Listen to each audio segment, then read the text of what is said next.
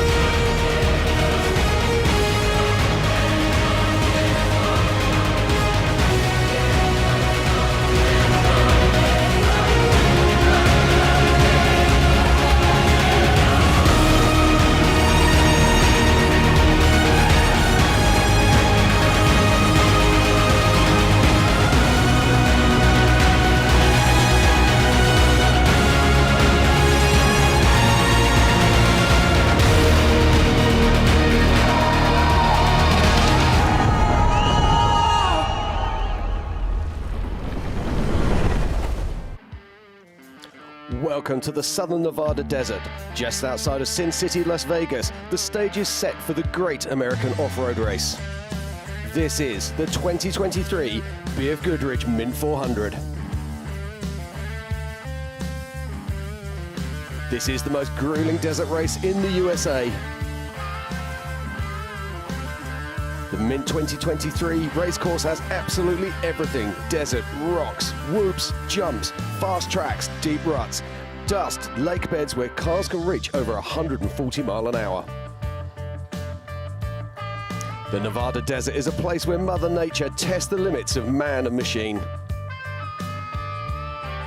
It takes its toll on race cars, trucks and motorcycles, and the crews that control them.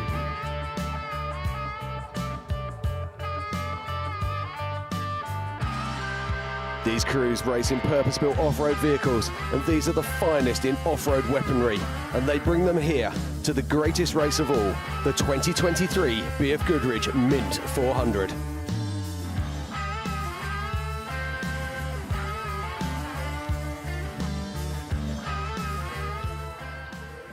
Good morning and welcome to the 2023 BFGoodrich Mint 400. I'm Jim Marsden and sitting next to me in the booth is Bob Bauer and Jim Beaver. What a day. The sun is shining, the skies are blue, we've got wind on course. Could anything be better? Not at all. And, you know, being Las Vegas, I looked at that lineup that was shot we just had. Those cars are out there. There's a lot of gambling that goes on in Las Vegas. There's going to be a lot of gambling going on in that desert today. Guys are betting a lot on what they're going to do. I can't wait for us to get that green flag out. Yeah. Well, I got to tell you, for motorsports fans, I mean, today is a big day. There's a few big days in the United States for motorsports fans. You got the Daytona 500, you have the Indy 500, but today we have the Mint 400. We're going to crown a legend today. Someone that's going to go down in the history books as one of the all-time greats, and we have just beautiful conditions for that to happen. Wow. We do, and we have nearly 100 race cars that are going to be racing with us today, which is absolutely fantastic. But we know desert racing is about so many different factors, but one of those is the weather and how it's making the course. So let's check out with Tiffany. She's got some information about the course and the conditions that we're going to be seeing today. Thanks, guys, and good morning. I am excited. Today is the big race day, and as you can tell, the Unlimited class is lining up for the grid walk. This is going to be a great day. The excitement is here. We have beautiful weather, and of course, with that all being said, we have some great fans in the stands already. Stay with me. I'm going to go talk to some of the drivers for the grid walk and see what they have to say about today's race. Back up to you guys. Well, thank you, Tiffany. Now, just looking out across that course there, and you can see, we were talking about it yesterday during the limited races. The ground is the best I've ever seen it out here. It really is perfect racing conditions. Oh, it's absolutely perfect racing conditions. You know, yesterday the rain came in.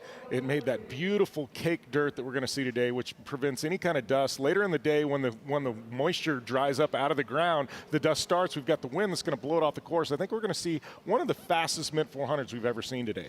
If it's going to be the fastest, you know, we got to see how this thing's going to start out. Jim? Absolutely.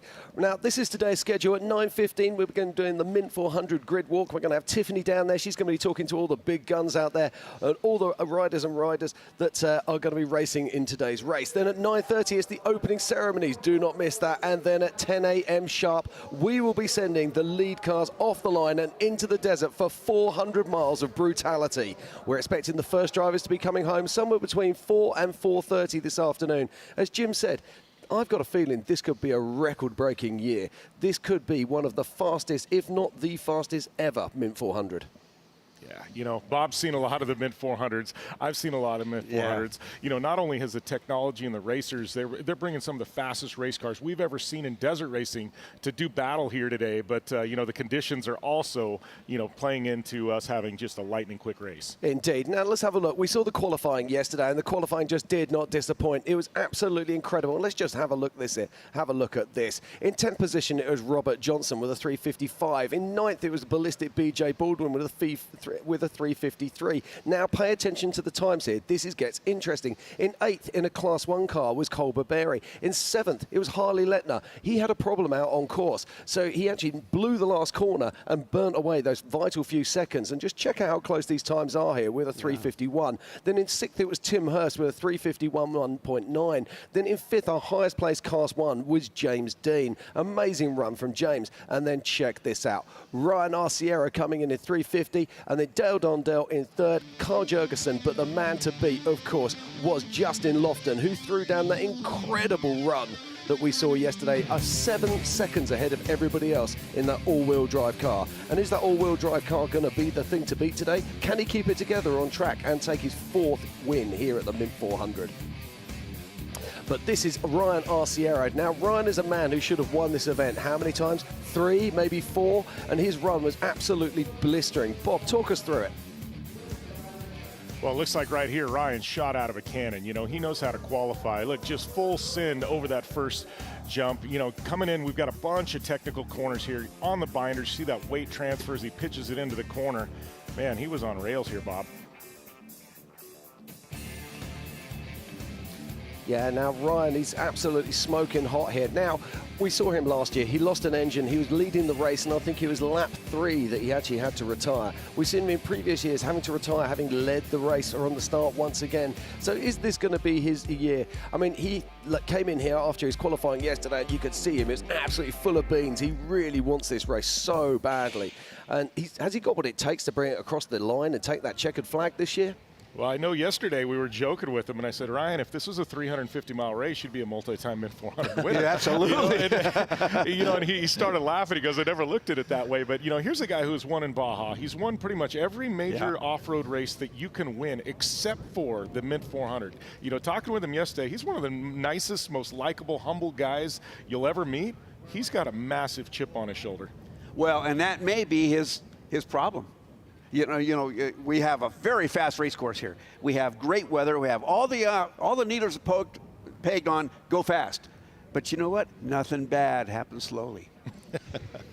No, that's very true indeed. But it's all the hype is starting to build here. We're getting excited. We're getting ready for the start of the 2023 BFGoodrich Mint 400. We're going to pop out for a short commercial break, and we'll be right back, and we'll be having a walk down the grid walk with Tiffany Stone and meeting some of the drivers and riders. The 2023 BFGoodrich Mint 400 is sponsored by BFGoodrich Tires. What are you building for? Monster Energy. Unleash the beast with Monster Energy. By Impact Canopies. Off-Road Warehouse. Jeep, truck, race and UTV parts and installation since 1973. Vision Wheel. Used by the best off-road drivers in the world. We are Vision Wheel. By Busch Light Beer. PCI Race Radio, supporting you with high-quality communications, navigation and safety equipment for over 50 years. By Rockford Fosgate. And by Tread Lightly, promoting responsible recreation through stewardship, education and communication.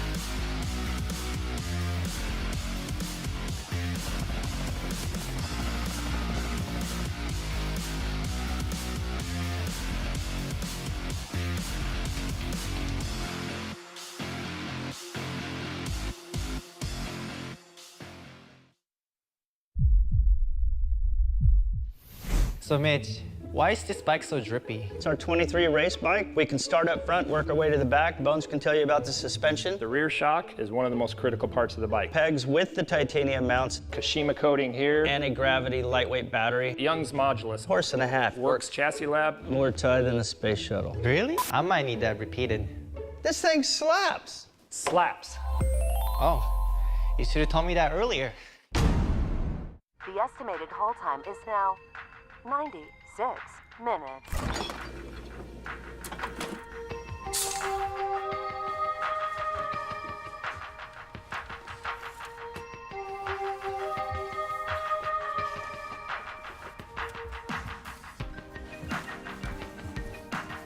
Sorry, are you still there? Yes. Okay, please hold.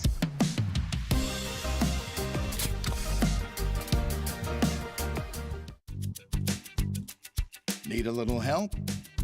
We got help. Need some advice? We got advice.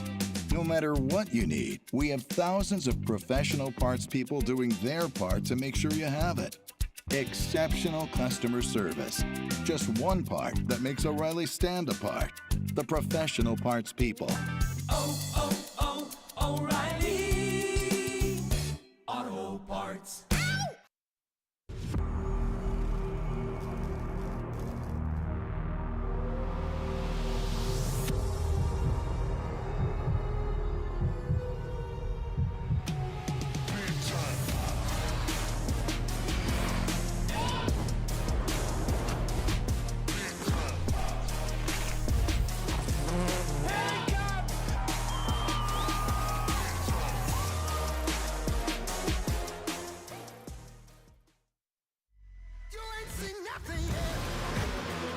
I got that right turn. We're good.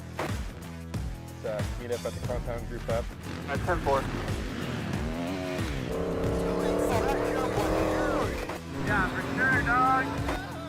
Good, little driver, straight on through.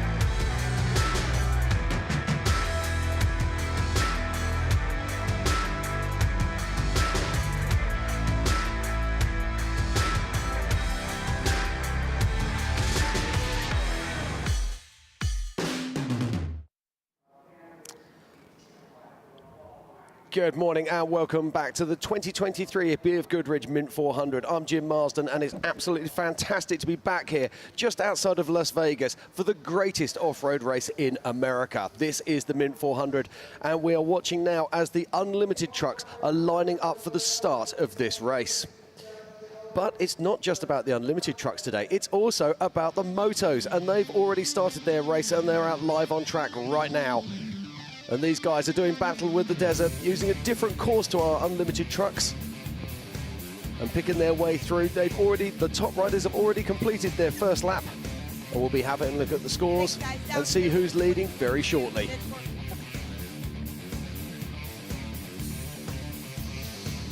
Now, Bob, when you see the motos out there on track, what do you think? I'm thinking these guys are racing in cool air, and that helps them an awful lot. They're also got total visibility here. The dust is low. We're not seeing much kick up. So I think that they can actually get going faster, but it's going to be harder to find their next guy because dust is an aphrodisiac. And if you don't see it, you don't feel good. Well, also, you don't chase it, and that's the other big thing as well. So we're really interesting to see what these guys can come up with today. Now, we're going to bring up some scores in a minute and just have a look who's doing what as they complete their first lap and make their way out onto their second loop of this incredible course. So here's our top four at the moment. In fourth position is Tate Dyer. In third position is Jesse Canapé. Then in second is Danny Cooper. And at the moment, top of the box is Dalton Cherie, sorry. That was absolutely fantastic. Now, also joining us in the booth this morning is going to be Ricky Johnson. Ricky, how you doing? It's great. I was out there. The energy here at the Mint 400 is unbelievable. The spectators are already lined up. The VIP area is full. All the vendors are just charging, and it's so great. This is the thing that they don't do anymore. They used to do it a long, long, long time ago at the Indy 500, and we also did it at the Mickey Thompson Off-Road Grand Prix, is let the spectators come down and see the trucks and get close to it and feel it and meet the drivers and meet the co-drivers and the family, and everybody's down there. My son Luke was a little, a toddler at the time, and he just started to speak, and someone asked what I was doing. He said, Daddy's down coloring, because I was signing autographs back in the day. But that was one of the things that I think is off-road racing is getting so big, but it's still maintaining that personal touch so the spectators can get down there and see them. Yeah, it's all about the accessibility, Yes. and off-road is one of those few sports now where drivers are accessible. People see these crazy viral videos and stunts and everything these guys are doing behind the scenes, on the lifestyle side. Then they come out to the racetrack. Everybody can go up and meet them, shake their hand and get their autograph, and it's a great atmosphere. Well, and they get to see the truck right up close and personal. The excitement for me is watching a 9 or 10-year-old kid walk up to a truck and realize just how big this thing is. That makes a mark, and sometimes that mark comes back as a real fan and a guy in the industry. That's kind of what I see. It is indeed. But we've got so many runners and riders out there today. Nearly 100 vehicles that are going to be racing. But some of these guys are standouts. Some of these guys are the guys who are going to be at the pointy end. Yeah. And Tiffany's down on the trackside, and she's been talking to some of those. And the first one she's got hold of this morning is Ryan Arciero. So let's see what Tiff's got for us. Thanks, guys. Down here with Ryan Arciero. Now, Ryan, when we talked yesterday, you said the past is the past. This is a brand new year. You've got some great contenders right in front of you. We're looking for clean air today. Hopefully the wind, picks up to make sure that happens. What is the strategy for today? It's having a clean run out of the start here. Obviously, we got to get out of the start and get into the desert. And for me, it's keeping these three guys in front of me in check. So I'm gonna run probably a quicker pace on this first lap, just so I can get up and bridge the gap to these guys. And then my plan is to stay in their dust. The guys in front of me, this fast group, you're not passing them. So you're not running through their dust to pass them. So you got to keep them in check. Keep behind the tail end of their dust where you can still see and not make mistakes, and then let them start making mistakes. So be patient. Let the race start coming to me. That's my plan. We'll see what happens after lap 1. See what we need to do for lap 2 and 3 and 4. But our plan right now is we are going to pit every single lap to get fresh tires on. So I know I can go charge every single lap after that. Well, last year's winner, Kyle, said the same exact thing, wants to get fresh tires all the time, want to make sure he can fuel up 200 miles, is a little bit pushing in that. With that being said, obviously having a full tank of fuel in here, you're a little heavier. You don't want to run out of fuel halfway out there. So how important is pit strategy before you even come to today's race? No, pit strategy is important. It will make a difference, and for us, the fuel does help us. Even though it's heavier, it makes the trucks work well. And out here at the Mint 400, this is one of the roughest races that we have on our calendar in both North America and in Baja. So we like that weight back there. It makes the trucks work better through the bumps, but the tires are critical too. And to have a fresh set of tires on is going to be important, because it's going to allow us to run hard if we want to. And we have the best tires in the business with BFGoodrich, and they build a phenomenal tire. And to put a fresh set of BFGs on every single lap, I think that's the best strategy to be able to let me do what I need to do in that racetrack. I love what you said. Let me do what I need to do in that race truck. Well, you heard it here from Ryan. It's going to be a great day. Tires are important. We're going to see how everything pans out. Back up to you guys.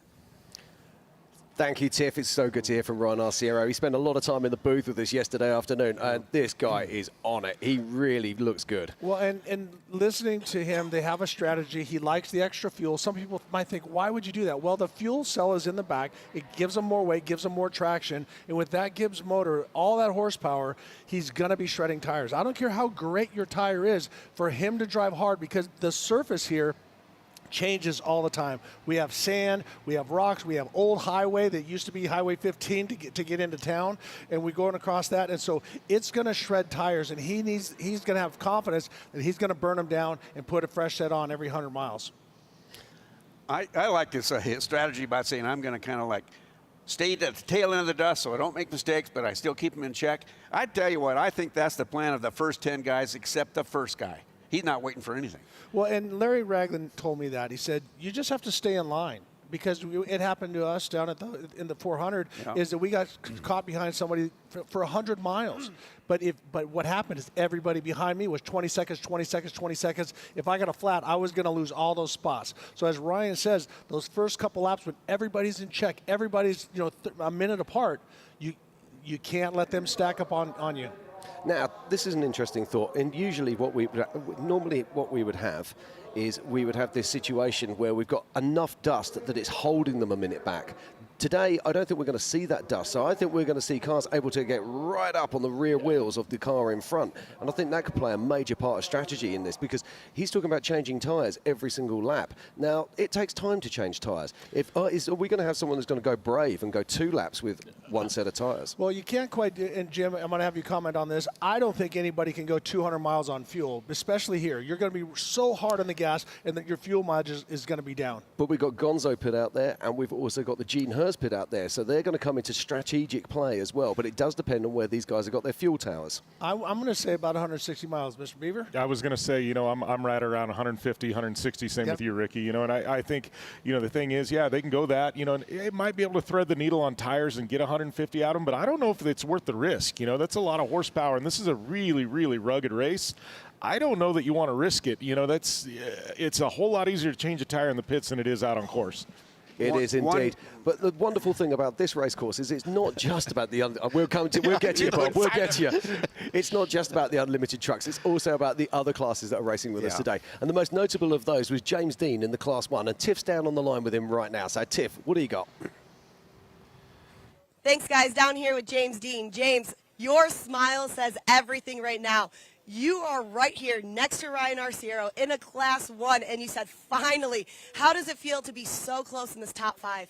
Oh, it's awesome. It's awesome. We've got the buggies, obviously, so we're not as popular as the trucks, so we still can run with most of them, so it's awesome to be able to qualify and be able to start next to, especially someone like Ryan. Ryan's going to have a good choice, or a good option to win this race. He's going to have a good pace. I got my dad right behind me in the Herbst truck. He'll have a good pace, and Harley Lettner.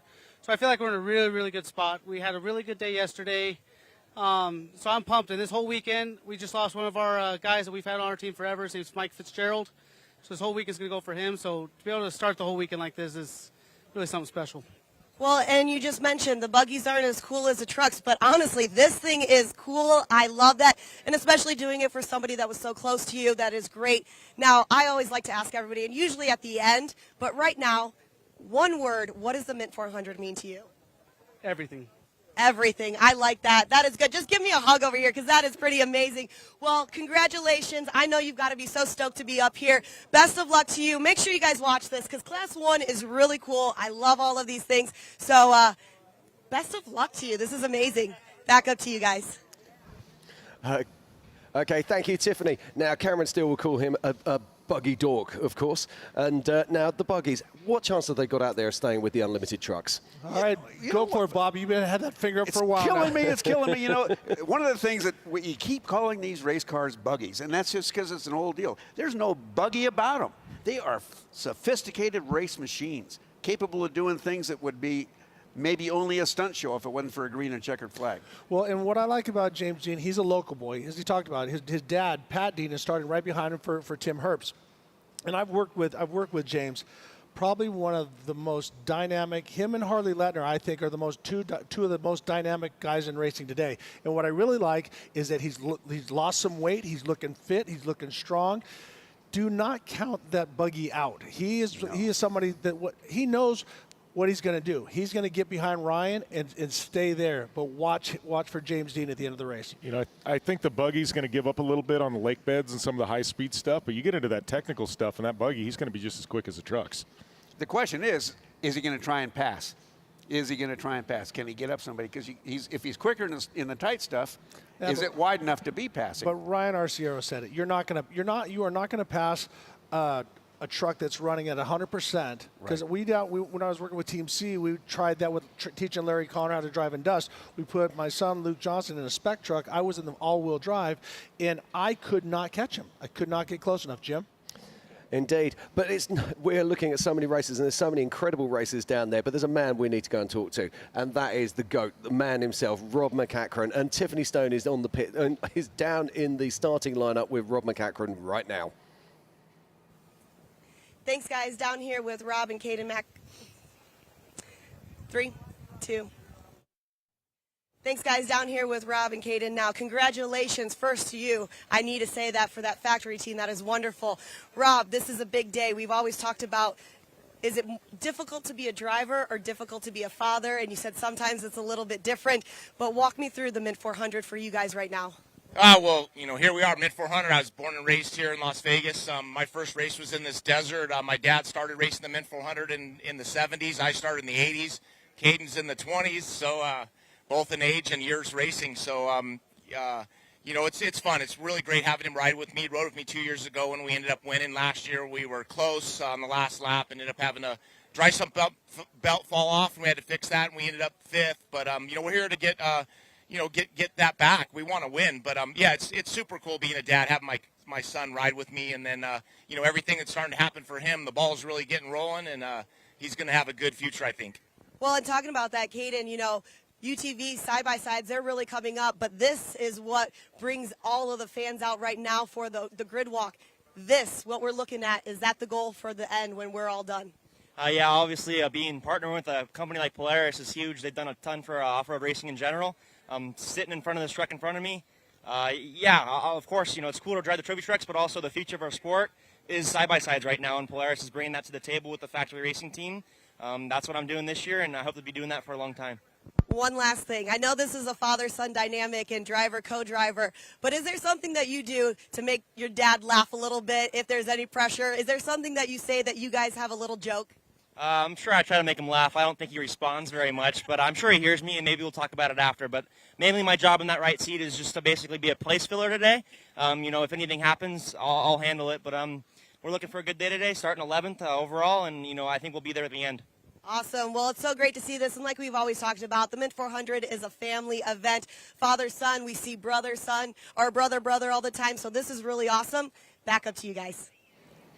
Okay, thank you, Tiff. Now, Bob, we've been talking about Rob McEachran. Give me some facts here. Well, fact 1 is this is March 11th. All right. Yep. Fact 2, his car number is 11. Fact 3, 11 is 2 number 1s. It's very possible that he's just setting himself up for a double win somehow today. And he qualified 11th. Oh, my gosh, he qualified 11th. Numerology. Can we introduce numerology to off-road racing? And it's a whole lot of ones. Oh, boy. Well, if you gotta have a number, that's the one you want. Well, if there's one man out there who's got lots of ones, it is Rob McEachran. Yeah, that man has won so many races. So what are his chances today? I mean, obviously, last year he got really unlucky. He did a Ryan Arciero, nearly got to the end, and then just a belt took him out of the race. We're leaving the door wide open for Carl Jurgensen. Is it his race to win again this year? If the all-wheel drives live, we saw the speed. 6 seconds in 4 miles is a lot. Yes. Okay, if they can live, and I'm not trying to jinx them or anything like that, but there's more parts that can break. If everybody stays 100%, I don't think a two-wheel drive can beat a four-wheel drive.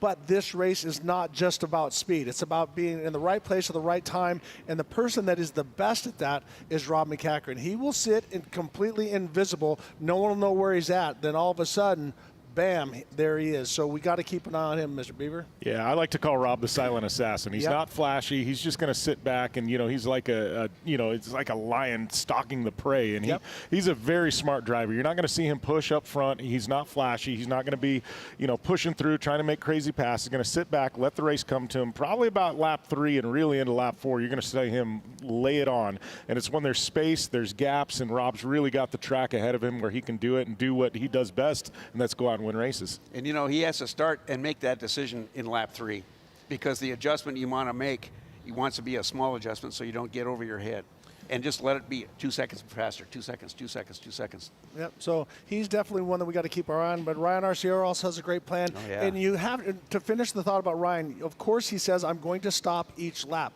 But if somebody is close in his dust, he is not going to take that. So be prepared for an audible on any of these guys because, as you said, we got Gonzo pit, we got Gene Hurst pit. They could mix it up if they need to because you do not want to lose that spot in the pits. I got a feeling that pit strategy is going to be very fluid out there today. I think there's going to be a prefix plan, and I think most of those plans are going to go completely out of the window. But there's another guy out there who's got a really good fighting chance today, a guy who has been so successful in desert racing and then sort of had a little bit of a slump and then did really well again last year, and that's BJ Ballistic Baldwin. And Tiffany's with him down there right now on the starting lineup. Thanks, guys, down here with BJ Baldwin. Now, BJ, it is race day. It is a beautiful day out here right now. You've got all these great fans. We're here for the grid walk. What does the Mint 400 mean to you? Winning the Mint 400 means a lot to me. I'm very, very grateful to have the opportunity to race here. It's my hometown. I know a lot of these people here, so I really want to make them proud as a Vegas native. And we got the truck to do it. We've won it before. We've been on the podium a bunch of times here. We were on the podium last year. We've had a really good 3 years. We haven't had a mechanical failure that pulled us out of the race in 3 years. So our prep is better than ever. Got Kyle with me. He's best navigator I've ever had. And Dugan's powertrain, Rancho drivetrain, and Chris Allen, they do a great job with this truck. I've been the same guy for a long time. So now I've got a vehicle that is weaponized that we're ready to cut some throats today. I like that, BJ. And like you said, you've been the same guy for the long time. And it's good to see you out here. It's good to see you come back every single year and show what you can do out here, especially, like you said, being a Vegas native and making everybody know that, hey, I'm still here. We're still doing this, and I'm still winning races. So it's good that you're out here. Make sure you guys watch BJ all day long. Back up to you guys. I love what BJ says. It's weaponized. It's tried and true. And that's the thing that's going to count here because newer and better isn't always the best. Knowing a vehicle, and we've seen the ballistic BJ Baldwin videos and stuff, him jumping over buildings and all kinds of crazy stuff. Nobody knows their truck better than BJ Baldwin, and it's going to take that. And also, I love the confidence that he has in his co-driver, Kyle Kraft, and he says there's not a by him saying there's not a better guy in there, that means he trusts him 100%. And Kyle is one of those co-drivers that will cheerlead and push BJ right to the edge. Well, I think, talking about BJ too, I mean, gosh, this is such a stacked lineup, though. We're talking about BJ. We've talked about Rob Mack, Ryan Arciero, the all-wheel drive trucks. I mean, we haven't even mentioned Tim Herbst and Pat Dean in there, in the mix. And, it's just, that's what's got me excited about race day today. I mean, the Mint 400, is back. It's the biggest off-road race on the planet. And this driver lineup, I mean, this is the who's who of desert racing. This has got me amped to go green flag racing. I don't know who to choose. It's like, hey, we're color analyst people.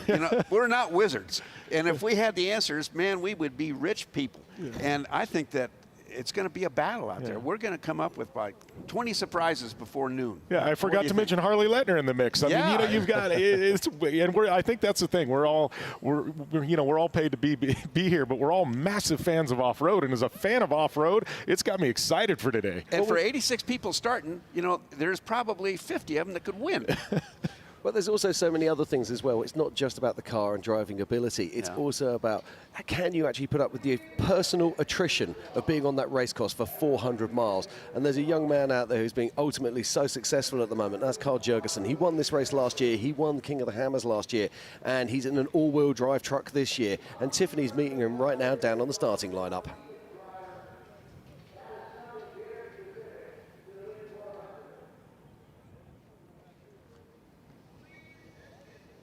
Down here with the 2022 Mint 400 winner. Now, Kyle, you got P2 right behind Justin Lofton. He is another champ as well. Last year, you got 8th in qualifying, so that put you back a little bit. This year, you're right here, second row. How are you feeling right now? We're in a good spot. There's no doubt about that. But it's a long race. I think the key here is just to start clicking miles off without any downtime. Just keep moving forward. If you get a flat, don't let it fluster you, and just keep moving forward. Because stuff happens on the 3rd and 4th lap. Like last year, we were 4th, 5th all race, and then all of a sudden, going out on the last lap, just Rob Mack, all these people were broken, and we just went right to the front. So we don't want to be that guy this year that breaks on the last lap. So you got to keep that in mind. Just start clicking those miles off. And talking about that pit strategy, that's a big key thing here, especially like you said, going into the last few laps. Last year, Ryan Arciero broke his motor going into that, and he was leading it, and that's one of the people you were mentioning from that year. So how important is pit strategy? Well, pit strategy is important. I would say there's more of driver strategy. Arciero is a great driver, but he had such a big lead last year, and he has to have known that, and he was still doing 160 on the dry lake bed. You know, there's at a point where if you have your lead, just back off. Back off. You only need to win the race by 1 second. You don't need to prove anything. You know, you just got to win. Whatever you have to do to win. So I think it comes to us going, where are we now? Do I need to push? Do I not need to push? Obviously, we're going to get fresh Yokohamas every lap. We have to fuel every lap because going 2 laps, 200 miles is just cutting it a little too close for us. Just got to be smart with it. Awesome. Well, best of luck to you. I know you're looking for that repeat. And like Kyle was saying, you just need to be smart with it. You got to be smart with your driving skills. And, of course, make sure you get all the way to the end. You don't want to break over there. Back up to you guys. Thank you, Tiffany. It's always good to hear from Carl Jurgensen. What we're going to do now is we're going to pop out for a very short commercial break, and we're going to be right back here and get ready for the start of the 2023 BFGoodrich Mint 400.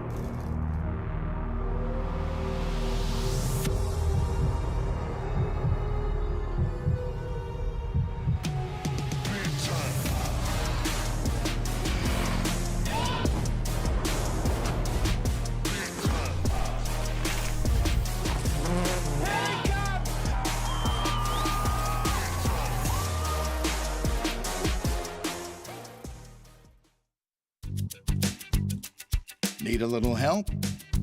We got help. Need some advice? We got advice. No matter what you need, we have thousands of professional parts people doing their part to make sure you have it. Exceptional customer service. Just one part that makes O'Reilly stand apart. The professional parts people. O'Reilly Auto Parts. Yeah, I got that right turn. We're good. Let's meet up at the compound group up. At 10-4. Yeah, for sure, dog. Good, little driver, straight on through.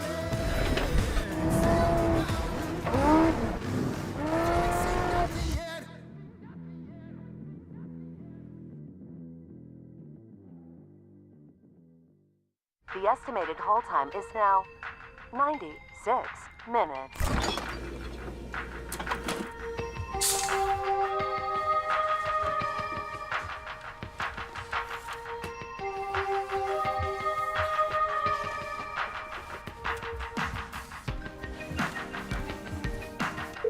sorry, are you still there? Yes. Okay, please hold.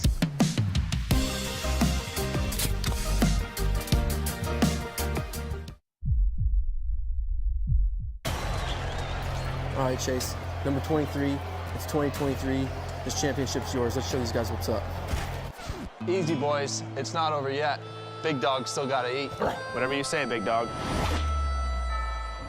Seriously? These fools think I'm fried?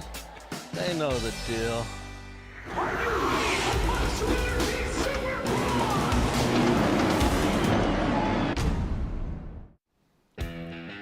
The 2023 BFGoodrich Mint 400 is sponsored by BFGoodrich Tires. What are you building for? The official ticket retailer of the Mint 400, O'Reilly Auto Parts. With over 6,000 stores in 47 states, we're never far from home. The official communications of the Mint 400, rugged radios. Work, race, play, communications for any environment. The official host hotel of the Mint 400, the Strat, iconic and completely reimagined. By Amsoil. By Dirty Life Racing Wheels. From trails to checkers, our wheels have what it takes to perform at the highest level. By Republic Services, partnering with customers to create a more sustainable world. The official Arrive and Drive partner of the Mint 400 is 01 Off-Road, leading the way in delivering premium off-road adventures and specialized driver training.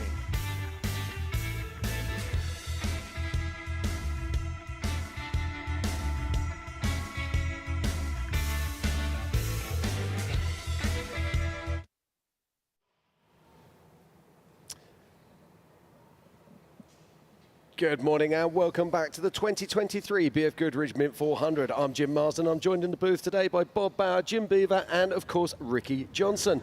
Now, we've been looking down through this incredible lineup of vehicles and we just saw Carl Jurgensen there being interviewed. Last year's winner. This year, of course, he's going to be on Yokohama tyres and an all-wheel drive car. Now, Bob, I know you've got some views on this. But I'm going to keep them to myself until the race tells me what's really going to happen. There are tire wars happening in the Mint 400, ladies and gentlemen, and the battle lines are laid out, we'll see what happens. That's all I'll go.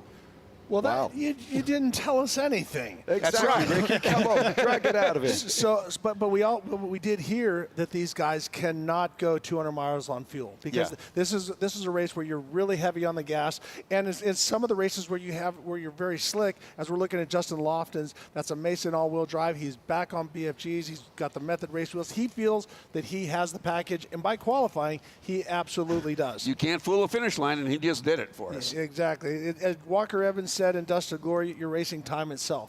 And these guys are so fast, they have to be the best, that 100% them all the time. Well, they do indeed. Now, so we saw Carl Jurgensen lining up there, but there's another guy of note that's going to be lining up next to Carl, and that's the fastest of the two-wheel drives, which is Dale Dundell in Big Booty Judy. Now, this is an astonishing car. It's wider, it's longer than anything else that's out there on the track. And as you were talking about yesterday, Ricky, he shifted all the way to the back of the car so he can really get the traction down on that axle, which is going to be interesting to see. Tiffany caught up with Dale earlier this morning. Thanks, guys. Down here with Dale now. Dale, we were talking about how strategic the Mint 400 is and how you have to be able to have great skills. Two winners right in front of you. What do you think it's going to take to win the Mint 400? Well, we got to have a lot of patience today. The qualifying course definitely helped out the all-wheel drives, but we knew that coming here. But we have a great race truck for the race, and we're gonna take our time today and try to stay out of trouble and keep our noses clean. And it's a long day, so we're going to be there at the end, hopefully. And talking about that, this is all about attrition. It's all about being able to do that. Nobody, everybody says you can't win on that first lap, but you can definitely lose on that first lap. What do you think is going to be the most difficult part of today's course?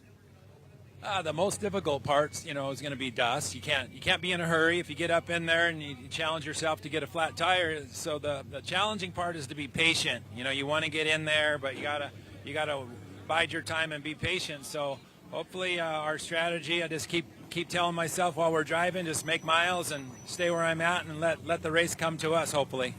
Awesome. Well, best of luck to you. It's always good. It's finally great to meet you in person. And back up to you guys. Okay, thank you very much, Tiffany. Now, Ricky, talk to me about Dale Dundale. Okay. He's a big liar. All right. I'm glad you said that. The reason I say that is I'm not challenging his integrity, but this guy drives so hard, so fast, all the time. How many times did I hear the word patient? Come on. I'm going to be patient. I'm going to sit back, and I'm just going to ride to the finish. No, Dale Dundale is one of those guys that he's unbelievably fast. One of the things that my buddy Clay, who's great friends with him, showed me yesterday is he's got a 10.6-inch rear gear now. So that was the weak link because of Big Booty Judy. Has the tires down low, the weight off the back. He gets so much traction. What's going to give next? The rear gear. And that's the problem that he's had last year, and that's also the problem that he had at King of the Hammers. I think what he's got to do is make history instead of live history. He's had a hard time finding a finish line, and I don't know how easy that is to shake off. I'll go out on a limb and say, I'm not sure we're going to see him at the end of the day. Well, this is one of the big stories, and I'd like to say, I'll be honest with you, when I was researching this event many years ago, the name that kept popping up for me that was the guy who nearly did was Dale Dundale. Yes. So let's see what happens. But there was another guy out there that was qualifying yesterday that did phenomenal things, and that was Nick Eisenhower in the Spec Unlimited trucks, putting it on the front row of the grid for his class. And Tiffany caught up with Nick earlier this morning. Thanks, guys. Down here with Nick Eisenhower. Nick, you're sitting pretty high up there this year to start off the Mint 2023. Now, talk to me about it. Yeah, no, I'm scared. I'm real scared. Got a lot of really, really fast dudes right behind me, and I guess it's up to my brother and I to set a good pace and hold it there all day, I hope. Do you want to know what's so funny is sometimes when I interview, I never know if this is going to be real or serious or fake, but Vest Bros right here, we keep talking about that. But what do you think it's going to take to get a repeat? Just having the perfect day. And like we've talked before, 6100, you have to have a perfect day. The trucks are so stacked. There's so much talent in this class that like any little bobble, any little hiccup, you're getting eaten up. So hopefully we have a good, solid day and, I don't know, keep the thing in one piece. For the Heat Wave team, what is the pit strategy today? I can't tell you guys that. Okay, fine. Make sure you guys watch the live stream all day to see this. Thank you so much. It is good to see you here. I love that you are just rocking the leopard today. I love this. It is an entire vibe. We got the brothers in here. They're going to be doing their work. Make sure you guys stay tuned because if you want to see what the pit strategy is, he's not going to tell me yet. So stay tuned. Watch the live stream. We'll be back and bring some more information. Back up to you guys.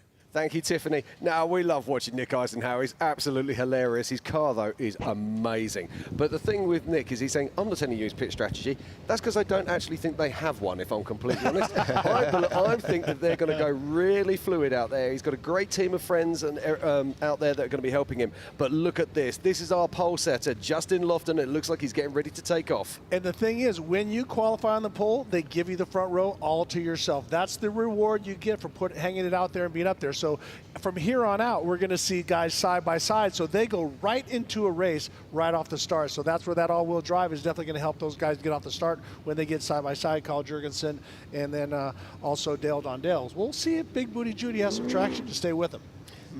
It's going to be very interesting to see. Now, Jim, we're watching this here. You're just in Lofton. You're just about to take off, and you've got the best package out there. You've got all-wheel drive. You've got a Mason transmission. You've got that massive, those beautiful BFGoodrich tires. What are you thinking to yourself? What is going to be your plan? Well, you know, the thing is it's a great and a bad spot at the same time. You know, you're up there, you're going to have the clean air. Obviously, I think dust won't be much of an issue, especially on lap number 1. But he knows he's got the best in the world right behind him, and they're going to be breathing down his neck. There's no time for him to settle into a rhythm, get in the groove, because he doesn't want to lose that track position that he's got, because you can control the race when you're up front.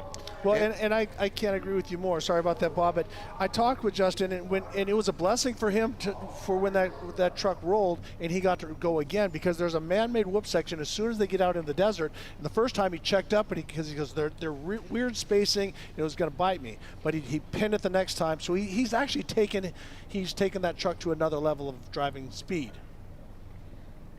He is indeed. Now, let's not forget that sitting just behind him is Carl Jurgensen and Dale Dundale. Now, that's a battle I want to see off the line. I mean, the odds state that Jurgensen is going to be first off the line with the all-wheel drive and he's going to out-drag Dale Dundale into the first corner. But this is Dale Dondell we're talking about here. He's not going to give any quarter as he goes into that short course, but is he going to lift off to avoid the roost? But then we get less roost from an all-wheel drive. So they've got this interesting battle going on here. Well, and I think you're absolutely right. And Dale has done some short course racing as well. So if he can out reaction time Jurgensen, I would turn into him. I'm sorry, but that's I'm going for you. I'm a racer, and I'm going to do everything I can to get him behind him. And if he can start filling up Jurgensen's cab full of dirt with a big booty Judy, keep an eye on that. Yeah. But Jim Beaver says that's not possible with all-wheel drive. Well, and I think with Dale, here's the deal here. He knows, those first couple corners, he's got a chance to make a pass really easy in the infield and then control it once you get it. It's a lot harder to pass out on track than it is here in the infield. So I could see Dale putting a door on Jurgensen or something in one of the corners. Absolutely. Yeah, I think we're going to see that as well. It's going to be very interesting. It's only a few short minutes now until we see that car there, and that is Justin Lofton. Will be leaving the line here at the 2023 BFGoodrich Mint 400. But I love those shots we just saw a moment ago of the crowds. There is literally thousands of people down here at Prim, and it's an off-road festival in itself. And we'll just see Tim Shellman there, our master of ceremonies, just walking up to Justin Lofton. He's got some funky socks on this morning, isn't he? Always. And you know what I love about him? No one loves their job more than him. And he has got that same attitude 5 o'clock in the morning or 12 o'clock at night, and he just keeps it going. How he does it? Yeah. Maybe it's those socks are like a superhero cape. He had one set with capes on it, but he's caffeine and sugar. Caffeine and sugar, I think. I'm looking at Lofton here, and we were talking about, him being first, has clear air and everything else. One of the things about the Mint 400, it's not Mexico. Being first off the line in Mexico is not a fun thing because of booby traps. Yeah. Here, he knows, he has confidence, he can press. If he can see it and he can miss it, he's good. I'm just looking at Justin's car. Is he taking the rear wings off of that? Well, I think he shredded a bedside on qualifying. So it looks like he was missing his right rear bedside. It's just cosmetic. If you guys are just tuning in and you haven't seen these trucks before, that is not a metal body. That's actually a carbon fiber. So you can have carbon fiber, which is really pricey, or you can do the fiberglass. And so I'm not sure if he's got, a lot of guys go with the carbon fiber hood because it can take the beating when it comes to bushes and stuff like that, but they'll save some money and they'll keep the bedsides fiberglass because they get shredded off and they don't hurt anything. I don't think there's any money saving on this car. This car is an absolute beauty when you're getting close to it. But right, let's just have a look a little bit further down the field here. So we've got Justin Lofton on the first row of the grid. On the second row of the grid is Carl Jurgensen and Dale Dondell. Just behind him is Ryan Arciero lining up next to our first class one, which is James Dean. Then behind him, and we haven't spoken about these guys yet, is Tim Hurst and Kevin Thompson. Now I'm guessing that in fact it's going to be Harley Lettner that's going to be starting this race for Kevin and the Concrete Motorsports team. Well, I'm pretty sure that whoever qualified has to start the race. That's typically how it works. So you can't bring a shoe in, qualify, then take him out and put in the other guy. I'm pretty sure we're going to see that in Kevin Thompson. But Pat Dean is going to be starting for Tim Herbst, and Pat is the same thing. Pat and Harley Lettner next to each other is just going to be bananas. Complete bananas. And Pat, they call him Pigeon because he hates pigeons so much. But that's James Dean's father, and they're another group that know this desert better than anybody. Absolutely. Now, last year, of course, we saw Concrete Motorsports with Harley Lettner. They pushed so hard. They were building a lead, and then they lost their motor. So it was the tale of many motors last year. Can they bring this car? They've had such incredible bad luck. They are always so fast. Have they got the reliability in this car? We know they're waiting for a new Mason, but that's not here yet. So they've got to push this two-wheel drive. Can they get it to the finish? And once again, Harley and Kevin know that vehicle better than anybody, so they're very comfortable. Yeah, well, and I think something to add here is we keep talking about Harley Lettner, but one guy that's impressed me the last couple of years is Kevin Thompson. His racecraft has improved tremendously.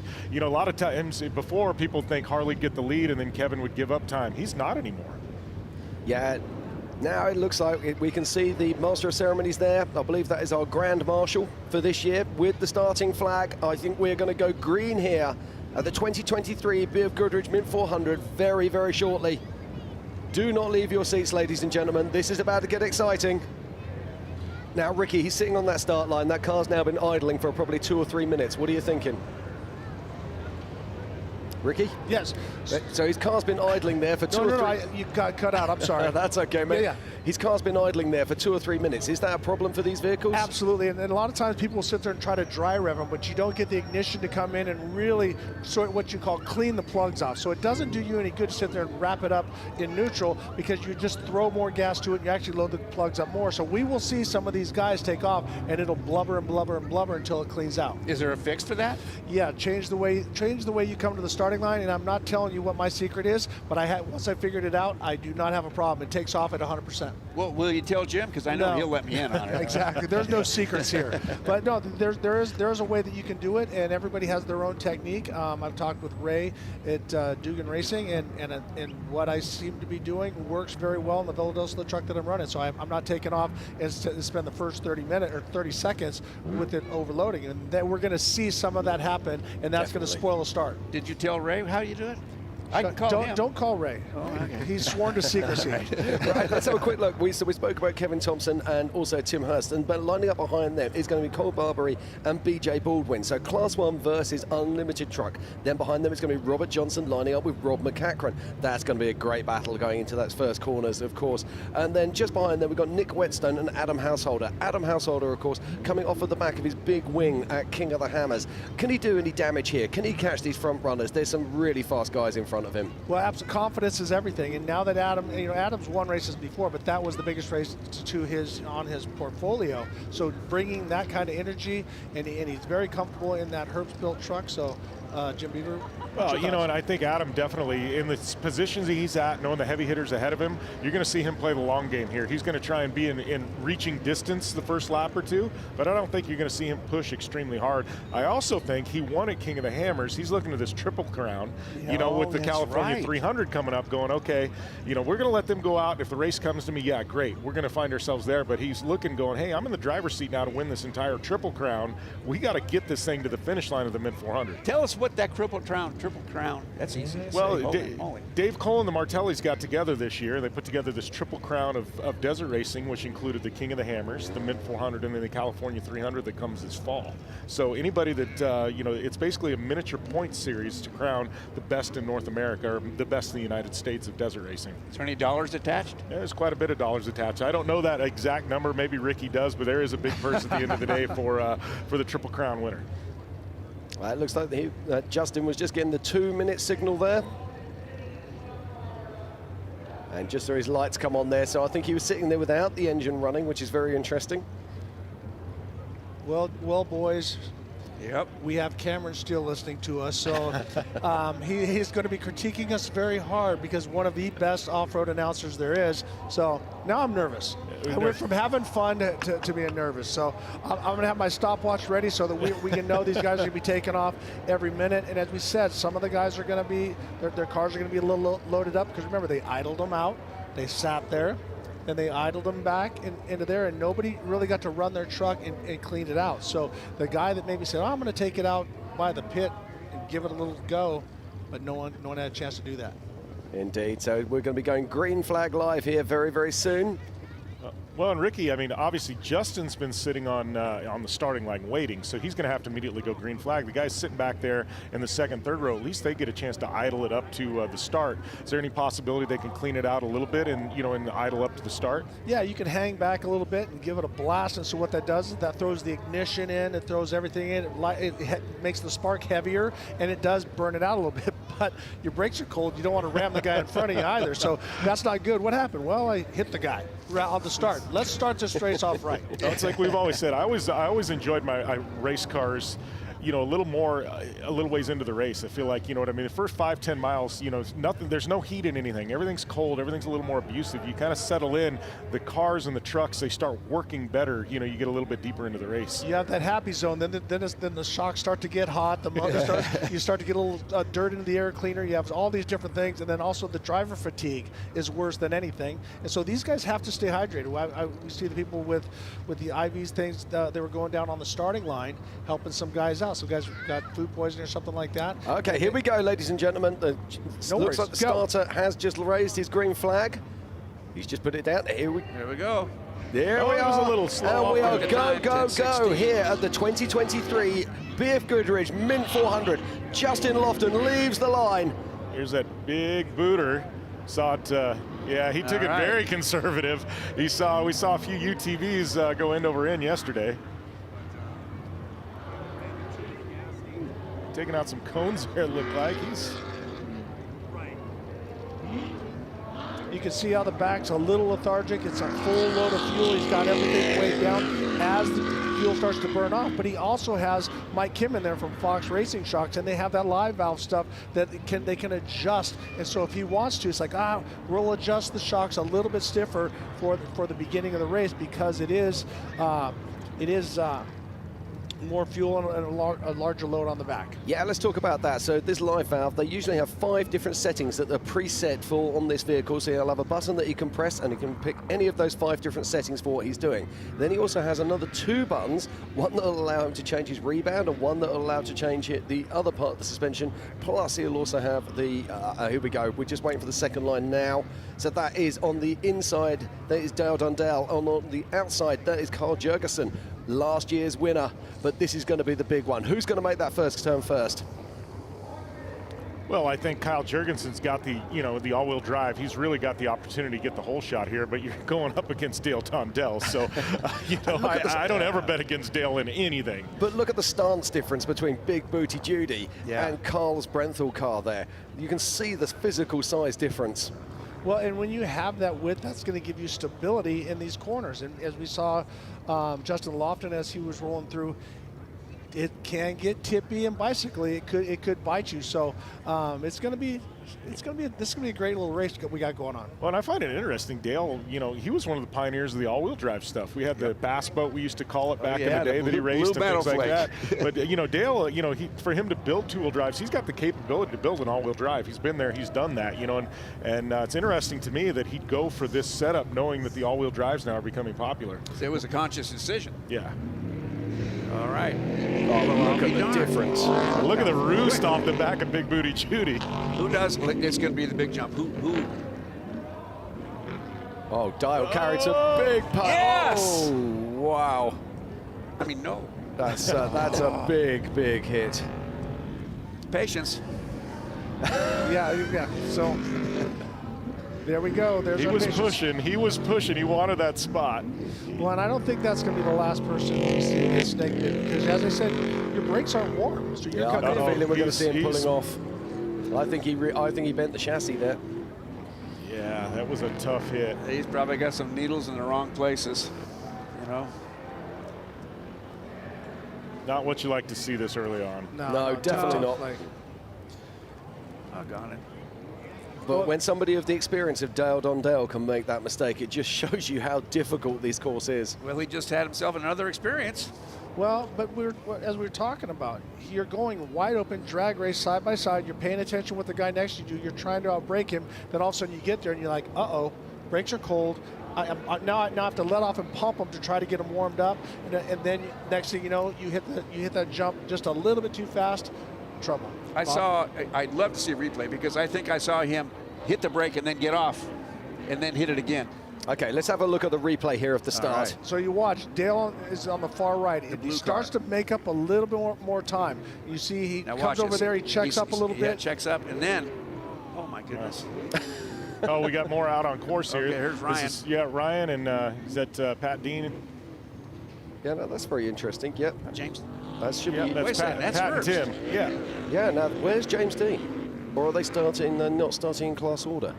Oh, sorry. Are they going to be starting in class order rather than in qualifying order? Ladies and gentlemen, if we sound confused, we are. No, hold on a second now. And you're right, but which should be James Dean, not Pat Dean, which is his father's racing for Tim Exactly. Hurst. So we should be looking at a Class 1 right now alongside Ryan Arciero, which is why we're standing a little bit confused. But let's see what happens. But Ryan Arciero at the moment has the run over Same family, Tim wrong Hurst. vehicle.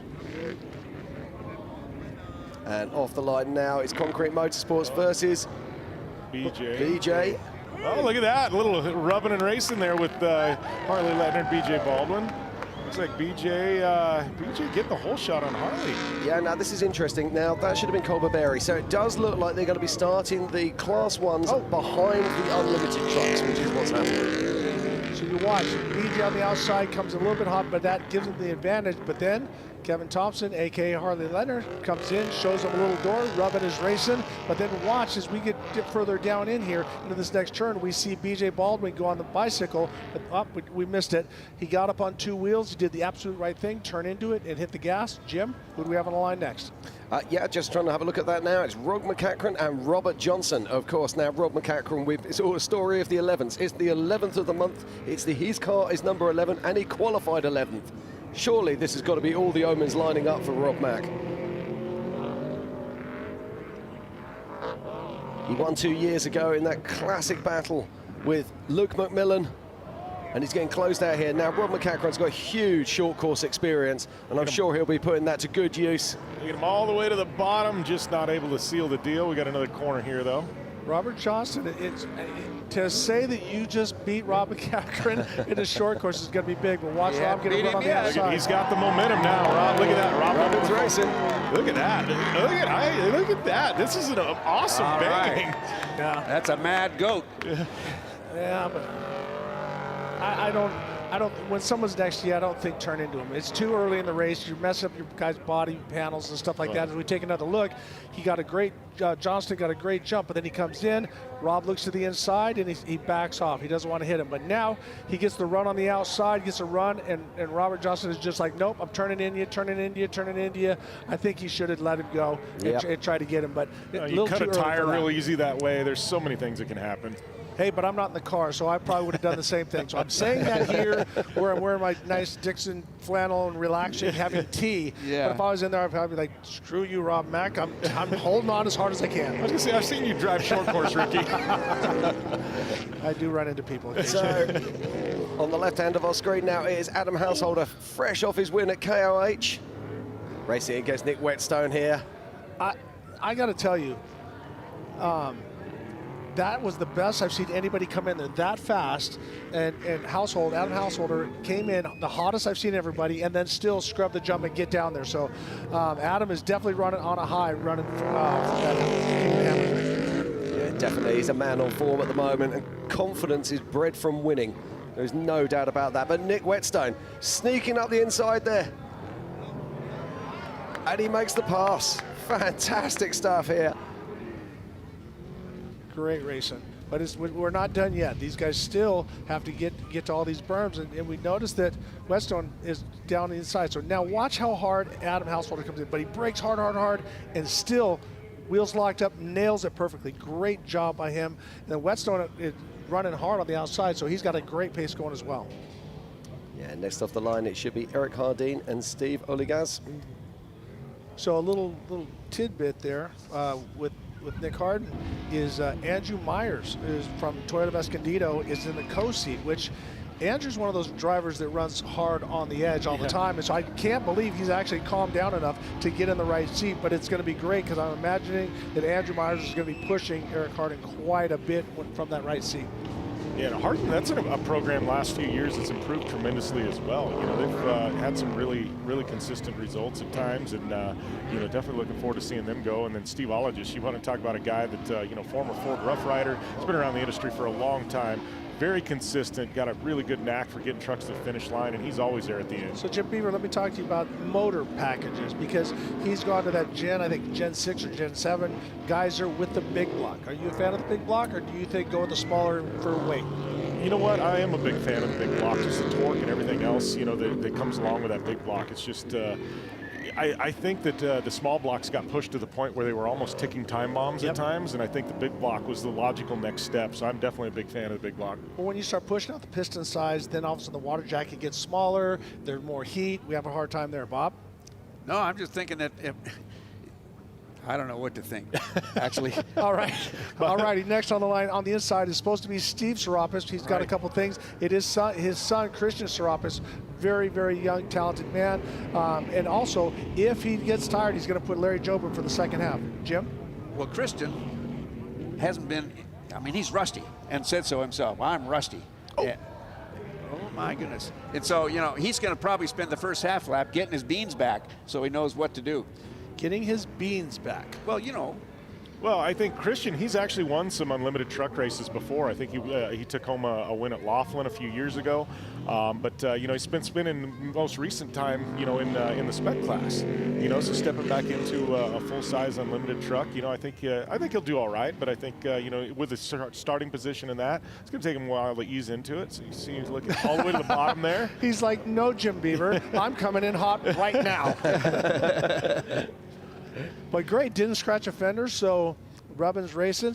So here we'll take another look. Here he comes to the inside, hangs one off the inside, pushes him out a little bit, gives him the option. Coming through. Yeah, pushes him out, makes a clean pass. But racers have very short memories. Okay, so this is Justin Lofton, our current physical race leader. And he's pushing hard now. He's got clean air, and this is exactly what Justin wanted. If you'd said to him on on Thursday, where would you want to be? He'd be saying, I'll have this, please, all day long. And just look at the poise of this vehicle. What sort of speeds are we hitting here? Well, I'm going to say that he's probably about $140. You know, somewhere right in there, depending on as BJ Baldwin said, I'm in an open cab, it's windy all the time, but if you have a headwind or a tailwind or a side wind, that will slow you down significantly, because that is like a big loaf of bread, big open door that the cab, could you pull the air through the cab to the radiator. Yeah, so Ricky, I mean, we're seeing this shot of Justin Lofton out here, and he's got the live valve, he's got Mike Kim in the truck. What kind of adjustments can they make for those high-speed runs across the lake bed? They can soften it up so ground effects come into play, so it pushes them down, gets less air underneath the vehicle, and also lets them just soften everything up. So all those little micro dots, it just lets it glom to the ground. I'm impressed with all the adjustability that they have inside the cab right now. You know, there's guys that can change they can change the brake bias, they can change the springs, they can change the shocks. I mean, it's amazing. Not change the shocks, change the valving in the shocks. Yeah. So they can adjust to the situation.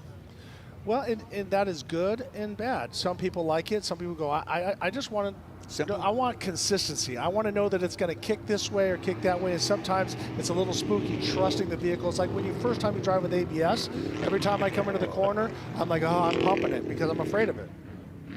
Yeah, this is Chris Hirsch here leaving. Oh, a big jump from Chris there. Looks like something hanging. Was that? Yeah, I saw. Is that a jack?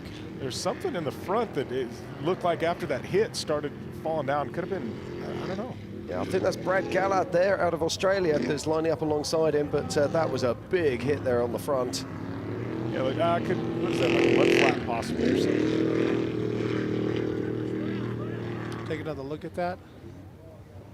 As he comes in, both on the brakes hard, but sends it, boom. So it might just be the valance that got, yeah, it was just the valance got ripped off. It was that black piece to keep some of the air up from underneath. Now we're going back to Kyle Jurgensen as he works his way across. We're probably going to get some information later on the day and find out exactly who has the fastest dry leg speed. Yeah, look at this. Car just looks so poised there, doesn't it? Yeah, when you're out running the helicopter, you know you're moving. Look you're at that. hauling. Well, but we also talked.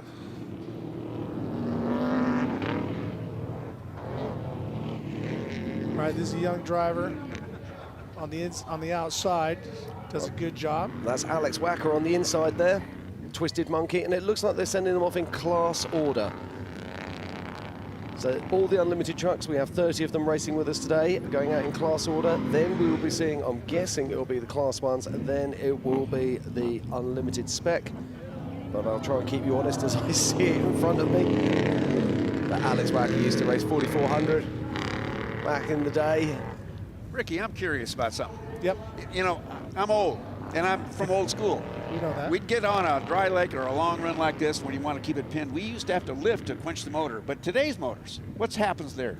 No, you're wide open, and they've told us, like I've talked when I talked with Ray Thomas at Dugan, and he said, no, do not let off. Hold it wide open. It will adjust itself. And it's just like the Busch Grand National motors. I remember Jimmy Johnson went to Daytona, and he said they told him, if you let off, you're going to lean the motor out and you're going to blow it up. So you want to keep that right amount of air and fuel. They got the 8 stacker, they got fuel injection. So all of that, it will richen itself up for those long hauls. Which cools it? Absolutely. That's the goal. Yep. Throw some more gas in it. It keeps everything running. This is Greg Adler. No, it's not. It's Kevin Adler. Oh, I'm sorry. That is Kevin. Is Kevin. We saw Kevin actually take a tumble yesterday in qualifying, and he is going to be the last of our unlimited trucks leaving the line. And then I believe we're going to be seeing the Class 1s. So great to see Kevin out here on track. He had a few health issues a couple of years ago. Nearly died. Came back, and he's full bore right now. He is. He's having fun. Glad to see him. And his brother Greg Adler is going to be racing in the Unlimited Legends truck later on. Yep, he'll be out there with Thomas Fisher, and that is his brother. And those are the ORW guys. As we're watching Ryan Arciero just putting it together. So I can't wait to see the splits and see what's happening and watch how that vehicle is just dancing. He's flying it. He is. He's smoking hot. If you're sitting at home and you think to yourself, I want to build a race car, this is a great one to watch. And the reason it's a great one to watch is because the livery is so iconic and it's so easily identifiable. When we're sitting in the booth, we love that. I do, yeah. Easily identifiable matters. And speaking of brothers, here he is. He's Greg Adler, man himself, racing in the Unlimited Legends class today. So he's got the pleasure of hunting down his brother who's just got out in front of him. But if you notice, he's starting by himself because he is the fastest qualifier in Trophy Truck Legends. Back to Ryan Arciero. That truck looks beautiful, running across the desert, outrunning the helicopter. Yeah, you know, and one thing I love about it, Ryan. Oh, we got somebody on the side. Was that? It looked like Jurgensen possibly. No. It looked like that gray green, that gray Jurgensen truck. Don't quote me on that, but it did look like. Yep. No, that's that is Kyle Jurgensen there. That is Jurgensen. Looks like changing a rear flat. Looks like changing a rear flat. Looks like. Yeah, right rear flat. So this is what Bob, you're wanting to say something here. Patience? What? Is that the word? No. Is that the word of the day? Well, we were talking tires earlier. Well, I'm trying to avoid that. Yes, he switched tires, and yes, he went to a tire that's made far, far away. Easy. Sorry. So no, that is not what you want to have As happen we get at the beginning of the race. Good call. You know, that's one thing great though is we do have, you talk about UTVs, you talk about, unlimited trucks. We do have full-blown tire warfare happening in off-road right now, and I think it's tremendous. That's what the sport needs. We need multiple manufacturers all investing in these vehicles, pushing things to the limit. Let me kind of settle the thing on the tire wars and everything else. Sure, I have my preferences because it's been part of my life, but frankly, ladies and gentlemen, everybody's tire out here is a tough tire. Some are a little tougher than others, yes, but they have different characteristics. And all these manufacturers are doing an awful lot to help the sport by just being here with those tires. So that's David Payne in the L61. That's actually Damon Bradshaw, the beast from the East. If you follow motocross and supercross, so something happened. Damon qualified, and here we see Harley Letner as he works his way past BJ Baldwin. Look at that, but BJ, look at that, BJ in a little better line. But look, there's dust in front of them, so they're catching another car as well. Wonder who that would be. That would be Arciero, I believe. Close. Has to be. Well, that might be. Unless it's Justin. That could be Jurgensen got back out going again. I reckon it'll be Herbst. I reckon it'll be. Yep, that is Jurgensen there. Looks like that gray and yellow. Yep. Yeah, no, I think it might be Jurgensen. I think he might have got out in front of them and just been pushing back on the pace again. Oh, what a battle we've got here. What a fantastic. That's why we come here. That's why we're here in Vegas. That's why we love the Mint 400. You know what's interesting, though, is all that moisture in the ground that we saw yesterday with no dust. We thought there wouldn't be any dust the first lap. We're already starting to see the dust start to emerge. But, Jim Beaver, on the other hand, I think as they're breaking that loose dirt off the top, the wet dirt's going to come up. So I think the track could get better as the race goes on. And as Jim Margin said, we might be seeing rain this afternoon. Indeed, but not only that, there's not that much dust. I mean, Ricky, you would love to race in this kind of conditions. This is the kind of dust you can actually punch through. You can actually get up onto somebody's rear end. You can actually decide to dictate and put pressure on them because you know they're going to be watching for you. You know they've got an eye in the sky that's going to tell them that there's someone sitting just on their rear bumper.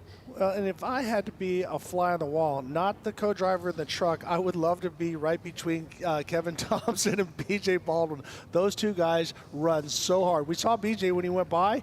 It wasn't a coincidence that he threw it sideways and filled up Kevin Thompson's deal. He's throwing dirt in to stall him back, and Harley had to lift a little bit. And there's nothing wrong with that. You're using the desert. But look at this view here. But let's just talk about Rob Mack. Do you remember a few years ago, he was doing exactly the same thing, looking for a pass, and he put the vehicle on its side, cost him the race. Yep. So you've got to be so careful. It's not as easy as people would think at home. Just pulling alongside, dropping down the gear as you do in Days of Thunder and just making the pass. These cars are absolutely on the ragged edge. So you can...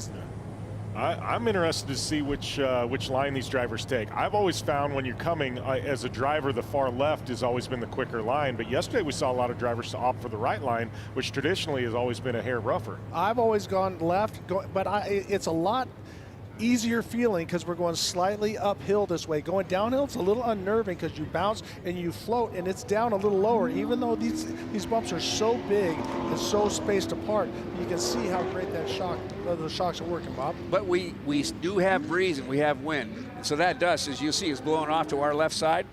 That's going to help the guys behind him. Look at that truck move. It's just platform is stable, absolutely stable. Tires and wheels, busy.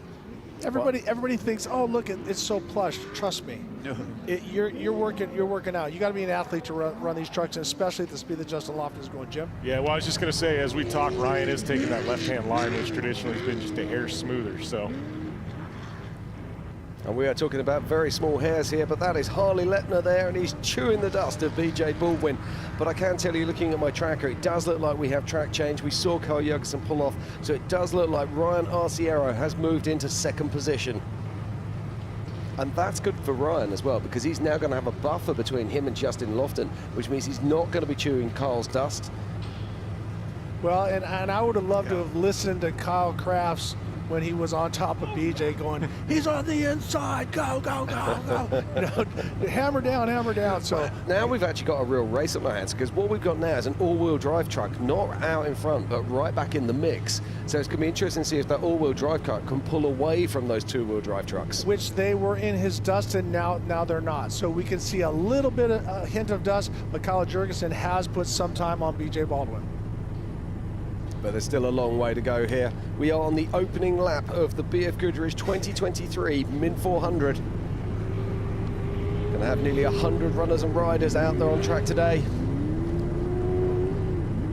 And even as we're watching this, I can tell you there are still drivers leaving the line. So Jim, run down the classes that we have running in this unlimited division. All right, we're going to have the unlimited trucks. We're also going to have the unlimited legend trucks. We're going to have the unlimited spec trucks. We're also going to have the class 1s, and we've also got the class 10s out there as well. So that's going to be one of the deciders. When those class 10s, they race so close. Bob, you can attest to this. Class 10, there's not a class that's more equally matched. Right. Now, the guys are going to start lapping them on lap 3. And now you get up behind a swarm of bees, and you got to get by them. And those guys are going to get out of the way as quick as they can, but they are going to be making dust. Well, if there's somebody that's making time, and if there is dust, there might be a Class 10 getting bumped, kind of bumped up a little bit. Which you don't want to hit them too hard, because the weight ratio. I've been in a Class 10 car and was hit by John Swift a long time ago, and it about blew my molars out. It's a hard hit. So. We have the Stellas, and we can push to pass. If they hear that, they're gonna move right out of the way. Just got to also note that we've got Class 7s and Class 8s out there, and Class 6800. So there are a few different classes now. We saw a young man yesterday, Ethan Eberts, qualifying in that Class 7, and he's got that really interesting Honda motor. So it's going to be interesting to see what he can do today. Now this is Ryan Arciero as he works his way up the thumpers, and let's see the difference. We see Kyle Jurgensen really not at speed, but if you watch Kyle, he does kind of run super cautiously. What I mean by that is he likes to jump stuff, land on the downside, and do a lot of timing. You suppose he's pedaling it a little bit because he's just used up one of his fares? Exactly. Did he get any of a lap? Well, I think he's just getting used to the terrain. As we watch Ryan Arciero, that nose high, that is exactly what you want a two-wheel drive to run. Now look at this. Look at the poise of this car. It's absolutely full attack there. You know you're cool when your helicopter matches your truck. Yeah. We were officially in baller status at that point. Right, now, Ricky, tell people at home, why is Ryan Arciero, why has he got a chase helicopter with him? Well, a lot of they're doing filming and stuff like that, and then a let their drivers know. They cannot assist. They can't say, take the left line, take the right line. But a lot of time when they're lapping the other drivers and stuff like that, they'll let them know because their rate of closure is so unreal. And so it lets the driver that little confidence knowing that there's nothing bad coming up as we watch Nick Eisenhower is the first trophy or unlimited truck spec off the line. Yeah, look at that Eisenhower car, the heatwave truck there. And he really threw it down yesterday. Absolutely superb qualifying run. Hugely popular. It's going to be interesting to see what Eisenhower can do today. I love what he said yesterday. I said, I love your truck, Nick. It's so iconic. He said, look, he spends 90% of its time in the garage and you're looking at it, so it's got to look pretty. Oh, we got a race on our hands right now. Looks like that's Artie Merritt on the outside. He's got that 427 we were talking about. I talked to Dad Randy this morning, and he's really excited because the kid's way faster than me, so he's got it. It looks like Merritt there. So this is to make his way around Eisenhower. This is going to be one of those things that the rule makers are going to have to look at it and go, once again, we see how fast. We just surprise him. Take some checks on the dry lake bed, other places, and see how much faster he is. And it's saw Jurgensen as he works his way up the thumpers. Yeah, and I did confirm with Eisenhower, he doesn't have a Ford power plant. He does share a Chevrolet power plant in that. So, yeah. So I think Merritt might be the only Ford power plant out there today. Yeah. Well, go ahead. Well, let's talk about that, these spec class vehicles and what they're running. So Nick Eisenhower has the LS3 platform, which is a sealed 525, delivers something around about the 500 horsepower mark. Made by Chevrolet. Maybe by Chevrolet, yeah. And it's also the 180 headers that 8 into 1 because it sounds good, it gives you more top end, but you lose a little on the bottom. What I love Nick's response, it sounds cool, so I'm staying with it. Exactly. That's an honest man. This is a man who wears hood print. And as we're watching Justin Lofton works his way through, we're going to get a stopwatch here to see where he's at right now. So as he works his way through, we'll wait and see if Ryan Arcero has lost some time or has gained some time. And they were going every 2 minutes, so they're giving them some separation. Yeah, they're just making their way past pit 1 now. Well, you know, Ricky, Ryan's actually doing exactly what he said he's going to do. And now that he's number 2 on road, it's going to make it that much easier for him to do that. I think that's Thor Herbst there, furthest car away.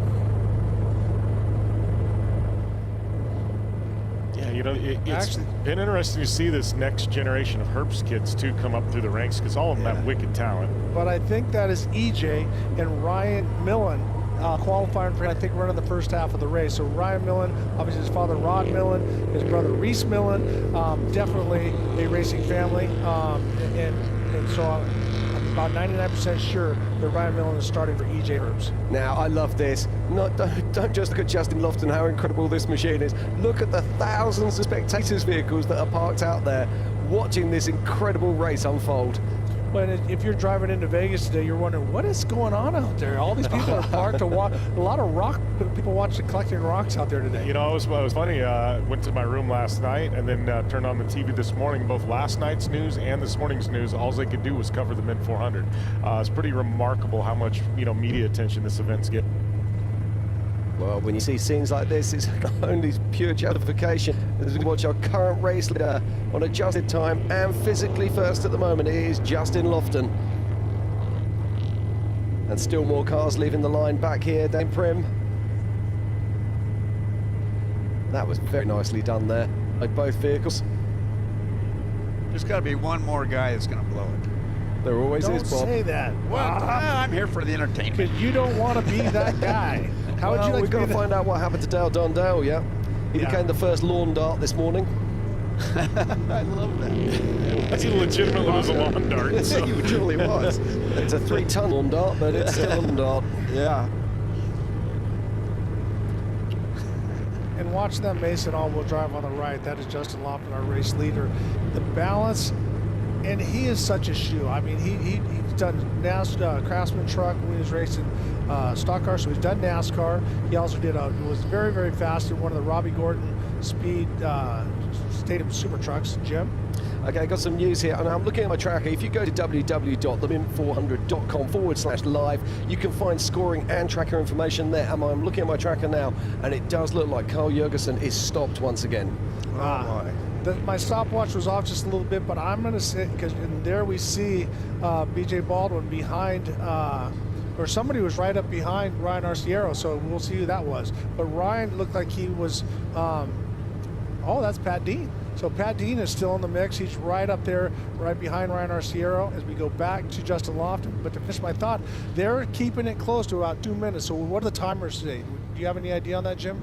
I'm going to be looking at the times very shortly. At the moment, I'll be honest with you, Ricky, I'm just looking at the tracker and just trying to work out who is where and where is what. It does look like Justin Lofton is maintaining his lead at the moment. To give you an idea where we are in this race, they're about 30 miles into a 95-mile lap, just to give you an idea. This looks like the quarry up the north end of the course. It is indeed. And it actually looks, it's a spectator area. It kind of looks like a short course area, but there's some jagged rocks. I've cut tires in both UTVs and in unlimited trucks in the quarry. You got to be really careful. You get off that driving line, and there's some sharp jaggies in there. Well, also in this quarry, you can look back and see where the other guy is. Yeah, and I think that's where you find the rock, is you start looking for him, and you're not running your car. Start paying attention to them. Yeah. But hey, I just got a text, Bob. You're going to love this from the man that has done it all. His father did it all, Danny Thompson. So Danny's watching it. It's awesome to have racers that I used to race with, race against, and just if we had him up here hearing the stories about his dad and about Mickey Thompson and also Danny himself. I mean, he's raced all of this. So it's great. Welcome to the show, Danny. It's awesome. I wish you were here. Okay, I've got some news for you here. I've got updated times on third of a lap splits. So I'm going to very, very quickly just run through our top 10, just give you an idea. So we've got timing loops out there on the track. You can check this out if you go over to www.themint400.com /live. In 10th position at the moment is Robert Johnson. In 9th is Nick Whetstone. In 8th is Kevin Thompson. In 7th is Eric Hardeen. In 6th is BJ Baldwin. In 5th, it's our current race leader. It's Justin Lofton. In 4th, it is Rob McCachran. In 3rd is Tim Hurst. And 2nd is Adam Householder, who's on a massive charge, but charging hard at the moment and leading the pack on adjusted time. It is Ryan Arciero. Now, that's very interesting because we're obviously watching Justin Lofton out there in clear air, but it's not having it his own way. So, yes, he's leading the race physically, but on adjusted time, he is right back in 5th position at the moment. But let's be honest about this, okay? At the moment, between the top 5 cars, there is literally only a couple of minutes separating them. That's Jack Olagus giving a little bit of a rub there, working his way in. That is the son of Steve Olagus. It is great because I worked with Jack when he was in side-by-sides, got to go out on the dry lake bed, do some sliding around as we're watching Ryan Arciero as he works his way through the quarry. And Jim Beaver, you're absolutely right. Look at the jagged rocks. Look like pebbles from here, but those things are huge. They don't call it a quarry because it's a mattress store.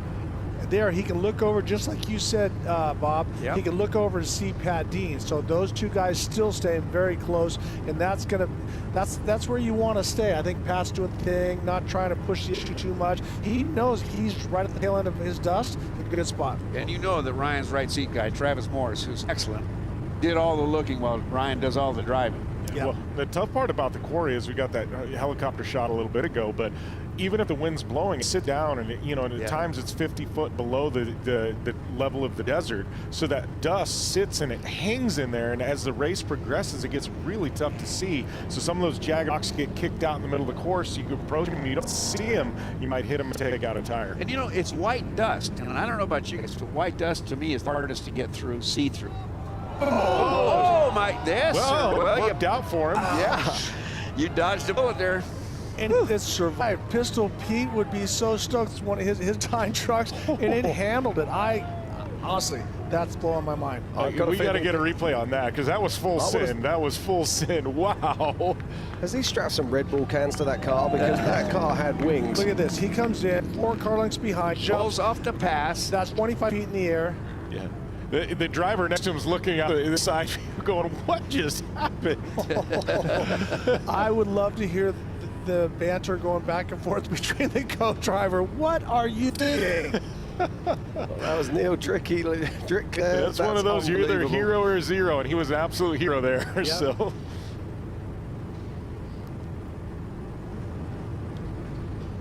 Sometimes there is absolutely no logic to racing whatsoever, and that was one of those moments. I don't know. Is there ever any logic to racing, Jim? My definition of racing, Jimmy, it is the process of converting money to noise. There we go. It is indeed. All right, that's number 3 for the day. I'm going to keep track of all. That looks like that. That was number 3 for the day. Is that Harley that we see there in the concrete motorsports car? Yeah, it looks like it. I think we need a coffee table book with just quotes from Bob Bauer. Quotes from Uncle Bob. They call them Bauerisms in some places. No, I believe that's Chris Hurst. Yeah. He's moving. He's on a fly. Truck's happy. Look at that. Happy truck. You know, he was the one that kind of nosed it and had that a bit of the valance that was hanging under the truck. Did, yeah. It doesn't seem to be affecting him. He probably wants us to forget. We're certainly going the right way about it, laying down a blistering pace there. Look at this. Now you're seeing exactly what you described, Jimmy. There's more cars in the quarry now, and there's more dust, and it's not going anywhere. No, by lap 2 or 3, and you know the one is lap 4 when it starts getting dark. And that dust is still hanging there, and you've got that upper light varnishing right into the dust. You know, at times, especially in this quarry, I've had to take a rigid bar and flip it off because it becomes more hindrance than it is help because it's just shining and you've got this wall of dust right in front of you, and that's when the lower lights come into play. And you can still see pretty well, right? Yeah, with the lower lights without the upper one, but you know, see those when you've got clear visibility, and we'll talk more about that as the evening kind of gets on. But when you've got clear visibility, that upper light bar is amazing. Yeah. But when you've got a little bit of dust, It's you know, not sometimes amazing. you've got to kill it. Yeah. Well, and Chris has got quite a pace because he qualified 35th, so he's made some moves. He should be up there pretty high on the scoreboard. I'm looking at scoring right now, just where he pops up. As soon as I've got any news for you, I will let you know. He's not got the timing loop quite yet.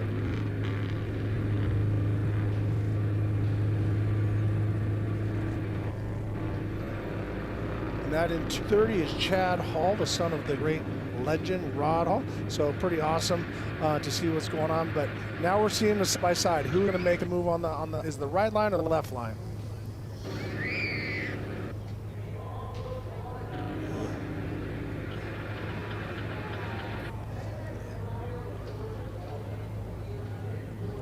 And the dust was blowing to the left. That looked like Ryan Crosser on the right. I'm not exactly sure what that was.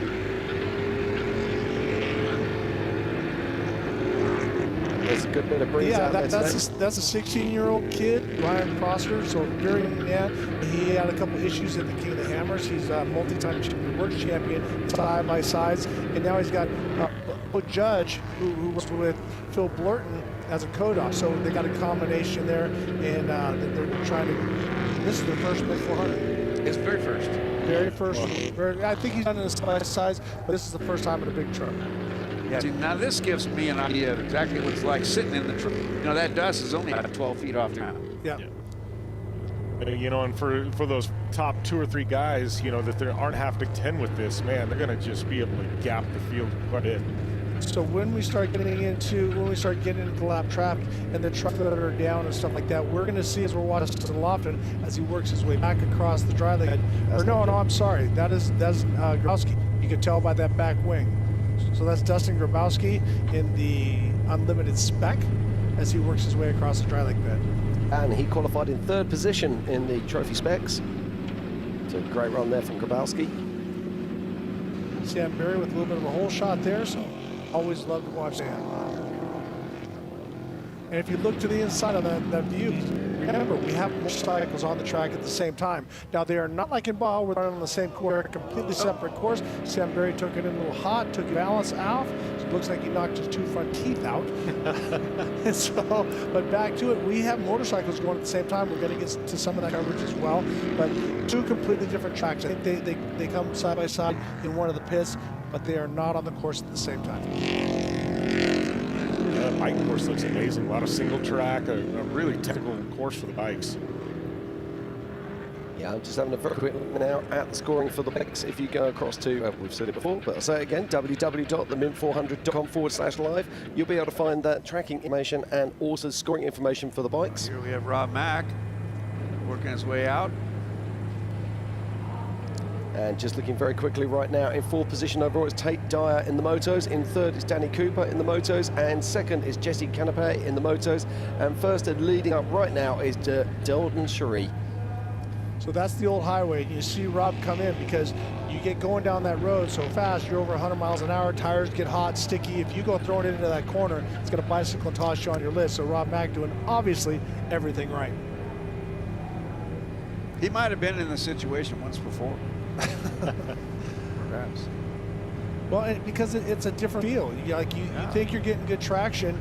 It doesn't matter your tire, whatever. When you're in the dirt, then all of a sudden, when you do hit some old asphalt that's got a lot of grip to it like that, it makes that truck feel completely different. Unlimited trucks like the dirt. They don't like the pavement. Unless you're to Lofton and you have him adjusting your suspension, then it's not such a big deal. That's Christian Serapis in the right as he works his way through the quarry. Christian, I think you said it, Bob. He's been out of the truck for a while, and so now I think he's into his groove. He's such a talented young man, and I hope Steve is feeling better. He has a little bit of medical issue. He's at home. He'll be fine, but he just has a couple things going through. And but it's awesome to see. Once again, families going back and forth. I was against Steve at the Mint 400, got second to him in Class 10. I was very proud of that win. He was such a dominant Class 10 driver, but he's got to love this, watching his boy. One of his sons at this point, obviously Brett, the other son, the other twin. So Christian right now doing a great job. Indeed, as we watch the race starting to unfold, I'm just going to run through our top 10 as of the first time split. In 10th position, on lasted time, it was Nick Whetstone. In the position, it was Kevin Tomlinson, aka Harley Letner. In 8th position, it was Eric Hardeen. In 7th, it was Christian Serapis. Then in 6th, it's BJ Baldwin. 5th, Justin Lofton. In 4th, Rob McCachran. In 3rd, Tim Hurst. In 2nd, Adam Holzholder. But in 1st, it's Ryan Arciero. That was the very first split. We should be getting a second split in about the next 10 minutes, I'm guessing. Well, Jim, and you got to... You can't overemphasize the power of confidence. And Adam Householder, he's all been fast, but he's not past all these guys fast. He hasn't been that in the past. And I think that showed him, yes, you have the truck, yes, you have the ability, yes, you have strength, you have everything going for you. And to see him that high, he's going to be there at the end of the day. He believes. Yes. He believes. Great. I'm really, really happy. Win like that'll do a lot for the ego. He can bring a lot of the driver, and talk about getting that one defining big moment, big win, and I think Adam finally got that. So, a lot of those know we're fast, but sometimes it takes just that incentive, that I guess, that reinforcement. Hey. Okay, now I'm just going to blow your minds. All right, blow. James Dean, we heard about him, haven't we? Yeah. Buggy Dog, yeah? Yeah. Well, our Buggy Dog is at the moment leading this race. All right. You got to watch Diener, man. That kid is phenomenal. And once again, Pat used to race that buggy a long time ago. So the Diener is going to be to look at. So that is unbelievable. And that buggy knows how to win races. And he's won a lot. Both him and his father have won a lot of races in that buggy. And as I said, it was great to see him. He's fit. He's lost weight. He's in shape. He's going to be someone to look for at the finish. It is indeed. And the last person we saw leading this race in a Class 1 was of course, 5 years ago, Harley Letner. Yep. Oh, that's going to be fantastic news. I know there's going to be all around the world super excited to see a Class 1 leading at this stage. So that is on a just-in time. Jim, I can't remember when a buggy won this thing overall. It's been trucks for... Shoot. Well, I think they were saying in 5 years? Harley Letner was the last one? No. Harley Letner was leading, and then on the third lap he had issues that took him out of the race. But I'm talking about up on the podium, first overall. We got Ryan Prosser back on the screen. You can see this young man is holding his own. So great job. I think this is his third race. He did the Silver State 300, then he did King of the Hammers, that Desert Challenge, and now here. So very, good job for him, because that's a lot to handle at 16 years old. Oh, we've got somebody with a problem there. Something broke. Wonder if he went off the jump. I think you nailed it, Jim, is that he probably overjumped that, broke something in the steering, because it's just not turning for him. Yeah. We're going to take another look at that as he comes in. Got a great hole shot, but whoops, a little too much. Just enough. So I think the problem was when you landed with the brakes on, it wasn't going. So now, 1, 2, 3, not flats. 4. What's that? Yeah, it's definitely still a car. Marco Polo. Yeah, really. Marco Polo. So I think there's something in the steering because it looked like it just wouldn't turn for him. And I think he thought he got a right front flat. But if we're looking at it, it looks like the right side is towed in a little bit. I think when he landed on the brakes, it could have twisted a sector shaft. It could have done something. If it's a rack, it could have done something in there. I'm just guessing.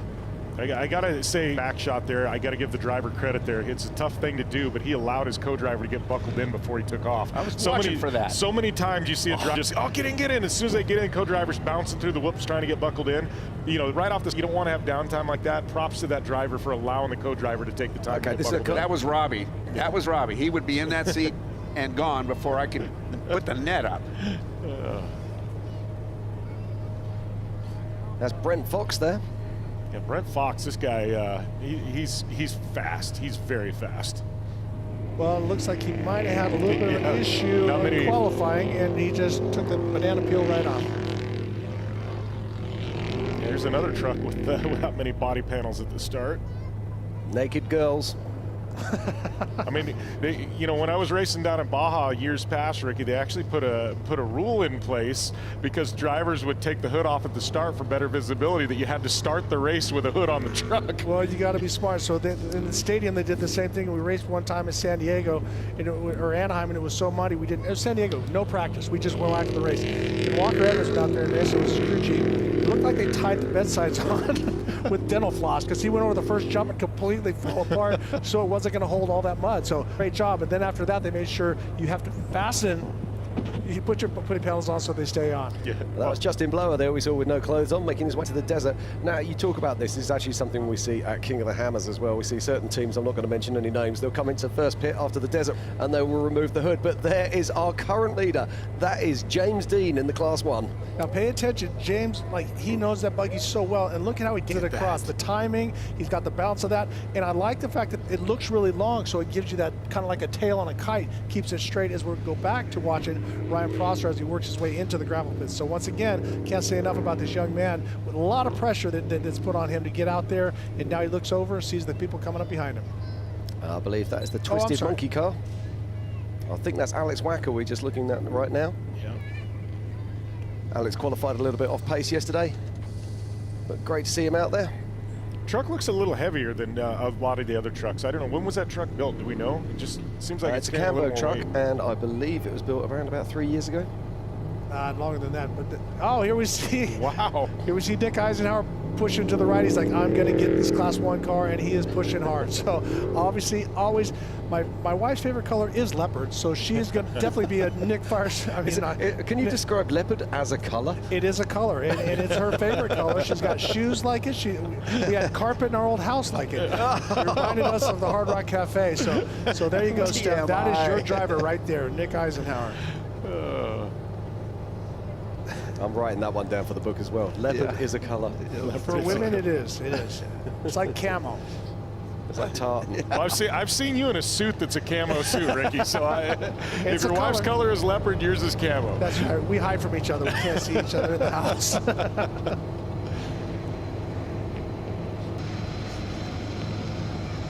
We left Bob speechless here. So. Well, I'm just holding back, boys. I got plenty on my mind, but nothing on my lips. All right, these two guys look like they're coming in pretty hot. And Brian, let's see. Brian, don't blow it here. He drove this truck, this Dodge truck that's in an old Rod Hall livery, all the way from Texas just to break it in. Drove solo. Nobody in the truck with him, so he can think. Yeah, Brian, he's a good guy. I've had quite a few conversations with him. He's been involved in really as an ambassador, bringing off-road racing to Texas and things like that. I mean, the guy does a lot behind the scenes for the sport. And he's driving a fundraiser, too. Look at there. Here we come.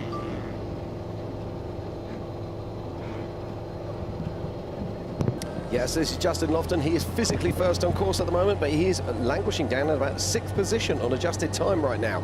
But let's see if he can find anything. This is a man, of course, he's running an all-wheel drive Mason truck. with. Started first off the line, and we saw him dominate in qualifying yesterday. And he's got the Fox Live valve going too, and that's some pretty amazing technology. I think that we're going to see some more changes in our off-road world here.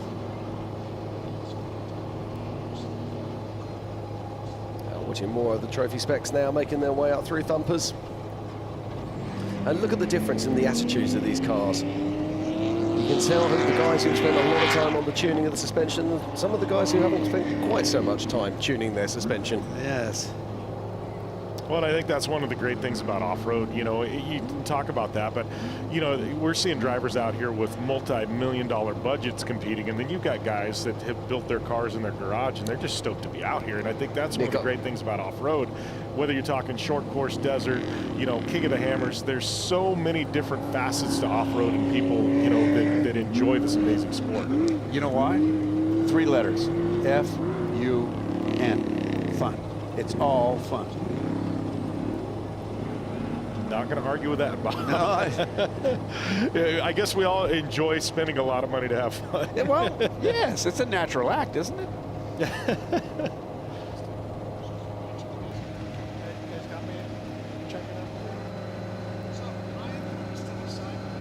Mr. Shreddy himself, Blake Wilkie. He was out there yesterday in a Class 11. He can give us a little insight of what's going on as we watch Ethan Ebert. And he is the only and first Class 7 vehicle. So that is a twin turbo V6 Honda, like the F1 motor. So that he's going to be building a new truck, and he's going to be in the unlimited spec next year. But right now, he qualified very, very strong. But I'm going to step aside, boys, and bring in Mr. Shreddy himself. Well, thank you, Ricky. As we watch Ethan Ebers, now this guy was really impressive when he came in to chat to us in the booth yesterday. A young man, but a very old head on his shoulders. Excellent.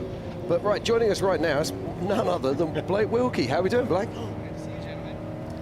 Yeah, good to see you, buddy. I'm feeling it. We spent 12 hours in the Class 11 yesterday, and it was a hard finish this year for us. Was it harder than 12 hours in a Class 11 would be for other folks? Because you looked like you were on top of it all the way. We had some hurdles.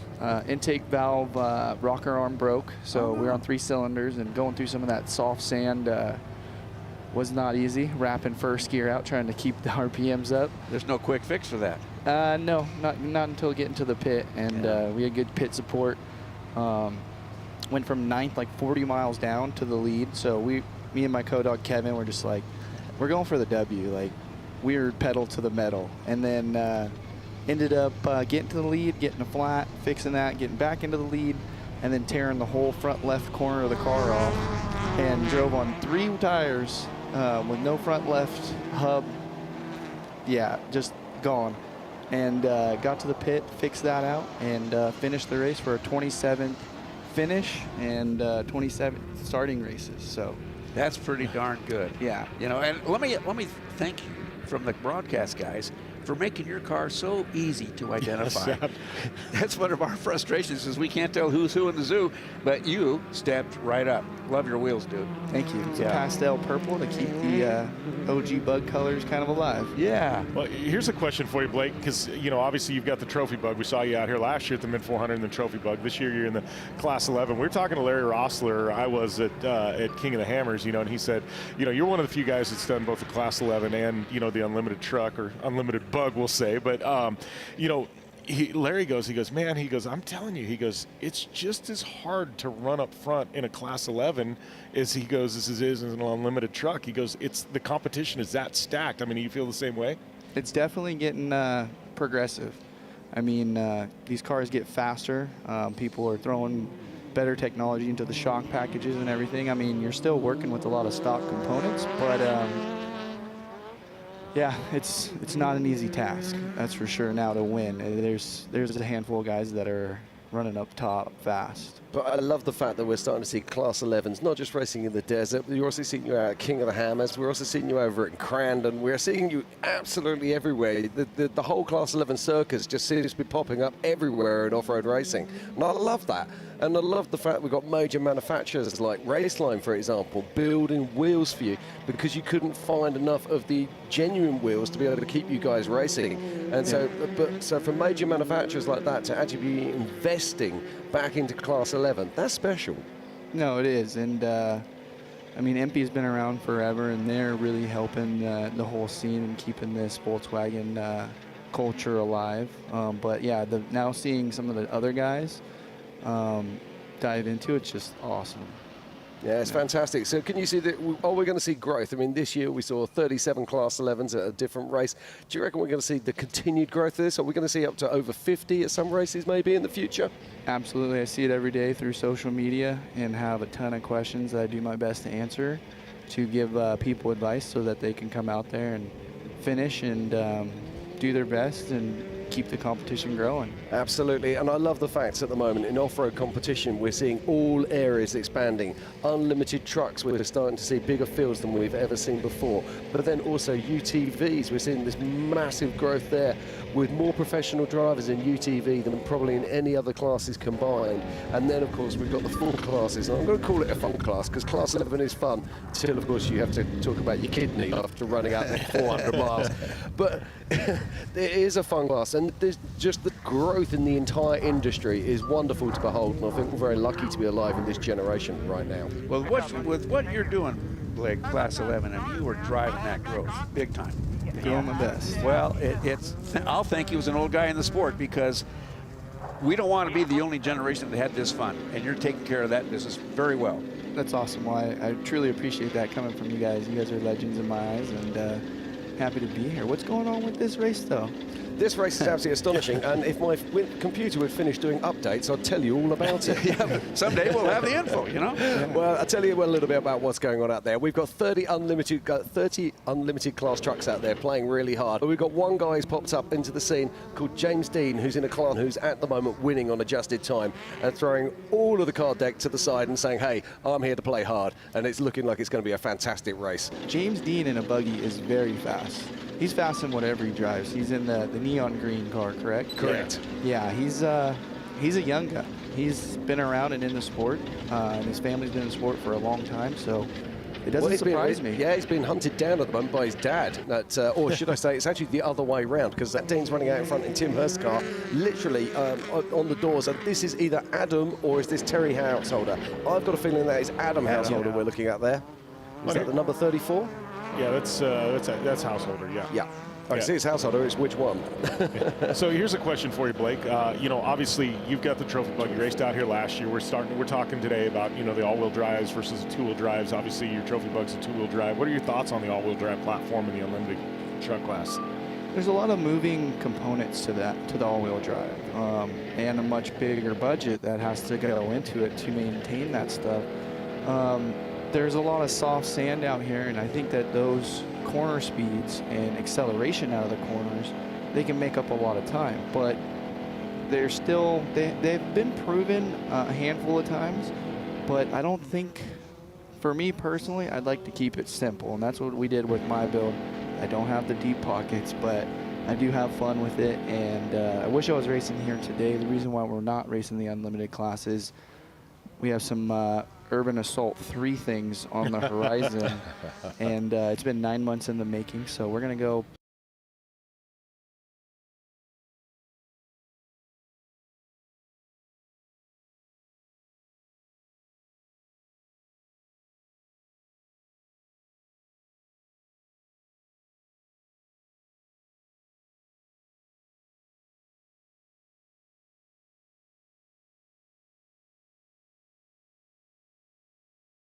Yeah, well,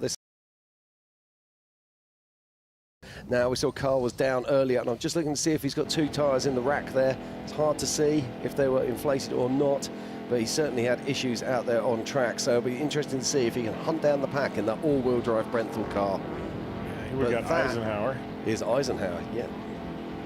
fresh off a win from last year. I think he qualified second, right? No, qualified in first. He did? Yeah, he was qualified in first. Gotcha, okay. In his class. So, a good surprise. I think they had some adjusted time stuff from what they actually posted, if I'm not mistaken. But well, that's what we saw as well, but Brent Fox was showing us faster, but it was so unbelievably faster that I didn't think it was possible, because it would put him at like 2 minutes 30, which would mean he's faster than Justin Lofton. So I kind of ignored that one. Okay. That's some data I would suspect. But did he still start? He still started first, though, Yeah, correct? he still started first. Yeah, Eisenhower, okay. yeah. Maybe they found a secret line. Who knows? Indeed. And this is Kristen Serapis here, picking his way through in the iconic Corona colours.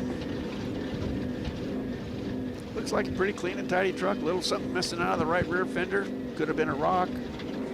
So Blake, I mean, 4 laps here at the mid 400. I mean, what strategy you as a driver coming in? Say you qualify, well, like you did last year. You know what I mean? Where you're not the top 2 or 3 guys, but you're in there. What's the strategy approaching 4 laps here? How do you try and reel everybody in and make sure you're there to play on lap number 4? Honestly, it's just trying not to make too many major mistakes, especially first lap, you know, figuring out the track since you're not allowed to pre-run. Last year in the Class 11, we are able to do the race and get eyes on the track for Saturday's race, which was a huge help. We didn't make it as far as we'd like to. Had an input shaft on the transmission fail, but we got some moisture in some areas, but you can see there's still a lot of dust.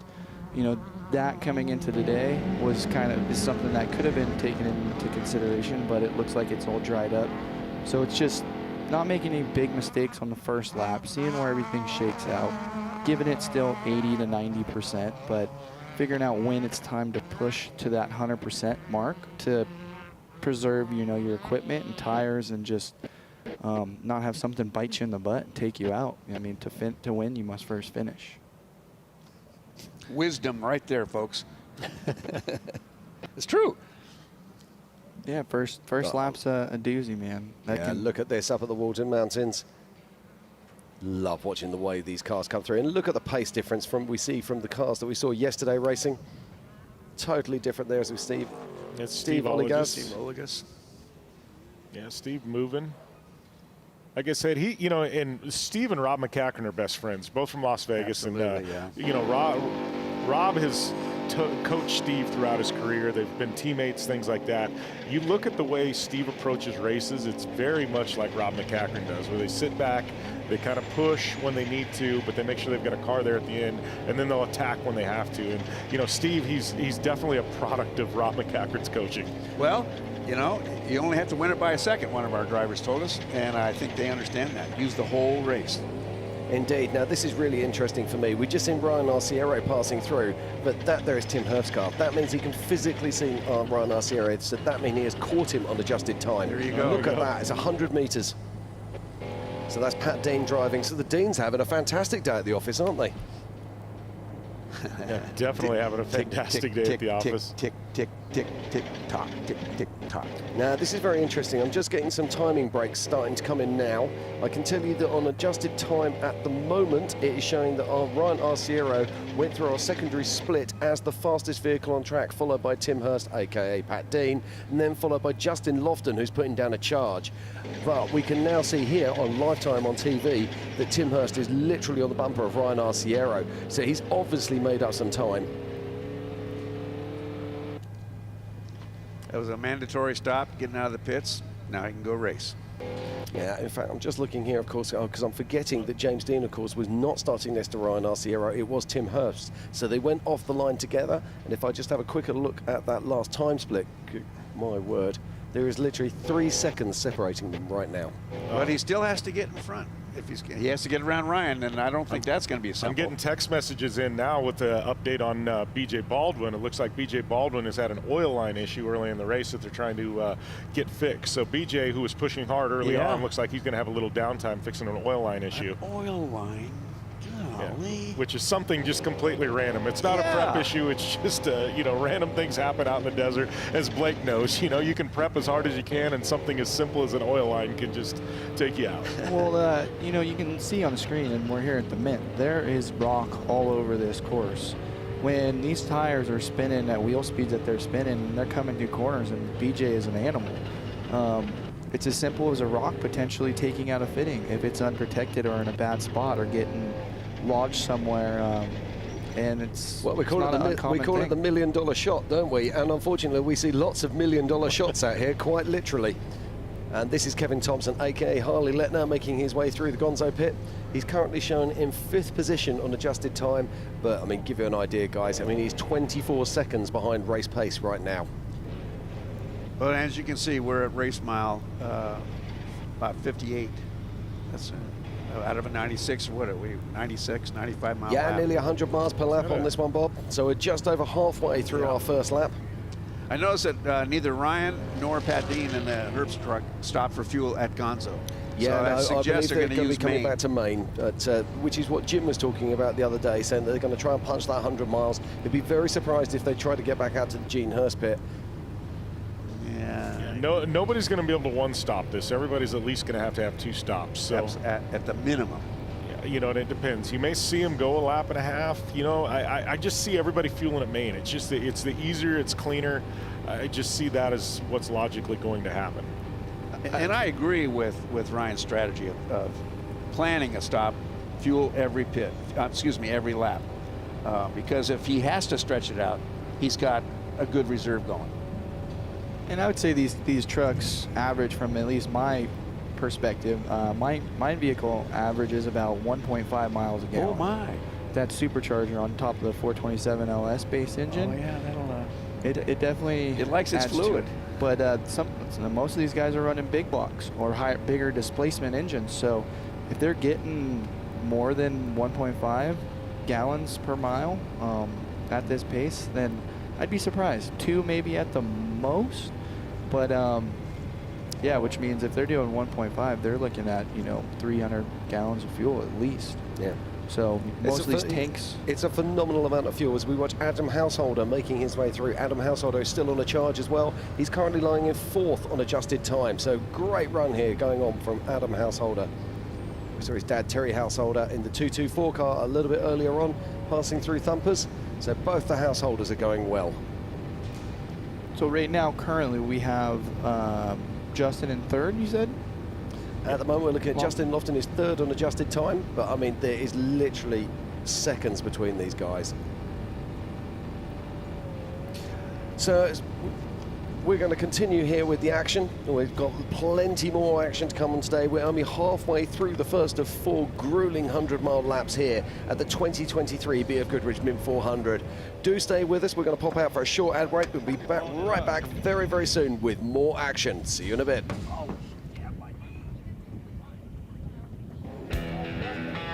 The 2023 BFGoodrich Mint 400 is sponsored by BFGoodrich Tires. What are you building for?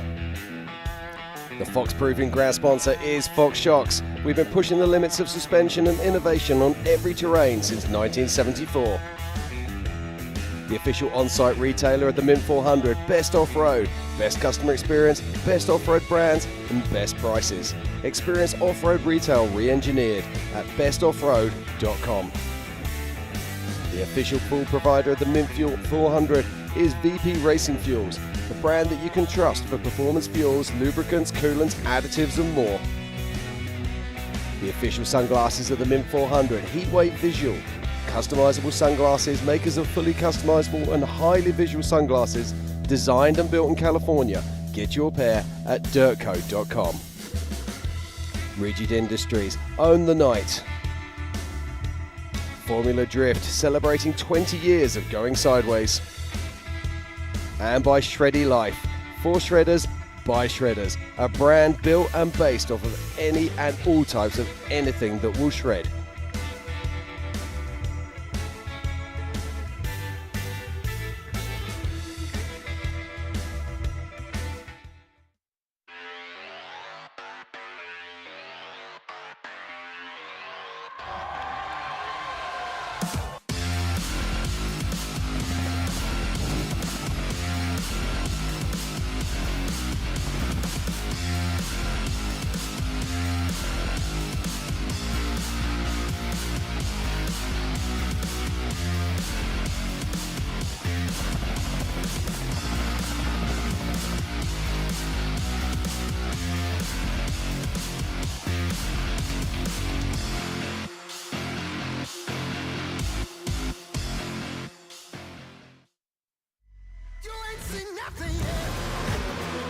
Yeah, I got that right turn. We're good.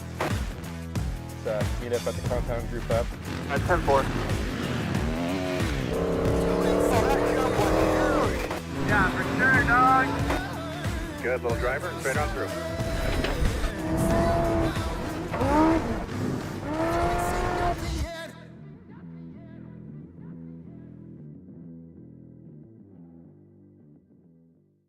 The estimated hold time is now 96 minutes.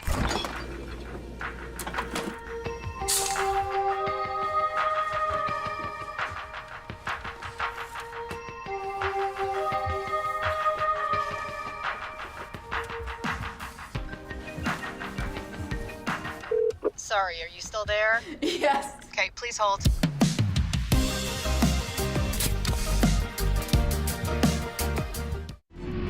Racing against your dad is something that 90% of the racers in the world will never get.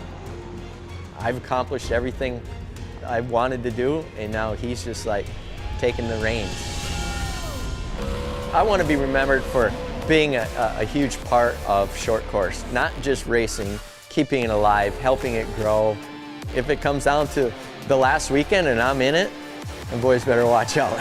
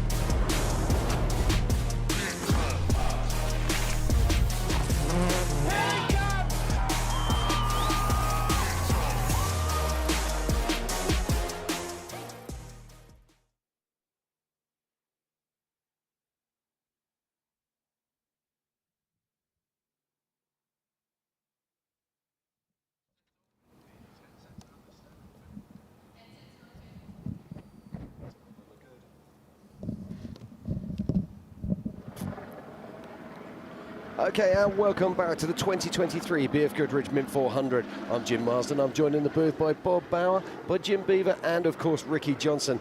Ricky, you've been watching this race. What do you think? Well, I think the pace is a lot higher than people anticipated, and we're seeing a lot of surprises that people from the back.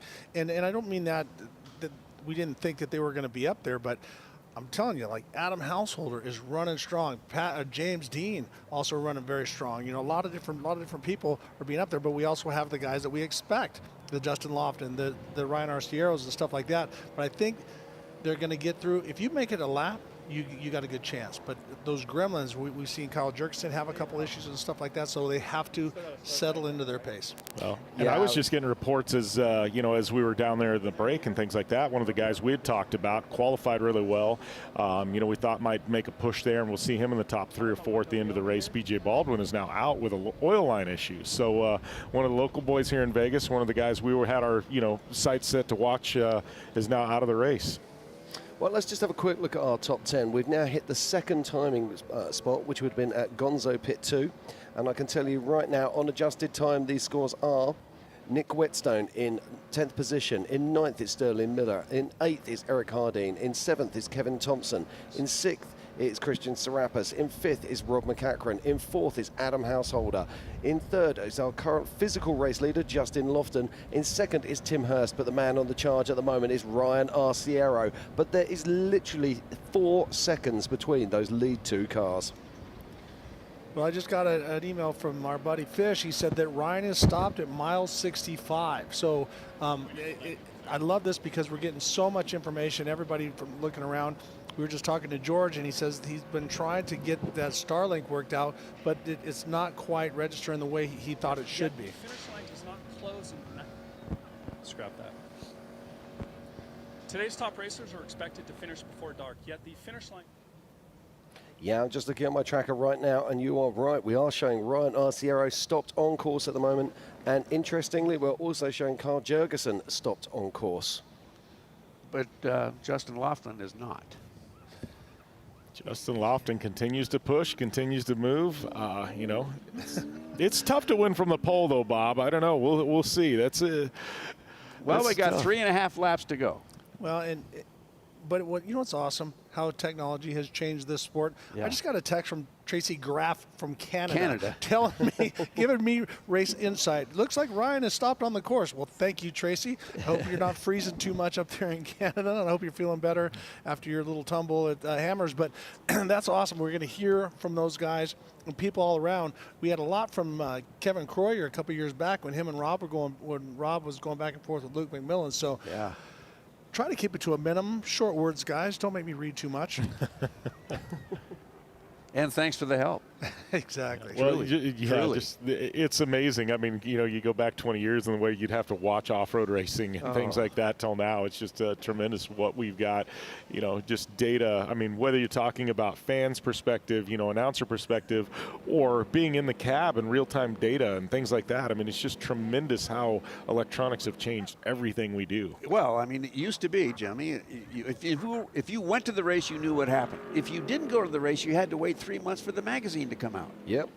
I mean, I grew up watching, you know, I grew up watching my dad, and he had, you know, he had four to six rough country shocks per wheel on his Class 8. Per wheel, yeah. And now we've got electronically controlled suspension, and Ricky's telling us, you know, they're lowering it down on the lake bed so they get better aerodynamics. Better aero. Boy, have things changed, right? Well, and Neil Mason created a deal with the secondary spring where he could raise the truck and lower the truck, and we tried it, and he had that. Larry Connor had that in his 6100 trophy truck spec, but there comes a point because everything is a variable when it comes to off-road racing. So you gotta be careful that you don't out-trick yourself. You know, that really does apply to things like seatbelts, harnesses. You know, in desert, we use the old class kind of clamps because the punch yourself out. You know, the ones with the inserts can get all grimed up and messed up with the dust and the dirt and the grit. And what you don't want to do is have the thing jam when you need to get out. Yep. Okay, now this is interesting. Is that James Dean we see there in the Class 1? That's a 10 car. That is a 10 car. You're right. Yep. So, you know, we were talking earlier about Danny Thompson was listening, and his father, Mickey Thompson. Mickey was such a visionary. He said, eventually we're going to have balloon tires that are going to be giant so we can go through the holes. Now we have 40s.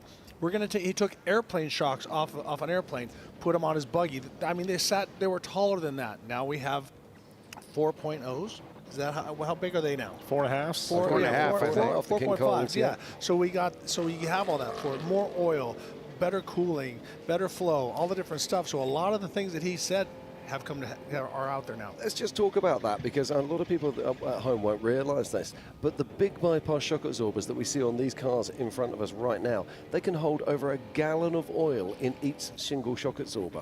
As we're watching our buddy Nick Eisenhower as he is throttling on the gas really hard, and you're absolutely right.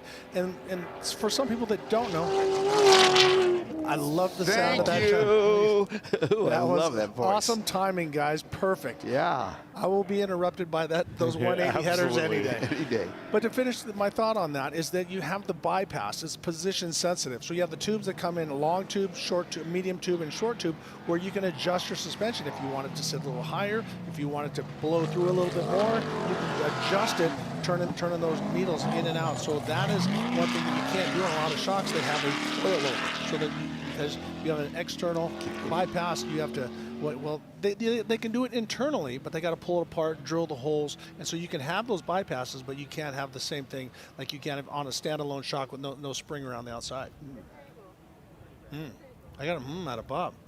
No, I'm picturing. Yeah, smoke coming out of his ears. Yeah, you just can't see it because causing me to think again. Right, just looking at the scoring right now, I can see that we've got Christian Serapis. He's in Steve Serapis' car. He's making the moves at the moment. He's pushed himself up into sixth position on adjusted time. That looks like, is that? It's Jurgen. No, that's their spec class. I was going to say, that's a spec class car. Yeah, well, that's their spec class. Ran a little confused there. That's Now he's going the other way. Well, you come in so hot, you come in so fast, and this is the first time these guys have seen this course. You just miss a turn, and then you got to turn around and straighten it up. So Jim Beaver's going to step down. We're going to bring in George Hamill. He's been out. We're going to talk to him more about the Starlink business and stuff like that. So, Jim, find out some information for us and let us know when you come back. So still got cars rolling through the Gonzo Pit 2 here. Now it's going to be very interesting to what pit strategy. We are probably something in the region of around about 30 minutes from our lead cars coming back into main pit, and I believe that's when we're going to see all of the pit stops. These guys are going to probably be looking to take on something in the region of 60 gallons of fuel, and also looking to take on 2 tyres as well. We've got multiple classes racing today, and that does look like one of our Class 10s there. That is the 1021. So as we welcome to the stage, George Hamill. So George, enlighten us a little bit on the Starlink business. Now you've been trying to help people out. We were talking off camera that we see it going with that, but before that. So talk to us about the Starlink and what the drivers are trying to do with that unit. Well, I think it's pretty cool, to be honest with you, because it gives a whole nother perspective on off-road racing, because you can actually see what these drivers are doing. You know how many people ask you, what does it feel like to drive a trophy truck? Yeah. This is a good way to show it, right? Because you can show in-car cameras, you can show outside of the car cameras. If you want to get creative, you can show wheel cameras and shot cameras. But let's get to the nuts and bolts a little bit. Who has them out there, and what is your role? You've been messing with this since the conception. But we're still not there quite yet. Yeah, I think the technology still needs to grow a little bit. Starlink is an internet-based service that uses satellite technology. It's a very small satellite. It's about 2 feet by 2 feet, and it can connect, obviously, to close-range satellites up here in the sky, and it works very well, but not in motion. And off-road is a very fast sport. So, well, we were watching earlier, and we saw, I think it was one of the Herbst boys. Yep. I think it was Thor, and he was going down the asphalt section, and it read. So maybe it's the jostling moving around that is changing it, because we use them in Mexico, and it works great in a chase truck, but we haven't make it work in an off-road application. It very well may be, and there's different applications for it. We have the Herbst guys are using it, RCiero's using it, and a couple of the Brenthal guys. Yeah, I've heard a rumour that apparently they're absolutely fine up to about 60 mile an hour, but after 60 mile an hour, the signal seems to break down. They can't seem to cope with it after 60. Is that true? Or? Yeah, so we've tested and we've got 110 out of them. Oh, wow. So it's pretty good, and they've been changing those as I don't know what the administration, like, it's not the FAA, but it's something like that, where they change the rules so that Starlink can update theirs and people can go faster and do things. But you also got to remember, this is very new technology. We're lucky to have this technology to be able to start testing with it, and I think it's fantastic to be able to see these in-car cameras and get a real live view. One of the coolest things that I think is going to happen in the future is we're going to be able to listen to what they're saying in the cockpits. We're going to be able to listen to what the teams are when they go through the pits. Now, being a racing car driver, I'm not actually sure I want you listening to what I think. So that is the question, right? But well, the other thing is, cricket, which is probably a sport you guys know nothing about. They changed that when they put stump mics on the stumps there, and the whole preface of the game changed because there was a lot of talking going on between the bowler and between the batsman. But we're just watching Roy Tompkins here. It looks like do you reckon he's got a flat tire there, Ricky, or something else? No, absolutely. You can see that he's over there, and the problem is now he's dug himself into a hole, so he's got to get that jack so high. Then the co-driver, whoever's taking the wheel off, has to dig that hole to get the tire with air on. So you don't want to come in and dig yourself into a spot, and you also want to make sure that they did the right thing. They got the spare tire off before the truck was so high. But see how he's pulling it out? And this makes it really hard. So throw on that flat tire, because those things are really hot. That I hate to see it. Yeah. But he's not wearing gloves, man. Simple gloves things. on. Look at that tire. It's smoking hot. So that's going to be really hard. Now yeah, literally smoking hot. So see how he's having trouble getting the wheel on because he's got to dig the hole. Got to get a deeper hole. So he's like trying to shovel it around. So typically what I do is I say, whoa, no, we don't want to do that. Is I get down on the ground, sit it, put it between my legs, and lift it up. Then get one started. Then the opposite started. Yep. Get it even on there, Bob. What's that? Get it even? Yeah. I can't stop watching a tire change. It's just something it's endemic in me. Yep. But that little dance on the jack, I don't like that. Well, yeah. One the other thing is that now, because out here in the desert, in Mexico, a lot of times the guy will leave the spares behind. Here, you are responsible. If you don't pick that tire up, you're gonna get penalized some time and stuff like that. So Roy has to get that wheel tire back on there. As you can see, the co-driver. Yeah, they always put the gun Looks like back they're in the going to truck. take the penalty. Yeah, and I could be wrong. I know that in the best in the desert races that you're responsible. You have to mark your wheels and you can't leave them behind. With this being a closed course, they might say, hey, go ahead and leave them. We're going to sweep, because they spend so much time.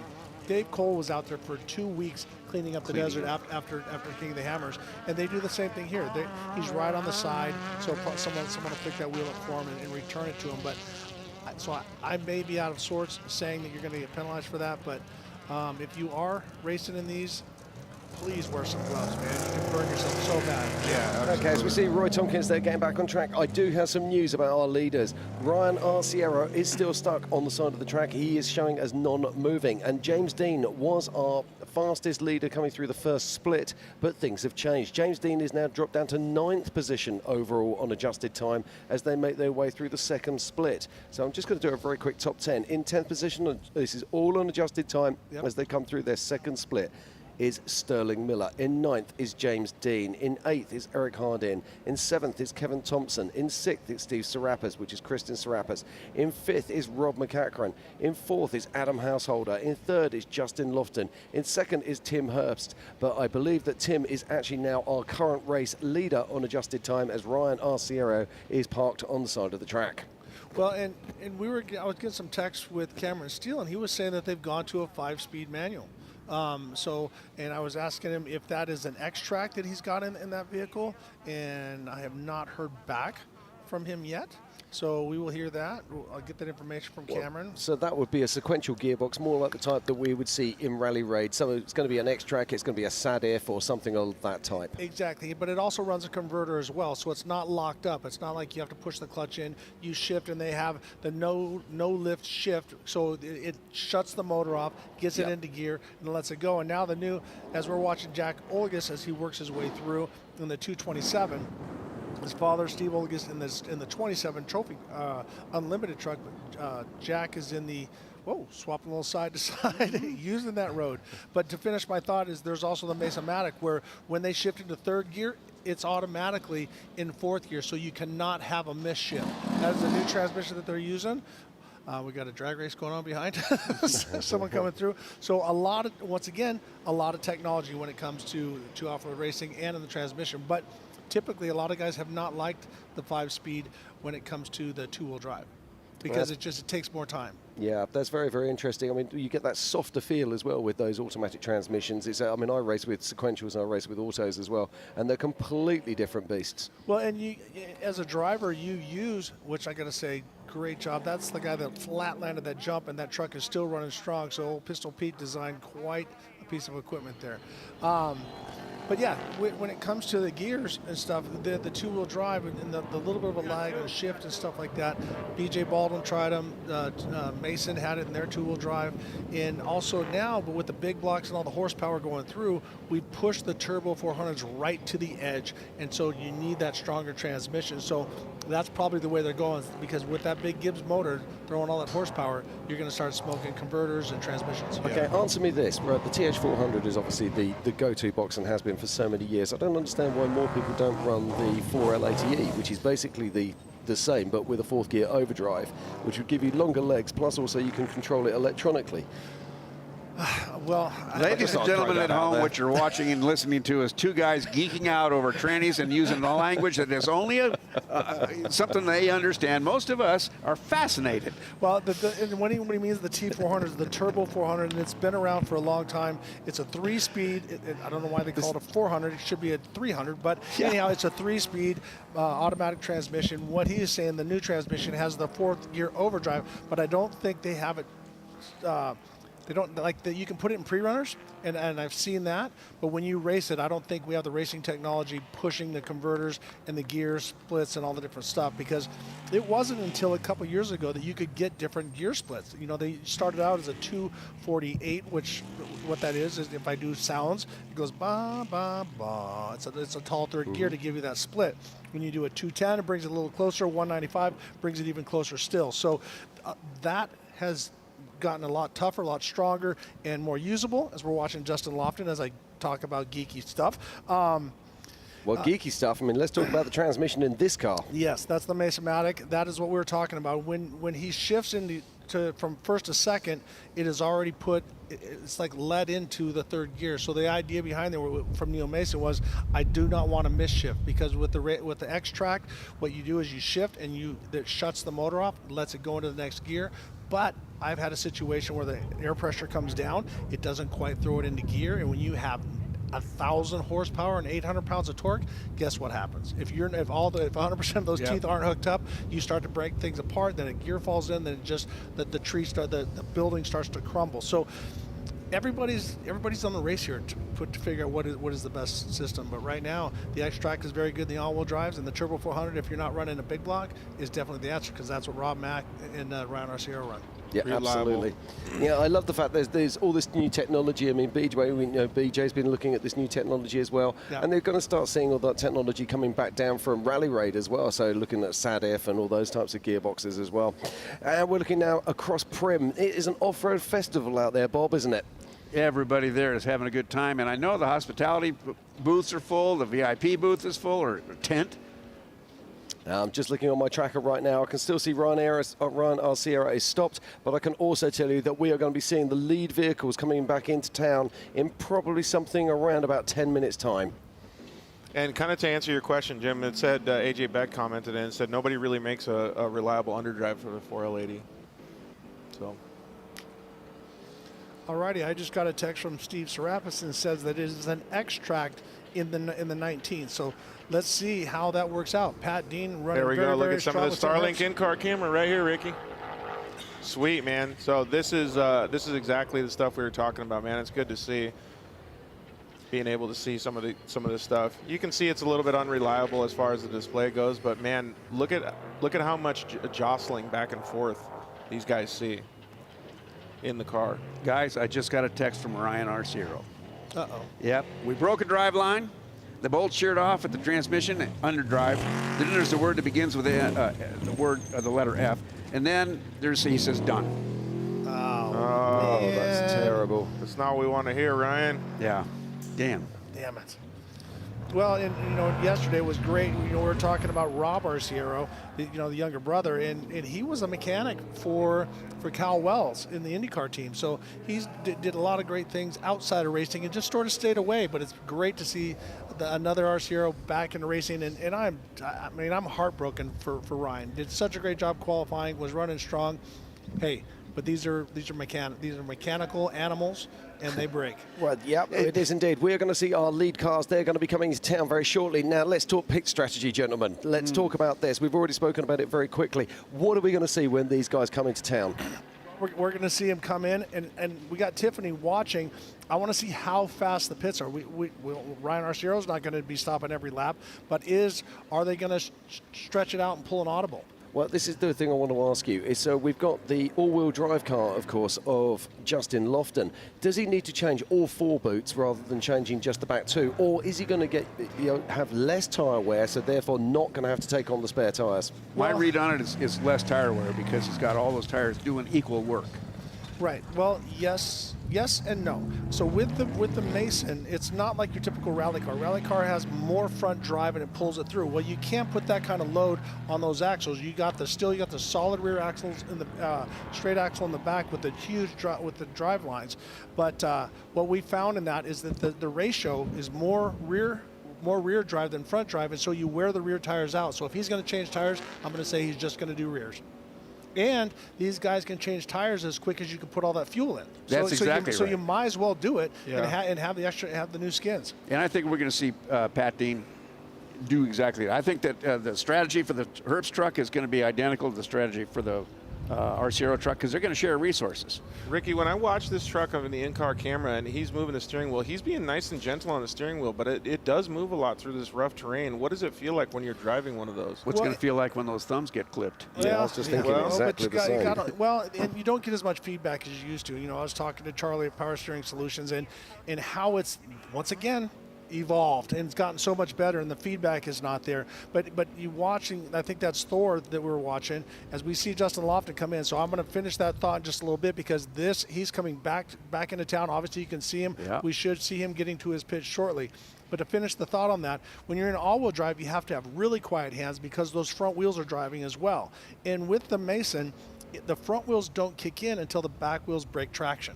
So they've done that to save it. And Neil and Robert Mason have done an unbelievable job designing and developing that vehicle, and we see that right now it is the premier all-wheel drive. So when you're seeing the hand movement from Thor with a rear wheel, it's like driving a boat. You're kind of floating around a little bit and you're doing the correction with the hands.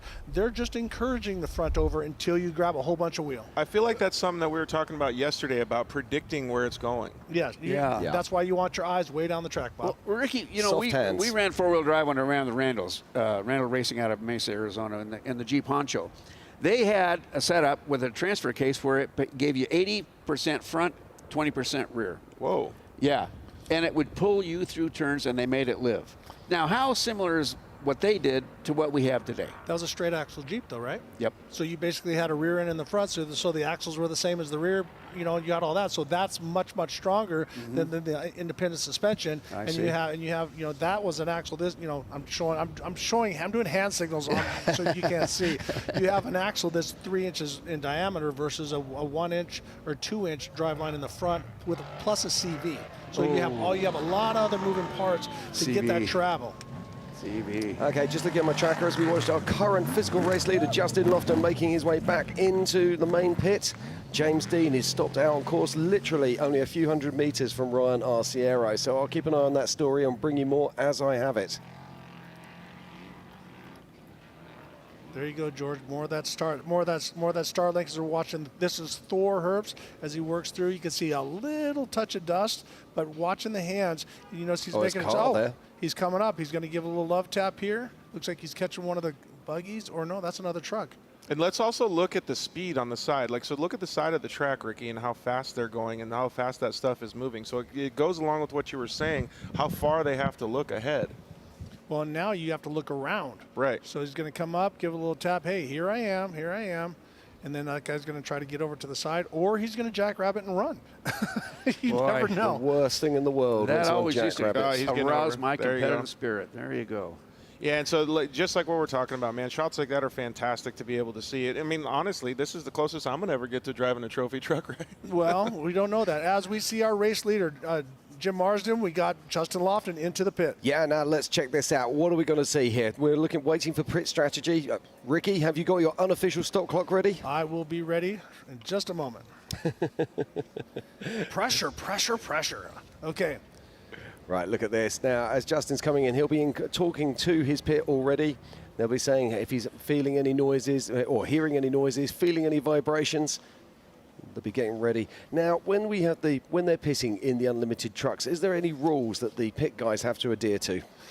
Well, you just got to make sure that you have your safety equipment on, that you're wearing a helmet, that you have the gas mat down. They do everything they can to tread lightly. They don't want to dump gas all over the place, so they have their catch mats. But anybody that's touching the vehicle has to be in a fire suit, has to have gloves, has to have a helmet on.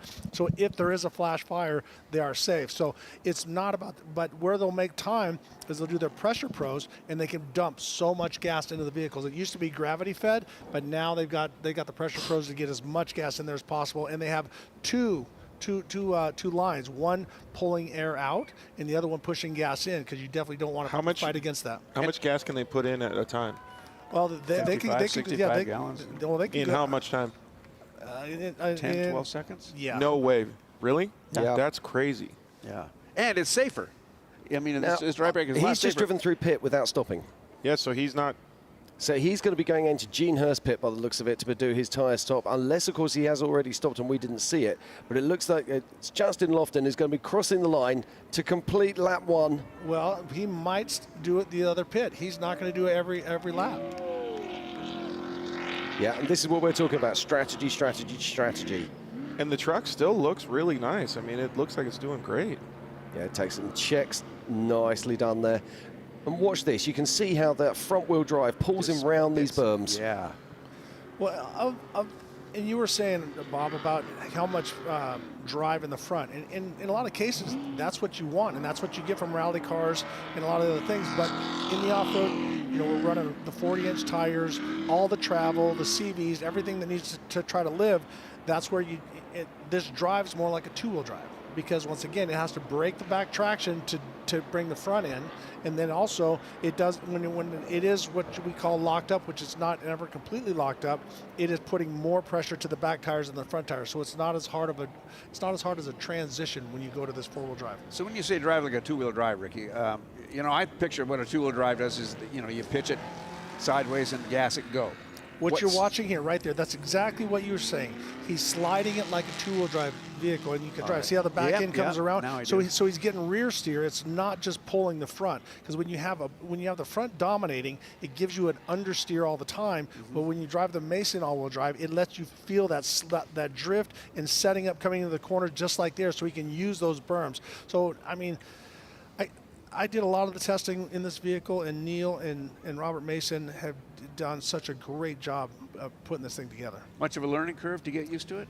No, I think everybody got in. Mike Coleman, who raced with us, Gus Villadosla and he got in, and he was a Class 7 driver, and immediately he was fast. I mean, blew my mind. I thought, uh-oh, this guy's going to kill me. But I'm like, wait a minute. He's got his crap together. He understands it, and he drove it very smooth and very fast within 20 minutes. But what's hard is you got to navigate. Things are happening very fast, and they're not easy to drive because you're going so much faster. Oh, four-wheel drive is that.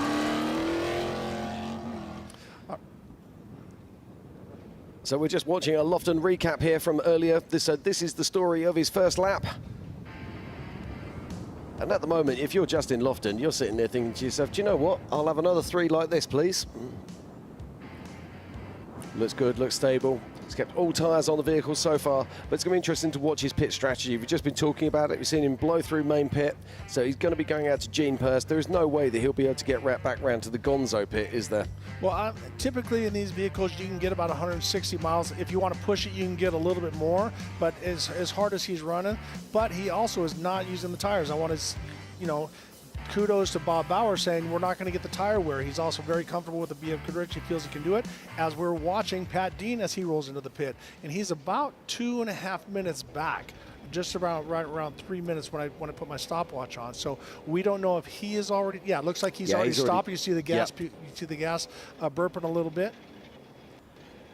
So I'm reckoning that Pat stayed in, and Tim's going to get in next. Yeah, I'm gonna say 2 laps and then split, which could be an advantage, could be a disadvantage. George. So talking about the Deans, James Dean, the 175. I think he got a smashed oil line or something. So I don't know if he's going to have to retire his race. It's unfortunate because he was doing so well. Well, I got a text at mile 65, or no, I'm sorry, number 30 Adler took out Dean at the 175 by landing on top of the engine. Yeah, that's the same one I got too, but I didn't want to be the one throwing accusations out there. Run that by me again. I didn't quite follow that. So 175 James Dean out of the race. Adler TT30 landed on top of, broke his engine and some oil lines. Holy moly. Man, this off-road racing stuff, I tell you what, can get in tricky situations very quickly. Take no prisoners. Yeah, exactly. And going back to the Pressure Pro, Bob, I think that some of those guys, I just got a message that one of the 6100 teams, they can dump about 75 gallons and do rear tires in 20 to 30 seconds. Wow. Well, I just got a text from Dave Bonner, and he was saying, did you notice that Ryan Arciero had no spares on the rack? Whoa, what? Yeah, and so I didn't notice that. So that was a good eye, Dave. I didn't pick that up. But if that's the case, his pace is going to come way down. And I'm surprised that he didn't stop. Ryan Arciero, sorry? No, I'm not Ryan Arciero. Justin Lofton. Oh yeah. So Lofton used his spare tires then already. But why didn't he stop in the main pit? I thought he was wrecked. Let's take another good look because it could be wrong info. Yeah, I'm sorry. I thought he looked wrecked to me. Yeah. I mean, logic says he's not going to head back out on another lap with no spares. Well, I just got another text from Scott Glimp. Where are the 41 spare tires? Yes. So maybe they were on and they didn't strap them in and they fell off, and he does not know that. Oh. In fact, I've actually got other people now saying to me that Lofton has no spare Justin and tires. ask him. Yeah, let's do it. See what he says. And I just got from Dan McMillan, Lofton missing both tires. So everybody saw it but us. That's our job to see these things, and we didn't see it. Thank God you got a backup plan, Ricky. Oh, man. Okay, here comes Harley Letner into the pits now. And he has both of his spares. Yeah. You want to call that out? I don't know if anybody can see it, but his front bumper is hanging down a little bit. That little balance is just been there the whole lap, actually. I've been watching him. Hey, I got to say, he is one of my favorite drivers, dude. I just love his enthusiasm on that foot, on that gas pedal. But, you know, and he's so different than most every race driver we ever see. And the fact that he is one long wheelbase. He's got to be 20 feet tall. Yeah, well, I think that's part of the reason. Besides being such a great shoe, he's the same size as Kevin Thompson. I just got a text from Ron Prosser saying Pressure Pro, 77 gallons in 35 seconds. Amazing. Well, I'm actually getting to, you're saying about Canada, I'm actually getting somebody at the moment in, that's Rob Mack, more importantly. And he has made up some time. He seems like he's going to be somebody to watch because he's he was back a little bit of ways, but he's right there. Definitely Mr. Consistent. And if anybody wants to know, he's got both tires as well. That's what I was saying. I'm getting text messages from someone in Holland telling me that Justin Lofton has no tires. So, yeah, we are blind. Well, and they're also saying that the strap is broken. So those tires are stacked. So if they don't get that strapped, both wheels can fall out. So something happened, the strap broke, and now both are going. So he's going to have to stop and replace that strap before he can go. Right. He didn't have any. He even knows. I don't think I guarantee he knows now because they have satellite radios in there. So they're going, guess what, bro?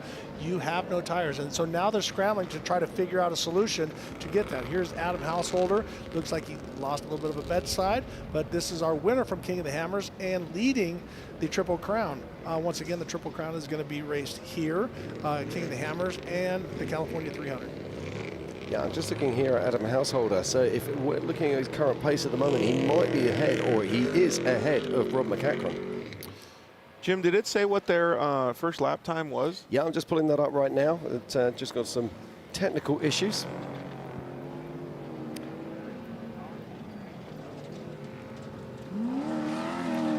So Arciero and Householder are both trying to be twin with their right fender missing. Lofton, you mean? Oh yeah, Lofton. I'm sorry. I think it's we're going to get something right in a minute, aren't we? No, you have me in the booth. Get used to it. Start speaking my language and understand when I say Ryan, I mean Justin. When I say Justin, I mean Ryan, and so on and so on and so forth. Hey, so Bob, when I first got into off-road racing, I had no idea what the helmet sock was. Can you explain that to anybody that hasn't seen off-road racing or maybe a first-time viewer of the show? Sure. As we look at the helmet, you'll see that there's a visor in there, and they're totally sealed in essence. There's an air pump. I don't know if you look on the guy on the right side or on our left of screen, you'll see there's a tube going back from the back of his head. That's the air input. It's air that they draw from the outside, goes through a filter system. Some guys run coolers. I was going to say. Yeah. The day was we ran it through an ice chest full of ice and water. We got an air conditioner now. Well, you're so modern. Yeah. You're also bigger bucks than we were. Well, Ricky's pretty bougie. Okay, right. Just looking here right now, and I can tell you that we've got some changes at the top of the pack. In fifth position at the moment is Kevin Thompson, a.k.a. Harley Letner. In fourth is Rob McEachran. In third is our physical race leader, Justin Lofton. In second, it's Tim Hurst, who's Pat Dean driving. And in first on adjusted time at the moment, it's Adam Householder. Awesome. I mean, it is, and the race is just starting. We're one lap in. We're 100 miles into a 400-mile race, and the course is going to deteriorate a lot. So, yes, we can talk about that. And this is Eric Harden, and as once again, Andrew Myers in the right seat. Obviously, Andrew has not gotten out yet. He might have thrown up in his helmet. We don't know that, but it's do we have a sick driver? No, I'm just joking. I'm giving Andrew a hard time. But we have a race on our hands. Those guys are going back and forth. Oh. That's interesting. He's just getting back on track there. But as the action continues here at the 2023 BFGoodrich Mint 400, we're going to step out for a short ad break, but don't go anywhere, and we'll be back with the action very soon. The 2023 BFGoodrich Mint 400 is sponsored by BFGoodrich Tires, what are you building for? Monster Energy, unleash the beast with Monster Energy. By Impact Canopies. Off-Road Warehouse, Jeep, truck, race and UTV parts and installation since 1973. Vision Wheel, used by the best off-road drivers in the world. We are Vision Wheel. By Busch Light Beer. PCI Race Radio, supporting you with high-quality communications, navigation and safety equipment for over 50 years. By Rockford Fosgate. And by Tread Lightly, promoting responsible recreation through stewardship, education and communication.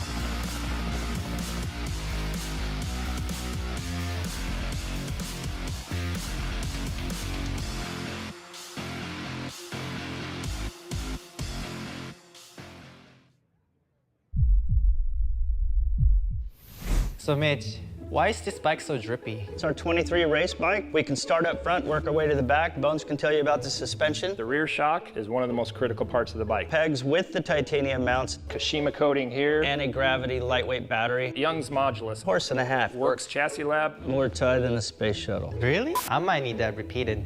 This thing slaps. Slaps. Oh, you should have told me that earlier. The estimated haul time is now 96 minutes.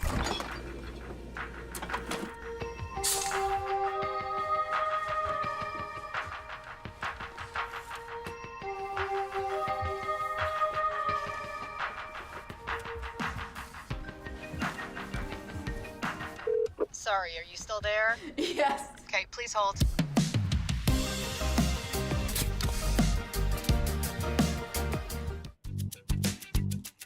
Need a little help?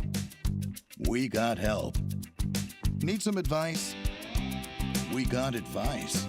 No matter what you need, we have thousands of professional parts people doing their part to make sure you have it. Exceptional customer service. Just one part that makes O'Reilly stand apart.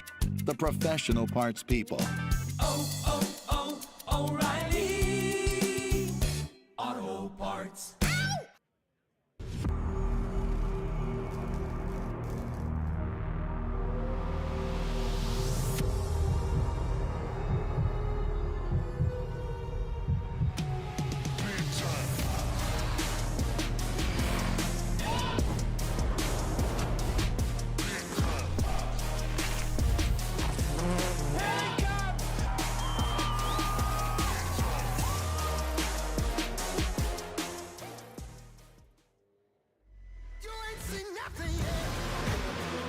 Yeah, I got that right turn. We're good. Let's meet up at the compound group up. At 10-4. Yeah, for sure, dog. Good, little driver, straight on through.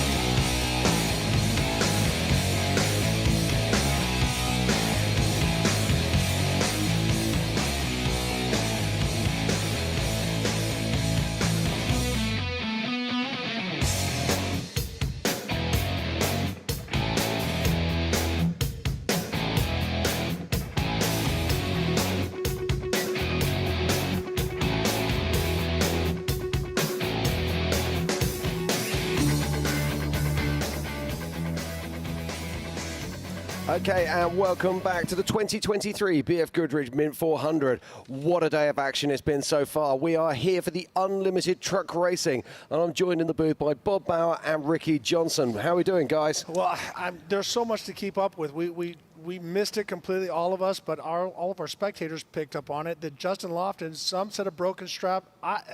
Dan McMillan sent me a photo, and he zoomed in on it. It looked like they just didn't strap it. So when they pulled the spare off, I think they made a mistake and didn't hook the strap back up, and the other spares fell out. So we're going to find that vehicle as quick as we can as we go down the rundown. And Adam Householder has moved into the top spot. So once again, confidence playing very strong there. Tim Herbst in second.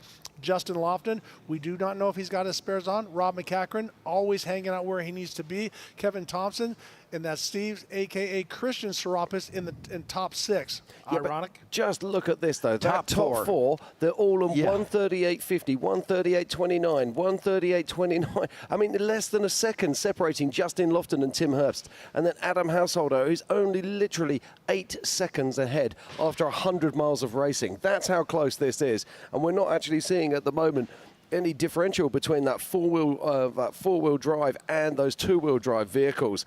But we have seen that last year's champion, Carl Jurgensen, has been having issues out on track, and that's pushed him away from the leaders. Yeah, he was up there, then he fell back, and then he got that flat. Then he walked away from Kevin Thompson and also B.J. Baldwin, but then had another issue. What?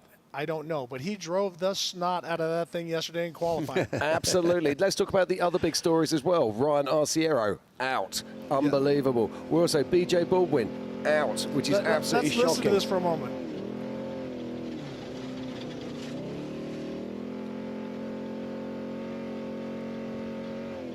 Ricky, I love this. You got to do some teaching here. Talk to him about his thumbs.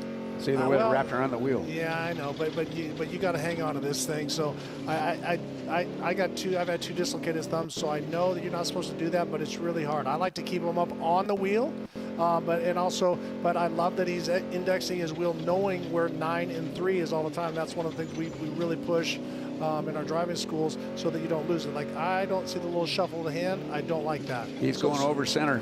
Well, what the problem is, when you do get sideways, you go to make a correction. How much are you going to correct? So I like to keep tabs with where 9 or 3 is at all times. I'll take one hand and shuffle it a little bit, but I will never shuffle both hands, because if I get on 2 wheels, I don't know where straight is. So when I see those trucks, and it happens in UTVs a little bit too, I call it chain slap when they let off like that, or when they hit the brakes. What is the vehicle actually doing mechanically? When it comes to the steering, or well, when you hear the clack, clack, clack. So what's happening? A lot of times that's the shock. You hear that slap, slap. It's the check balls that go back and forth between a compression and a rebound. Jim? Yeah, it's interesting that you picked that up, George, because on the all-wheel drive trucks here, they actually have one-way gears in the front differential because of that exact same thing, so they don't get a back thrust through the differential. So in fact, these all-wheel drive trucks are only all-wheel drive in forward gears. They're not all-wheel drive in reverse gear. Interesting. Oh, wow. Wow, that's something I didn't know. Thank you. Yeah, look at you, Jim. Science over here. Wow. Hey, Professor mate, Marsden. I'm the biggest geek in the world. I'm the biggest fan in the world. I love this stuff. But right, let's go back to the big story. So Ryan Arciero is out. BJ Ballistic Baldwin is out. Justin Lofton, who's physically first on the track at the moment, has no tyres in the rack. We're trying to get a helicopter above him to find out if that's improved, or we're going to wait and see. But also, did we see him go in, and did we see him take fuel and we missed it? Or is he, what is the story there? So we're going to have to wait and see what happens to Justin Lofton. Well, if the tires story is true, he's going to be stopping at the Gene Hurst pit to look for tires. Yeah. He's got to stop in his future. And wait a minute, this looks like Justin Lofton does right now, indeed. so we should be able to see. If he's running this pace with no spares, that is one confident driver. Yeah. There's other words. Well, but he also knows, for him to win this Mint 400, you're going to have to stay on pace. You cannot hang back. You got to keep pushing forward. So anticipation, we're all waiting, along with everybody else. Are those spare tires there? Did he get a new? Should we take bets? I'm going to say he's got tires. He's running a little too spicy for me for no spares. Yeah. When we came back from commercial, Jim Marsden asked us, how you guys all feeling? And I'll tell you what, it's only one lap in so far, really. Yep, I'm exhausted. Nope. No holes. tires. No tires. No tires in the rack. tires. Wow. He's So- got confidence. That is He's got wild. confidence in his rubber band. So because if he gets a flat, that's going to end your race. That is wild. It's man. good to know that he's got this newfound confidence. Or do you think that they still don't know? In the tires. No, they got. They have to know, right? I mean, everybody. We now know, and so I guarantee someone's texted his crew and let him know. Here we see it looks like Kyle Jurgensen or one of the other Brenthel trucks as they work their way through. So once we get a closer look, I'm fairly confident that'll be Kyle Jurgensen there.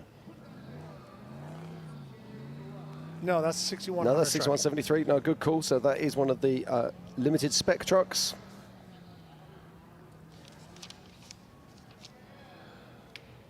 Alrighty, guys, I am going to step down for just a moment. I'm bringing Jim Beaver. I'm going to go find out some information. He's going to have a celebrity guest. I'm not going to say who. Don't want to be a spoiler alert. But I'm going to have Jim Beaver come in here and take my spot. You'll be in good hands. I'm going to grab some lunch and find out some information. I'll be right back, boys. Fantastic. Thank you, Ricky. We look forward to you joining us again. And still the action here continues. And that was Conor McMullen we just saw there in the Brenthel car making his way back in towards town. And this looks like... Is this a Class 1 or a Class 10 car here, Bob? 1. Got to be that wider stance, isn't it? Wide, low. I could be wrong. I am wrong. Big fat 10 car. Well, they're all out there to make a fool of us, that's for sure. And we're back with... You got result. You know, I want to finish up with George's question on what's going on with these helmets and that thing hanging down. That air pressure that goes into the helmet blows cool air on them. The vent there lets it out, and it also prevents dust from backing up inside the helmet. Exactly, yes, a dust skirt, so it stops the dust coming back up into the helmet. Very, very important indeed. I remember when I first came over to the States and I started, I was given one of these helmets and started to stick that on. I had no idea what to expect. I was like, no, I don't need this. Now I absolutely love it. Yeah, how long did that take to love it? So when we watch some of these camera angles, Jim Beaver, like when we see the forward-facing camera angle, we're obviously watching them and they're concentrating, looking forward. You see all the stuff in your peripherals going by, and they're going 60, 80 miles an hour. EJ is here. What does that do when you're focusing forward? Do you pay attention to any of that? Is that breaking points? Like, how does it help or distract you? I mean, there's definitely a lot of breaking points. You know, I think at this point, most drivers, though, you know, when you're driving at the speeds these do, I know, you know, we're looking so far down the course, you know, and I tell people, if you're looking at what's in front of you and you're driving an unlimited truck, you're done. It's too late.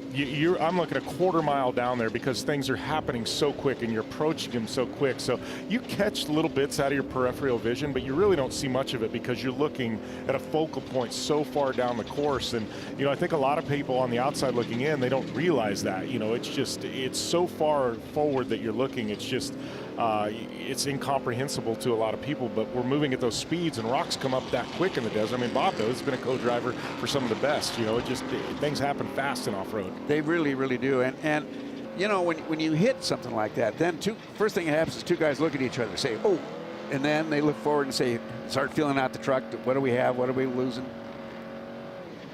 Okay, now this looks like this might be Adam Householder here. Just trying to get a visual on there. You'll soon be able to tell there's these orange wheel arches. And Adam Householder was our lead car on adjusted time as it came through main pit. And Adam's on a charge at the moment. He won at King of the Hammers earlier this year. Full of confidence. It's great to see him pushing hard here. It's like a Herbst. Is that a Herbst? It's hard to tell, isn't it? It really is. I'm guessing. Yeah, that's a Herbst. Yep. They are moving. So Adam Householder will be actually behind this vehicle. Look at that. And this is running the 5-speed. We're just trying to find out if it's an X-Trax box, but it's definitely a sequential gearbox. And when you see them going those speeds, it's just like they're barely touching the top of that dirt. It's got to feel so crazy when you're moving around and just floating on the top of that stuff with those tires. And this is Alex Wacker from Twisted Monkey Racing in Camberg car. Yeah. So I did get a little information when I went and stepped away and had lunch. All right, good. One, I had an all beef hamburger, and I props to Justin Lofton. It's probably one of the best burgers I've had in a long time. So, where do we get those? Yeah, right behind here, the production compound. You go right there into the Midway, and they've got the all beef burger stand, and you can get an official Justin Lofton burger. And that's on my list, Mr. I'll tell you Bieber, what, thank it was you. actually a darn fine burger. But the other thing I did find out is, I mentioned B.J. Baldwin, out of the race. So you know what caused that? What? The initial contact that he and Harley Lettner had. Really? They traced it back to the initial contact. It actually broke the oil tank. So he done it to himself. Yeah, so the bumping and banging there in the first couple corners that we saw, that actually ended the day of B.J. Baldwin. Doggone it. So It's amazing, isn't it? These cars are incredibly tough, but small amounts of contact can do incredible amounts of damage. I mean, we're hearing stories that James Dean has had a contact with another car out on course that has caused him to have to retire due to a similar situation. So, tough break there. It's another one on the hearse. That's either going to be EJ or Thor. Looks like we've had George Hamill stepped away. He's going to go grab one of those all beef burgers. And in the meantime, we've got the kingpin of the Mint 400. He's makes him sound a little bit like a mob boss, and I feel like you feel like a mob boss at times, don't you, Matt Martelli? Well, only if we have to put some people in the desert. Right? Well, you put plenty of people in the desert this weekend. Oh, them all out. Harley's done some good stuff. Ooh. That is not what you want to see. No. That's the problem. He's not seeing much of anything right now. And he's seen it over and over again. That is Harley Lettner there. He's got something dragging under the truck, it looked like, too. Yeah, well, I saw it. It looked like a valance or something. He had a hang down about 20 minutes ago when he was on screen. See, it's up in front. Yeah, it's that front valance for aerodynamics. Yeah. And, well, it's not slowing him down any. No? Not much slows Harley Lettner down. No.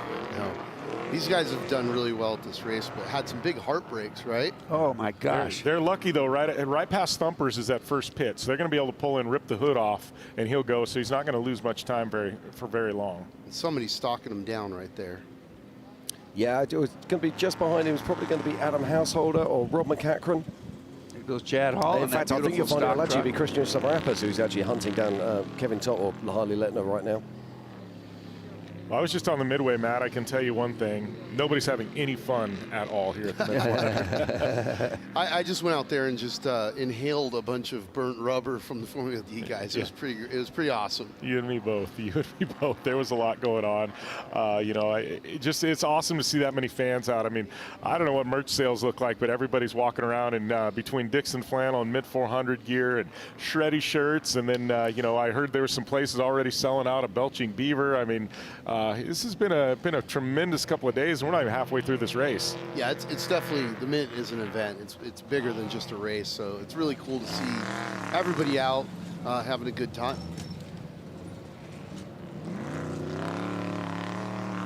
Now we got one of the Class 10 cars, looks like coming through here. Gonzo Dean pit. Wheeler there just making his way out of the Gonzo pit too. Yeah, well, Matt, and I got a question, because I know in the past the 10s have run in the limited race. Today we're seeing them in the unlimited race, and I know you and your brother, and you sit back and you kind of analyze, you look at data, you look at a lot of different things. Kind of take us through the perspective of how you figure out who lines up on what day in races. Well, it depends on our car count. This year we got a very big car count of the limited racers. So we needed to really move some of those guys over to the unlimited race. And 10 cars are fast. People don't understand how fast these guys are. So we thought it was pretty prudent to get those guys in the unlimited race. It's just matching them up with everyone else. Yeah, so it's good. Those guys are stoked. Yeah. They're out there battling. I know the 10 cars for a long time, they go, we don't want to be the overall winner of the limited race. We want to compete for the overall of the big race, and I think for those guys, maybe sneaking one into the top 10 overall, that means a whole lot to those guys. Oh, it's happened. Awesome. Yeah, it's definitely happened. Hell, Yeah. Rob Mack finished top 10 in a 16 car at the Mint. Yeah. Yes. So we actually had a question, and not one of us could answer it. We were talking about the Class 1 cars. I know Harley Lettner ran up front a few years ago in a Class 1 car. When was the last time a Class 1 car overall the Mint 400? Do you remember? I don't. That's a history book thing, and I'm not even well, no, buggies definitely have, and it would have probably been back in the day when when the limited buggies were actually Class 1 cars. So since a renaissance of this race and bringing it back, there hasn't been a Class 1 car overall? Not during our tenure. I just think that the terrain out there is so rough that it favors unlimited trucks, right? Yeah, now as we continue to watch the action here at the BF Goodrich Mint 400, I can tell you that we have got changes taking place on course. Our current on adjusted time in 5th position, it's Kevin Thompson, aka Harley Letner. In 4th, it's Rob McCachran. In 3rd, it is Justin Lofton. In 2nd, it's Adam Householder. And we have a new race leader on adjusted time. It is Tim Hurst with Pat Dean driving. And he is taking not a commanding lead, but he has taken a lead out there right now. Yeah, those guys almost won it last year, right? So they finished second. Tim Herbst and Pat Dean in that vehicle. You know, fast and a lot of racecraft. It's really interesting. It's been a real resurgence for the Hurst cars in the last few years. They sort of had some quieter times, shall we say, for the Hurst family anyway. But in the last 2 years, they've really come out battling and hard. Well, I think one of the big things for the Herbst family too, and the one guy we haven't talked about is Troy, and the reason why we're not seeing Troy out here is his son Riley has become one of the top, prodigy NASCAR drivers in the country. But I think, Tim and Troy and the Herbst family, they've seen a resurgence because now their kids are old enough to race, and it's become a family affair. It's always been a family affair. You had their dad who kind of passed it down to Tim, Ed, and Troy, and now you've got the brothers that are now passing down to their kids, and I think that's why we're seeing the resurgence, because now their kids can drive, and I think the dads are enjoying it that much more. 100%. I would say even further, they're obsessed with building fast vehicles. I mean, their package has the highest top speed of any vehicle. Now, speaking of fathers and sons, here is Terry Householder making his way in, and his son Adam Householder is at the moment fighting for the lead in this race. Yeah, it would be really cool for Adam to pull this one off. I mean, he's coming off a really big win at King of the Hammers, leading points in the Triple Crown. Yep. So this would be a big one for him. Matt, we didn't know what the purse was for Triple Crown. That was one thing we didn't have a data on. I don't know either. We have to figure that out. Okay, cool. It'll be big, ladies and gentlemen. It'll be huge. That's what I told him. I said, I know there's a purse. I just don't know what it is yet. Yeah. Absolutely. But, it helped out. I think it brought a lot of drivers to Hammers that may have not have raced the desert race. But I think here at the Mint, it also brought some drivers to the Mint that may have been concentrating on other things as well. And bigger picture, it's good for the sport. It's good for the industry when you see two promoters saying, hey, let's cooperate on something. 100%. Yeah, that is, to me, that's the more significant outcome. Well, and, we want people to get off the couch, dust off those race vehicles. We don't really care what they are, and get out and race. That's what this is about. That vehicle isn't doing you or anybody else any good parked. Right. Exactly right. And you make lives there. I mean, you said we don't care what you run. As long as it's safe, we'll let you run. I look at Emmy Hall yesterday and her little Mazda Miata buddy. She won her class. Yeah, this is really cool. Paul and the Dynamic Racing, this is his first race back. He rented a spec truck from Rentals. It's good to see him back in the dirt. Love this. Look at these images here with that helicopter on the left. And this is just perfect racing weather. It really is, isn't it? Look at that dirt. Nice and sticky and wet. I don't know what you've had to pay someone to do this, Matt, but thank you. Well, I think everybody's enjoying it. The fans, they're not eating as much dust as they normally would. Us commentating on the live stream, it's easier to spot. Drivers are loving it. I mean, this is, I can say, Matt, obviously I've been coming to the Mint with you for a decade now. But I think, outsider looking in, and I hate to say this is the biggest Mint in a long time. And I think, COVID obviously happened, and then we had the December Mint, and then, the one following that. I feel like this Mint, we've gained back all the traction we lost because of COVID and then some. I mean, this is a massive Mint 400. No, it's been great. And, a lot of it, I have to thank, my team. I have a great team. My brother, my cousin Killian. Everybody has just worked their butts off to get to this point. And we love doing this. And, I can tell you, we're going to do more. You think this is big? Hold my beer. Oh, my goodness gracious. I mean, how many official entries did you have? We had 491 entries, 1,200 racers. So that's the old days of the Mint. That's right. That's right. I can't tell you the last time I saw almost 500. Well, KOH aside, because there's a billion different classes and everything running, but just a pure desert race. I can't tell you the last time we saw almost 500 entries. Yeah, it's great. I love going out there and seeing, the people in the pits, the people in the stands, all smiling, having a good time, and all the kids, man. Yeah. It's really cool to see that next generation of off-road racing enthusiasts coming up, Yeah, well, you got all the kids divisions racing also. I mean, it's just there's something for everybody out here. You got a little short course happening with the class 11s and things that like the grid walk. you know, I was saying it earlier, that's where a young kid can walk up and touch, you smell it, and realize how huge some of these race cars are. That makes a mark. Oh, this one's cool. This is CJ Fasten. So he got, is racing in other forms of racing, dirt track, and this is his first major desert race. He did a couple warm-up races to get to the Mint. But he's really excited, and we spent some time together. He has a YouTube channel, does a lot of cool stuff on that. So go check him out, CJ Fasten, Faison. So I got a text. I got a text from our boy Tim Montana this morning. He says he's a Mint 400 winner, but I don't think this is a problem. But I think he's got bit by the bug. He's already trying to figure out where he can buy a race car, how he can do this more often.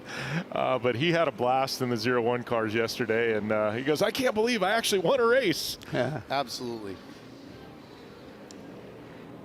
Yeah, and it's really cool, to be able to have the celebrity car and put those guys in.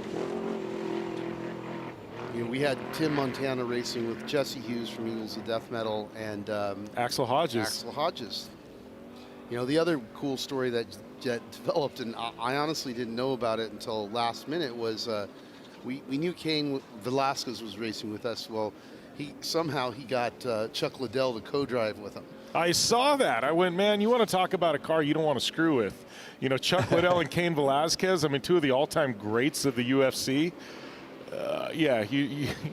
You don't want to get into a banging battle with those guys and see them after the race.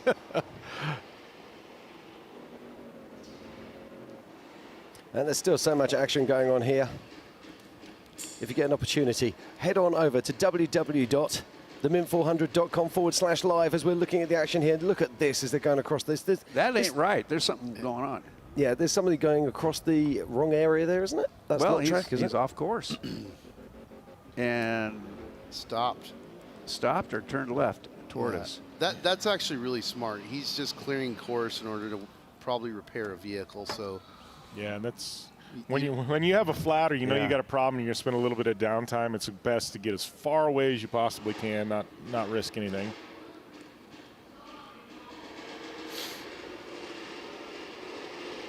Yeah, especially at the end of those dry lake beds, You come to the end of those dry lake beds and you're cooking. There's top speeds carrying a lot of velocity. And it's easy to look at that turn and think, oh, that's easy. I got it. That's kind of up where Rob Mack got ahead the other year. Yeah. Yep. Same little hook. Yeah. Looks like the dry lake bed then going into chokers. Is this Chris Hirsch we're seeing here? Definitely the most American vehicle out there. No, it's not Chris. It's the 22L. Looks like those the King Shock. That's Robert Malone.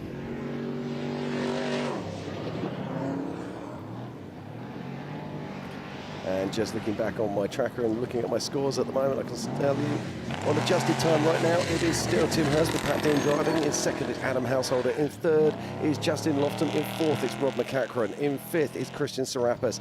In sixth is Eric Hardeen. In seventh is Kevin Thompson. In eighth is Nick Whetstone. In ninth it is Robert Johnson. And it's still incredibly close there at the top. Yeah, there's Todd Wiley. He's an old Class 8 guy. He's got his truck out of the he started running it again. He calls it Frankenstein. And if you've seen it, I'll be honest with you, it's not the prettiest truck you've ever seen. It's had a bunch of different fabricators doing a bunch of different work, but that thing, he's got it so it works so darn good. And he knows the truck. And he knows the truck. And I tell you what, if there's a jump, he's one of those hold my beer. If you think you can jump, I can jump 10 times farther. Not bad. He's a fun guy to watch. It's always exciting, but he took some time off. He's got a bunch of land development stuff he does in Arizona, but it's great to see him back out racing again. So, Jimmy, this truck is, I'm figuring it's got to be at least 18, 19, 20 years old. Okay, just look at this, though. I think he's about to become lap traffic. I think that is one of our faster guys coming up, looking at the pace of the dust. Check this out. I think he's about to get swallowed up. Yeah, it looks like, is he pulling off? Or? No, he's just taking that left-hand line, I think. That's an old I-beam Ford. What do you... He is keeping it on the ground, though. He is, but I think he is about to get swallowed up by lap traffic coming round behind him. And I'm just looking at our timings right now. This is quite remarkable. We've got the top 4 cars all, as they cross that last timing loop, they are literally within half a minute of each other after over 140 miles of racing. Yeah, it's shaping up to be a wild one. You know, and the one that's impressing me, obviously, we saw him winning hammers. You know, today we thought, you know, what kind of pace is he going to run? What's his strategy going to be? But Adam Householder, Adam Householder, he's like quick. I said, he got what he needed at hammers. It was a little, you know, it was a little ego boost there, and he's holding his own against the best in the business. And you know, what a deal if he could somehow go back to back with the king of the hammers in the mid 400. Well, that's what I love about this. Just like what happened yesterday is, you know, Joe Tirana, our winner there, he was not the guy that was expected to win. Right. You know, I always use the analogy that this is like MMA, like the UFC. It's like you got a plan, then you get punched in the face, right? You got to replan. And that plan goes out the window, Yeah. right? So this is much the same. I mean, really, at this point, anybody could win. And I actually like seeing the guys that are unexpected win because it keeps it exciting. It does, yeah. But equally, there's a lot of guys out there who've won this on multiple occasions, and one of those is Justin Lofton. He's already won it 3 times. He'll be looking for his 4th win. He's had a lot of bad luck in recent years, but it looks like he's going well at the moment. Now, what we haven't seen in recent times is Justin on track. Has he managed to get 2 tyres back into the rack? We saw him, was it a mistake by his pits? Was it just, you know... We got to get this story. Yeah, we'll find out. Ricky's out there right now trying to find out what's going on for us. But I mean, Jim, I think, of course, he's got spares in there by now because he's been past the Gene Hurst pit. Yeah, he has, yeah. And there's no reason for him to not stop. Now, it's going to be interesting because our next time split will include any stoppage time because he would have, as he entered the Gene Hurst pit, he would have actually had his time taken before he actually stopped to pit. So it's going to be interesting to see where he's sitting now. I'm guessing that he's going to drop a position, but we'll wait and see.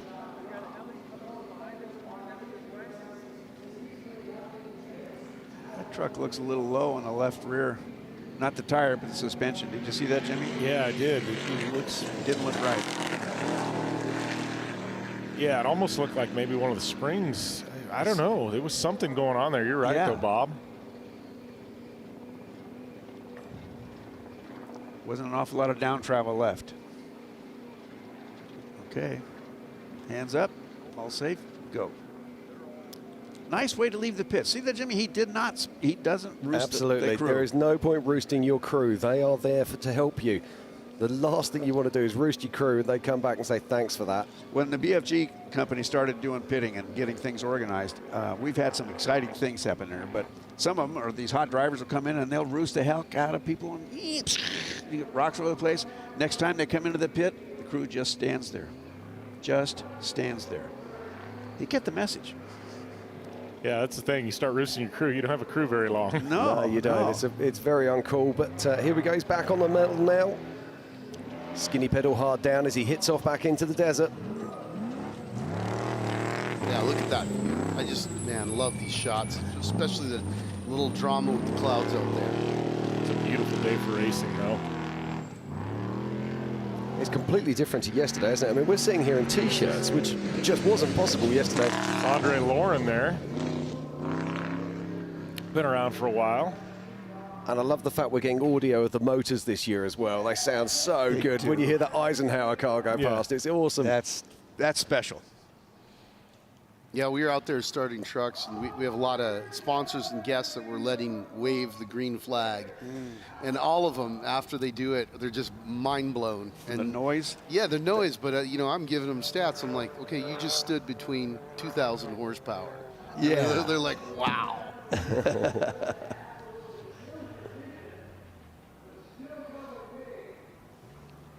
It was really pleasant to see, like in Gonzo, yeah, that's Gonzo Pit we just saw there. All the fuel mats laid out even. I mean, for those of you at home who are watching, this is how one of the ways we take care of the desert so we can continue to use the desert. Now, this is a very interesting car. This is Ethan Eberts here in the only Class 7 entry. And this is the vehicle that's running the Honda V6 twin turbo. Yeah, this is a really fast and capable truck. And it's interesting because, you know, they qualified better than a lot of the 6100s. You know, and every year, you know, racers want different things, right? So he came over to me and said, hey, can we start in our qualifying position? And while you know, sure, that sounds good. the weight difference, the weight disparity between that truck and the 6100s is pretty big. Pretty big.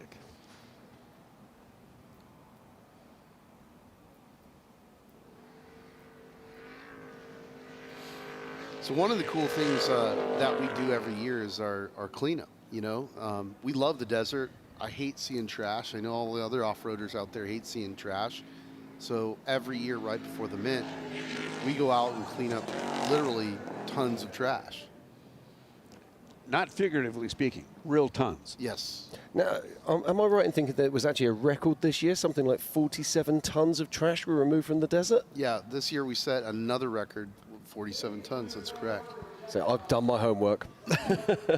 You have. I mean, we're in the thousands of tons that we've actually pulled out over the several years that we've been doing it. We're going to continue to do it. Well, it makes a very important statement. Well, as we talk about this, we've actually got a piece about that entire desert cleanup. So let's take a look at what you've been doing out there in the desert, Matt.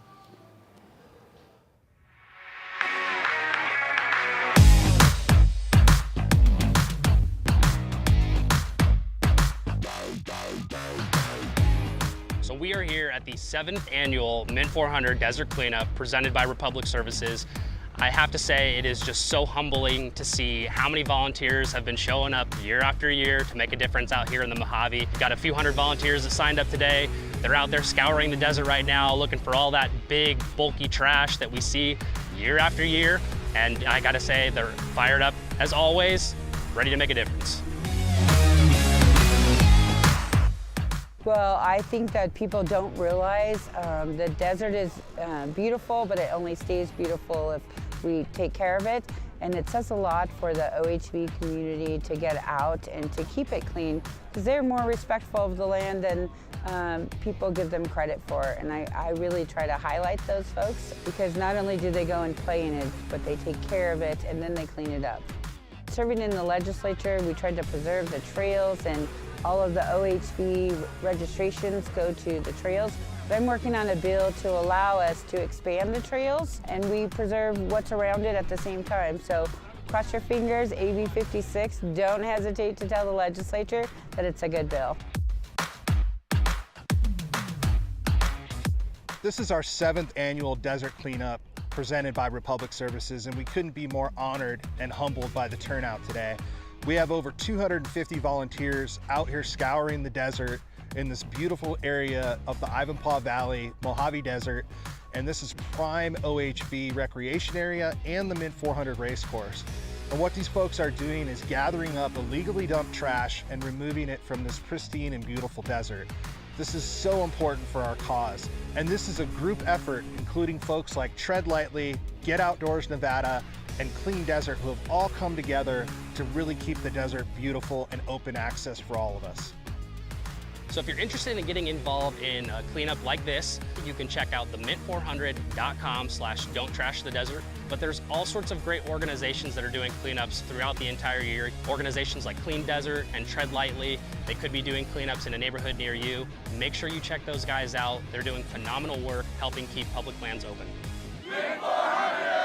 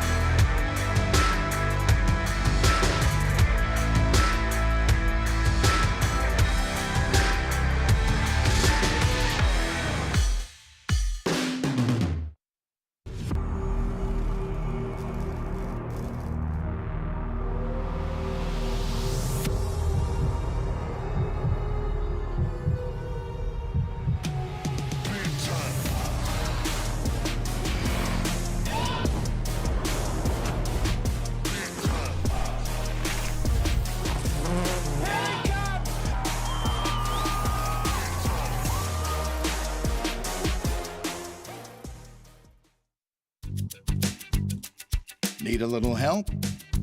We got help. Need some advice?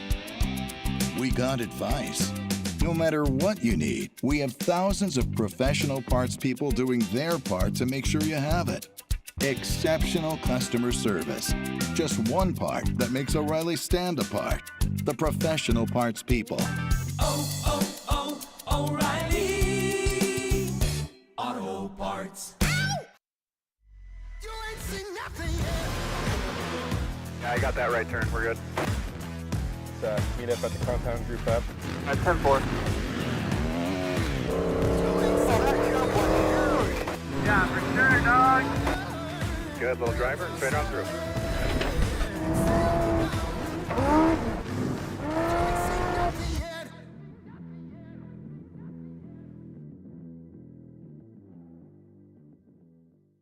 The estimated hold time is now 96 minutes.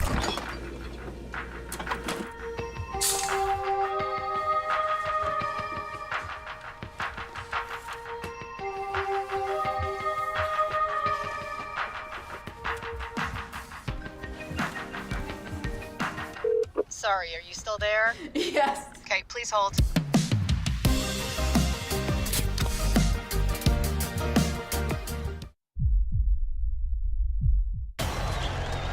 All right, Chase, number 23, it's 2023. This championship's yours. Let's show these guys what's up. Easy, boys. It's not over yet. Big dog still gotta eat. Whatever you say, big dog. Seriously? These fools think I'm fried? They know the deal.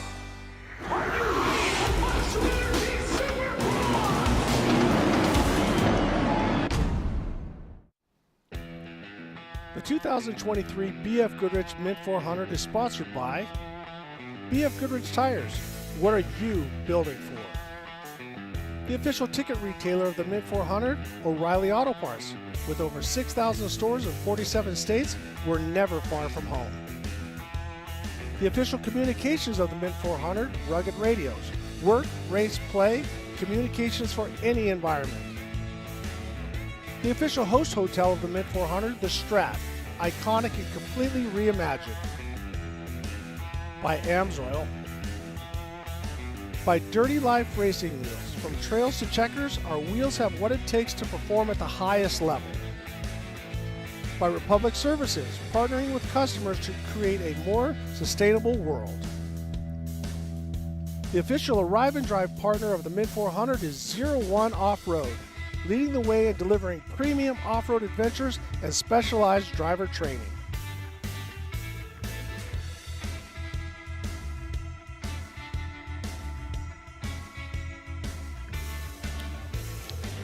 And welcome back here to the 2023 BFGoodrich Tires Mint 400.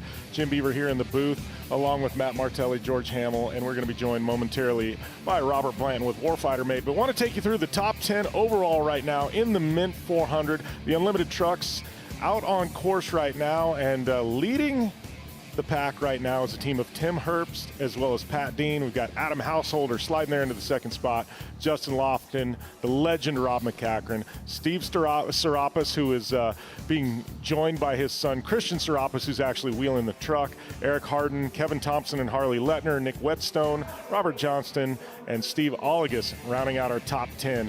But right now, joining me, as well as George and Matt in the booth, we've got our good friend Robert Blanton with Warfighter Mate. How's everything going, my friend? Everything is going fantastic, Jim. Thank you so much. So you were actually out on course yesterday doing battle on this 100-mile. I mean, you've done some of the toughest stuff in the world with the military, man. How does the Mint 400 and surviving that course compare? It is super tough, but it's also super fun. You know, the Mint has is near and dear to our hearts. We bring a lot of vets out here, a lot of vehicles, and we put all those vets through the driver's seat. And unfortunately, you know, we brought a new vehicle, a 84 military Blazer. And I started off, and I had a female CC who's an active duty corpsman. And unfortunately, I got a little too excited as we were going over the lake bed, and I passed every single military vehicle that was out there. And I translated that into when we started getting into the rough stuff. I didn't slow down in time. Totally pancaked the suspension and broke a power steering pump, and just luckily we were able to put CC in the driver's seat, but we left 3 other vets high and dry. What do you call that vehicle, Rob? We call it Chicharron. Yeah. And my right-hand man Danny Novoa spent a lot of time redesigning that machine, and unfortunately I found its limitations. You guys run such a cool program. It is so cool that you are actually taking veterans and putting them into these vehicles and giving them this race experience. Yeah, 4 vehicles this year, 4 vehicles, 17 vets. And then we have a total of 50 veterans that also were helping out in the pits and their families. So really, we had a really good time. I really appreciate all your hard work, doing this. I mean, I know it's in many ways it's a thankless job, but it's near and dear to our heart. The military is part of the DNA of off-road culture. I mean, if it wasn't for World War II vets, we wouldn't be here. Yeah, there's a lot of great cultures that came out of World War II, and we're a part of a lot of them, and really enjoy it. Well, I think even to this day, I mean, you look through the history off-road and you talk about Cheneth race cars and what they were able to do with the military. I mean, even Polaris and some of their involvement, you know what I mean, and making vehicles for the military. I mean, it really is remarkable the synergies that exist between the world of off-road here in the Southwest and the military. Well, I think a lot of it has to do with adrenaline. I mean, what better adrenaline rush do you get but sitting behind the wheel, getting ready to, go flat out over, the whoops or jumps or slide corners and whatnot. And we really enjoy that with, sharing that with the vets. It looks like we've got Justin Lofton, who is currently in the top 3 overall, coming into the Gonzo pit here about 2/3 of the way through lap number 2. So we're going to see if he can make up some time here. It looks like he's got one of the motorcycle racers there, I believe, out there in Gonzo pit. But Robert, I mean, going back to the Warfighter Made program, I mean, kind of give a lot of the audience tuning in right now that might not be familiar with Warfighter Made. Obviously, you guys are here. You're having some fun here at the Mint 400. But give us a little background on what Warfighter Made does for our veterans. Yeah, absolutely. We're a veteran-based nonprofit. I did 21 years in the Marine Corps. My right-hand man, Danny, did 12 years. He's a Purple Heart recipient. And really what it boils down to is helping vets and their families deal with a lot of the invisible injuries, the mental issues that come out of being in the military. We do that in a number of ways. One of them is adrenaline therapy, which is what the BFG Mint 400 is all about, taking these vets, putting behind the wheel and participating in this off-road race. And then the other thing we do is it's all about camaraderie therapy, linking up vets with other veterans and, just creating that network of support for one another. Again, we had 17 vets out here that were able to drive this year, and we brought them from all over the U.S., and we had a really kick-ass time. One of the things that I like about it most, Jim, is that there's a lot of firsts that happen here, right? He'll bring newbies out here. He'll bring the families out here, some that may have never even seen off-road before. It's really cool to see because not only does it introduce them to something that can fix some of the underlying issues that Rob talks about, but it puts a family on all of the other people's face, or a smile on all the other families' faces, man. It's so cool. And then just the fact that the vets themselves are really selfless because I put Chicharron out of commission early on. Good job, dude. One of the female vets. I'm sorry. You know what I like is that you come in here and you're owning it. Yeah. There was no. I get the opposite of it. It's like these guys come to me and they're like, I don't know what happened. Something fell out of the sky and hit me. And no, that was all me. Someone's launching projectiles at us. Yeah. But we also have a brother of ours, Chess Johnson, who is a combat wounded soldier. He was shot in the head by an enemy sniper.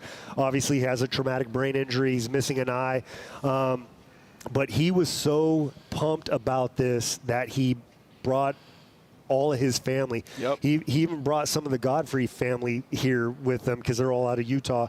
And he went from Hearst to Gonzo, and one of the female vets were supposed to jump in and take it from Gonzo to the finish line, and she found out that he had a whole bunch of family here, so she went up to him and just said, hey, I want you to finish this. Can you finish it? And he's like, absolutely. So she gave up her seat just so he can go over the finish line, gave the greatest interview, actually scared the crap out of me because he jumped from the top of the machine down onto the stage. Whoa! TPQs flying all over the place. I mean, it was the best. That honestly gives me chills just thinking about the excitement that he had too. Man, yeah. It is so cool to see all the camaraderie. A couple of other things that I wanted to mention, Jim Beaver, is that we got some stats. And Matt, you might not even know these stats.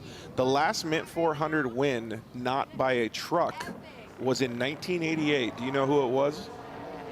In 88. 1988. It was in a single-seat Class 1 car. The time was 7 hours, 46 minutes. Do you know the driver? Serapis. Mark McMillan. I was going to say McMillan is what I was going to say. And then I got one other one. We'll play another guessing game for you guys. The last overall by a bike was in 1971. The time was 9 hours and 54 minutes. Can anybody guess what that guy's name was? 1971? Yeah, 1971. I wasn't alive. That's and my out. they shared duties. It was Mark Switzer and J.N. Roberts. But that shows... Max Switzer. Oh, Max Switzer, I'm sorry, yeah. And so that just shows how many firsts actually come, like what Rob's doing here. It's crazy to see. It's really cool. I mean, that's cool. We definitely celebrate. Woo! Oh, look at that full sin there through the Fox Proving Grounds. Yeah. And thanks to John Lewis for sending in those facts. Those are super cool. That's awesome. We've actually been tossing that around all day. Like, when was the last time an open wheel, Class 1 car overall? So I'm stoked now we've actually got that information.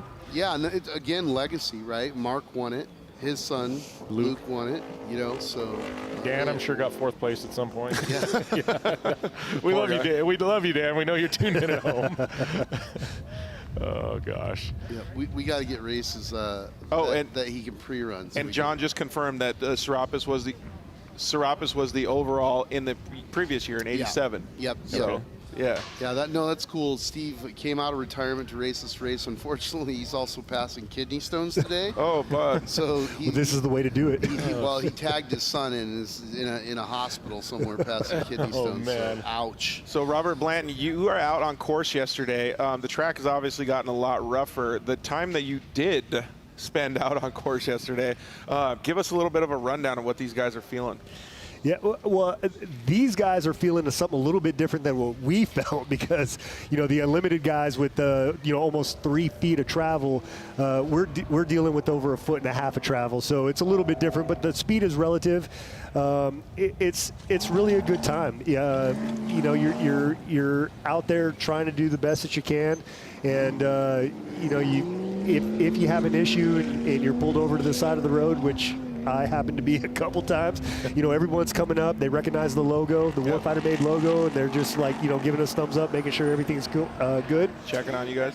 Checking on us, and what's awesome about the off-road world is it really is a big family, and everybody's looking out for everybody else. So speaking of the family portion of it. Obviously, you let people drive. Obviously, you let people co-drive. But there's a lot of people that just push that off to the side. I just want to help. I want to be in the pit crew. I want to be the one making sandwiches. I want to be the one doing all this stuff. There's a ton of people that come and support. Yeah, we actually had the Fletcher family, which he's a combat Marine, and his wife and their kids came out and made us all food for the 3 meals for race day, and just because they wanted to be a part of it, he actually raced with us last year. So it's just a constant giving back. Well, it looks like we're live in the pits here. I got a rear tire change going on. Looks like they're not really moving too fast either, so maybe there's something else. We've got it's Ethan Ebert and the Honda there. Yep. And so Todd Wiley and Frankenstein. This is one of Ethan's first races. If you guys didn't watch the broadcast yesterday, you guys were able to talk to him and get a little bit of a background of his story. 16-year-old kid in the Honda Ridgeline, or in the Honda Ridgeline. Yeah, we've got a bunch of young kids racing with us. Ryan Prosser. Yep, he's out there. That's like we were talking about. It's remarkable how talented these kids are at such a young age because of the advent of UTVs and things like that, where they're able to get behind the wheel and get seat time that 15 years ago just wasn't happening. But I mean, Robert, one of the cool things I think about Warfighter Mates, I've known you for a long time, and I remember kind of the organization, its infancy, and and kind of how it got started and things like that. But just to see what's been built, one, the sweat that you and many others have put in, but to see the way the motorsports community and have come and got behind you guys. I mean, what we've been able to do here in off-road, but also what you guys have been able to do. I saw what was it, a couple years ago, Supercross did a big thing with you guys, and it's really remarkable to see where when people's hearts are in the right place, how many people get behind it. Well, and that really starts with help from you. Back in the day with your show and everything. So creating awareness to help out vets. And Rob, I heard you did, or Beefy did something pretty special yesterday. You had a Kara took a spill, and Beefy went out on a recon mission and put Kara back on her wheel. So Kara Barron is a paralyzed Air Force vet.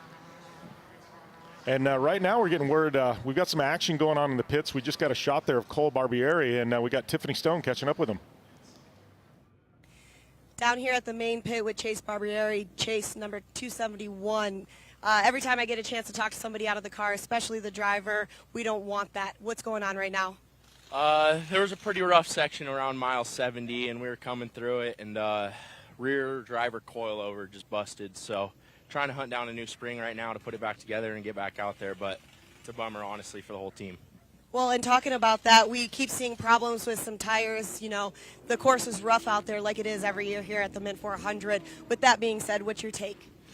Just got to take it slow. I mean, you got to watch for the rocks. There's a lot of big ones out there right now, and I mean, we saw probably 10, 15 tires out on the track. So it's for sure pretty rough out there right now, and it's only going to get worse. Well, Chase, I know that you don't want to give up. Hopefully we're going to get you back out there, but just know some big names are already out of the race. That's going to give everybody a shot here for the 2023 Mint 400. Best of luck to you. I'm going to let you get back with your team. Lots of things happening here at the main pit. We'll keep you guys updated. Back up to you guys. Well, thanks a lot, Tiffany. Yeah, checking up there. That was Chase Barbieri. I said wrong. I said Cole Barbieri, but Chase Barbieri, man, tough break for those guys. Had a pretty solid run going on. So we get there and look at Fry in the 113 Unlimited Class 1. So I continue to push on here on lap number 2.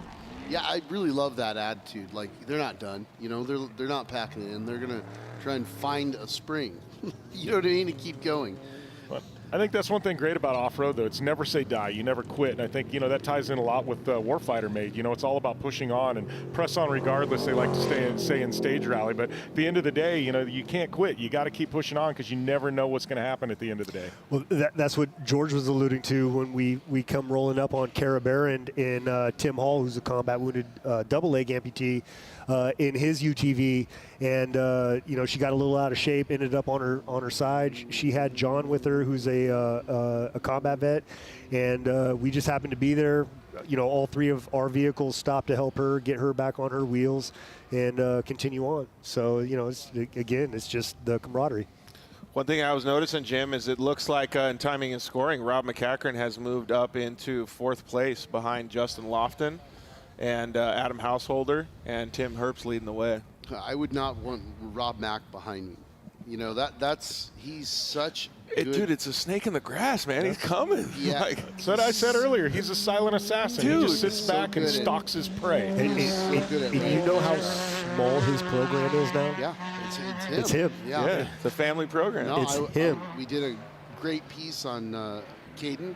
Yeah. Road to the Mint piece on Caden, and we were, at the shop at Robbie Gorky's shop that, they're prepping that vehicle, and Rob was prepping the vehicle. Yeah. Yeah. That's what's awesome though. I mean, Rob's a pure racer. Absolutely. And obviously he's got such a social media following that's developed, not because he wanted it to, just because he's Rob McCachran. He's so good, people started following him. Yeah. But here's a guy who's a pure racer. And obviously when his program got big, he had a lot of people prepping his things, stuff like that. Obviously, economies change, stuff like that changes. At the end of the day, Rob McCachran's still racing, and he's not scared to put in the hard work. Rob has no problem getting his hands dirty. And we're seeing that again. And I love seeing what we're seeing. I mean, last year with what he was able to do, and and put together, I mean, just an amazing season. And, having him out here at the Mint, running there, looks like he's going to be in the hunt for this overall victory at the end of the day. Yeah, I mean, that's great. He could definitely pull a win here. He knows this, and he knows how to be super methodical. And I'm excited that Caden's racing with him. Caden has come along really fast, very mature for a kid his age. Rob was able to give him the keys to the car, so to speak, at a couple races last year. We saw him at the Laughlin Desert Classic, and I noticed one thing about Caden. Rob is very calculated. He's very methodical. Like you said, Jim, he's just a silent assassin. Well, Caden is a lot more aggressive. He's got that young, vibrant, throttle pedal, right? And he's really, really good when he comes to getting in that truck. Yeah, and I remember at the California 300 finish line, I mean, Caden, the kid's got such fire. He had just won the race, but he missed the overall by just a hair, and he was so upset about it. But here we got, was this Brian Blakemore in the Dodge there. I know that's a crazy story we were talking about earlier, where he drove it all the way from Texas, all the way here to the race. And he's going to drive home after the race, right? He drove that truck here? Yeah, drove it from Texas here. Really? Yeah, and Bryant, good guy, like I said. He's done a lot for the sport of off-road racing in Texas, a great ambassador for the sport. It's awesome to see him out here in that Dodge, and, just a feel-good story, and those guys like to go and have a lot of fun. Dude, talk about the passion of racing. That's so cool. So one thing that we can always know when a 10 car is coming, you can definitely hear them, right? Sound like angry bees. Yeah, exactly. Looks like we are in car with one of the Herps possibly here. Yep. Going back to Rob Mack, Warfighter Made does the Adrenaline Therapy Saturdays, and we invite pro racers to come out and give rides to spouses and kids. And we've had George out there giving rides, and he can attest to how awesome it is. But we had Rob Mack come out and do it one year, and he brought one of his Polaris Razors out and on BFGs with us. And at the very end of it, he was just like, I kind of forgot how fun off-road is. Because sitting there with the kids and everybody having fun and just enjoying what they were doing was big for him. It makes a big difference when you can get a reality check like that, right? Yeah. But I think that's one of the great things about off-road is off-road is a lifestyle, and I truly mean that. If you're an IndyCar fan, you're an IndyCar fan on any given weekend when the race is going on, but you're not an IndyCar fan in the middle of the week. You don't live the IndyCar lifestyle. Off-road, if it's not a race weekend, we're still all out in the desert in our, in our UTVs or our, dirt bikes or our Broncos or Jeeps or Raptors and having a good time on the weekends and things like that. It's just one of the few motorsports where you eat, sleep, breathe it 24/7, 365 days a year. Yeah. I mean, that's definitely Georgie over here, but he's also an F1. I just pulled him out of the closet. He's also a big F1 fan. So big F1 guy. If you didn't know it, now you know. So one of the things that I wanted to mention, we were talking about the family-oriented stuff, is Steve and Jack Olagus. It looks like Jack is actually moving up towards his dad on course. That's great. I mean, we're actually good, close friends with them. They support off-road racing a ton, especially Steve. He's always putting up his own money to help out other racers and enhance the prize purses. So, no, Jack has come along quickly, man. And yeah. It's funny because all he can talk about is he wants a new truck. And I think the one he's got is fine for where he's at right now. But really cool to see him progress. It's funny, Steve was walking by the Chevrolet display yesterday, and I told him stop, and he turned, and I said, I got to get a picture of you in front of the Chevrolet sign. And then I went, oh, I forgot. I said, you're not just Team Ford now, you're Team Chevrolet. He goes, I know. He goes, it doesn't work that way anymore, does it? I go, no. But no, Steve is just an awesome guy. He's been around forever. You want to talk about guys that's got stories, and we were talking about earlier, he's a prodigy of Rob McCachran. I mean, he's, Rob's been his driving coach for years, and they're best of friends, and you hear the stories about what Rob's taught Steve and things like that, and the racecraft that Rob has that he'll pass down. It's remarkable. Looks like we've got here, this is the number 8 truck. Looks like getting some fuel. Looks like we're getting. Is that the 18 Whetstone? Yeah. Yeah. Yeah. So this is kind of what we were talking about earlier, depending on the system that you use, whether you use a Pressure Pro or whether you just use one of the red tops or whatever it is to be able to fill it. And that's out at the remote pit. So they're actually filling remotely. So they may have one of the Pressure Pros in the main pit. Right. For whatever reason, they decided to take some fuel out there on course. So maybe they're running a little bit different pit strategy like we talked about, The OTSF SFF crew.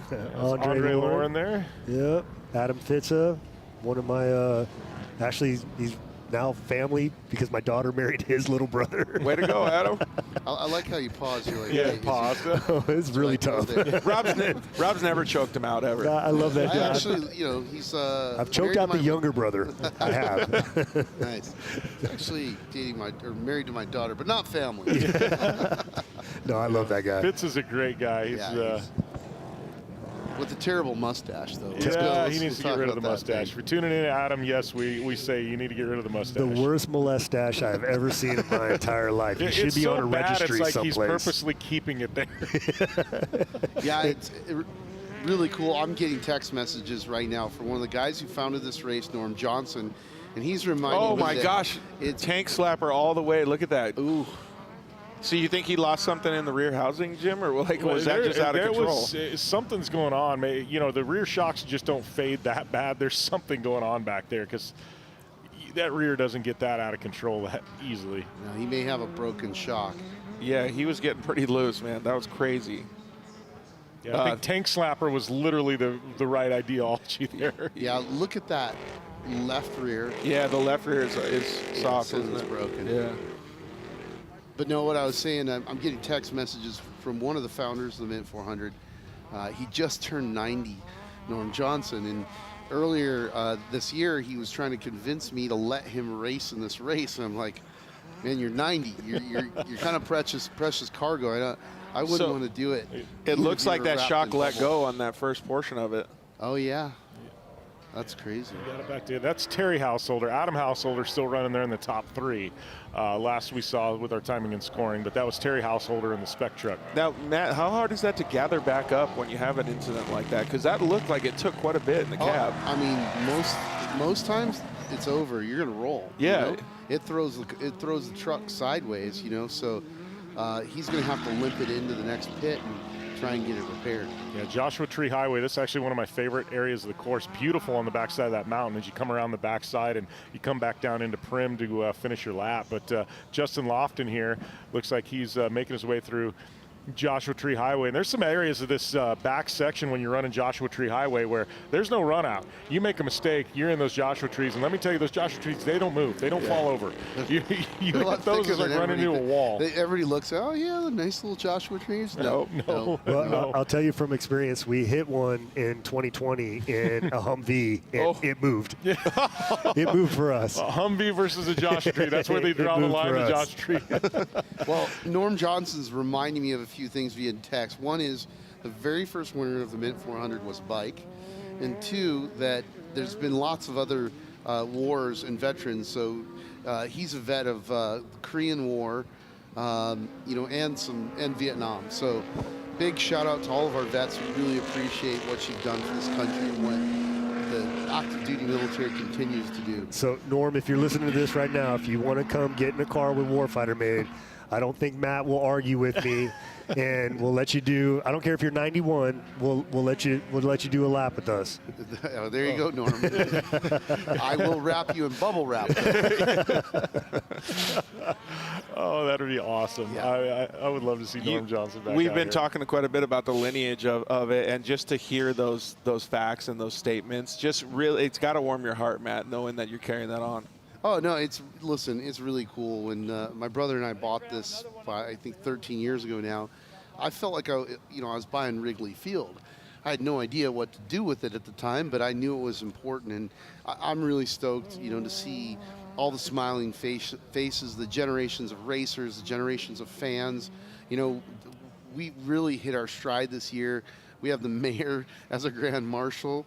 We've got the governor-elect Joe Lombardo out here racing with us. That's never happened. What governor in any point in history of the United States has ever raced in a professional race? Yeah. Never happened before. Professional off-road race. Professional off-road race, even gnarlier, right?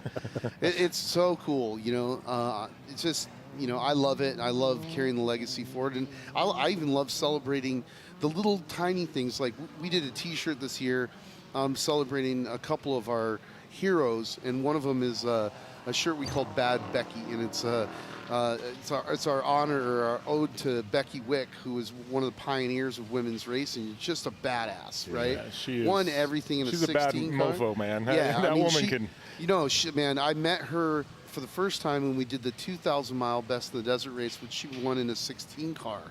You know, so big shout out to Becky Wick. We love you, and hopefully you come down and get one of your shirts. So right now we're watching this action out on course. You see how grueling this Mint 400 racetrack is, and we want to tell you a little bit about the chassis technology that goes into these race cars that make them survive the Mint 400. So we're going to throw it down to Brian Little. Since the 1940s, yet no four-wheel drive has won the Mint overall to date, which is crazy to think when you see the increased exit speeds, reduced tire wear, and improved drivability of these trucks. But the reliability just hasn't been there, which is leaving racers with a heavier, less capable truck that's prone to break. Now, Mason Motorsports saw this problem and set to work creating a complete chassis from the ground up. One of the key components there was the portal or drop-down gear set hub. Now, Mason attacked this in a different way than normal. They approached it like Ford or Polaris or any other OE would in designing all the parts in-house. This allowed them to control the specs and create a more precise build. The result, a four-wheel drive truck with the same travel as a two-wheel drive truck and increased liability over the previous generation four-wheel drives. Now, there are 3 four-wheel drive trucks from 3 manufacturers out here today, but the real question is that going to be enough for a four-wheel drive to be on the top spot at the 2023 Mint 400? You know, and right now we got Justin Lofton in the mix in an all-wheel drive for the top spot here in the Mint 400. Currently sitting third behind Adam Householder and Tim Herbst in the traditional two-wheel drive trucks. So, man, we're going to see. You know, we got the storyline. We're about almost halfway through this Mint 400-mile race with Justin Lofton in the hunt in that all-wheel drive truck there in the third spot. But currently looking at our top 5, we've got Eric Harden in the 5th spot, Rob McCachran in the 4th spot, Justin Lofton in the 3rd spot, Adam Householder in the 2nd spot, and the team of Tim Herbst and Pat Dean sitting in that number 1 position. As I am Jim Beaver, joined by Robert Blanton, George Hamill, and Ricky Johnson, the legend, joining us back here in the booth. Hey, gentlemen. Yeah, you went and had some lunch, Ricky. You find anything out for us, buddy? Well, just some heartbreaks. You know, haven't had a chance to talk to Ryan Arciero. It's such a tough break. Had everything going, but that's racing. I mean, you know, it's a tough break. But who we're talking, the guys up front, the Herbst boys are on target. A truck just like it, Adam Householder, who is now leading. If we stay like this, he's leading the Triple Crown. But we want to talk about the guys. Kevin Thompson is going to be coming back up. Harley Letner looked like he might have got a flat, fell back a little ways. Look for Kevin and him to work their way back up towards the front. Also, Christian Serap is very solid in 7th place right now with Nick Whetstone. So we got a good race going on, but we're not even. Yeah, it's not even started. It's like when in Baja they say it starts when the lights come on. Yeah. Well, and I know, you know, that's one of the big stories. You know, they're running so fast, though. You know, I don't know. Are we going to finish before night? Looks like we might get this thing in before the sun goes down. I think you're going to see the winner come in before it gets dark. But the guy that's once again very quiet, Rob McCachran. Yep. You know, and I was going back and forth with Cameron Steele. He said, "You watch." As this race goes on, with the attrition, the old guys are so reliable and so tough. He says he thinks that small block, which isn't going to put as much stress on it, but we see the big block, obviously with the Herbst, with Pat Dean behind the wheel, and he's also running that big 10.6-inch gear. So we're stepping it up, but those geysers are tried and true and very proven. Well, the geysers are definitely tried and true, and obviously we've got a lot of storylines coming together here at the halfway point of the Mint 400. Right now, Tiffany Stone has some updates on the pitting strategy here at the Mint 400. All right, guys, a little update from the main pit. I just talked to the Adam Householder team. Now, the number 24 will be coming into the main pit. He's going to get 2 new rear tires and a full tank of fuel.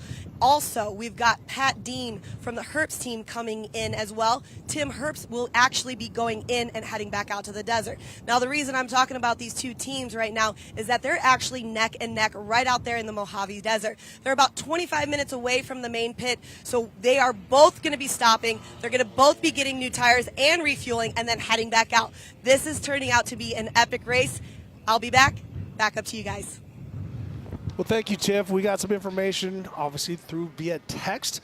It says that Adam Householder is now stopped at the same place where Ryan Arciero. So we got to keep an eye on that. We'll watch the tracker. Here we're watching Ryan Prosser. Yeah, Ryan Prosser as he works his way through. I like how he's straddling those bumps, trying to get up on top. But so it looks like the same place where Adam was at. So. Another young kid, too, man. He cut his teeth in UTV racing and has now just gone straight into the big dog class. It's cool to see him out there. And his level of excitement is always, always on full gas. Well, and Ricky, I know, when Tiffany was down there in the Herbst pit, anybody tuning in the background saw those massive aluminum tanks. Yes. Tell us a little bit about the Pressure Pro system that these top-level teams have gone to and how much quicker it is to fuel a truck with Pressure Pro. So what they did in the past, first they started with cans. And then you have the cans. You'd pick up about 11 gallons because that's about as big as a guy. We can get you in. We can get this meathead over there. We could probably get a 20-galloner. As we watch Greg Edler fly by. So back to that. So it started with the dump cans. Then it went to the gravity feed. So you jack it up and you would just have it sort of go into a funnel and they would build pressure that way. They could do so much. Now what they're saying is about 77 gallons in 35 seconds. So what they have is a Pressure Pro. And when they do that, there's 2 outlets. So when they push it in, it's not just one pushing air in. It opens it up, the other big tube, so it's that breather. So it lets push it in and makes room, letting the air out. They also pressurize the tank. Now you can't go too much. You can blow these things up. It can be pretty crazy. But when it comes down to it, you add some pressure to it, and it blows the gas in that much more, just like an air tank. Hey, talking about passing, Ricky. Yep. Look at this. Is Eisenhower's? Yep. Looks like Nick that. Eisenhower. So him and his brother in that truck. Always cool to see those guys ripping, man. Well, and you got to realize that he qualified 22nd overall. No, Nick. He qualified first, but overall in the field of all the trophy trucks, class 1s, and everything, they had him down in 22nd when it comes to the. Oh, okay, but yeah, he in the started line, behind, right? Yep. But he started behind all that, so he's been catching and class 1s. And we've seen quite a bit of the spec trucks actually moving up and getting into the TT class field too. No, I mean, Eisenhower's had a very strong run today, and I'm just looking at the TT specs. Obviously we've been mentioning Eisenhower, but just looking at, some of the top drivers in that, we got Connor McMullen in the mix, we got Brent Fox, Pat Gailey's in there, Joey Black. And we're talking all of this in the top 20 overall. So there's a lot of these TT specs.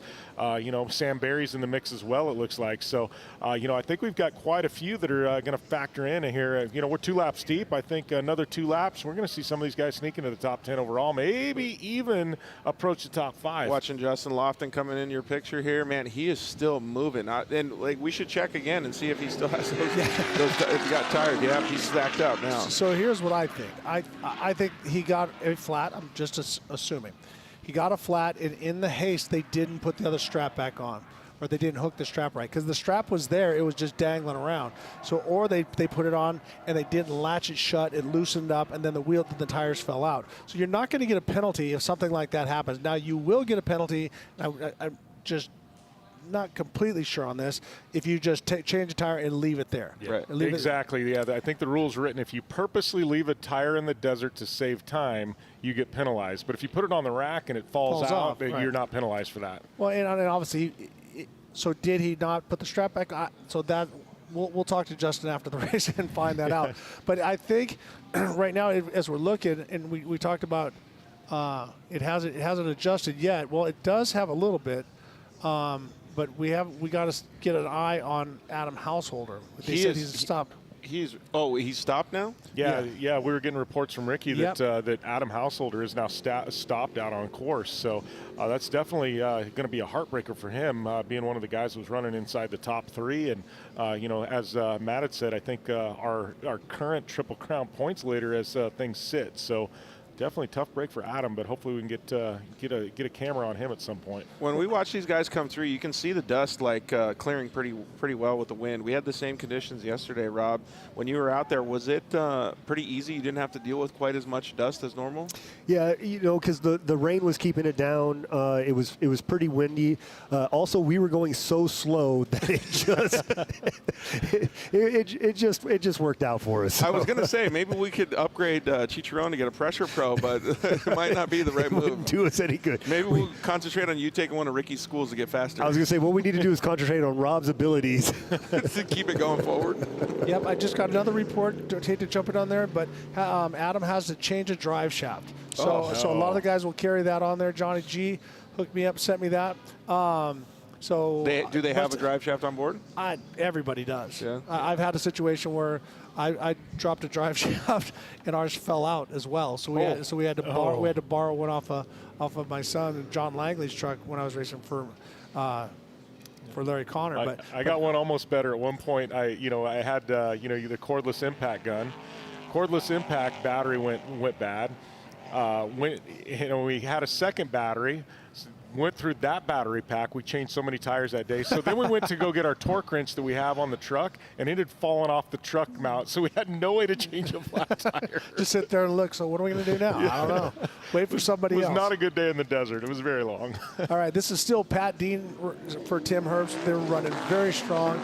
They should be our current race leader at this time because with Adam changing that'll put Tim Herbst up front. Yeah, so it should, as we sit, I believe it's going to be Tim Herbst leading. We should have Justin Lofton now in the second spot and potentially Rob McCacker now moving into that third spot. So a silent assassin, like Jim said. Yeah. Well, and we got to throw a shout out up in the top 5, and that is Eric Harden. He's picked up his program quite a bit. Once again, Andrew Myers in the co-dog seat, obviously taking some notes. That Andrew is quite a driver himself, but it's always good when you get a different perspective, feel how someone's driving, feel the throttle cadence, how they're hitting the berms and stuff like that. And as much racing as he's done, everything from Daytona to desert, he's going to learn something in that right seat. Yeah. Jim, you've been in both seats. I've been in both seats. I hate that right-hand seat. No, I have done it before. I tell you what, it is a thankless job for, it truly is. I mean, these top-level programs, and I drove a single-seat trophy truck for years or unlimited truck for years, and that era of off-road racing is passed by. You've got that navigator, that co-driver is so crucial to driving these trucks at the speeds that we're seeing now and things like that. Having a guy that can wrench, that can change a tire quick, but is also so good in the notes, and it's just remarkable, honestly, how far advanced note calling, GPS, things like that have been. It used to be you'd have a loose course map. Now we're calling rally-type corners over the course of 1,000 miles. Truly is just remarkable how the sport has changed. Well, and some of the things that I'm getting the different inputs from people, and from Fish, he's saying he bets that Adam grabbed Ryan's drive shaft, but I can't think that Adam didn't have his own drive shaft before, because everybody runs them right typically under the door on the driver's side, so you can take off the hose clamps, pull that out, and change the drive shaft, because that is the Achilles heel. Because with these rocks and stuff like that, if you straddle one, you can take it and break the. What it'll do is it'll pull the drive shaft out of the rear gear. Yeah, it looks like we're getting a shot here of Thumpers. Completely different line choices. Actually looks like the truck is taking quite a bit rougher route. Yeah. Well, and like Ricky and I said, traditionally that left line is quicker, but if everybody's running on that, who knows, the right line may open up a little bit. Well, every time I've gone there, I always go to the what we're looking now, driver left, but the other, just because the spacing is so big, it's almost impossible to get on, especially going uphill. Yeah. It just bogs you down. So what vehicle were you in? Which military vehicle were you in yesterday? So yesterday I was in the M1009 military Blazer. that it was donated to us last year from a competitor from the Norris Series, and we completely built it from the ground up. My brother Danny, my right-hand man, combat wounded Marine, we re-engineered that thing from basically the ground floor. And like I was telling everybody earlier, started dead last. And as soon as we came out to the dry lake bed, all the modern military vehicles were in front of me. My brother Danny in Flyer 22 was in front of me. Yep. And I just took the opportunity to put the Blazer out in front of everybody. But unfortunately, I didn't really back off when I started getting into the rough stuff and pancake the suspension. And yeah, we actually made it to Gonzo, but we ended up having to call it then. And you were a Marine, right? I was a Marine. That's what Marines do. Did you say "whoas"? Yeah. but Semper Fi, I got this, bro. But you know, I've been through a couple of driving courses with Brian Trotter, who's a retired SEAL, and you're right seat guy for a while there, and I just know that if he had been sitting with me then, he would have been smacking the hell out of me the whole time. Well, your ego, and you have to have a huge ego to do what you did and what you do, and so you just get going. Here we're watching Cole Barbieri. It's definitely something going wrong, not at speed as they're rolling through, but a lesson learned. That's probably how fast Rob was going when he was. that is probably a little. All righty, so now let's get some. Let me get my stopwatch going. So now that is your current race leader physically, Justin Lofton, as he works through the unlimited truck. So let's see how far he's behind, because he should be in second or third place at this moment. Yeah, it looks, by our timing and scoring, and obviously through sector, well, I guess it would be sector 3 or sector 2, he was second behind Tim Herbst, so he could be the overall leader now. Somehow got around Tim Herbst on corrected time or physically. Well, I think physically he's always had the lead.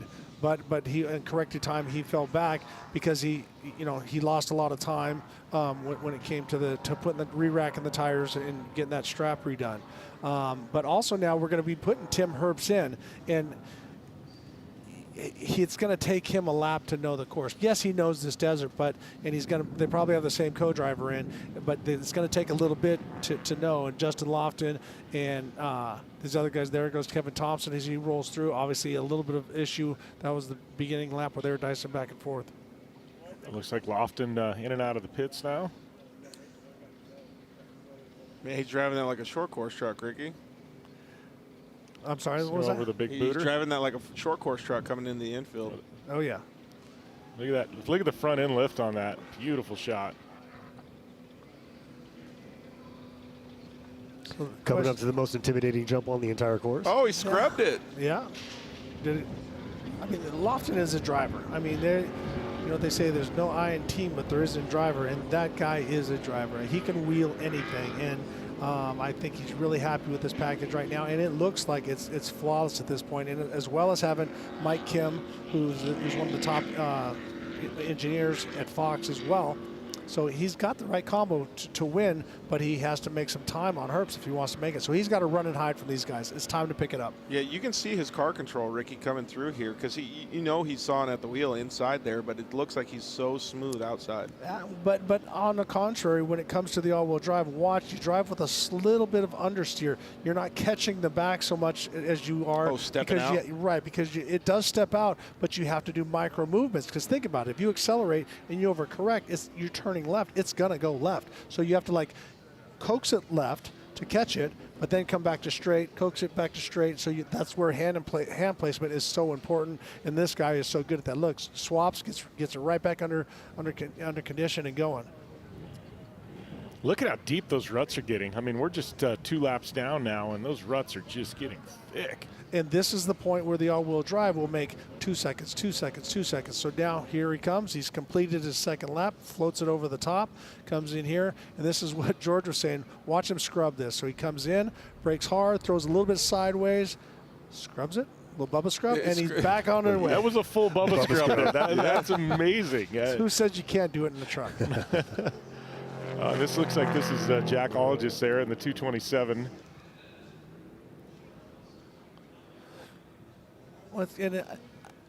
The stories that, Jack and Steve got to tell after this race, remember that rock in this place and that da-da-da-da, which I've always loved that. You sit down with off-road racers, and they'll be at the Baja 1000. They'll be talking about, remember at mile 723 there was that car and that thing, and the guys know it, But half of them, like myself, you can't spell to save your life. But man, can I remember the color of a rock that I hit at mile 468? But it does crack me up. It's like this course. I see where they're going, and I see rocks and things like that. It's like even in, you go down to Baja and you run a 500 or 1,000-mile race, and you remember some weird rock at mile 373, and you're like, how do I remember that specific rock? And every time you go by, for some odd reason, you remember it.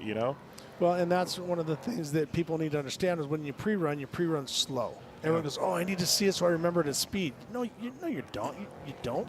You're just reacting. You're just getting driver practice. You're not going fast, and that's what a lot of these guys now have, the spec trucks, and also some have all-wheel drive trucks, and they go out there and they pre-race. But I don't think that's the way to go. I think take your time. Like if you watch Rob Mack, he's cruising in his buggy, taking notes the whole time. That's kind of always how I've been, And if you get through a section, and you thought you may have missed something, you turn around, you go back, and you do it again. Yep. All righty. So there is Tim Herbst. We don't know if Pat Dean is out and Tim is in. We're not sure. But it's been 4 minutes and 40 seconds. So if we look at the time split, where's that going to put us? Yeah. Do a little quick math. We're waiting. We'll have it here real quick as soon as Herbst crossed the line, but they haven't done it quite yet. So that still puts him in first because Lofton started 6 minutes ahead of him. It was two minutes. We should have a split here shortly. Send it. Wow. Oh, almost took out the scaffolding there. So Tim Herbst now officially in second, according to this, by about 18 seconds. He scrubbed it as well, but literally scrubbed that. Yeah. So it does show Lofton with about 19 seconds. Yeah. Yep. That's close. So here's the thing: is that Pat Dean was running a real strong pace, and he ran the 2 laps. And so it's going to take Tim a little bit to get used to it, and that's what I think happened. He just came out, he just got in the car, a little too much at the beginning, oversent it over that jump. Now you see him being a little more cautious, and this is where he's going to lose a lot of time. You see, like there, he's off the course a little bit. This is where Justin Lofton is just laying it down with that all-wheel drive. He's getting more drive out of it, and he doesn't have to drive the corners quite so hard. Yeah, so Tim's got to let his muscle memory start kicking in, right? Like, how long does it usually take? Well, for Rob, he never let it kick in. He just went full throttle the whole time, and Chicharron paid the price for it. But how long does it usually take for these guys to get their mojo going or get their flow? Well, typically, if that's Tim in there, which I think it is, over jumping that jump, that's like, okay, that's your warning. Bring it back and let's turn up the water slowly. Don't just go to full hot. And so we're going to take another look at that as he comes in. Just a little too much heat, and you watch. This is the jump record. As it lands halfway in the rut and then bounces to the right, and he's trying to correct it, heading straight for it, and pulls that off. Oh, you think the co-driver raised his arm and blocked his helmet, thinking he was going to get something? But you can also see on the top, that's what, talk about the Starlink. You can see the Starlink panel bolted in. So it's we're trying to hide it with graphics, though. You know what I mean? Yeah, I saw it. I can't see tires. But it is cool to see all that stuff, man. Like, just the drone shot by itself, being able to catch that picture was amazing. All right, here is Kevin Thompson as he works his way through the main pit. So Jim, I think they're in a great position. They started off. Don't let the minus the hood fool you. That just happened at the beginning when he overjumped a little bit and it knocked the things loose. So they pulled it off, so it wasn't going to flap in Harley's face. But you were saying how much Kevin Thompson has picked up his game. Kevin Thompson phenomenally has picked up his game. Hired Harley originally, which is a phenomenal wheelman. You know what I mean, to drive anything. And Kevin Thompson, the last couple of years, you started looking at originally there'd be a time difference, Harley to Kevin. Kevin obviously isn't quite as exuberant as Harley is, but if you look at the times now that Kevin Thompson is producing, I mean, they're darn near as quick as Harley Lettner. I mean, Kevin's become a phenomenal race car driver the last couple of years, really perfected his craft, and, it's been honestly awesome to see, the progression of this program. Well, and once again, so now we have... That was a pretty quick stop. In some cases, we have the the other driver getting in. It's going to take them a little bit of time to understand it, and I think they're going to go their best on their second lap, which is their last lap. And who is not changing? Justin Lofton and Rob McCachran. Right, exactly. And so when it comes to lappers and stuff like that, which we're not seeing a lot of dust because I think the water's working up a little bit, they're blowing the dust off the side. Well, it's going to be interesting when Harley goes through, or excuse me, Kevin Thompson goes through this timing loop to see where they stack up. They started a little bit deeper in the field, so they might factor into this as well. Typical time to change a driver in the pits for a professional team, Ricky? Is it a couple minutes? Is it? You could typically, if you do it right, you can do it. You can easily do a driver change in 2 minutes. It should be about a minute if everybody's tight and all that. But if you see how big Harley and Kevin are, and they're fit. I mean, they're like this guy over here. You know, they're fit and in good shape, but they're just big humans. So to get in and out of that truck takes a little more time. Yeah. So I just want the record to show that Ricky Johnson's talking about Rob Lynn. Yeah, that's right. So corrected time now. We'll run you through the top three because we got the top three through. So Justin Lofton currently leading. Tim Herbst and Pat Dean in that truck. They are currently sitting second. It looks about a little over 22 seconds, 20-ish, 2-ish seconds back. And then you go back and it's about a minute 58. I'm doing quick math here, not for Parker. So, a little under 3 minutes back is Harley Lettner and Kevin Thompson. So, just seconds separating our top two and less than 3 minutes to our third place driver. A couple things I noticed when he was on the infield section, though, Ricky and Jim, is that he's driving really smooth, but the track is changing in front of him. So does that help a guy like Tim Herbst? So they're all adjusting on the fly? Everybody's adjusting? Well, it's potato because Yeah, some guys might say, I'm better off because the guy's in better shape. He feels better. He's only doing 2 laps. Is that what we're talking about? Getting the guys that are staying in. But Rob McCachran knows his body. Same with Justin Lofton. They know that they have their fitness, they have their nutrition, they have their hydration, they have everything set up. But so they're remembering every little bump, and they go, well, I checked up for it the first lap, I can go fast the second lap. That kind of stuff, and that's where seconds are made. Boom, boom, boom, and that's where we're going to see it. Makes sense. And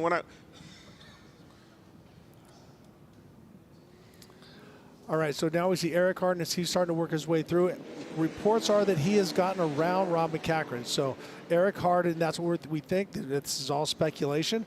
See, when you throw that word speculation out, you can say anything you want. It's like bless her heart or anything like that. You can just say whatever the heck you want. So, but in theory, and speculation, Eric Harden has gotten past Rob Mack. So we'll know that once we get through the main pit and they're on their way in and out. And we're back to just our leader physically and now on corrected time, correct? Yes, Justin Lofton physically and on corrected time is our leader, or at least he was at the end of lap number 2. They were within half a minute of each other, Justin Lofton and Tim Herbst. Yes, but definitely our current leader last we knew. And, man, look, the truck looks beautiful. It looks strong. I mean, it doesn't look like there's anything the matter with it. I think he's going to have a strong case here these last 2 laps. Well, and that's the thing with the all-wheel drive. You don't have to push the middle of the corner so hard. You kind of come in, be a little more patient, let it get pointed in the direction you want, and then you can hammer the gas because you can make that time. So maybe you lose a 1/10 of a second in the middle, but you gain 3 seconds every exit. And that's the beauty of all-wheel drive, so that you don't have to take so many chances when you're going through the corners. when we were talking about driver changes, the Warfighter Mate organization does a lot of driver changes. Do you think, Rob, actually, since Ricky already called you fit, that you guys could do it in 2 minutes? Look at the size of that gorilla. You think I'm going to say anything bad? It'll pull my head off. Do I think we could do it in 2 minutes? You know, we're out there to have fun, yeah. and it's not a competitive thing. It's ensuring that everything is done safely and everyone's having fun with it. So there we see Eric Hart as he's made it through the main pit, and we have not seen Rob McCachran yet. So the reports are right that Eric Hart has gotten past Rob Mack.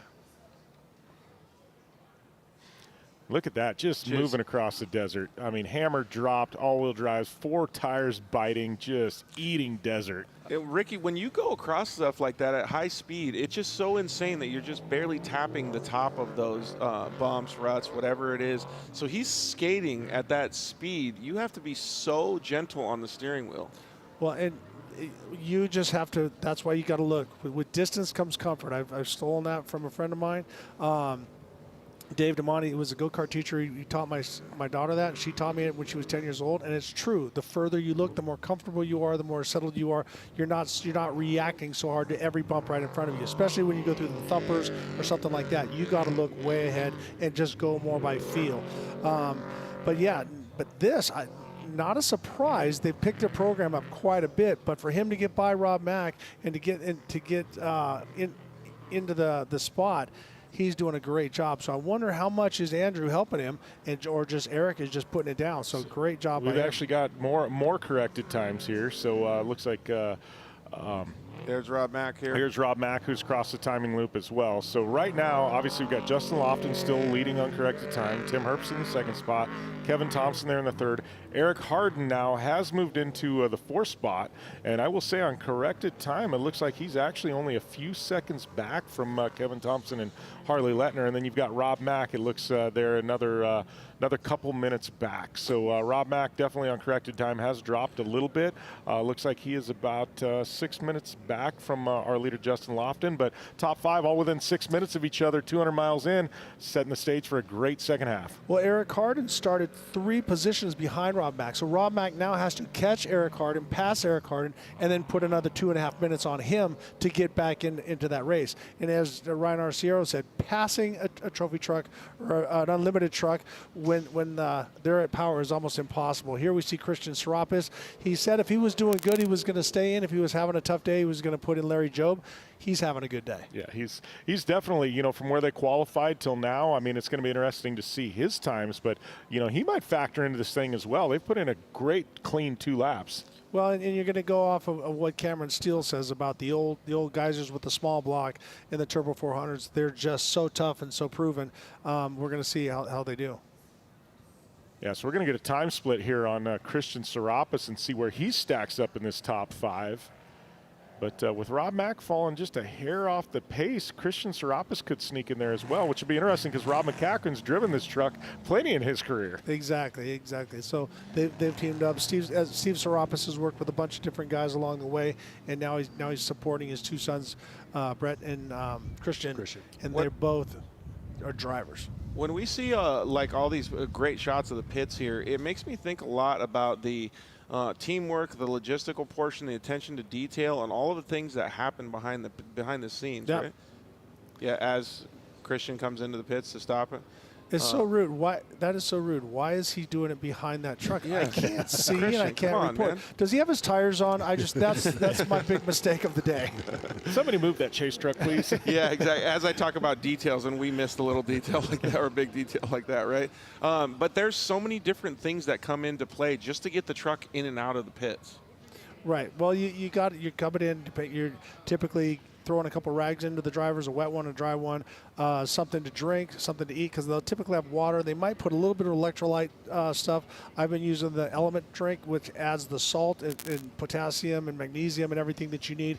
Everybody likes something different. I typically don't like to drink that all day, because if it does get on me, it makes a little bit sticky and stuff like that. So I just have water. So when I come in, I like to take a couple big chugs of what as I said, now I use the Element, but and also get some food in me as well. So I got to take that moment, and they can hand it to me. And right now, Christian can be trying to stuff a sandwich up underneath his visor, or use the goo blocks, or what the runners and triathletes use as well. So a lot of different things that people go through when they're in that pit, as well as gas, fuel, and also tires. Yeah, and especially I'm glad that you said triathletes and runners, because Christian Serapis' nickname is White Lightning. He's a fast kid. He was a sprinter at USC or UCLA, I think it was. That was USC. I'm sure Christian would be like, Ricky, what are you doing? UCLA, it's our arch rivals. But we're going to see the time split here as he goes through the timing loop here. We're going to see where Serapis stacks up. Give it a couple seconds to update there. And looks like he is going to slot into the 6th spot, only 6 seconds back from Rob McCachran. So Christian Serapis definitely pushing through, 6 seconds back of Rob McCachran now. One great run going by him, and I think 2 laps to go. He's putting himself in a nice spot to make a push for a podium as well. Yep, so Papa Steve, you can relax right now. Your boy is taking care of business, doing a great job. Not scratching that Corona bodywork at all. So doing everything that he needs to. And what's funny, and you were not funny, but ironic, you guys were saying it, is that it took him took him about a little bit of time to get comfortable. And now you're watching him floating the inside wheel, bicycling a little bit. He's back up on the edge. One thing I think we should make note of, Jim, is that we want to thank everybody for watching the show. Everybody's been tuning in, giving us all kinds of feedback. We have a lot of people that are watching with their families and stuff. Pretty cool, man. Yeah, we've got a lot of people tuning in at home. A lot of people, around the country, around the world, watching the 2023 BFGoodrich Tires Mint 400. Right now. Before we go, I just got this in. Rob Mack just broke a transmission. He's done. So we are going to break to a commercial break. When we come back, we have more of 2023 BFGoodrich Mint 400. We will be right back.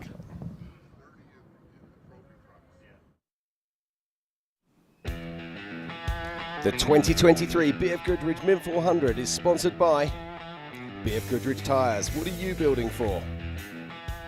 The Fox Proving Ground sponsor is Fox Shocks. We've been pushing the limits of suspension and innovation on every terrain since 1974. The official on-site retailer of the Mint 400, best off-road, best customer experience, best off-road brands, and best prices. Experience off-road retail re-engineered at bestoffroad.com. The official fuel provider of the Mint Fuel 400 is VP Racing Fuels, the brand that you can trust for performance fuels, lubricants, coolants, additives and more. The official sunglasses of the Mint 400, Heatwave Visual, customizable sunglasses, makers of fully customizable and highly visual sunglasses, designed and built in California. Get your pair at dirtcode.com. Rigid Industries, own the night. Formula Drift, celebrating 20 years of going sideways. And by Shreddy Life, for shredders, by shredders, a brand built and based off of any and all types of anything that will shred.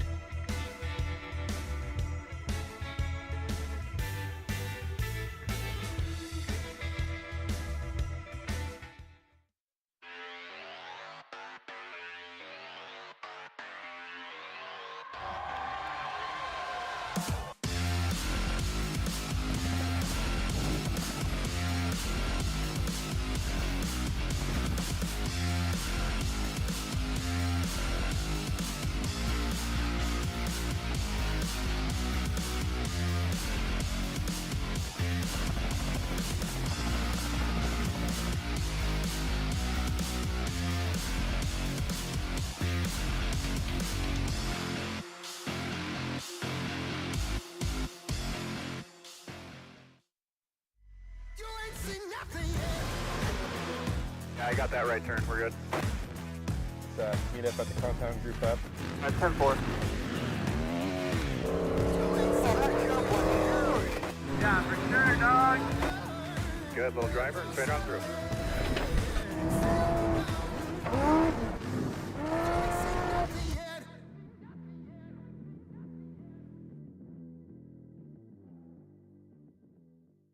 The estimated hold time is now 96 minutes.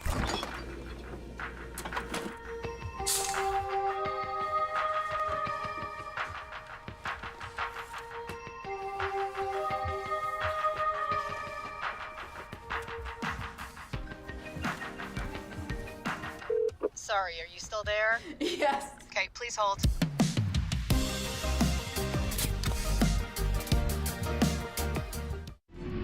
Racing against your dad is something that 90% of the racers in the world will never get. I've accomplished everything I wanted to do, and now he's just like taking the reins.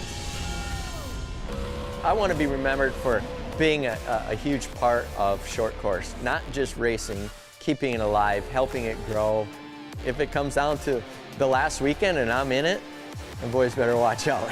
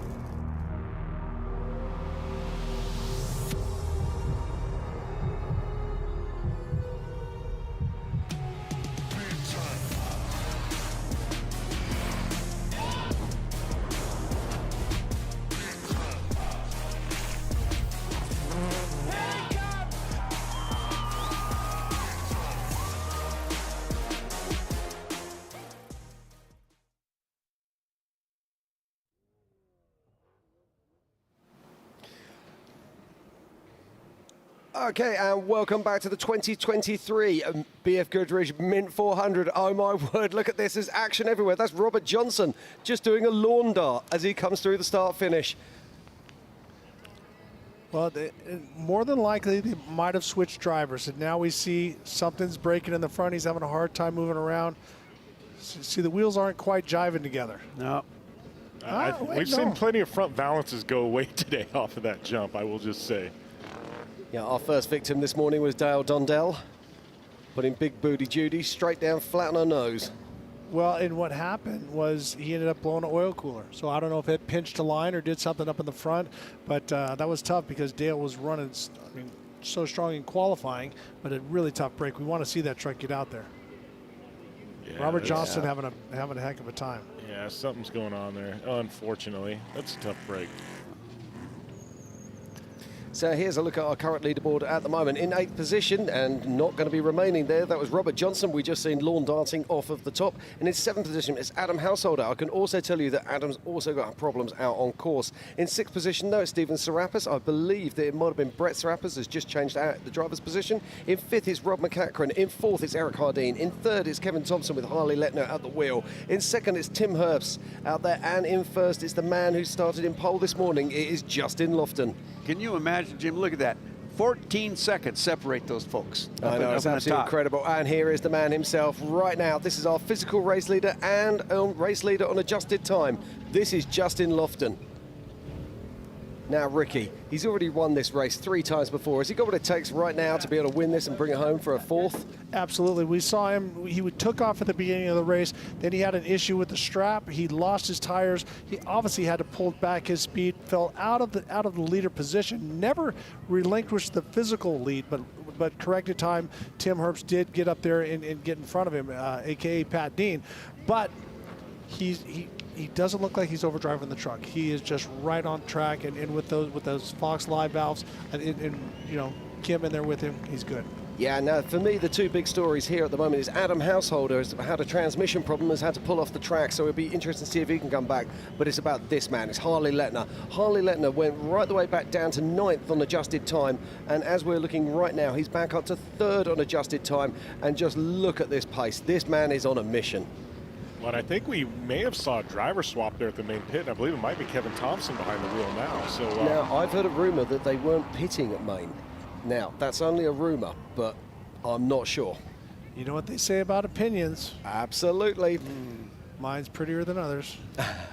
That's not what I've heard. All righty, I just got confirmation, possibly trans or an underdrive from Kevin Croyer that Rob Mack is done. I said transmission. He said possibly a trans or an underdrive. So that was what we went to. I had to jump in there and cut Jim Beaver off right before I'm like, oh, we got more information. So tough break. We are not going to see Rob Mack win another Mint 400. Yeah, at least not today. Well, yeah, very good point. We've seen some of the favorites out early. I mean, you know, now even midway through, we're starting to see him drop. I mean, but Justin Lofton has been the consistent one. He's been there all day long. We've seen a few odds and ends problems happen with a few drivers, but Justin Lofton and, you know, and Tim Herbst, that Herbst truck, those two have been the ones that haven't faltered yet. They haven't had a problem. They've been consistent. Separated by 14 seconds, Jimmy. Just phenomenal. It's crazy that after 200 miles of racing, we're 14 seconds apart. Well, and we do have to point out that once again, we've said it multiple times, that Justin Lofton is back on BF Goodrich. That's what he won this race on before. He loves the tire. He loves the construction of it. He loves the drivability of it.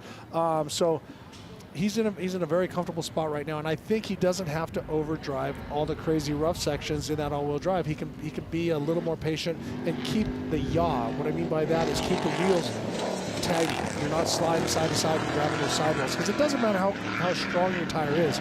The Achilles heel is always the sidewall. So when you're sideways, that's where you cut them. You know, one of the things that sometimes doesn't get really brought up, and that is when they talk about having a flat out in the desert, it's rarely the tire's fault. Tires are victims, not culprits. Well, seriously, I mean, as many tire companies we have. Is it number 4? I was going to say, get it written down, Ricky. Get it written down.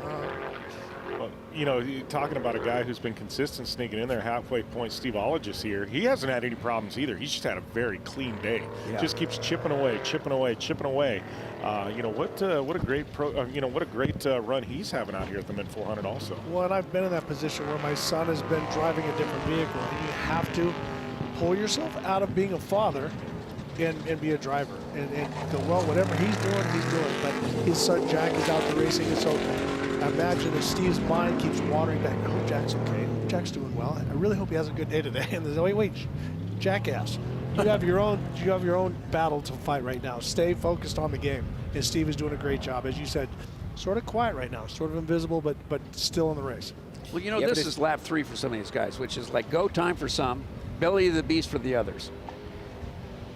This is Kevin Thompson or Harley. We're not sure, but moving.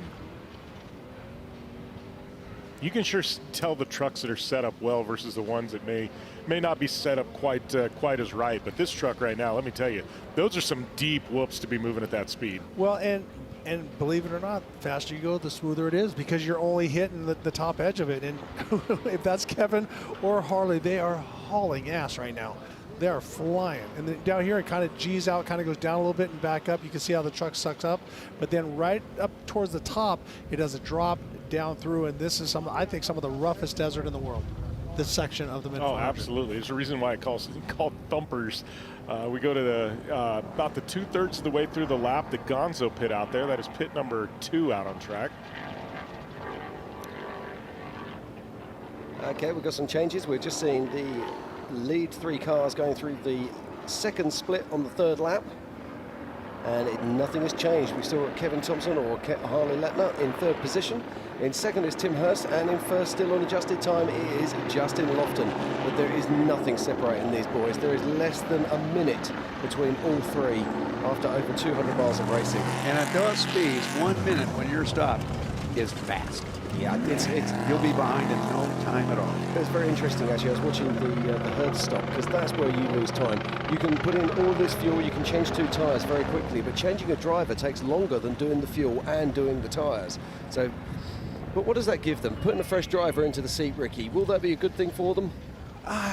I say no, because you know so much, and as I said, your first lap you checked up for it, and your co-drivers, you know, it might be marking it, letting you know if it's okay or not, depending on how they're marking it. Are they doing lean nav? Are they doing a Lawrence? Who knows? But I think you're better off to know, even though you get a little bit more tired. Now, this is Robert Johnson. We just saw him lawn dart off of this. So he's done it much better this time, but he's obviously had to go back to the pits. He's obviously had to make a repair, and he's come back out without his hood on. Yeah, because we saw him go off the course, then cut across, so he obviously had to get back to that pit and make some changes. And so, Bob, I'm going to throw something out there. Some people that are watching and people contacted me. All right. The Ledge himself, Jerry and Judy McDonald. Oh. You know, they just texted me and they said, once off-road racing is in your blood, it never leaves and stuff. And those guys, they gave me a shot in that Big Mac McPherson truck back in the day. And it's awesome that how many people, as you know, we've had Danny Thompson. So now we've had Judy and Jerry. It's so awesome. It is. Okay, here we go. We think that this is Kevin Thompson, Harley Letner, and I believe they're just coming into the pits now. So let's see. Yes, he is. So he didn't do a driver swap at Maine unless this is an unscheduled swap. So let's just see what happens now. Now, this is the Gene Hurst pit, not Gonzo, right? This is Gene Hurst. Yes, correct. Yeah, this is a driver swap. So this is at mile about 25 or whatever it says. So that's Harley getting out and Kevin getting in, and this is the bit that takes the time. So you'll see that Harley's going to help him here. So he's got to reconnect his pumper, he's got to reconnect his radio, he's also got to get the harness on and get the door nets in as well. Now they would have wanted to be back on track already. It looks like they were having trouble changing those rears. So Harley is also the head mechanic on that vehicle. So he's going around looking at it. He knew that he stuffed the nose in, he checked the front, made sure that he wiped the lights off. I don't think that these guys are going to be, I think they're going to be finishing before dark. But right now, as it's going, they got the driver change done a lot quicker. Now that was interesting, because normally it would be the driver change that is the longest part of the swap.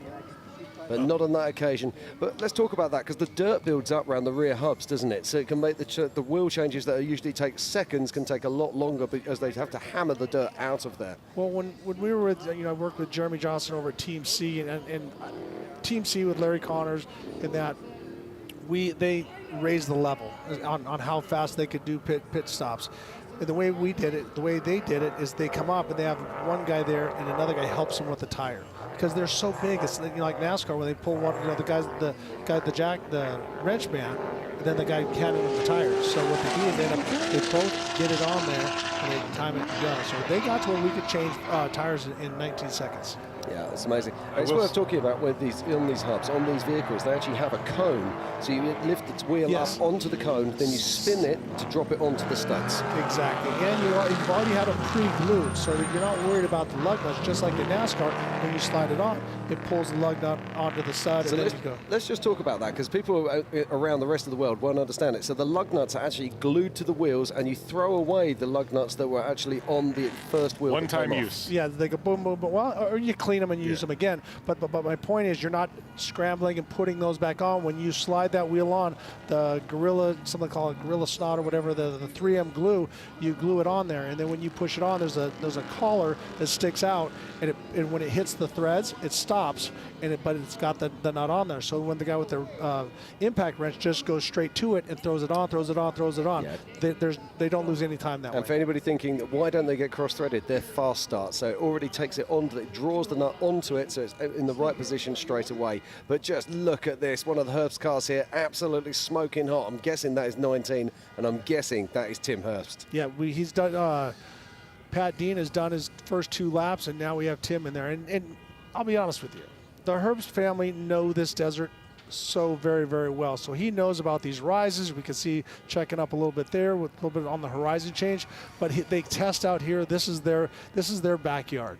So even though he hasn't run this course, he knows where he's at in the desert. And I think that's an important key, is not just knowing that, but knowing where you are. And Yes, where you are that's that confidence stuff. Exactly. Now, Kevin Thompson obviously is now in the vehicle. We saw Harley letting her get out. Now, they were already behind on adjusted time, and I'm wondering if that's why Harley put in that blistering fast lap, trying to make up some time there, trying to close that door, knowing that pit stop was going to be a little bit longer. Well, and I can say, because generally 90% of my races, I split driving with my younger brother. And we've actually orchestrated our stops, and I'm sure these teams do it too, where it's a ballet, it's a dance. And our whole goal was, okay, we've got to fuel this car. We've got to be able to make the driver change in less time than it takes to fuel the car. So we can do a full driver change in under 30 seconds, but I'm bigger than my brother. I always start because it's easier to cinch down belts than it is to release them, and stuff like that. So we've orchestrated it where I know when I pull in, as I'm pulling in, I've got the belts popped.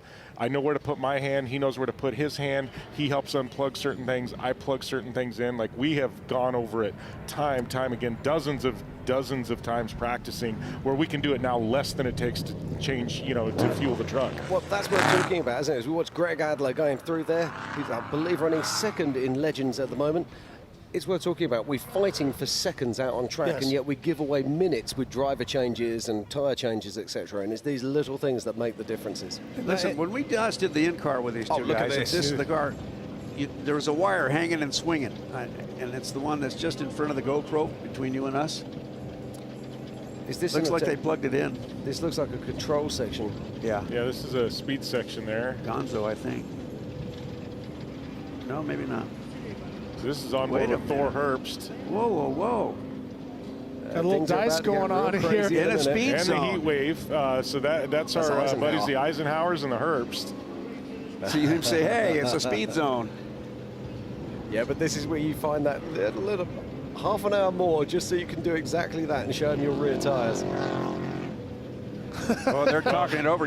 So what do you think about this? What do you think about that? Ricky, I'm seeing a driver lose his stuff here, maybe. So here's where strategy comes into play, and I've seen this play out multiple times. Yeah. So sometimes when you're in a position like this, you'll speed up and pass them, take the time penalty, because the time penalty is worth less than the track position, because you don't want to be in Herbst and have to follow this dust for the next 30, 40 miles. Yeah, but in some cases, what they're doing, and they're wondering why, because they're probably watching their speedo. And a lot of times,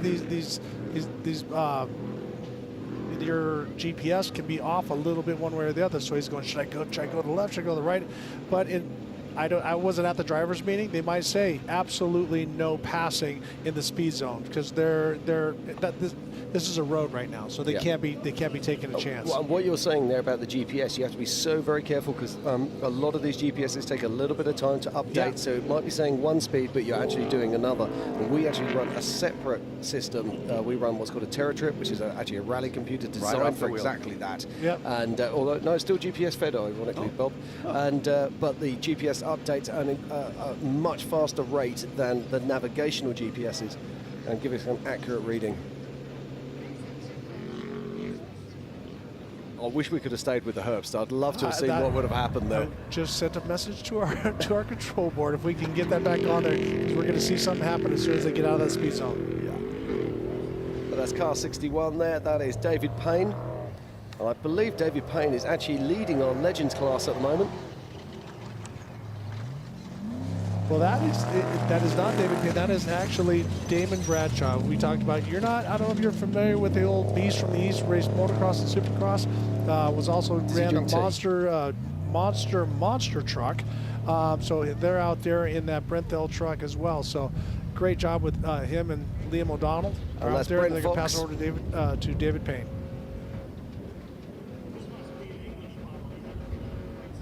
Brent Fox, and that's a great image actually. It's not often that you get to see an unlimited spec car there with all its clothes off, but that is a very naked young lady making her way back into the desert. She's still sexy though. Oh yeah, she is.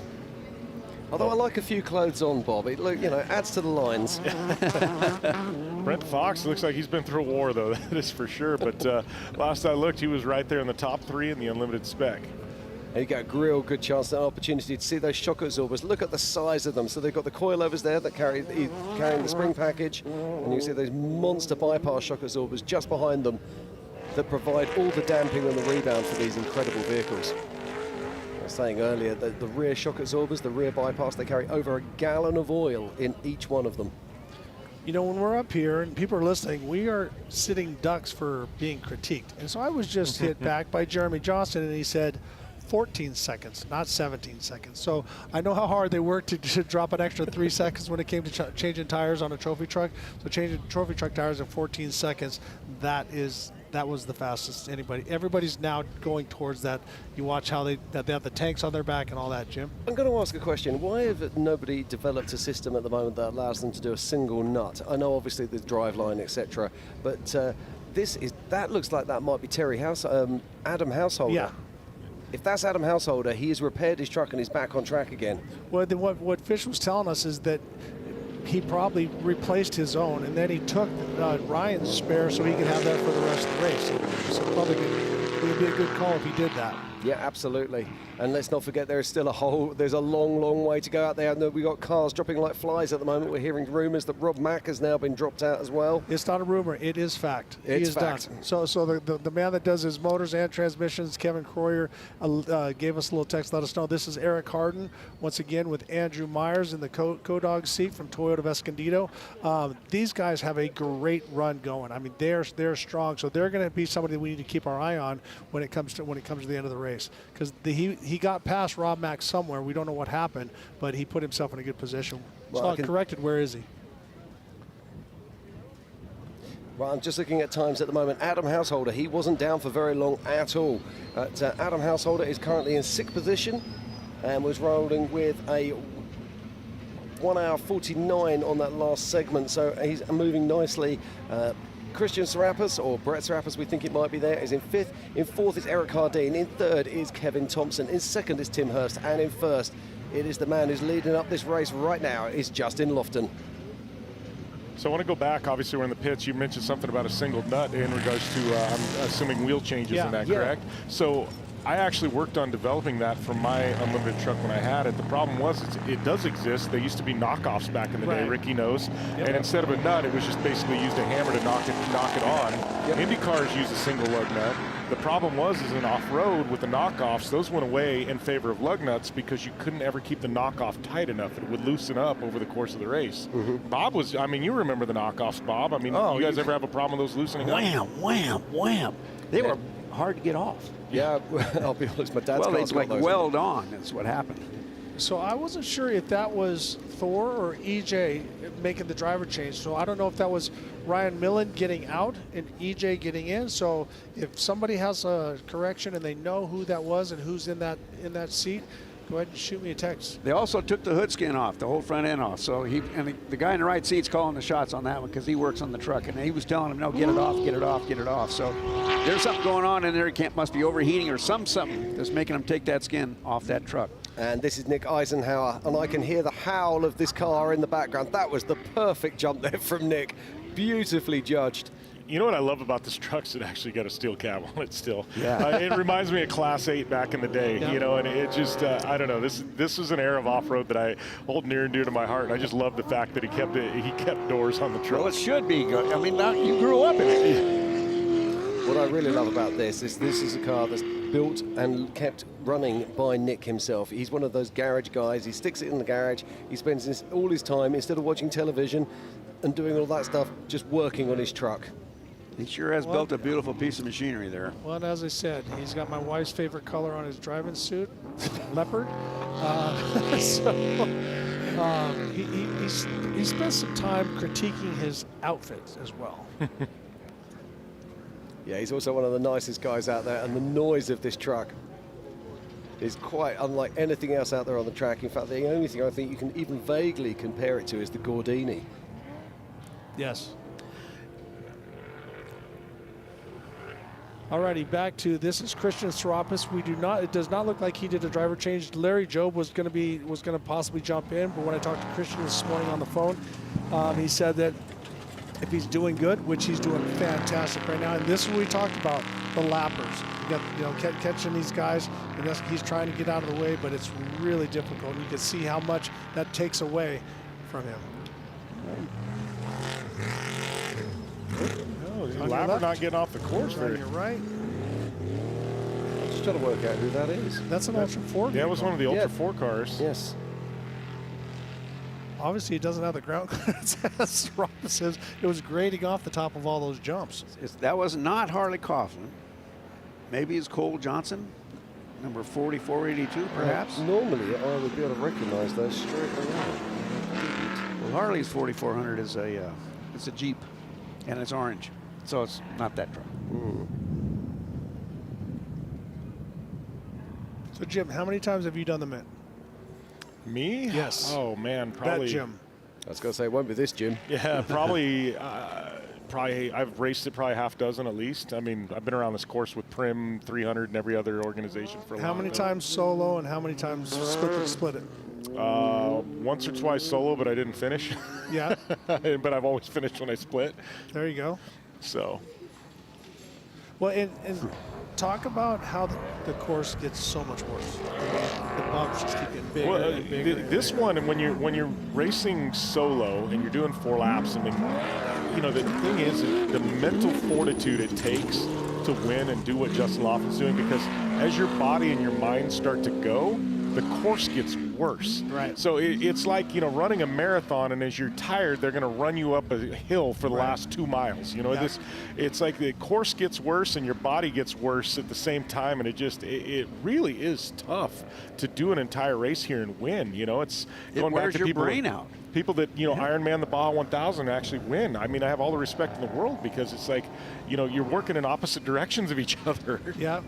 Andre Laurent, as he works his way through in the unlimited spec. But to finish your thought, when I did a solo for Clyde Stacy.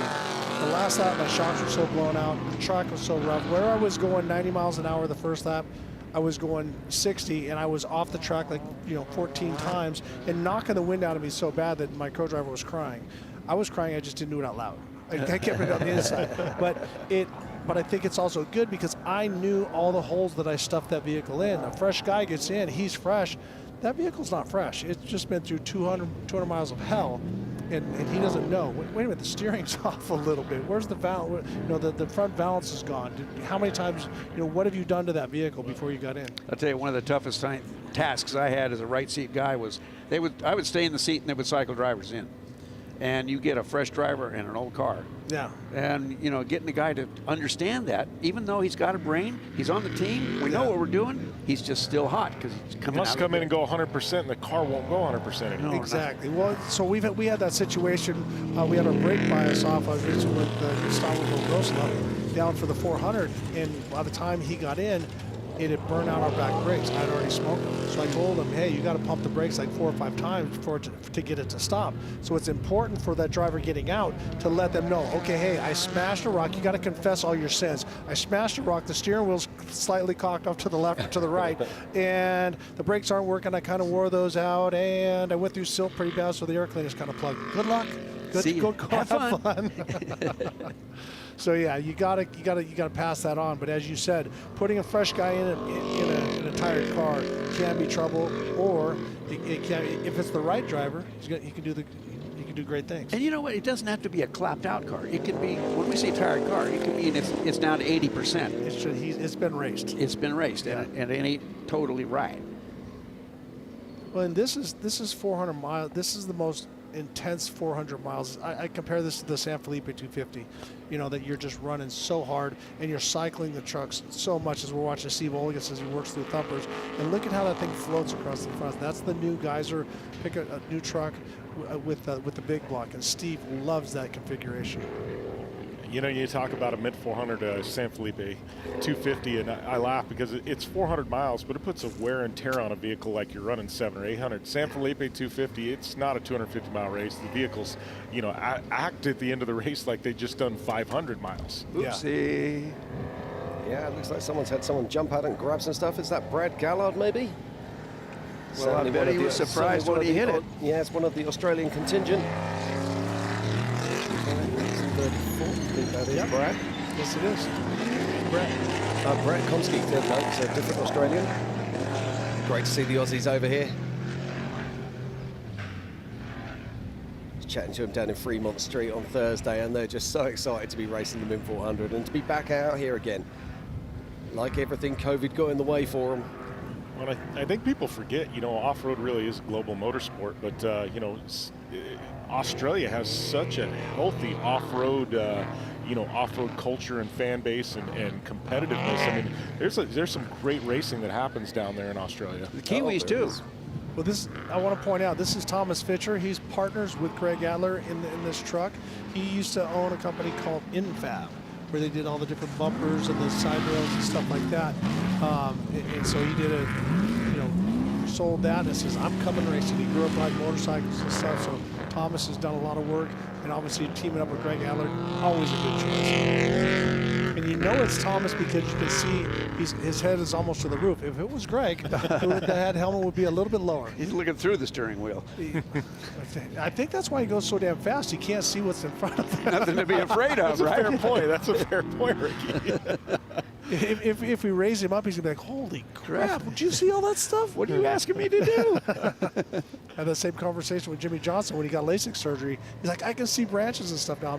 You're probably not going to go over 80 miles an hour at Daytona, so that might not be a good thing." All right, after a tire change, could probably just some fuel on tires, or they might have re-racked some tires, depending on what they did. We didn't see that. And that is Michael Lewis. This is one of those tough ones where you get here in lap 2 into lap 3 and lap 4. You know, you're going to start seeing a lot of tires go in. Maybe it's not necessarily the driver did something wrong. It's that somebody else did something wrong. And all those big boulders you see off the side of the course, now all of a sudden they're sitting in the course, and these ruts are so deep, sometimes you just can't get out of the ruts, and you got to tag the rock. Yeah, it's like you see a fish coming at you. You can't duck. You just close your eyes and wince and just take the hit. I've done that. I was out here with Rod Lewis, and I was co-driving with him in a buggy. We came around a corner, and someone knocked a rock that was the size of a toilet, and he hit it, and he said some words to him because it ripped the wheel out of his hands. He's like, "What the?" I'm like, "Oh, sorry, I just had to be quiet. I want to listen to that one. That was awesome." That's what you're singing. So yeah, sometimes you got to hit it, and if you're in that position, you're always best to hit it square on. Don't turn it, because you're going to either tear up your steering or you're going to chip a sidewall. At that point, you hope you get a flat, because that means you're not hitting your third member or something else. You know? Exactly. When it goes rock to metal, sometimes it's a bad scenario. Now, Bob, you've got some news for me there. You're just showing me your phone. Well, tell me what you think's round the corner. You know, I've got this app. And yeah, I got an app. You got a huge app, actually. Well, thank you. I'm kind of proud of my app, son. But it just sent me a notification. It's my radar. It's a weather radar deal, and it says light rain starting in 20 minutes, probably stopping within the next hour. So what we're going to maybe do is just get a dust killer. I'll tell you what, you know, 30, 40 minutes of rain wouldn't hurt. All right, go ahead, Jim Marsden. Well, we're just looking on the tracker at the moment, and look at this. If we zoom in there, you'll see that there's a pink circle of doom around Justin Lofton.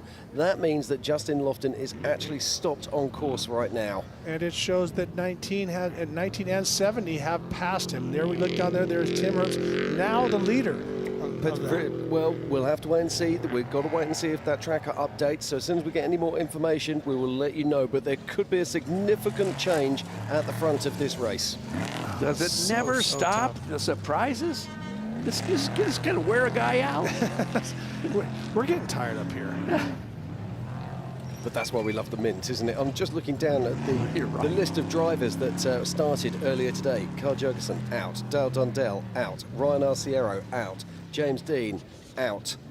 Cole Barberi, I'm not sure. BJ Baldwin, out. Robert Johnson had a problem. Rob McCachran, out. Adam Householder had a problem. It just goes on and on and on. The attrition rate of this Mint 400 is quite phenomenal. And those are all stout trucks. You know, tried, tested, winning. Absolutely. Trucks. They know what they're doing. All right, this is back with, I think this is with Thor Herbst. They did a driver change, so I'm not sure if Thor's. So this might be Pierce. So Thor started. I think Pierce is in the driver's seat now because he's a little bit shorter than Thor. Yeah. But can you imagine the party that the Herbsts are going to have if they win unlimited spec and the unlimited class? I got to find out where that's going to be tonight. I think it'll be. You'll see the mushroom cloud. Exactly. Hopefully at their house in Parker on the river, so I can get. Well, I can tell you at the moment that Thor Herbst is actually currently leading our spec unlimited class. And I can tell you now that it does look like Tim Herbst is currently leading the unlimited. That is unbelievable. That is awesome. Well, can you imagine it's going to be right on their back doorstep? They're literally going to be able to drive these trucks home. Took the hood off, but you know, it doesn't look like there's a darn thing wrong. It's a shame we can't just zoom in on that GPS just a little bit and see what kind of I speed love is this hitting there. technology live. You know, being able to go live in a truck during a race. I mean, Bob, I remember as a kid watching what you guys had in the cars, and it was a full, it looked like these cameras that are pointing at us. I mean, they were like, 3 foot long and 2 feet deep, and you had to build the cab and the roll cage around the cameras that they wanted to put in the car. This is your current race leader, Tim Herbst, as he's working his way through. So when they did that driver change, Tim Herbst is doing an unbelievable job. He is right up to speed, and put the truck in first place physical as well as on corrected time. Yeah, he's doing a great job there now. Do want to give a shout out here, those of you tuning in at home. We got a lot of people tuning into us here on the, out here in Prim. But, obviously we got the race going on, but there's been a bunch of awesome musical acts on the Monster Energy stage down on Fremont Street. I just want to give a shout out to some of the bands, stuff like that's been playing. We had Tim Montana, who raced yesterday, was playing on Fremont. He actually got the win in the celebrity car, along with Axel Hodges and I believe Jesse from Eagles of Death Metal. On the band here, or on the stage here, we've had Happy Campers, Breaking in a Sequence, Mugs, Minor Strut, Boots Electric. I know Breaking in a Sequence, the original members of Head PE, they're getting ready to take the stage, and then Minor Strut later today. So definitely support the bands, and if you're here on site, go and check out the music on the Monster Energy stage. This certainly is an example of what the Martelli brothers have done with the Mint 400. I mean, it is a festival. It is a happening, and there's something for everybody. It's so glad. When you talked about the kids you saw out there, that's really kind of nice. Yeah. Yeah, one of the things I really enjoy here is they actually have the kids racing as well. So they have the 170s and all the other classes out there racing in the infield. And they all get taken up on there, and they get all the accolades that they deserve. And that's feeding the next generation, Bob, and we love to see that. Yep. Well, we just had two superstars rolling. And Bob, so you and I are going to relinquish our mic. We got Mad Max Gordon and his dad. What's his name? Something. Or it starts with an R. I got one in my name, too. Radical. That's the one, yeah. Whatever. Anyhow, we're going to bring up Robbie Gordon and Max Gordon. Bob and I are going to step down. We're going to let the two Jims, talk to them a little while about the speed vehicles, about how their race yesterday and everything was going. So we're going to get them up right here. So there's Chris Hirsch there pushing one through. We saw him nearly lawn dart off the start this morning, so it's great to still see him running. And the rain is really coming down here now in Prim. Bob was absolutely right with his weather predictions.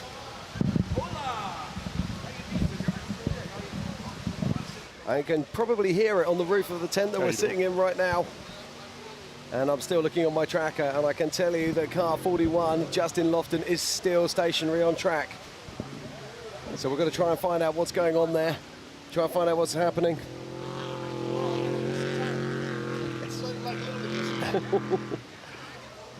So it looks like our current race leader is Tim Herbst. But things are about to get different. Now, let's not forget, though, this course is huge. Okay, we're talking about a 100-mile loop here. So although it is actually raining here at Prim, it might be dry out there further around on the course. But that looks like Kevin Thompson's stuck on track there. Oh, looks like, yeah, Harley Letner, Kevin Thompson stuck out on track. Oh, no, that would be absolutely terrible. Of course, we saw Harley Letner pushing so hard earlier on. Oh, it looks like it might be a flat tire, actually. It looks like there was someone down the back.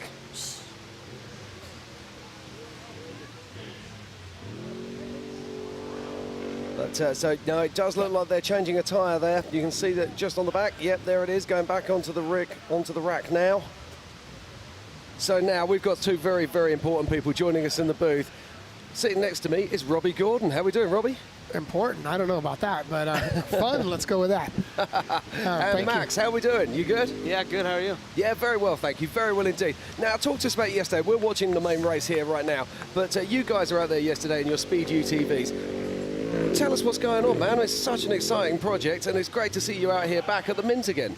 Well, thank you. That was a fast tire change. Look at that. It's back running again, but it was sitting there, and I saw a little bit of smoke, but that must have been the spare tire smoke. Oh, there's a spare tire, yeah. I was like, wow, something coming off the right rear. But, you know, yesterday was a good day for us. We batted 500. You know, we brought 2 cars to the race and 1 finish. So Max ended up finishing in 8th place, which was a decent result for us. Obviously not the one we want.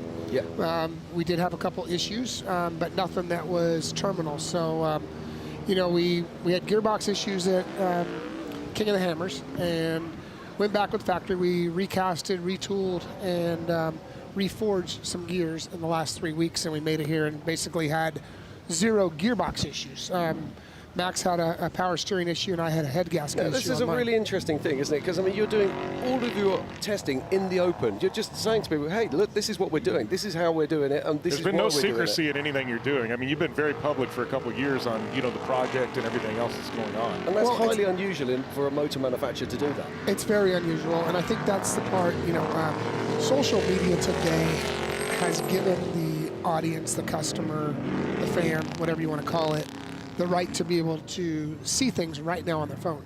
And you know, we've been fortunate enough with Speed UTV to grow this brand and be able to do it basically by showing people what we do. So we've showed them how we're going to build the cars, what we're going to build, then we showed them the whole production process, and now we are in production. And we released 12 cars, 11 cars to customers, brought 12 in, took everybody for a ride, had a couple gearbox issues, said, okay, we will go back and we will fix it. And we really didn't have gearbox issues until we started pushing things hard. And we didn't have enough components in the beginning, but now we are to the point where we got abundance of components, and we can go racing with Max, and we can start doing things to push our products harder. Fantastic. So, I mean, where are we looking now? I mean, obviously, we know that you've got lots of customers who are invested in this project, that have got deposits down, and they are absolutely itching to get their hands on these Speed UTVs. When are you expecting sort of deliveries to start taking place? Okay, so we delivered the first cars about 2 weeks ago. Took everybody on an adventure, kind of a limited, hey, come ride with us and tell us what you like and don't like about your car, and then we will replace your gearbox, which is happening now. We will get our next wave of cars in mid-April. It was going to be March. But when we had the gearbox issues, I have to change out all those first 12 ones and the 70 cars that are already pre-built. Those got to get swapped back out, and that is happening. And in May, we will have a 500 car run of gearboxes and everything, and those cars will get delivered to customers midday. Fantastic. Well, stay with us, Robbie. Yeah, Stay keep with us, going. Max. Let's go We're racing. going to just cut down. We've got Tiffany. She's with Rob McCachran at the moment, and she's got some news for us. So, Tiff, what have you got?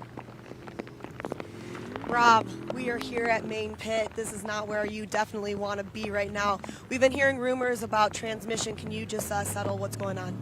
No, we're not sure. It's definitely something. The truck won't go forward anymore, and it's in front of the drive shaft. So there's an underdrive in there, and then the transmission. And anyway, something just popped real big. The pace was really fast this morning, and with all the rain that we had, there's a lot of grip in the dirt. And here comes more rain right now. But the pace was strong. We had to push hard, and ultimately just broke something there. And we're here to win. It'd take us an hour or so to change the transmission, and we got San Felipe in 3 weeks. So we're just gonna lick our wounds, or what do we do? Put Band-Aids on them and get this thing going for the next race. Rob, we were talking about the rain is really coming down here at Main Pit. This is going to help a lot of people with the dust. Keep that down right now. Last year we saw Kyle Jurgensen finish this in about 6 hours, 43 minutes. His laps were averaging about 100 minutes per lap. Do you think it's going to be a little faster or slower for this year? Well, I feel for sure the first 2 laps that we did, the pace was fast. It was very fast. And, the whole time doing that, I've been doing this a long time, and I feel like I know what it takes to win the Mint. And I can tell you on the first lap, I'm like, we're going too fast. This is going to be hurt trucks and everything. And they were falling out pretty quick. I think we started 9th, and when we came back, we were 5th on the road already. So, people were stopped by the right wayside. Ryan Arciero was on one side. Dale Dondale was out. And just one after another, that second lap, we had a householder out. And, long story short, there's still 2 more laps to go. So it'll be interesting to see if these guys can make it the whole way running that pace. All right, Rob. Well, we got to get us out of the wind. I'm going to melt. You're going to melt. We're all going to melt out here right now. Thank you so much for the update. I'll see you again, of course. Yep. Back to you guys. Thank you, Tiffany. Well, look at that. That's incredible. Now, Robbie, you've been racing Rob McCachran for 1,000 years. And, that's tough. Just aged in Marston. Like don't do that. For 1,000 years. Well, come on, man. Let's go back to to a long time. Okay. I didn't know 1985, 1984 was 1,000 years ago. Well, but, it is quite a few there. years ago. And, Rob and myself used to race each other in 1-2-1600. Then we went through Class 1 together. Then we went to Trophy Truck Class 8. And then basically we were around for the beginning of Trophy Truck. And, Rob is obviously a guy that has been one of our toughest competitors my whole career here in the desert. Yeah. Now, when you see this, we're looking out there right now, and the conditions are absolutely crazy. So we've got some parts of the course that are suffering from huge downpours, as we watch Nick Eisenhower here, and he's in beautiful sunny weather. It's amazing how the weather can change in one part and not change in the other. So these guys are battling against dust, whereas in the other part of the course, the guys are now battling against that slippery, horrible surface mud that's now softening down onto that dust. It's a crazy place. It's been pretty good. Yesterday, we got another one stop. We got a Herb stop. Look at this. Right, this looks like that's Tim Herbst there. Now, Tim Herbst was our race leader, car number 19, and this is just what Rob McCachran was saying a moment ago. He was saying, can these guys actually maintain this pace? Robbie, you've been a trophy truck racer for many, many years. The pace that these guys are running these days is quite insane, isn't it? Well, it is. What's happened is components have gotten stronger, and we got to the point where we had 800 horsepower, and they were very reliable. The gearbox and transmission, the rear diff and the transmission and drive shafts, we had all kind of bumped them up. And then a few years ago, we switched up to 1,000 horsepower, 1,100 horsepower engines. And that's just a lot for a Turbo 400. And that's what they have in Herbst's truck. I believe that's what Rob Mack has on his. And this I think in the Hearst truck, I think they're running a 5-speed gear track, but I might need to have that confirmed. I wasn't aware of that. I thought they still had Turbo 400s in those. But, it's all changed. But let's talk to young Max here. Max, how was your day in the office yesterday? Yesterday was good. Had a few little problems, but other than that, we made it to the finish. We were watching the pace of your truck. Talk to me about these Speed GTVs, because they look phenomenally fast when they're out on track. Oh, it's a game changer for sure, and it's one of the fastest cars I've been in, if not the fastest car I've been in UTV. And the pace we run is good, but those Pro Rs run a good pace, and we can hang with them. And it's awesome to see that we can go faster than those through the bumps, and I think our just suspension is a little better, and they got a little more torque, but other than that, it's way better. Well, that's absolutely fantastic. Robbie, Max, it's always a pleasure to see you here at the Mint 400. We hope to see you back here next year, and we wish you every success with this Speed UTV project. It's been absolutely fantastic. But we're going to cut out to a short ad break here at the 2023 BFGoodrich Mint 400. But don't go anywhere. It started raining. We've got cars all over the place. It's going to be an epic finish to this race. We'll see you very soon.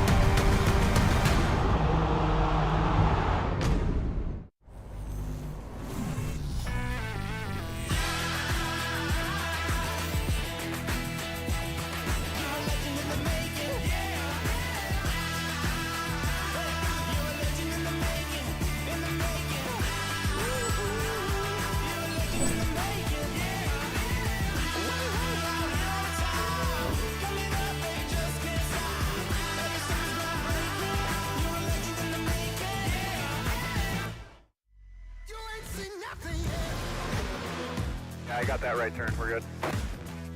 Let's meet up at the compound group up. At 10-4. Yeah, for sure, dog. Good, little driver. Straight on through.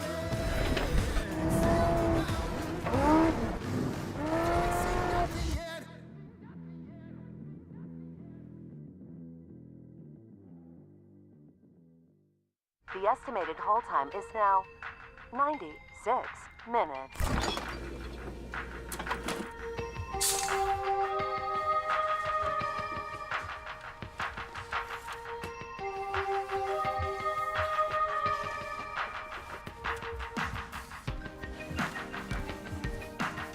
Sorry, are you still there? Yes. Okay, please hold.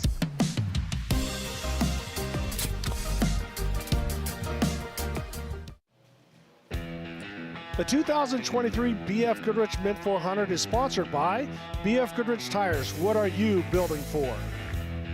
The official craft beer of the Mint 400, Belching Beaver. Belching Beaver Brewery brings damn good times.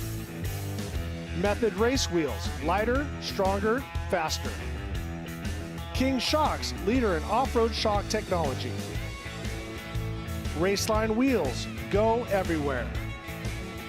The official trophy manufacturer of the Mint 400, Assault Industry, the most badass, strongest aftermarket UTV parts and accessories.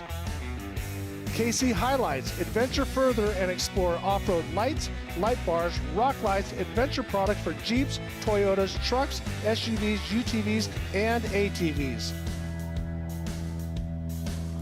Site Solar, your mobile sustainable solar lighting and power solutions. All the time, every time. And by Catalyst, a better life.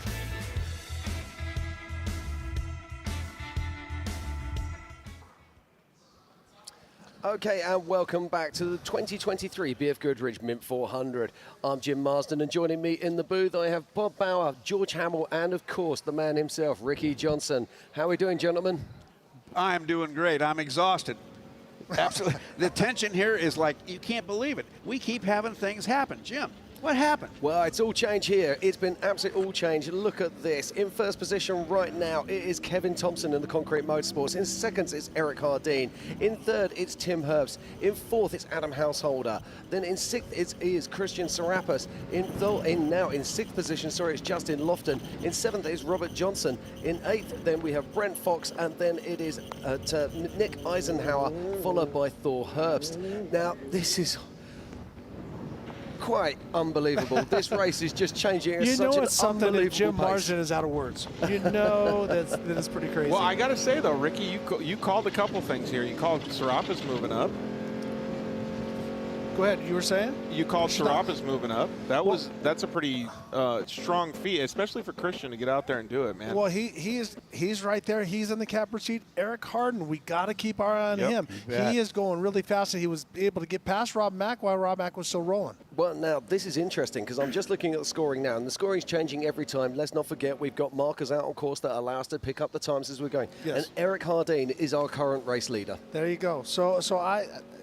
Which keep it going. That is going to be if it does end up in that way, because there's still a lot of racing to go. There's still a lot of racing to go. Another lap to go. go. We were watching just out on track there earlier. We were watching Kevin Thompson in the Concrete Motorsports vehicle. They were changing a tyre out there, so that would have cost them a little bit of time. But it was a fast change. I reckon they probably lost less than 2 minutes. But then we also saw Justin Lofton. He was parked up for a very long time on course. We're waiting to find out more about that. And Tim Herbst. Now, he was also parked on the side of the track, so we're going to try and find out what's going on there, trying to get some information as this whole race starts to unfold. And that is one of our Unlimited Truck legends, and that is Thomas Fisher. As he rolling, Greg Adler started with him, and now Thomas is out there, so he's getting the hang of the course, and he's fresh as a daisy. And so Greg Adler's got to be happy. When you do your spot, you hand the truck over, and it's clean, no flats, no nothing. You feel like you've done your job. You feel terrible when you bring a truck back and it's all roached out and bent. And here you go, have a good time, buddy. But when it's a good truck, it's like you've done your friend a solid right there. Yeah, no, I don't think we're done with changes, Jim Marsden. I think that we're going to still see amazing stuff that are going to have us shaking our heads. Oh, I have absolutely no doubt there at all that we're going to see changes out on course. I have no doubt at all that we are going to see things moving around. And I'm just looking now, and I'm just refreshing my tracker. And if you go to www.themint400.com/live, you can find all the tracker information, all the scoring information live as it happens there. You can also find the live feed. And if you're listening to me, you're probably already on it. But if not, get on it and enjoy this incredible race, because this is the whole point. The race is just about to get started, isn't it? As we enter lap 4, that's when things go really crazy. We're, like halfway, maybe a quarter of the way into lap 3. This is the time where the guys are going to make it, are going to have to commit. I got to go ahead it, or I got to back her down. In my case, what would you do, Ricky, with all the fallout? What would your thought be? Well, you got to just keep going. You have to stay within your head. One thing, let go of the mistakes that you made where you stuffed it in, and you like this driver's got his hood up in the face. You just got to go, I made a mistake, the truck's still running, move past it. But also what you don't want to do is I call counting your money. You start thinking of what you're going to say on the podium, what you're going to say after the race, where's the after party going to be, how much fun are you going to have, you're going to be awesome to thank all your friends and family, and all of a sudden, boom, you crash or you make a big mistake. So you got to make sure that you keep your mind on just 1,000 feet out, all that between 1,000 to 1 feet, you got to keep that focus right there. We were watching Dustin Grabowski as he was rolling, and what I like about that truck is they spent a lot of time with that back wing, and they're not letting on what it does for that vehicle, but I've heard a lot of good things out of that. We got to turn around with this. I thought he was going to use the porta potties, but I guess he's okay. Nice. Man. Now we're just going to try to see who that is. Odd maneuver right there, that's for sure. Yeah. He's looking for a place to park. There's an awful lot of vehicles now missing an awful lot of bodywork at racing on this track. Kind of goes to what you guys were talking about before about just getting your brain right in the I don't know what you want to call it, in the moment, I guess. Yeah.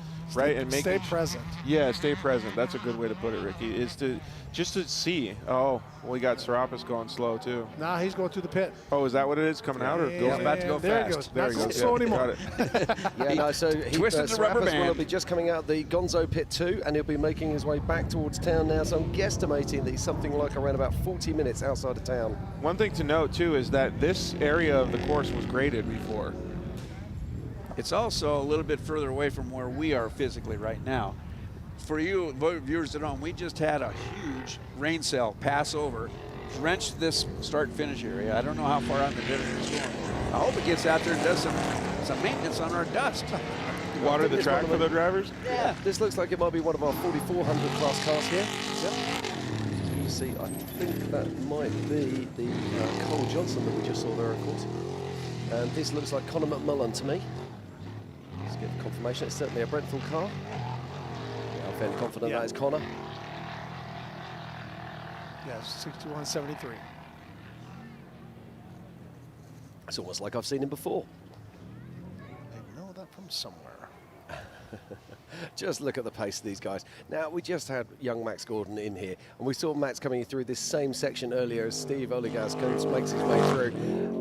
And the way that little UTV bounced across those ruts was incredible. But when you see one of these unlimited trucks come across there, they are just something else, aren't they? Now, the scary part about that is it's slightly downhill. And then it has a turn at the bottom. And the bumps in the bottom, as we see, I think that is Adam or Terry Householder. Yeah, that is Adam Householder. That's Adam. Now, he's through the Gonzo pit as well. So not far behind Christian Serapis. Well, we just saw there the Australian flag flying.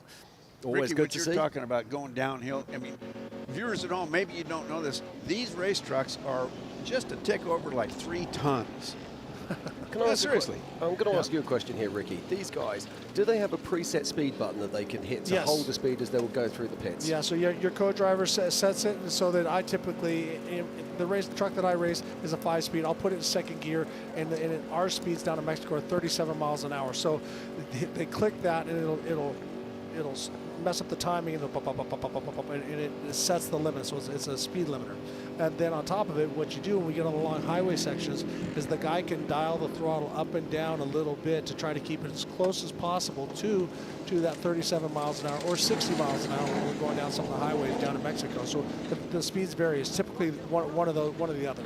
Now, races are won and lost there because if we got to go 60 miles sometimes, we have long stretches because Baja is getting more and more habitable, so we have those long sections, and if you can be 1 mile an hour faster over that time, that makes a big difference. Well, 1 mile, think about 1 mile, how physically far that is as a distance. It is a very, very long way. We're looking at the speed. He's probably running right about just under 100 miles an hour. We can't quite see it on the screen.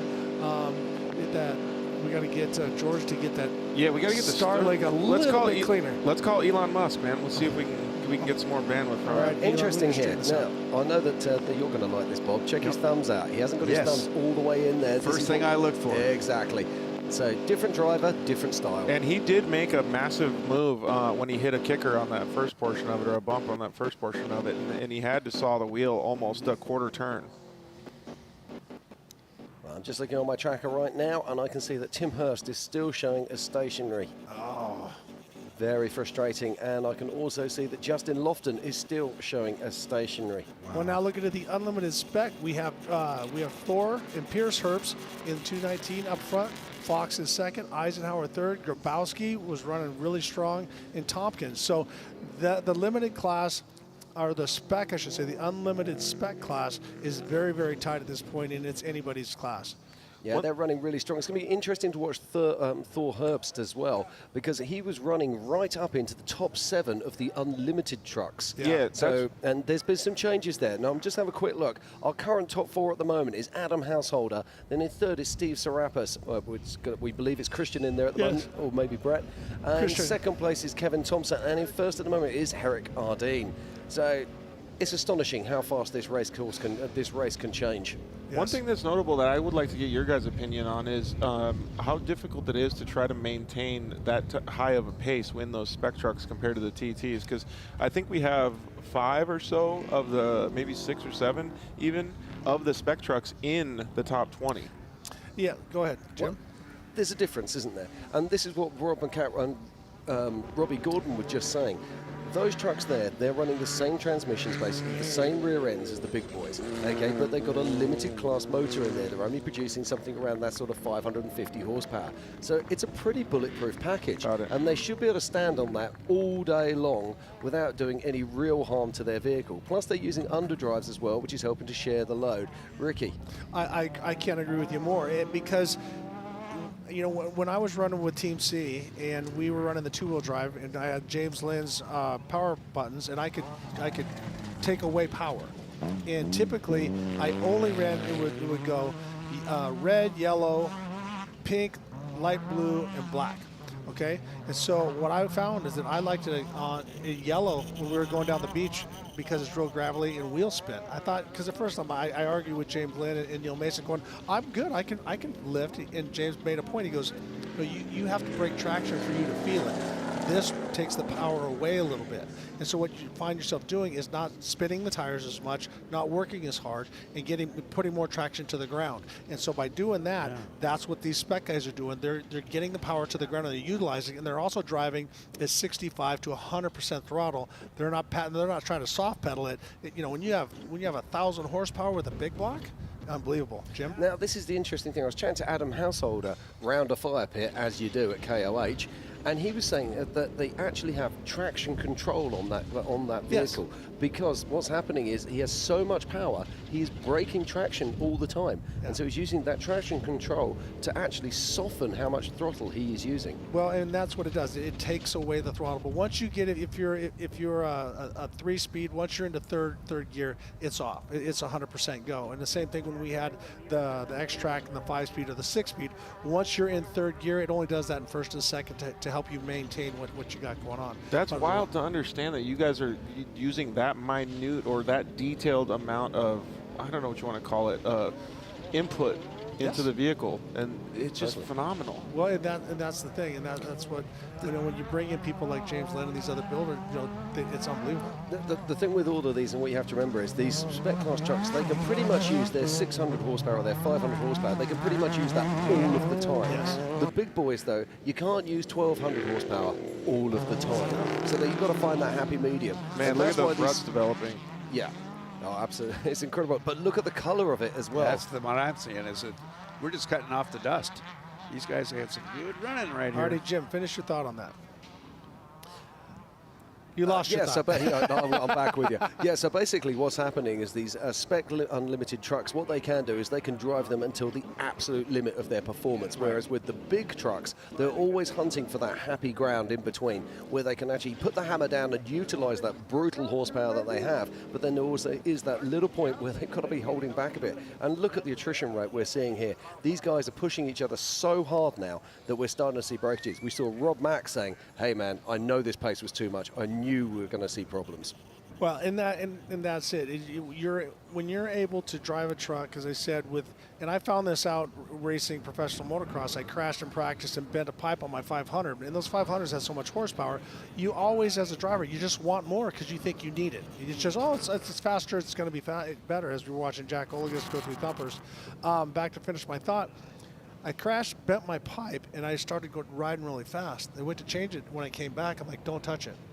I can get the power I need, but I can get to wide open throttle, and I can also use that power, and I'm not afraid of the throttle. And with these big trophy trucks and 2-wheel drives especially, you're constantly like, whoa, whoa, whoa. You're driving it with the back wheels. And so with this, and we're being redundant here, but with that spec with that spec vehicle, you can run it hard. You can run it 65, 70, 80, 90, 100%, and you're still not breaking that tire, and you're going straight. So I think that there's what you guys are saying is totally true, but there's also advantages to having more power. You can move the vehicle around more in slow positions where, like, let's just say you have to get over the front end over a couple whoops and different things like that. To a certain extent, horsepower, it makes a vehicle feel lighter. It does, just because it gives it the bark, and that's why a lot of people want to go with the big block, not because of the last horsepower, but the torque that you get. Exactly. When you're driving that, you come through there, and as you roll on the throttle, you can float those wheels or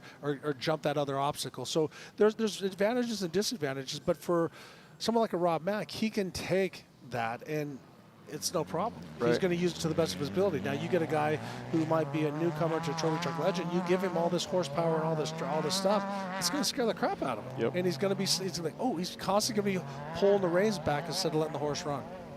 Indeed it is. Well, as we continue here now, we're just starting to get to the pointy end of this race now. We're coming in to complete our third lap, and as we do this,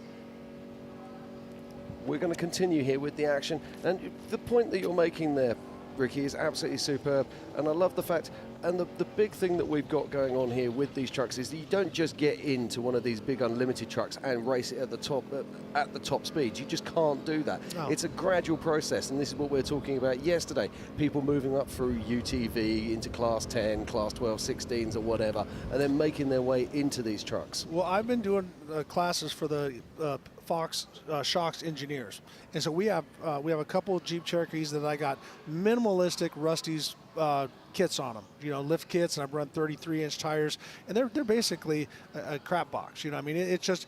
But what happens is, especially in my two-wheel drive, it's basically one wheel because it's an open diff, so you have to use momentum. It wants to bounce and slap around. Things happen earlier, and that's what people need to do. They need to start at a lower level. Like if you get into a 16 car, you're racing really hard, but what happens is things start to respond and bumping, and you learn how to drive, and you're not at breakneck speed. You get behind the car. Yeah, because if you get it, if you can afford it, if you get into a trophy truck and you're going, and everybody wants to go to Barstow or Plaster City and go haul ass through the big bumps.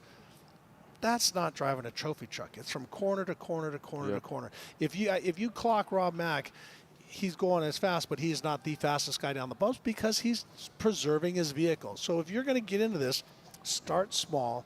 Go then make a little mistake and crash at a low speed, then learn, then go to the next. But so that is one of the things that you need to do. And if you got an old Jeep, call the guys at Rusty, throw a couple shocks and a lift kit on that thing and give her a go. I think one of the best things is what Jim was saying too, though, is that you have the opportunity now. You can go down to a dealership and buy these vehicles. Absolutely, you can go and buy yourself a UTV, and you can get out there and you can start mixing it up in the dirt, and you can pretend to be Rog McCachran, you can pretend to be Shannon Campbell, and most will pretend to be pretending. Robbie Gordon. Unfortunately, well, that's okay. But this is very true. But also, there's guys out there at the moment who've never been in a truck who are capable of being world champions, and that's what we have to remember. But this race is all about the history and all about what's gone before. So let's check out the scores on what's going on right now and out there on track, and then we're going to cut through to a little bit of history. So here is our current top five. In fifth position is Steve Ologies. In fourth position is Adam Householder. In third position is Christian Serapis. In second position is Kevin Thompson. But right now our current race leader, as we're heading towards lap 4, is Eric Hardeen. Man, big tank slapper on the in the right lane there. Coming I think that's come on, Adam. Come on. I think that's Adam Householder that we're watching right there. All right, what am I talking to? I became a fan again. So sorry. That is Adam Householder on the far right side, and we've been saying how much rougher that line is. Actually, no, that's Terry Householder. No, that's Terry. Yes. Yeah. My apologies. So that is Adam's dad. Yes, that is Adam's father. And that is Kevin Thompson making his way round, coming in to complete his third lap. So as the action continues here, we're going to pop out very shortly. We're going to bring you a wonderful piece about the history of the Mint 400 and about where the unlimited trucks came from. And then we'll be right back here for more action here at the 2023 BFGoodrich Mint 400. See you in a bit.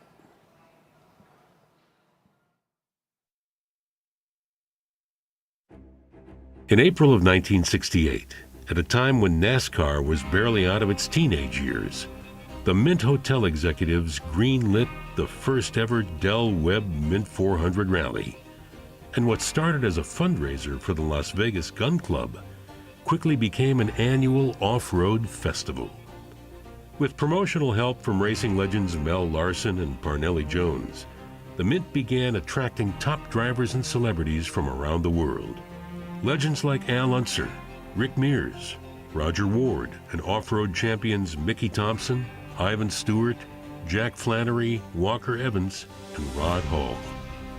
Powerboat champion Bill Munsey, film and television stars James Garner, Steve McQueen, Larry Wilcox, Chuck Norris, and Ted Nugent all raced the Mint in the 70s and 80s. They helped create a mystique around the event that still exists today. At the height of its popularity, the Mint featured multiple days of festivities complete with a Miss Mint beauty pageant and a parade down Fremont Street. The racers were treated like royalty. It was an unofficial city holiday, and race fans came from all over the country to watch the outrageous vehicles compete for huge cash purses. In 1971, Gonzo author Hunter S. Thompson covered the Mint for Sports Illustrated, writing, "It's the richest off-road race for motorcycles and dune buggies in the history of organized sport. A fantastic spectacle in honor of some fatback racero named Del Webb, who owns the luxurious Mint Hotel in the heart of downtown Las Vegas." Hunter's Fear and Loathing in Las Vegas articles were eventually published in Rolling Stone magazine before being made into a best-selling novel, which propelled the Mint to even greater popularity. But in 1988, the Mint Hotel was sold, and within a few years the race disappeared. It lay dormant like a sleeping giant for 20 years.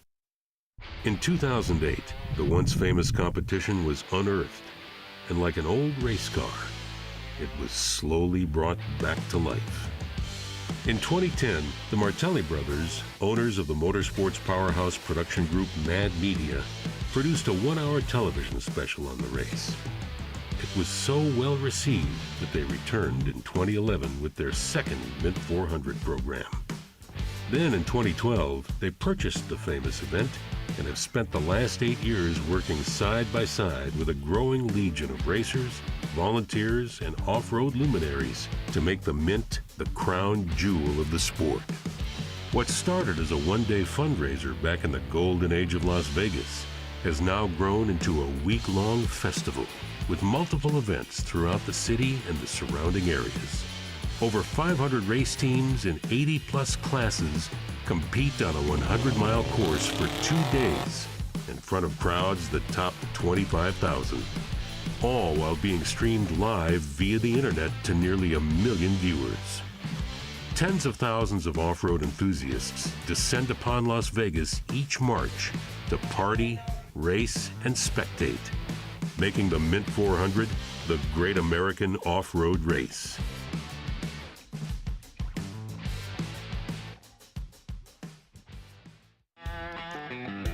The 2023 BFGoodrich Mint 400 is sponsored by BFGoodrich Tires. What are you building for? Monster Energy. Unleash the beast with Monster Energy. By Impact Canopies. Off-Road Warehouse. Jeep, truck, race and UTV parts and installation since 1973. Vision Wheel. Used by the best off-road drivers in the world. We are Vision Wheel. By Busch Light Beer. PCI Race Radio, supporting you with high-quality communications, navigation and safety equipment for over 50 years. By Rockford Fosgate. And by Tread Lightly, promoting responsible recreation through stewardship, education and communication.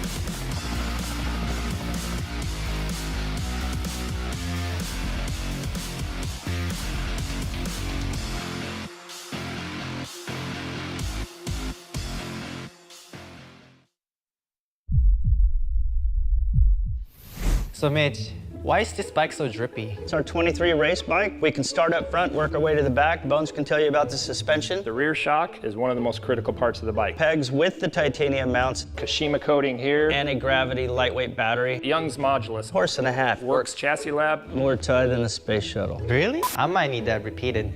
This thing slaps. Slaps. Oh, you should have told me that earlier. The estimated hold time is now 96 minutes.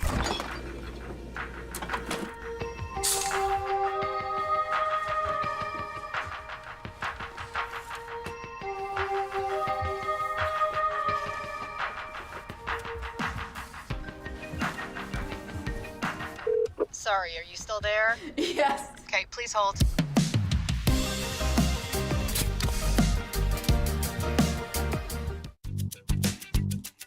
Need a little help? We got help. Need some advice? We got advice. No matter what you need, we have thousands of professional parts people doing their part to make sure you have it. Exceptional customer service. Just one part that makes O'Reilly stand apart. The professional parts people. O'Reilly Auto Parts.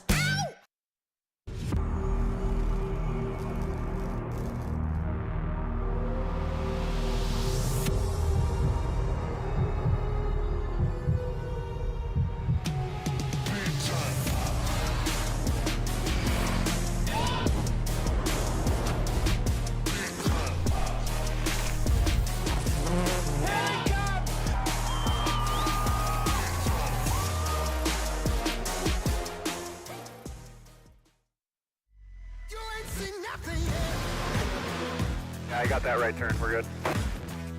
Let's meet up at the compound group up. At 10-4. Yeah, for sure, dog. Good, little driver, straight on through.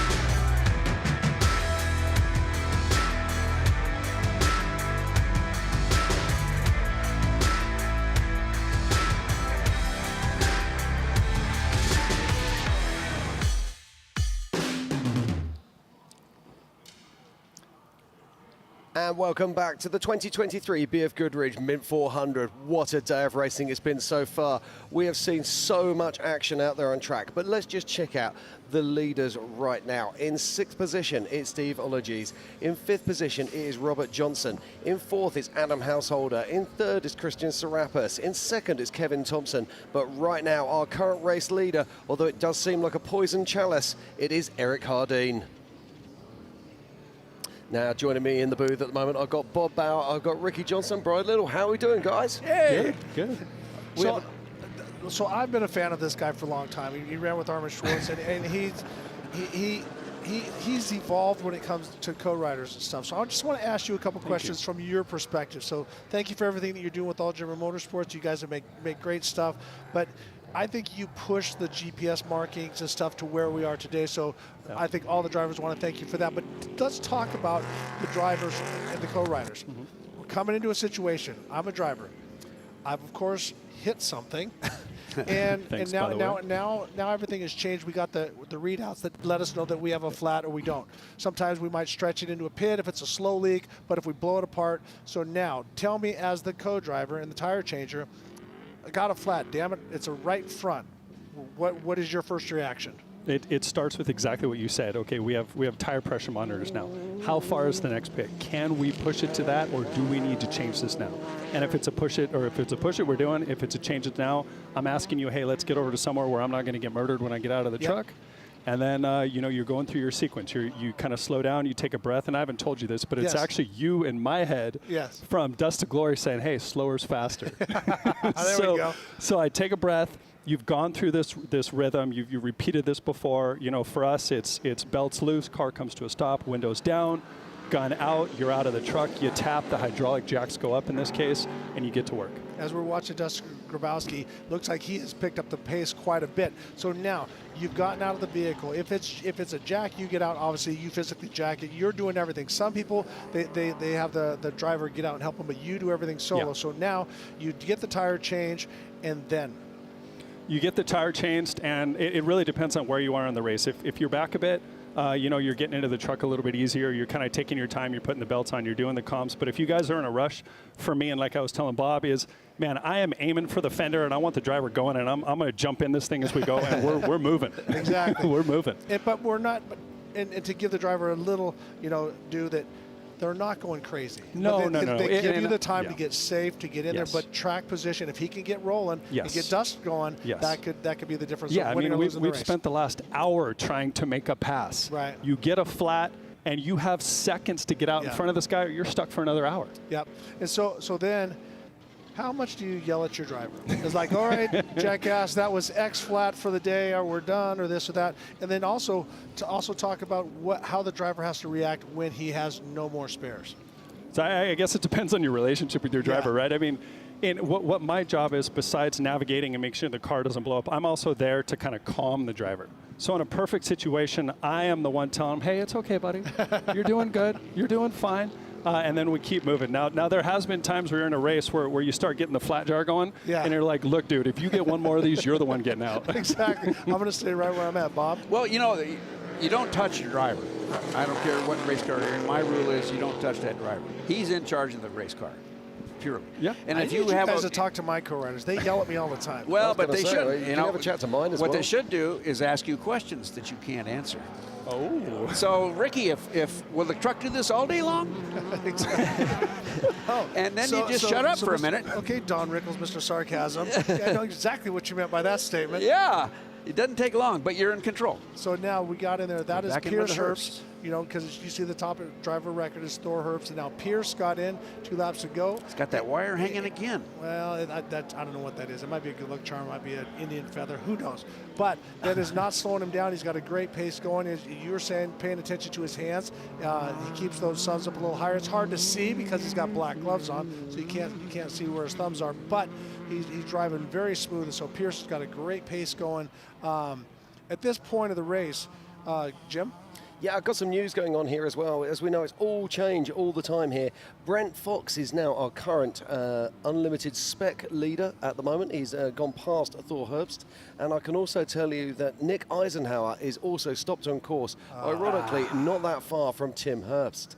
Now, I've also had confirmation, or the Jungle Drums have been chasing and telling me that Justin Lofton lost a drive line. He managed to fix it, get running again, and it's now an electrical issue that's stopping him right now. So we'll keep an eye on that. And we're just watching this right now. This is our tracker that we were talking about a moment ago, and that is Brent Fox that we've got there. And if we can just go a little bit south of that, there is some other fairly big news. I don't know if our guys can just go a little bit further down. That's Nick Eisenhower that stopped on course. And right next to him. But just below Brent Fox, I can tell you there is car number 12. There they go. They're just pulling down there. And that's Robert Johnson, who was up into the top 6. And Robert Johnson is now also stopped on course. So this race is really starting to come apart now. We're seeing some really big gaps. Let's not forget, in the first part of this race, we saw the first 150 miles with literally only 10 seconds separating 5 different cars, and now the cars are really starting to spread out as that attrition, the Mint 400 attrition, starts to set in. And we still have 120 miles of desert racing to go. The race is just getting started. Man. So it is. This is what we said before. The first 3 laps is all about survival. The last lap is when the race unfolds. So Brian, as a co-rider, when are you taking time to eat, hydrate, and what is your plan during the race? Well, here's a really interesting course. So when we're in Baja, obviously you do it on the highway sections. Yep. Here, it seems like, and we're seeing this here now, when we're in the pits, that's kind of the only opportunity. Otherwise, this course is rough, and there's a lot of bumps, and there's a lot of turns. There's not a lot of places where you're going to be able to stick a bar in your mouth and then just not, swallow the darn thing and choke to death.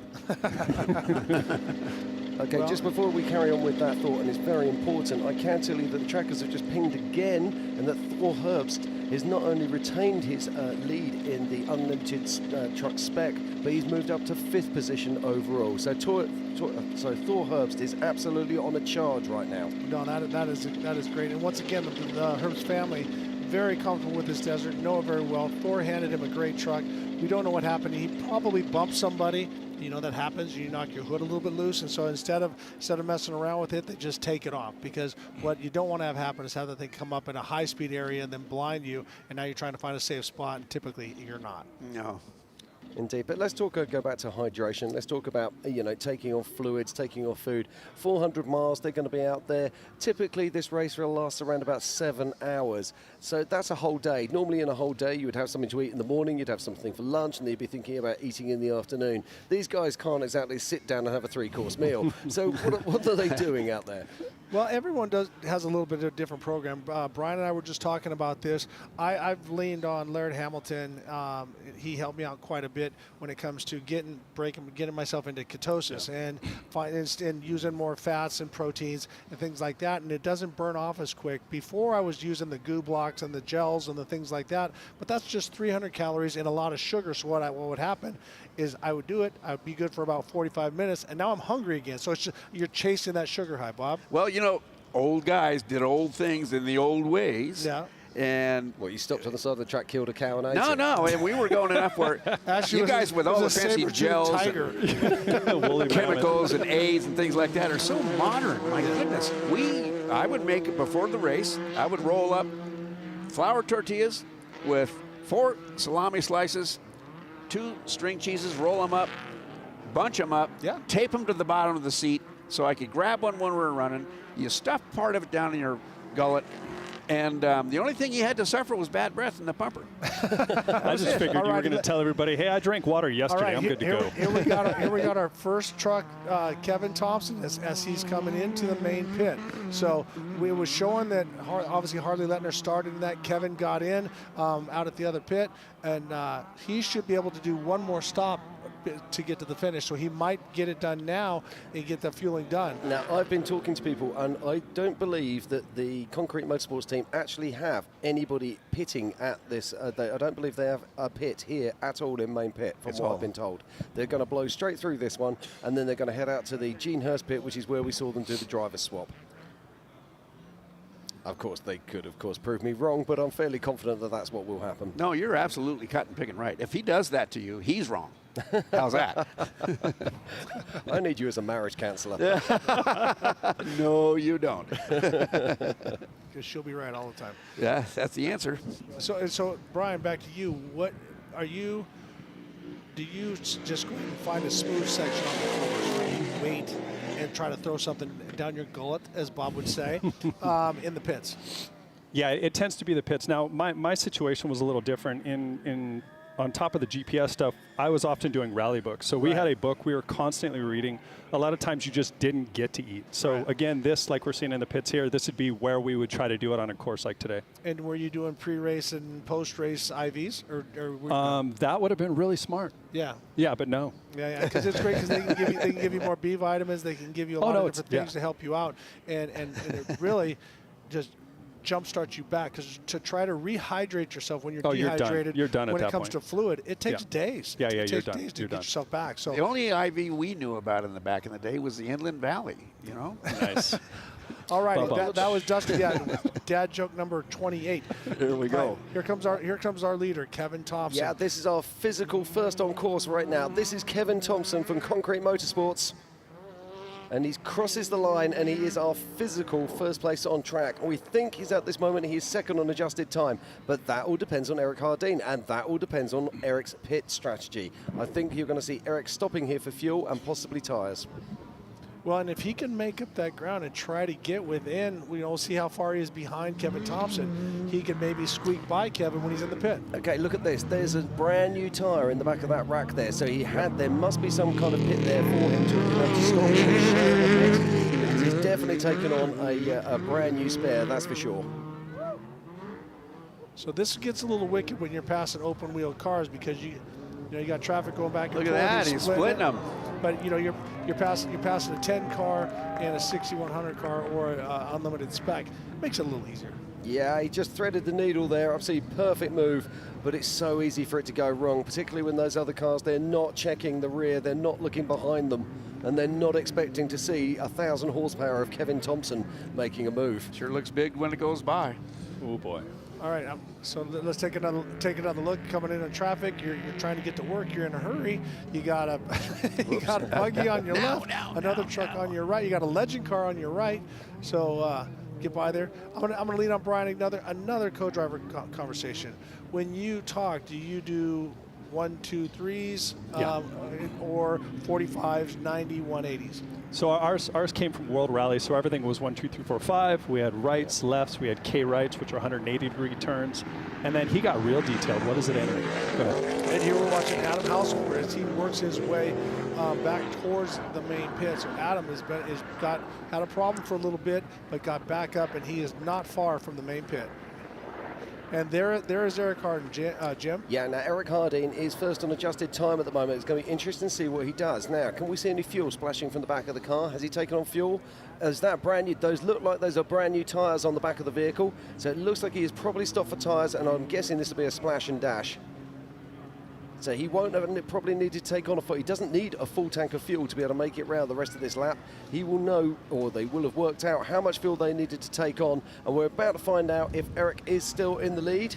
I believe he will be. I believe he is, because Kevin Thompson started in 7th, and Hardin started all the way back in 14th. So 7 positions. Those are 2-minute gaps. So Eric is on a tear right now and has a pretty substantial lead at this point. And also, if he's pitted now, then those rear tires look very clean. Looks like he's got new wheels.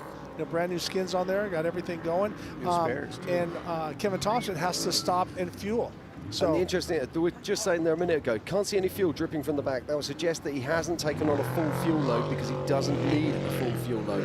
So at the moment, it looks like it's Eric Hardin's race to lose right now. Well, and if he keeps doing what he's been doing, and Brian, you've been in these ID trucks. We were talking about them earlier. So talk about the advantage and disadvantage of that design. So this truck's really great in the turns. It handles, it rotates really well. So while they're in the infield, they're doing all this truck is going to pick up speed compared to some other trucks. When you get into the bigger bumps with the shorter arms, you might give a little back, but overall this truck performs really well. Everybody that's racing from BJ to, the list goes on and on. Everybody seems very comfortable in it. Like, you get into it, and they're immediate. I haven't had a chance to drive one. Oh, and here we are. That is Pierce Herbst. They are stopped and looking. So that was our current leader in unlimited spec. He's looking down, and you can see the disappointment in the co-driver. So I don't know what happened, but unbelievable. Bad break for the Herbst boys. Well, it looks like he's getting back in. He's putting his pumper back on, maybe. Well, he's going to plug in so we can talk to him. And so they're rolling. But is he driving back to a pit, or is he getting back on course and going? Well, it looks like he's getting back on course. So something happened. Obviously, something happened there. And just look at I find that unbelievable. This is the bit where you see they're not up to pace at the moment, so the car's not working correctly. They need to be getting more pace to be able to tackle those bumps and make the whole thing easier. It's what you were saying, Ricky, about just being able to get on top, and the car becomes better and better the faster you go. Yeah, exactly. You get up on top of the bump, and that way you're only hitting a couple feet of it. Alrighty. So not good for Pierce Herbst. Oh, and they're back off again. And they're back off again. So that is tough break. Here comes Christian Serapis. Christian obviously feeling very comfortable, very strong. And once again, I got to give it to Cameron Steele. He said, wait till later in the race. These old Geyser trucks are very tough. They also do a small block, so they're not stressing everything out quite as hard.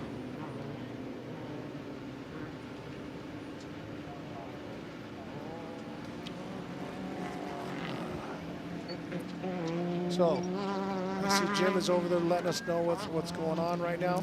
Yeah, and I can Eric actually, Hardin. Thor Herbst is actually stopped not that far away from Robert Johnson, so that's quite interesting. So we're going to go back and take a look at Thor's. But Tim Hurst is still stopped. Nick Eisenhower is still stopped. Oh, that's not good. Tough. The office looks empty, Oh Ricky. dear. Yeah, and I can also tell you that Conor McMullen in the Brentford car has now also come to a halt.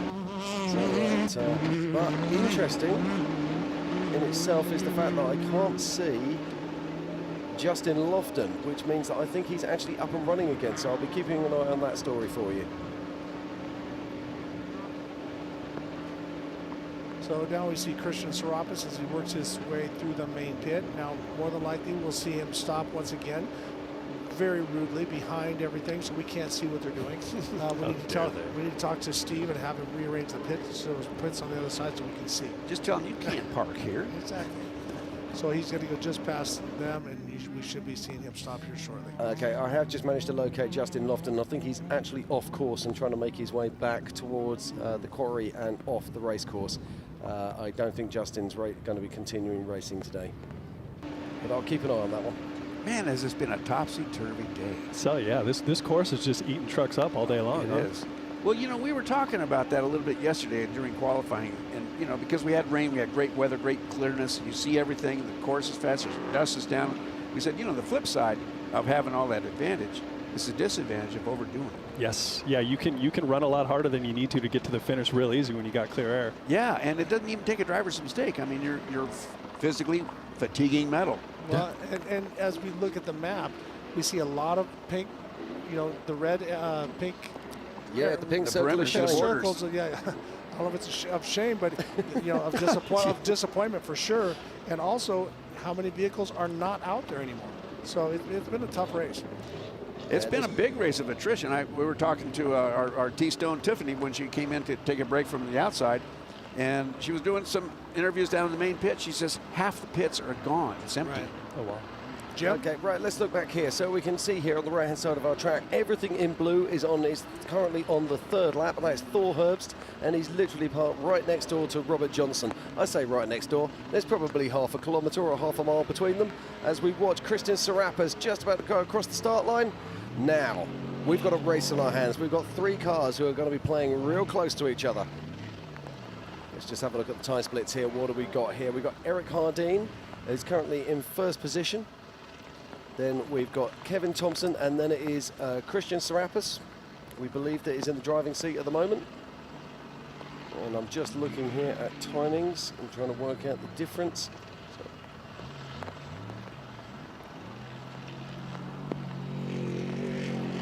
Yeah, it looks like Christian here is around about 4 minutes down on Eric Hardin, and he's around about 2 minutes down on Kevin Thompson. Now, Kevin Thompson, we believe, is a pit stop down on Eric Hardin as well. So this is going to be very interesting. Well, and let's go back to Eric Hardin's truck. You know, being the truck that it is. And Brian, you were saying, explain short arms and why it turns better and why it doesn't track quite as well in the big bumps. So yeah, the short arm, as it relates to the bump, has a lot steeper arc through the suspension, where the longer arm has a little more. You're talking about the rear arm. The rear arm, yeah, the trailing arm. Yep. Has a little more of a fluid and less angle change through that, and it just naturally lends itself better to the big bumps and the straight line speed with that longer trailing arm. Especially when you got these kind of bumps. Here we see Dustin Grabowski, and talk about his rear air panel. I mean, they actually much tested about it. that. Yeah. So they've spent time, and it looks funny, but that thing is actually functional at high speed, and it's not only helping them with more aero, but it looks kind of cool, right? Yeah, exactly. Well, we did some stuff in short course. We ran a similar wing, nothing that elaborate, but we found out when you throw it sideways, it wants to bring the truck back, just like you see a wing sprint car, or you know, they got the little runners over the top of the NASCARs and stuff like that. So I think that's the next frontier, is the aero package, and I think this is one of the first guys that's capitalizing on it. Yeah. As these cars get faster, they start running at a lot higher speed. It's definitely going to become a factor. Well, this is one of my questions, and it sounds like we've got rain coming in once more outside. So look, yes, I can see outside of the tent right now. It's absolutely coming down in cats and dogs. Now, we're looking at these cars, and they are spending all of this money and all of this time to create cars that are going faster and faster and faster. I can't help but notice that the aerodynamics haven't kept up with engine design and also with chassis design.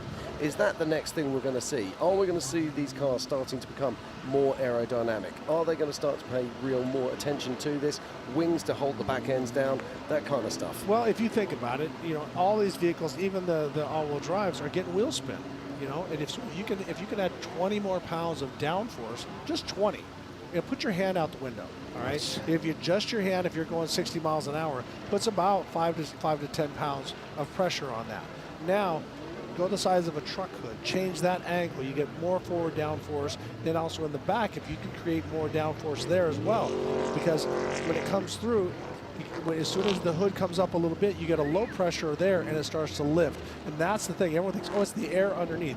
No, it's a lot of times just like a wing. When the air when it gets a low on top, it starts to come up. We're seeing a little bit of rain as it's coming down. That is down the start. You can see not really enough to affect the drivers. But to finish my thought on that, it's the final frontier. We're doing all these body works and everything. We got to find a way to stick them to the ground. Yeah, I think that's going to be the next innovation for these trucks, if I'm honest. And it's interesting to see Grabowski there trying to do something different, trying to create something different. And that's the whole thing with the limited spec trucks particularly. You've got to find that tiny 1% difference that gives you the advantage over the next guy, because your engines are all the same. Yeah, and a spoiler does make a difference. We ran the BFG Blazer that came, it was made in 1978. We ran that in the Nora Mexican 1000. And between wing up and wing down, huge unbelievable, difference. 40-mile-an-hour difference. It'll slow you 40 or it'll get you 40. So now with that, were you taking pressure off, or were you getting it down so you weren't getting the wheel spin? What was giving you the mile per hour?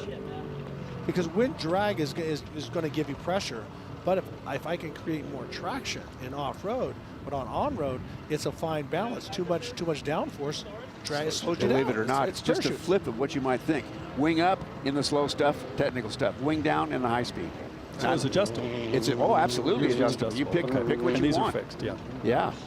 Okay, well, the conversation continues here about the aerodynamics. It's Adam Householder in car 24 here. Yes. And he's running in 4th position at the moment, and he's 10 minutes off the pace. So we have to take into consideration here that he stopped to change drive shaft. That's a pretty fast change. Change that drive shaft inside of 10 minutes and still be right up there at the pointy end of this race. But has he got what it takes to be able to find it as we look at, this is one of our 4400 class cars. I believe that is Cole Johnson. It is indeed. 4400 class cars are more at home in King of the Hammers, and he will be racing for the Triple Crown, no doubt. But I'm just going to finish my thoughts on the other one. So we've really got 4 cars in the battle for the top 3 right now. We've got Adam Householder, then we've got Christian Serapis, Kevin Thompson and Eric Hardeen. And at the moment we're sitting here and we have 10 minutes covering those 4 cars. Now, Ricky, this course, we've seen these guys separated by mere seconds out there. Is there any way they can find minutes to be able to pull back and see if they can rein in Eric Hardeen? 1 second at a time.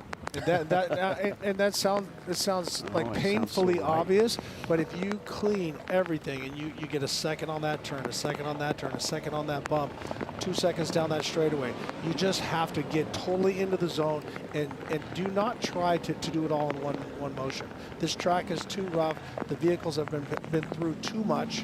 You're just going to break something. Yeah. Or you're going to end up getting a flat or bending. And we don't know what happened with Householder, but it sounds like he got a hold of a rock and bent his drive shaft. So did he get off course? We don't know. We'll ask him after the race. Yeah, absolutely. Now, you're Eric Hardeen, and you're out there, and you're leading the Mint 400. This is, now, I don't know much about Eric's racing, if I'm completely honest, but I don't think he's been at this position in a race before, has he? No, he's been a top guy in other stuff, but this is the biggest. This will be his biggest win, and for him right now, damn it! If I'm his crew as co-driver, which is Andrew Myers, which is a decorated trophy truck racer as well. Keep doing what you're doing, buddy. Don't change it. Stay in the moment. Stay in the moment and do everything that you did those first 3 laps. I mean, the truck looks impeccable, and I think as it gets rougher, and I think that ID chassis, Brian, you can tell me, is going to work because it's more like a supercross track. great. You're jumping in your timing stuff Yep. because you can't just bomb through some of these bumps. They're getting so big. No, and Even that with truck trophy works trucks. well, yeah. It works well when you flow. So if he can just stay in the moment like we're talking about and flow, I mean, he's got a good shot. Yeah. Absolutely. It's going to be interesting to see how this race pans out. Well, very shortly, we're probably going to be seeing, if I say very shortly, it's probably in the next 20 minutes, half hour or so, we're going to be seeing Kevin Thompson making his way up towards pit 1, which is the Genehurst pit. And I believe we're going to see him stopping there, either to take on fuel or possibly even take on tyres. And it'd be interesting to see how much gap Eric Hardin can actually pull on him at that moment. And then once you've got a lead, are you going to back off a little bit, or are you going to start saving yourself, or have you got to push hard still? No, I say keep doing what you're doing. Yeah. And I wanted to give you a slight correction. I know that I mess everything up, but it's Hardin. Like Hardin, not Hardin. And he keeps writing it down wrong for me, look. No, Right. yup. Hardin. See, that's Hardin. Yup. Not Hardin. Here, let me fix that. Hardin. Yeah, not the fish. There you go. Look, I get one wrong every single year. Give me a break. One wrong. hold on a second. Now, one? Yeah. I mean, you're not as bad as me. I get that, but you're more than one. Let's listen to the truck as it goes by.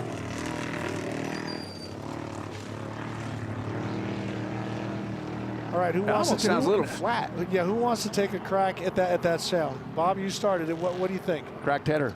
Yeah, Brian. Oh, yeah, that's above my pay grade. There's something going wrong, but I'm not sure what it is. What is it? It's wrong. Yeah, okay, something job. done broke. But we were listening to Nick Eisenhower's truck. That one even sounds like it's got a little bit of a pitch off, slightly a pitch off. But if you don't run those 180-degree headers, you're not they 8 into into 1. Yep. So that's what gives it that high pitch, which it actually gives you more top end, but you lose the bottom end. But we've said this before. Nick Eisenhower says, I don't care. It sounds cool. Yeah, I mean, if it sounds so good, it's worth the loss, right? Exactly. Okay, we're just getting some news at the moment. Our guys are out there at the moment watching Eric Hardin.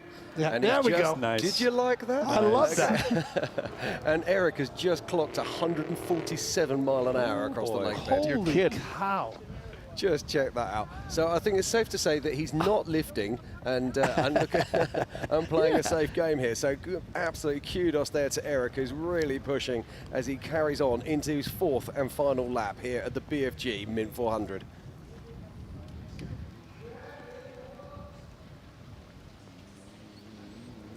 Yep, here comes Olagus. All righty, as we see Steve Olagus as he rolls through the main pit. He has been running strong all day. I just got a text from Steve Serapis, and he says it's go time. Steve, it's been go time since the green flag. Christian has been running his ass off all day long. So, something's got to happen here. I mean, he's doing everything right. If I was his team owner, I'd say, boy, you've done everything right. Just keep doing what you're doing. And now as we're watching Steve Olagus, and this is what we talked about, he's gone to that, I think it's Gen 6, I think what it is, or Gen 8 for Geyser. I'm not sure. Yeah. Might now I'm be spacing 6 or 8. too. I know it. Anyways, but it's got the big block, and everybody seems to love that because the horsepower make it feel better. G6. It was the G6. Yes. Yep.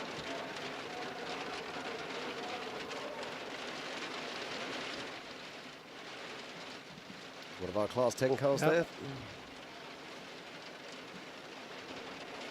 It's interesting to see that they've moved the Class 10 cars over into the unlimited race. And hearing Matt talking about that earlier and saying why they've done that. And that just shows the growth in the limited classes. And that they actually need to have the space in the limited class field to be able to move cars over into this race so they can allow for that. So as we're watching, we're seeing a lot of people. We've seen Pierce go out. Been a tough last lap for the Hertz family. I mean, both of them were leading. They're going. This looks like one of the older Mason chassis. That thing is, those things are just so solid. He's got a loose tire, looks like. Yep. She's flopping. Nope, still there.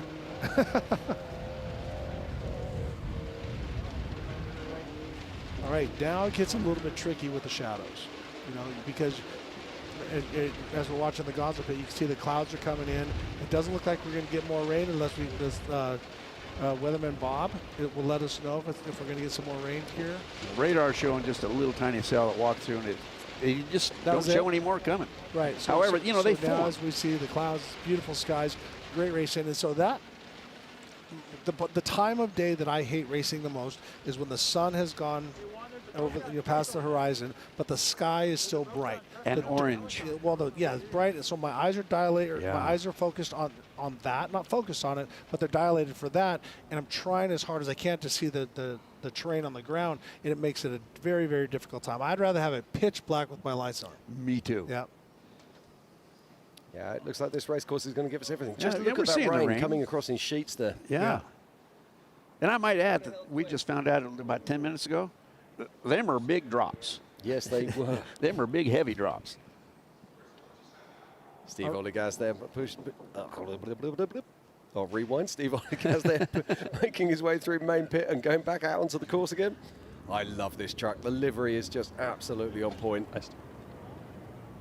All righty, I'm going to go out and find some information and see what's going on with the weather. I'm going to bring in Jim Beaver. He's been out running around, so let us know what's happening. I will see you guys in just a moment because we are going to have one heck of a finish, and I want on the microphone with the checkered flag falls, guys. Don't bring us good stuff. Don't elbow me out, okay? All right.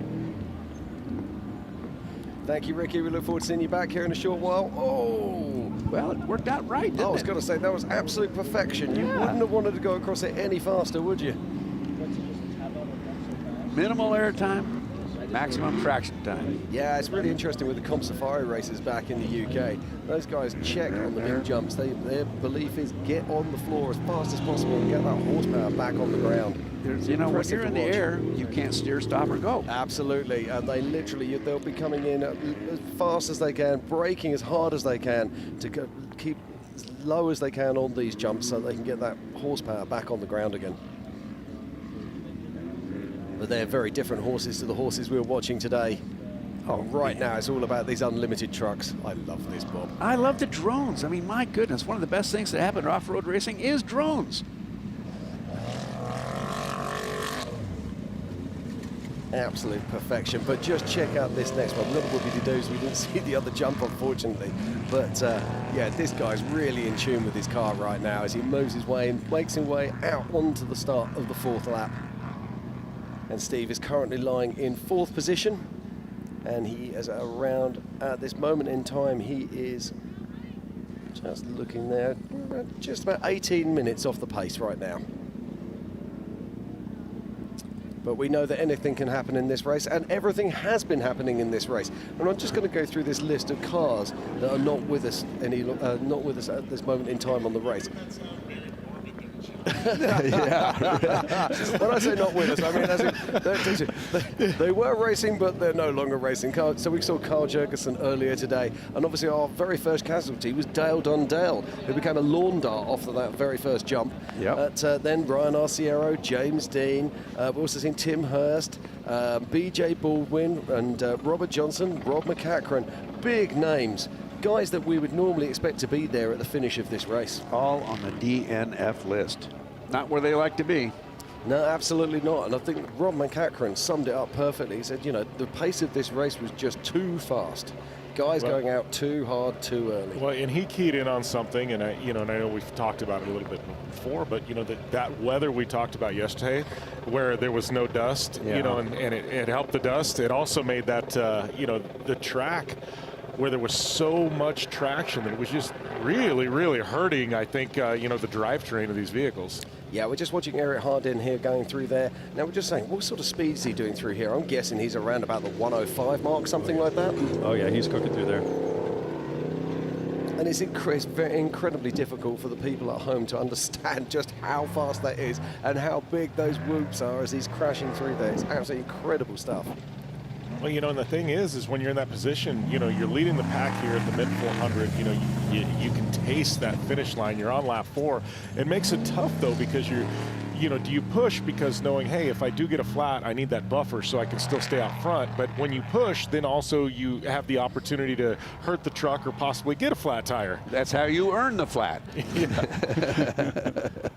Remember what I was saying about tires in this desert are victims, not culprits? And I don't care who makes them. I don't believe you, Bob. Well, Marston's never got a flat. It's never happened because of his driving. Don't even go there. Don't even go there. I was in Portugal. I got 10 flats in one race. Good grief, it was shocking. And you copped to it? Pardon? You copped to it? You should have told a lie. 10 lies well, in a row. to be fair, I didn't get 10 flats. I went through 10 tyres in the one race. It was a shocking day. Well, in fact, 2 days, but there we are. Right, okay, right back. We're looking at the leaders now. We're seeing what's going on. And we've got 5 cars now who are hunting this lead. We've got in 5th position, we've got Steve Oligaz. And then, Oligaz, sorry. In 4th, it's Adam Householder. In 3rd, it is Christian Serapis. In 2nd, it is Kevin Thompson. And I think we're going to see something happen there shortly. I think he'll be pitting. And in 1st at the moment, and he's a man on a charge, is Eric Hardin. Got close. Listen, you're on your way, wasn't it? Anyway, but now Kevin Thompson, we were talking about this earlier. He did not stop at main pit, so I think he's going to be coming into the Gene Hurst pit very shortly, and it'll be interesting to see. So is Eric going to be able to extend his lead there? Well, I think if he's stopping at the Gene Hurst pit, he's not going to have to take a full fuel load because they're not going to need it to get back around. So I think if he is in fact stopping there, which it sounds like, it'll be a very, very fast stop. Splash and go, yeah. Okay, well, there's actually a bit more drama there because I'm just looking on the tracker right now, and Kevin Thompson is showing stopped on track. Oh boy. Here we go. Every year at the Mint 400, lap 4 rolls around, and it's just story after story chaos. Everything you thought, just rip it up, throw it up in the air, and it starts from scratch. And you know what's weird is we know that's going to happen, yet we're always surprised when it does. Yeah, absolutely. Well, I think Eric Hardin is the surprise so far, and you don't want to jinx a guy at all ever here at the Mint. But we had our suspects, our usual suspects we were talking about, and I got to say, all of us are at fault here. Not one of us mentioned him, and and having them as a player here at the end, and credit to them, they're driving a phenomenal race. Absolutely. Well, we should be seeing him coming through the Gene Hurst pit very, very shortly, and hopefully we'll have some eyes in the sky and they'll be able to watch him coming through. But we're not looking for. Here we go. This is our current top 10. So in 10th position is Roy Tompkins. In 9th is Robert Johnson. In 8th is Dustin Kowalski. In 7th is Brent Fox. In 6th, our highest placed trophy spec car, it is Thor Hurst. In 5th is Steve Oligaz. In 4th is Adam Householder. In 3rd is Steve Serapis. In 2nd is Kevin Thompson, but we think he's stopped on course at the moment. But our current race leader is Eric Hardin. Now we're going to pop out for a short break. We will be right back here with more action at the 2023 BFGoodrich Mint 400. Do not go anywhere. Be sure to come back and join us soon.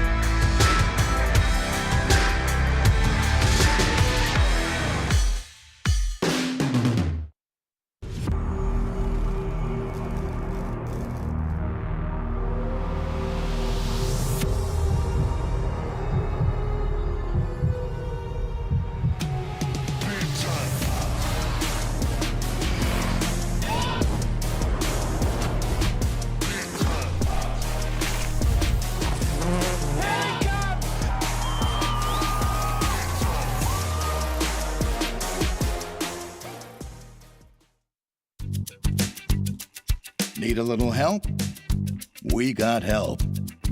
Need some advice? We got advice. No matter what you need, we have thousands of professional parts people doing their part to make sure you have it. Exceptional customer service. Just one part that makes O'Reilly stand apart. The professional parts people. O'Reilly Auto Parts. You ain't seen nothing yet. Yeah, I got that right turn. We're good. Let's meet up at the compound group up. At 10-4. Yeah, for sure, dog. Good little driver, straight on through.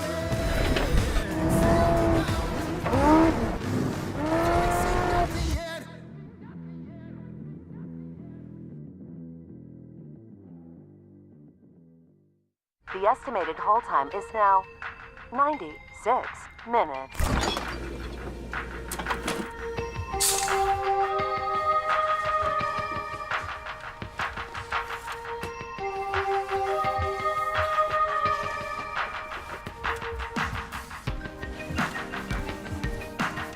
Sorry, are you still there? Yes. Okay, please hold.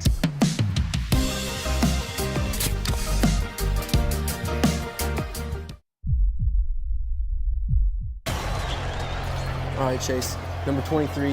It's 2023. This championship's yours. Let's show these guys what's up. Easy, boys. It's not over yet. Big dog still gotta eat. Whatever you say, big dog. Seriously? These fools think I'm fried? They know the deal.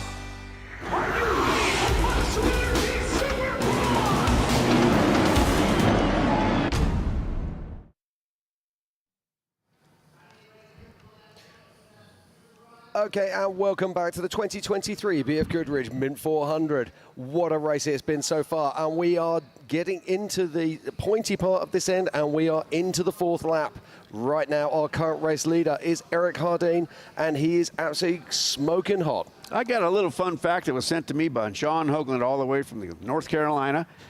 A fun fact on Hardin. He's driving with 1 foot.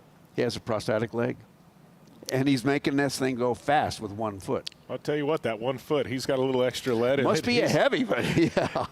Thank you, Sean. This is good. You know, we talked about it, you know, and you and I were talking during the break, Bob, and, you know, and obviously, you know, we mentioned before, you know, everybody we were talking about and didn't factor Eric Hardin in. I go, you know, you start looking at his family history and things like that. I mean, you know, mini trucks, things like that. They've been around for a long time, you know, and they've done a lot for the sport of off-road. You know, they're Hardin Auto Group for a long time and things like that. But, you know, I think it's great to see them out there and doing battle here at the Mint, and they've got a great run going on, and they're about, what, half a lap away from possibly going down in the books. We may be looking at a real good feel-good story here. This would definitely be a feel-good story. You would for me. It would, but I've got some bad news as well. Unfortunately, it looks like Kevin Thompson is stuck on track at the moment. We saw him stationary, and he's still not moving. So it's a really tough break for Kevin Thompson and the Concrete Motorsports team. However, that does mean that Steve Serapis and Christian Serapis driving has now passed and is now into second place, and Adam Householder is up into third.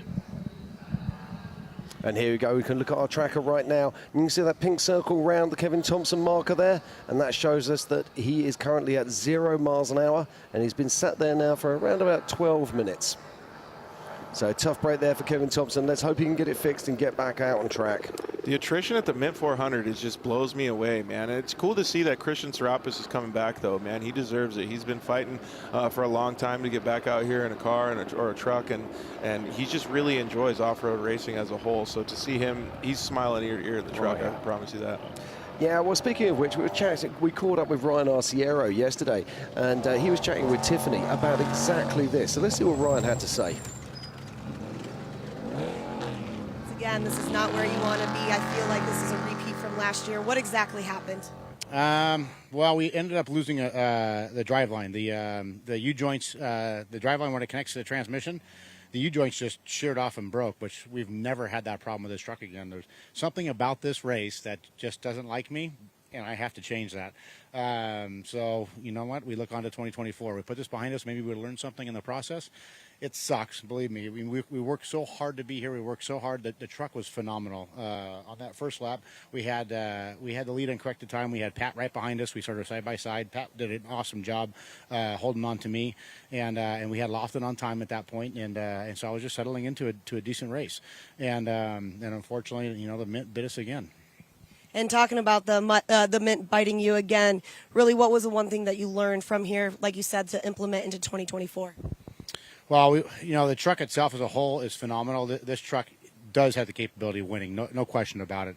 It's going back and finding out, okay, what exactly happened, dissecting everything. We're going to do a science experiment on all the parts and pieces that broke and figure out why it did it. Because it's one thing to say, okay, let's put a new part on there, but let's figure out why it broke so it doesn't ever happen again. So hopefully we learn something when we get back to the shop and we analyze everything. Awesome. Well, I'm sorry 2023 ended up this way for you. We will regroup, chat again for next year at the Grid Walk once again. I want to stop this. I don't like to. I'll talk to you at the finish line, okay? That's what I want to do from here on out. Deal? Deal. All right, back up to you guys. Thank you, Tiff, and thank you, Ryan. He is one of the nicest men in motorsport, and it's always tough to see it when it doesn't go quite right. But this is the toughest motorsport on the planet. This is desert racing at the Mint 400. And right now we're looking at more action on track. Christian Serapis, just like we were talking about. He was full send for lap 4. He was really pushing that truck hard. You think, you know, Steve, who's sitting at home, you know, obviously I think Ricky said nursing some kidney stones right now. You think he called the pits, told him, get Christian on the gas, send it, lap 4, go get this. Here's what I think is that Steve is in the middle of that truck, and not physically, but man, they cannot get him out. Yeah. He's in between their ears. Yeah, I think he's probably definitely armchair quarterbacking from home, but told the kid, get on the gas, it's lap 4, go win this thing. Well, I feel like that's the only move, right? Yeah. Well, it is, but he's got a lot to do. He's got 4.5 minutes to find, and that's a lot of time to find on a track like this. You know, you would think over 95 miles, 4.5 miles would be no big deal. But man, we're looking at gaps between these guys that are mere seconds. How do you pick up and they're going to gap somebody? They truly are going to need Harden to have a flat tire or something like that. Something's got to go wrong.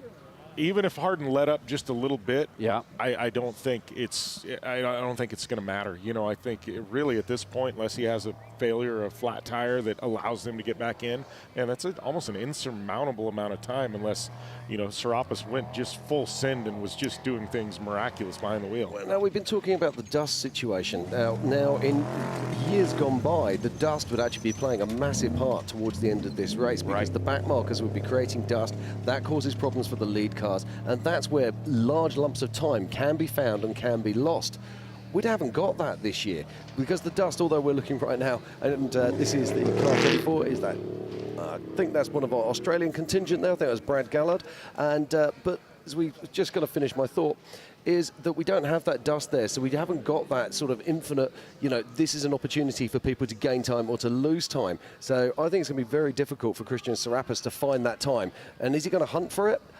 Let's go and see what happens. But don't forget about this guy. This is Adam Householder. He's still holding a constant 10-minute gap with him and Eric at the moment, but he is catching Christian Serapis, and the gap is now down to 6 minutes.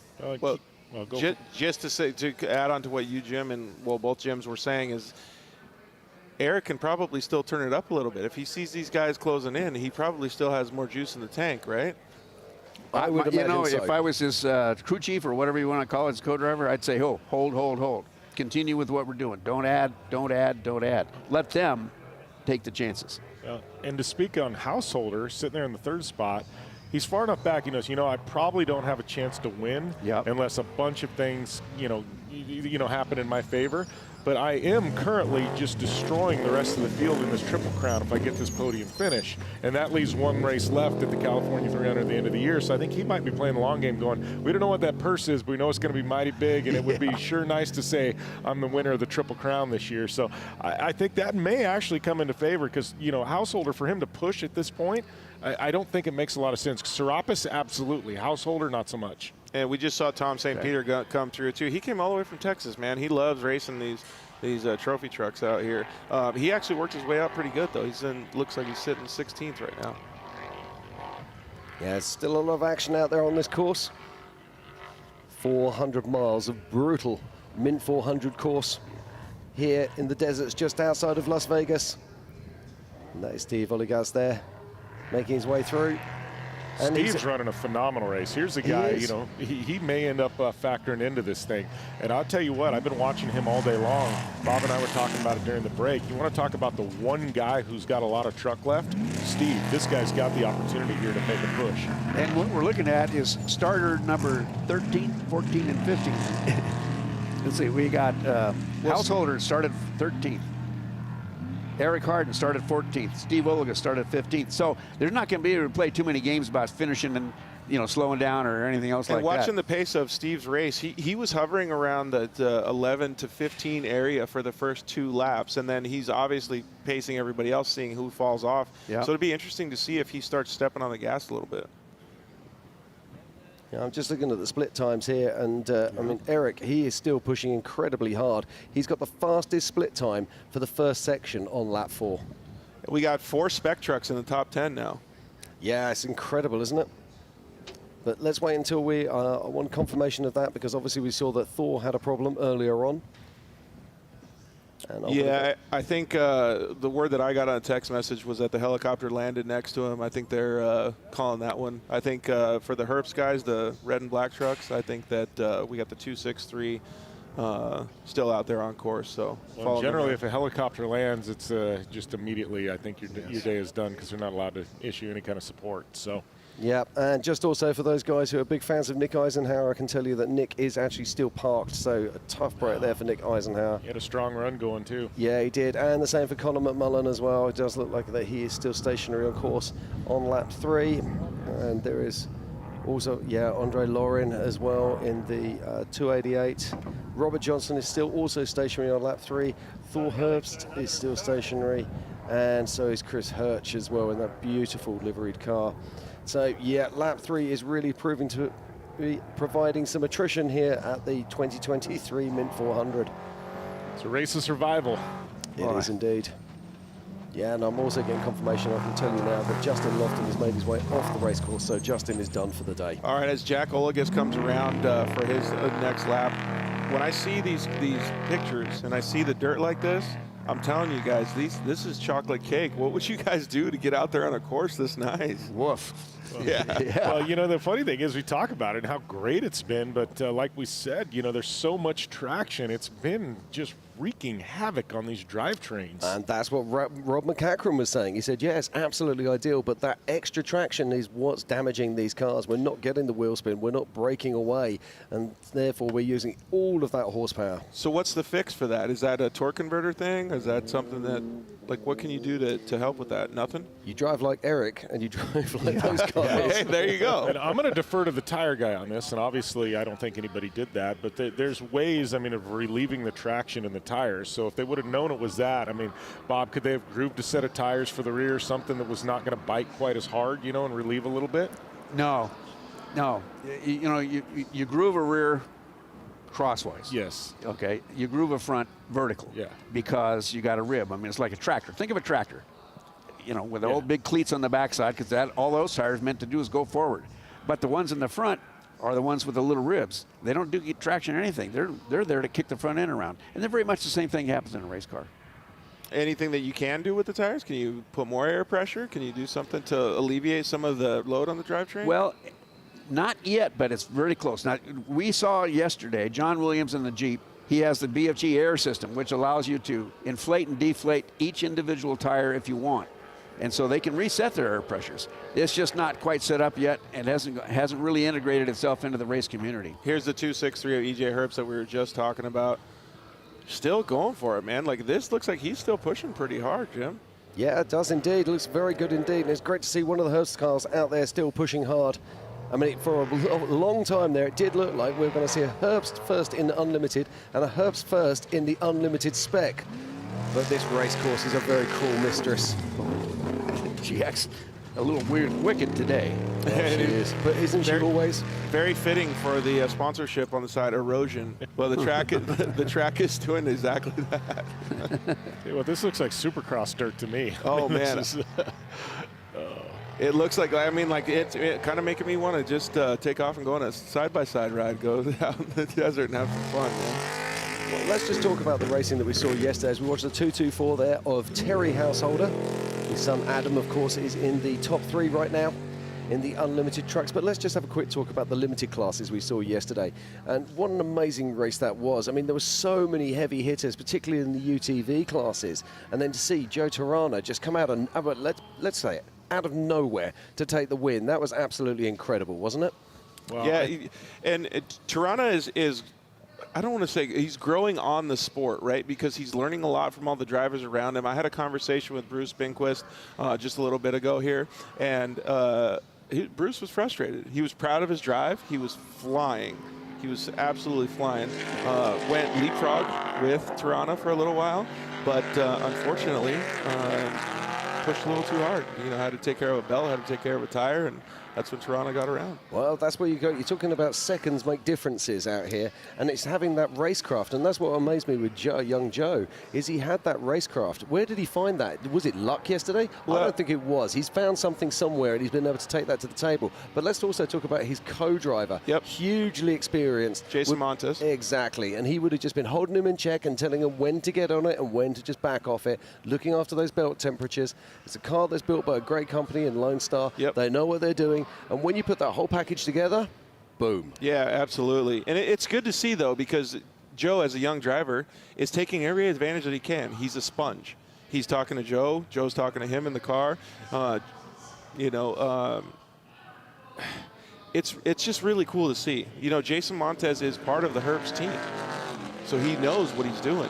Giving Joe all the advice that he can. I mean, it's just a good way to look at it. When you provide yourself that opportunity, you come away with the win at the Mint 400. Indeed, and it looks like we might have something different happening today. We saw yesterday young Joe Tirana taking the win, came out of absolutely nowhere. Are we going to see Eric Hardin do exactly the same today? Who knows? But I do know this, is that the action is getting real right now as we cut into the pointy end of lap 4 at this 2023 BFGoodrich Mint 400. We're popping out for a short commercial break, but do not go anywhere, and we will see you back live for more action very soon. The 2023 BFGoodrich Mint 400 is sponsored by BFGoodrich Tires. What are you building for? The Fox Proving Ground sponsor is Fox Shocks. We've been pushing the limits of suspension and innovation on every terrain since 1974. The official on-site retailer of the Mint 400, best off-road, best customer experience, best off-road brands, and best prices. Experience off-road retail re-engineered at bestoffroad.com. The official fuel provider of the Mint Fuel 400 is VP Racing Fuels, the brand that you can trust for performance fuels, lubricants, coolants, additives, and more. The official sunglasses of the Mint 400, Heatwave Visual, customizable sunglasses, makers of fully customizable and highly visual sunglasses, designed and built in California. Get your pair at dirtcode.com. Rigid Industries, own the night. Formula Drift, celebrating 20 years of going sideways. And by Shreddy Life, for shredders, by shredders, a brand built and based off of any and all types of anything that will shred.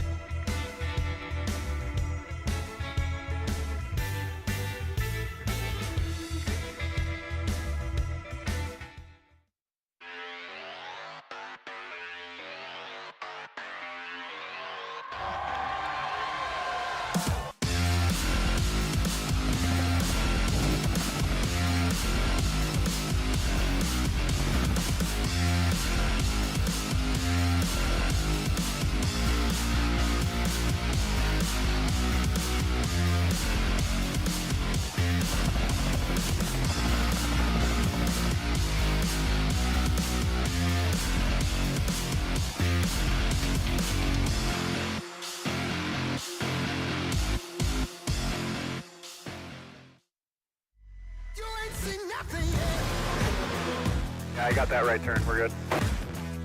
Let's meet up at the compound group up. At 10-4. Yeah, for sure, dog. Good, little driver, straight on through.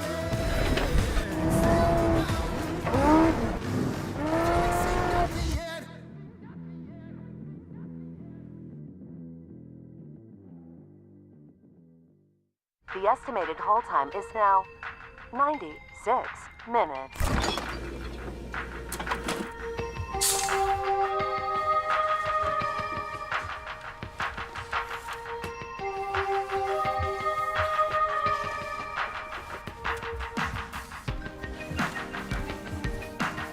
Sorry, are you still there? Yes. Okay, please hold.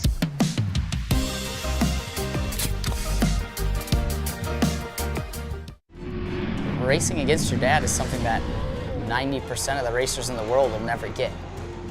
I've accomplished everything I wanted to do, and now he's just like taking the reins.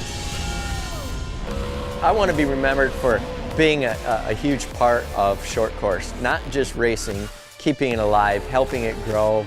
If it comes down to the last weekend and I'm in it, the boys better watch out.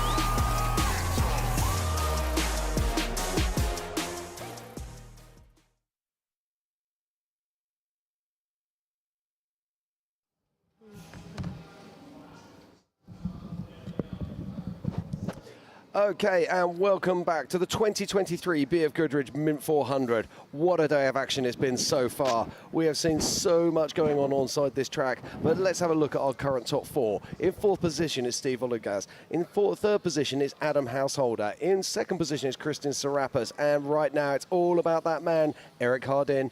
My word, what a race we've got here, Bob Bauer. I'm telling you what, it's going to be a barn burner for the next 80 miles. One of the things I like the most about this show, boys, is that we have all kinds of people that can communicate with us. We've been getting text messages and all kinds of stuff from racers and everybody all day. And one of the text messages that we got was from Jason Merrill saying that he grew up with Eric Hardin. And Eric Hardin lost his leg because of cancer. First of all, that is phenomenal that he's able to get out there and race a truck. His right leg, throttle leg. And I can speak on it a little bit because I was injured as well, and I have problems with the lower portion of my legs wearing ankle braces. But it's phenomenal that he can operate a vehicle like that because they strap the leg to the throttle pedal. But just imagine, you still don't have use of your ankle. He's using his knee as the joint to be able to control that. So they've got to have some different, setup in the truck and all kinds of different stuff. Bob, I'm assuming that, he's doing a phenomenal job. There's times when you're driving and your throttle is being moved just by your toe. Exactly. You need 25 RPM. You don't need 27. And as to be able to do that with a prosthetic leg, that's pretty good, darn good. Oh, look at this. Look at the action here. Oh, man. Householder? No. No, that's Hardin No, there. that's Eric, and he's in traffic. This is our leader getting into lap traffic, trying to make the pass there. It was a look at that, pass. boost all over him. Well, the guy cooperated. Yeah, he Good cooperated. sportsmanship. Thank you, sir. But this is what we're talking about. Do you see how clean he was able to get up onto him and how he was able to pass him by as he makes his way across Walden Mountain here? Now, that's what we're talking about with the dust. we haven't got the dust issues that we've had in previous years. In previous years, that pass could have taken 2-3 miles. This time, it was literally straight up behind him and straight past him, and that's great to see. That's the car there of 215. You had mentioned a little bit earlier, Jim, about the difference in the races today. You know, we have a limited trucks. Are we going to see CJ Faison or Faison? Is that how you pronounce his last name? I believe so. Man, I'm the wrong person to ask. He was so hyped to get in that truck, man. We talked to him yesterday and today. It's just cool to see him out there trying a new discipline, right? Yeah, always. I mean, but that's what I love about this sport, is that everybody's happy to help and everybody opens doors for other people to explore and to enjoy this incredible sport that we call off-road racing. And like I was saying about the track is yesterday the track was rough, especially for the UTVs. How gnarly do you think it is for these guys now? We talked a little bit about what you're going to do on lap 3, what you're going to do on lap 4. Are you just wanting to get out of the truck right now? I have to say this. Now, we were seeing about how hard, how deteriorated the track was. We saw Cole Johnson earlier in a vehicle that I know very well, which is a 4400 class car. And that 4400 class car is designed for rocks. It's designed for heavy terrain. And it was looking really uncomfortable just trying to make its way through the ruts that are in the desert there. So you've got to say that that gives you an idea how incredible they are. Now, is this Kevin Thompson? Yes. Looks like they're just trying to get it to the pit. You know, well, we'll just continue.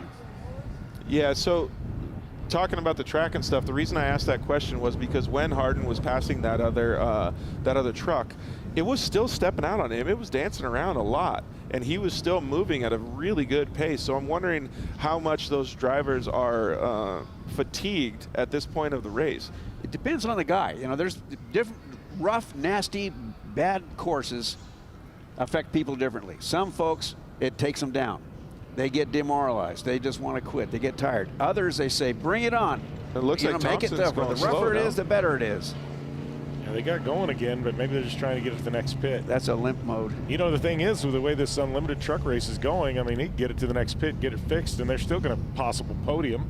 That's a fact. Oh, because of the gaps. Yeah. Yes. Last surfs on the desert. Yes, we still got EJ out there just making his way around.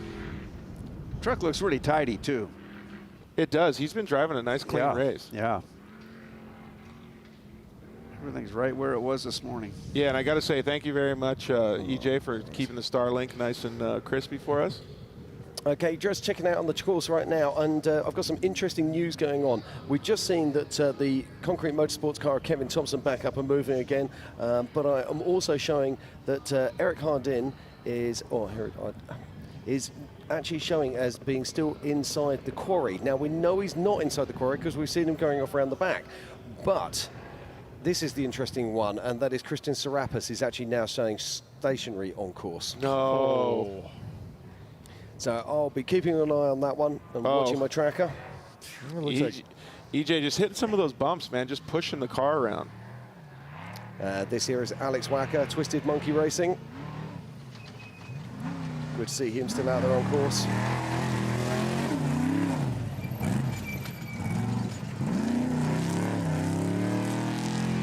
Now, last year he came in with a very solid finish. I think he came in something like 6th or 7th position. And you wouldn't argue against him doing it again this year. At the moment, we have, just looking at my tracker right now, we have 4 unlimited trucks on their 4th lap.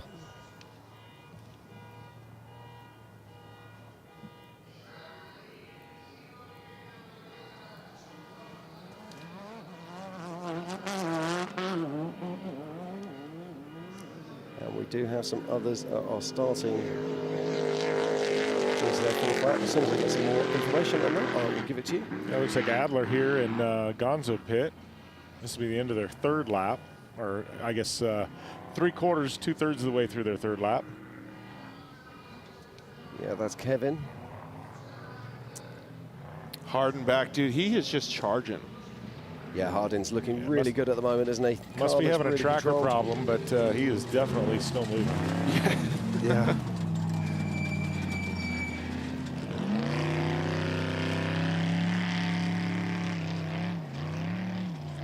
And that's kind of where I wanted to know, like, what the move is right now, how the drivers feel and stuff. Because, you know, seeing the picture of him moving this quick, he's still, you know, pretty fruitful in the truck. He's got a lot of energy. Well, I know me as a driver, I get to this position in a race and I start counting the miles down. Yeah. You keep seeing mile marker now. It's like, oh, I know I got 40 left. I got 35 left. I got 34 left. 33 miles left. Okay, just watching the trackers right now, and it looks like Christian Serapis is back up and running again, but it does look like he might have been overtaken by Adam Householder. We have got a race in our hands, gentlemen, because those two are literally side by side with each other, according to my tracker. They can only be a few hundred meters apart or a few hundred yards apart. Wow. How far back, according to the tracker, is Steve Ologist from this mix? Now, Steve's tracker isn't actually working at the moment, so I can only work when I see him cross through a timing loop. So as soon as I see these guys cross through their next timing section, I will bring you up to date and keep you honest on that. But I can tell you that Steve was around about 20 minutes behind our leader, Eric Hardin. You know, I've become a huge fan of, I forgot who you guys said. Brian Blakemore. I can't believe he drove that truck all the way from Texas. Street legal truck, 4-wheel drive. He's going to drive it home. He's a great guy. If you haven't had a conversation with Bryant, you should. He's an amazing guy. All He'd be a fun personality for your show. Yeah. Oh, boy.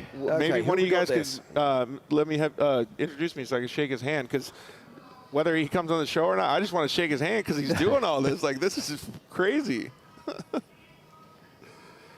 Now, that looks like, is that our race leader there? Yeah, it looks like it to me. There is Eric Hardin, and he's cooking on gas. One of my favorite stories about like that, Bob, was there was a guy when I was racing my unlimited truck down there in Mexico at the 500 one year. Yeah. Guy was staying in the same hotel. He showed up with an old Toyota pickup. He had a quad in the back, like a utility quad in the back. Started talking with him. He goes, "Oh, I'm going to race tomorrow. Where's your pit crew?"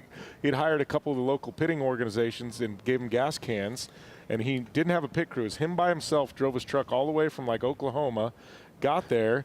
He raced the quad 500 miles and then put it back in the truck and then drove back. Man, no guys, pit crew, no nothing. Nobody told him that was silly. Hardin over here at race mile 56. And this is our leader. And look at the dust here as he's catching up with lap traffic. Now, I'm just looking out there, and I can see that there is quite a lot of lap traffic sitting out there. A couple of things that I was noticing, Jim, while we're watching Hardin here, like he's doing some really phenomenal stuff still on this later portion of the race. He's riding the edges of the course. He's not staying fully down in the ruts. He's coming out of some of those turns with those big bumps. He's wheeling over the second and third bumps. He's really keeping the truck I don't know, smooth, so to speak. He's timing everything the way he is. I mean, look at how smooth he is going through there. He's not pushing it too hard. He's driving the truck properly, Jim. No, he knows that there's been some downtime behind him. He knows he's got a pretty big gap. Let's not hit a rock. Let's not mess things up.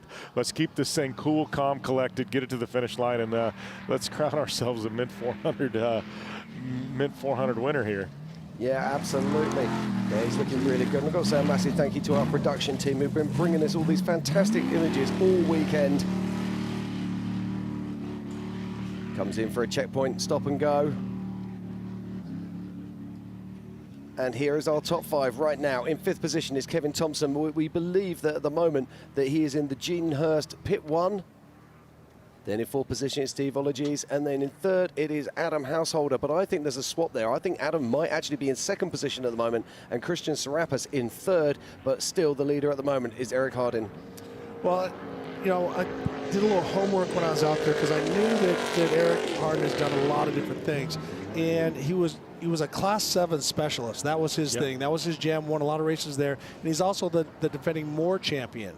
We saw him at the King of the Hammers Desert Challenge. Probably didn't do as good as he wanted, but he is on fire today. So we want to give him, you know, a lot of the more races are up here in the Nevada desert, so he's very familiar. And how much are you, Jim? Go ahead. Yeah, I was just looking at that as we just see Eric there making his way through Gonzo Pit 2, and you could see his co-driver there. He's just wiping his visor and doing what I call your housework. Okay, so they'll be cleaning all the gauges. They'll be making sure that everything's all okay inside the car. They'll be having a conversation. You know, we were talking about hydration. Yes. This is that time you take on your hydration. This is the time you grab a snack bar. This is the time that you're doing all those little things doing those double checks. Can you hear anything? Shaking the wheels side to side, seeing if there's any problems with your vehicle before you head back out into the desert. And if you're not a pro at it, you take a leak. Ricky, how depleted are you at this point in the race if you're Eric? He's running on adrenaline. Everything that he's been doing it all day long. And it's not a fluke. It's not just because people broke. He was there. He passed Rob McCackern, who's arguably one of the best racers that's ever driven. So he's doing everything right. And I think there was a prelude to what we're seeing now. I think he cut his teeth with the other guys. We've seen him around. As I said, he's the more champion. But now his confidence has got to be up there. And so I don't think at this point, tomorrow he's going to be a wreck. He's going to be beat to death. But right now he's having the time of his life. He's focused. I mean, look at him. He's ripping. Yeah, and those holes, and Jim, you can add to that, Jim Beaver, how deep those little chuck holes get. They definitely get deep. And, I want to take you through, okay, so he just went through Gonzo pit number 2. So that's the last pits. Last time he's going to see one of his crews. I want to take you through this course, and Ricky can chime in on this as well. But you leave Gonzo, and you've got a bunch of, it's a lot of washes here before you wrap around the mountain, rocky washes to get to Beer Bottle Pass. Right, and that could be a game changer because we've seen people break. He might not do anything wrong, but have a log jam there. Yeah.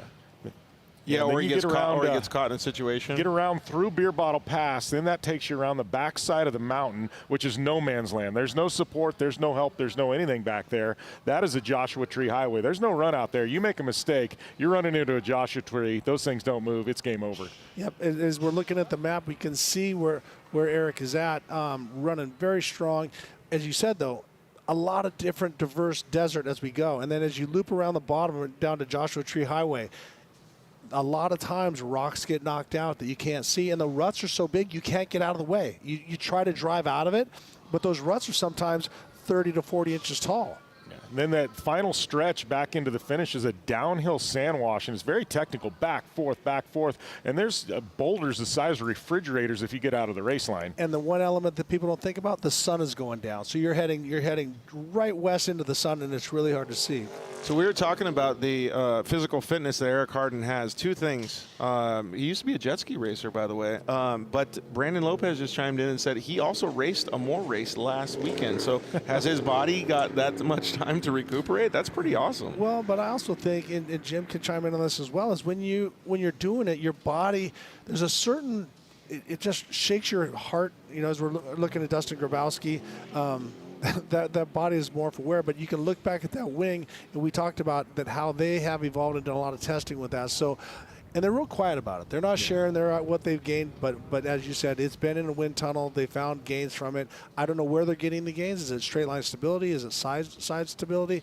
Is it downforce? Is it lifting? I don't know. It makes more dust for the people behind him. There you go. There you go. I would say talking about the physical fitness and how how your body returns. I mean, we're in the booth here with an absolute legend in Supercross. Here's a guy who made a living racing every single weekend. Right. You know about muscle memory and how your muscle and your body bounces back because you did that for a living for a long time, Ricky. But now being 58 and beat up, as we're watching Christian Serapis, I'm pretty sure that's Christian. Looks like number 6 in the Corona truck.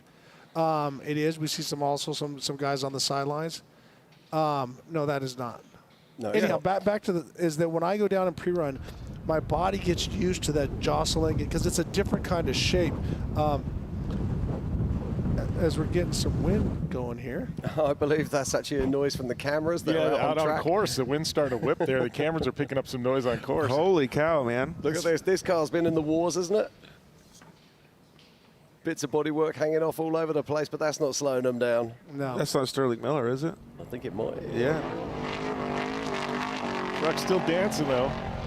That's up through... and we were talking about pushing on the last couple of laps. Woo-wee! Yeah. Oh, yeah, baby. Right, I've also got some news for us. Go. I can tell you now that Kevin Thompson is now stopped in the Gene Hurst Pit 1.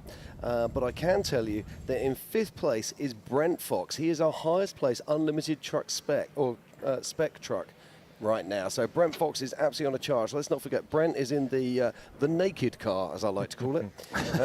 The naked car. And he's absolutely on a charge. So great stuff there from Brent Fox. And just behind him is Dustin Grabowski. So these guys are really going strong. All right, now this is going to be what Eric Harden is going to have to work around, is trying to get by these guys. He doesn't want to tear his vehicle up, but he has to get by them. He can't be slowing down too much. But as I was telling you, these ruts are getting so deep, the guys are having a hard time getting out of the way. Yeah, climbing out of those is pretty hard, isn't it? You can want to get out of the way, but it's the wanting and doing is two different things sometimes. Exactly. Well, let's just talk about that. But these are a lot of these vehicles are two-wheel drive vehicles out there. Once they're up and running, they push through this stuff incredibly well. But once they get slow, they can actually get stuck and bellied on those big ruts very quickly. Well, and that's the point. As you try to get out of the way, you crawl over. That's a 40-foot, 40-inch. I'm sorry, not 40-foot, 40-inch berm. If you don't have speed, you hit your belly on it. It could bring you to a stop, and then next thing you know, you're stuck on the course. Which none of these trucks. Maybe there's an Ultra 4 guy does, but there's one vehicle or two vehicle that has a winch. Yeah, absolutely. Yeah.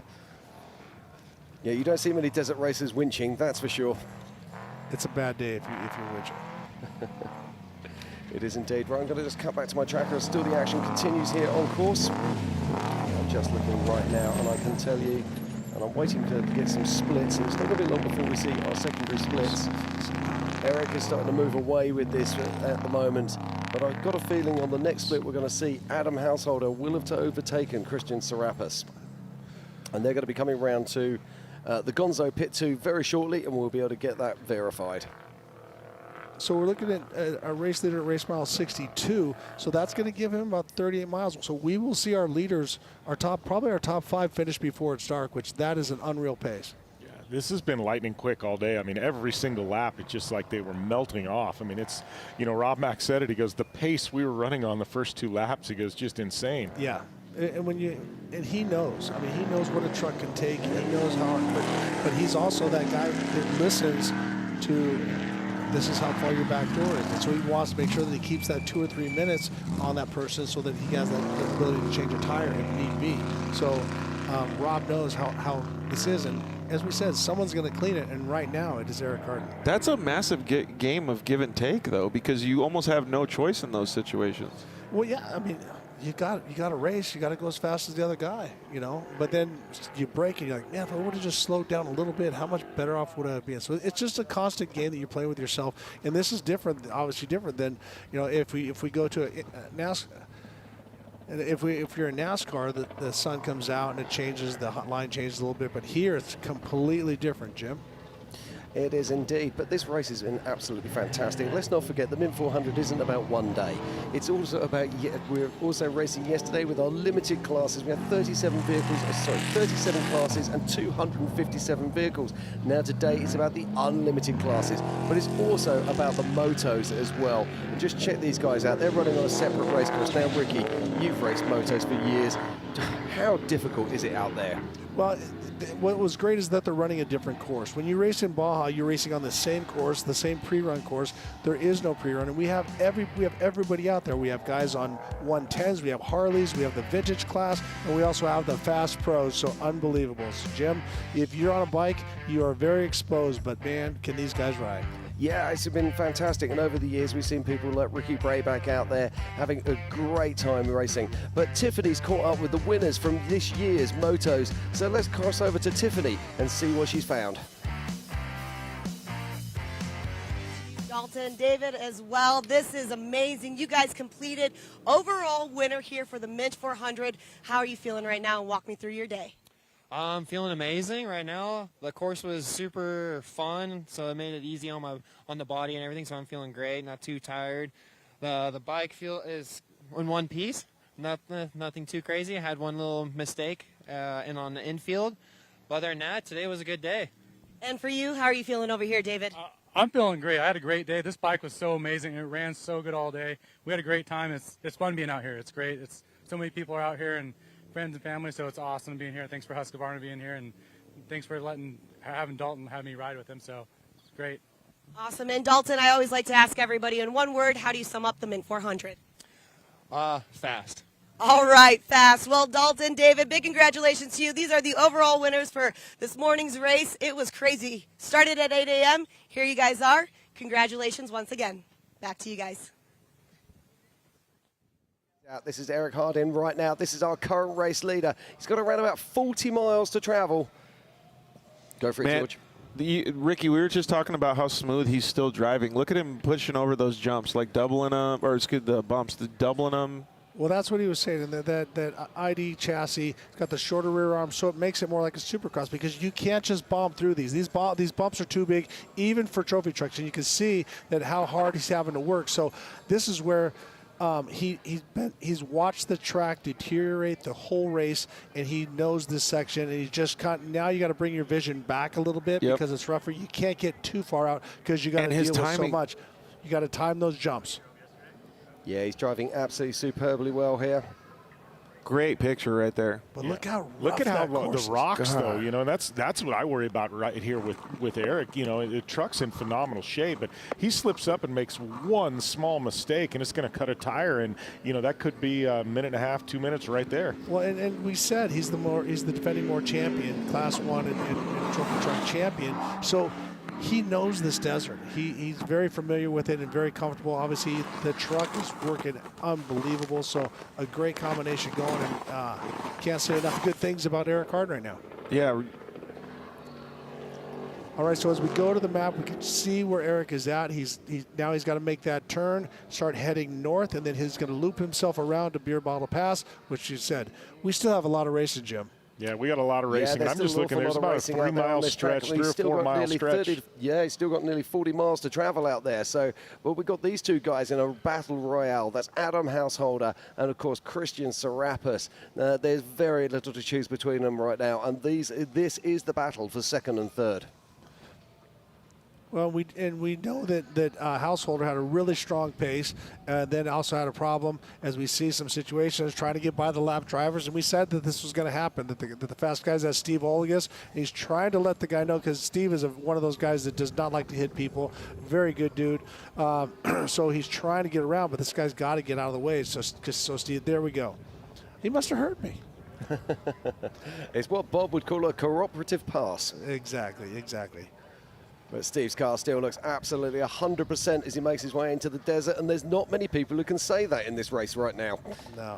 I mean, if we go down the list of superstars that have dropped out of this race, it'll blow let's your just mind. have a quick look at that. Last year's winner, of course, Carl Jurgensen. This is interesting. Now we can get our unofficial stop clock out. All right, so that is Adam Householder as he's going through Gonzo pit. So we should see Christian Serapis. See, that's a buggy out in front of him, so that is not Christian Serapis in front of him. So Christian is behind Adam Householder. So Adam was able to get by. I'm actually just looking here, and on adjusted time, it would appear that we've still got the lead is at the moment, or should I say our top three right now is Adam Householder in third. In second is Christian Serapis, and in first is Eric Hardin. Now, I'm just looking here at the time differences. We've got Adam Householder at 6 hours, 15 minutes, 54. We've got Christian Serapis at 6 hours, 13 minutes, 47. And Eric Hardin passed the same point at 6 hours, 1 minute, 55. So Eric has managed to extend his lead by over 12 and a half minutes. Yeah, I mean, he has been on a rip all day long. And those guys are going back and forth because Householder started in 13th and Steve Serapis, a.k.a. Christian Serapis, started 16th, so only a couple minutes separating those two. But it was Serapis that started behind. So if he keeps within a couple minutes of Householder, he'll bring home second. Yeah, absolutely. Now, people at home are going to be sitting there going, oh, well, Eric's got this 12-minute buffer. Why doesn't he back off? Why doesn't he just, bring this race home in that manner? And the simple fact is, these cars, when you slow down, these cars just don't work as well, do they? Well, and your body, you have to keep that same adrenaline. If he starts to relax and think, I got this made and stuff like that, you're just like Jim was saying, you get off to the left or to the right by a couple inches, you're going to blow a tire, you're going to blow a tie rod, you're going to break your car. So you have to make sure that you stay in the game and stay motivated the whole time. That's when mistakes happen. Yep.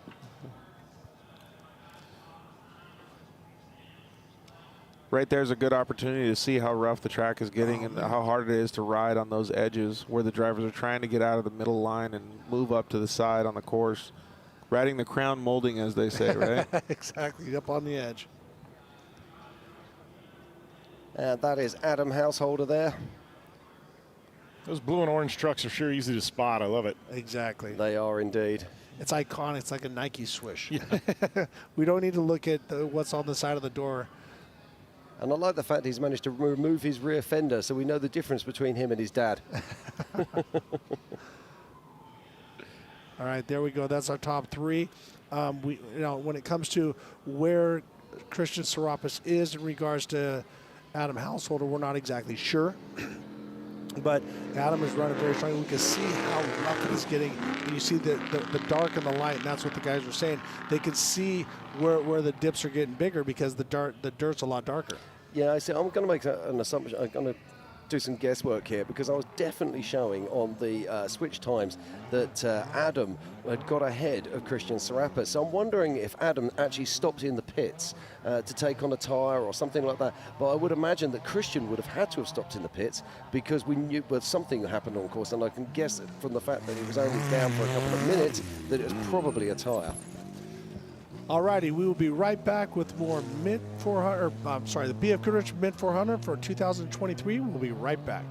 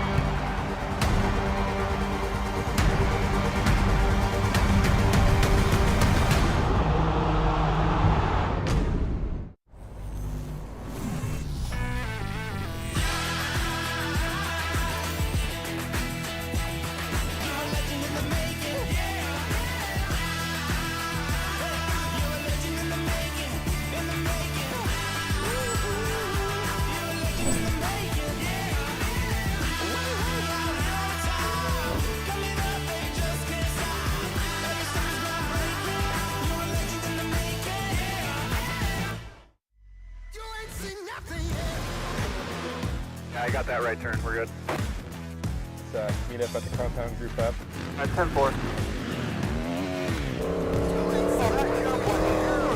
Yeah, for sure, dog.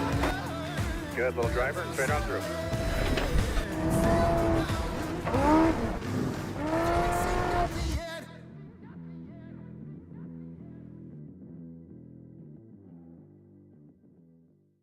The estimated haul time is now 96 minutes.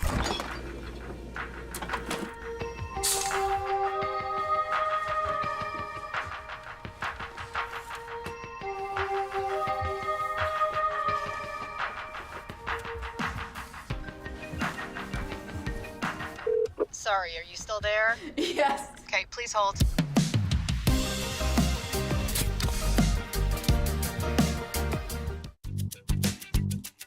Need a little help?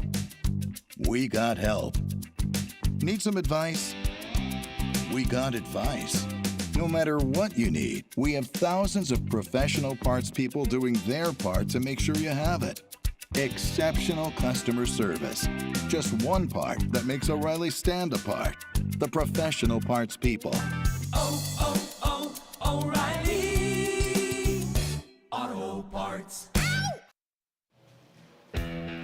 The 2023 BF Goodrich Mint 400 is sponsored by BF Goodrich Tires. What are you building for? The official craft beer of the Mint 400, Belching Beaver. Belching Beaver Brewery brings damn good times. Method Race Wheels, lighter, stronger, faster. King Shocks, leader in off-road shock technology. Raceline Wheels, go everywhere. The official trophy manufacturer of the Mint 400, Assault Industry, the most badass, strongest aftermarket UTV parts and accessories. KC Highlights, adventure further and explore off-road lights, light bars, rock lights, adventure products for Jeeps, Toyotas, trucks, SUVs, UTVs, and ATVs. Sight Solar, your mobile sustainable solar lighting and power solutions, all the time, every time. And by Catalyst, a better life.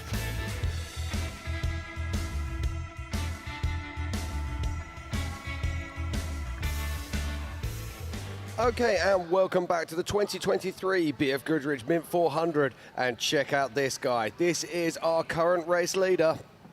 No, that is not our current race No, leader. it's not. I got fooled there. Yeah, it looked just like him, blue truck, but that is a unlimited spec truck. You are right indeed.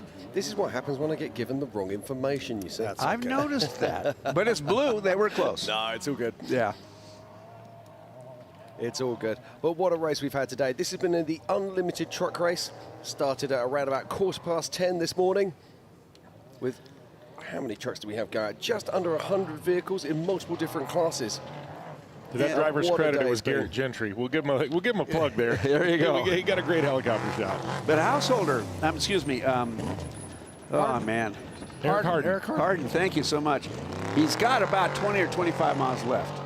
So, Jim Beaver, you got 20, 25 miles left. You're a dark horse to win the Mint 400. What's going on in between your ears while you drive? I can tell you, I'm hearing every creak, I'm hearing every sound, every smell. You know, it's one of those where you're just going, come on, baby, stay with me here.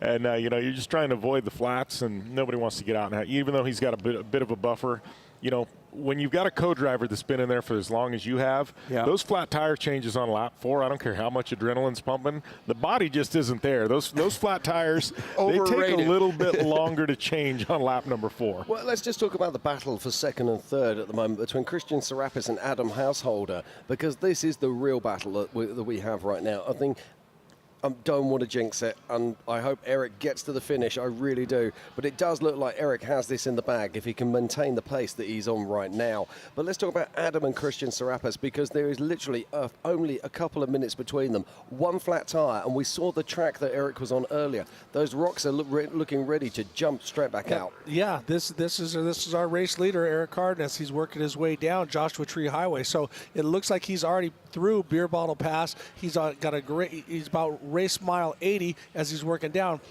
And we were talking about that. This is slightly downhill. As he comes around this mountain and starts to go down, you're downhill into those ruts, and it's really hard if there's a rock in the way to get out of the way. So Eric is doing a great job navigating his way through, but right now that truck looks like it's fresh as a daisy. I know it's probably a little worse for wear inside.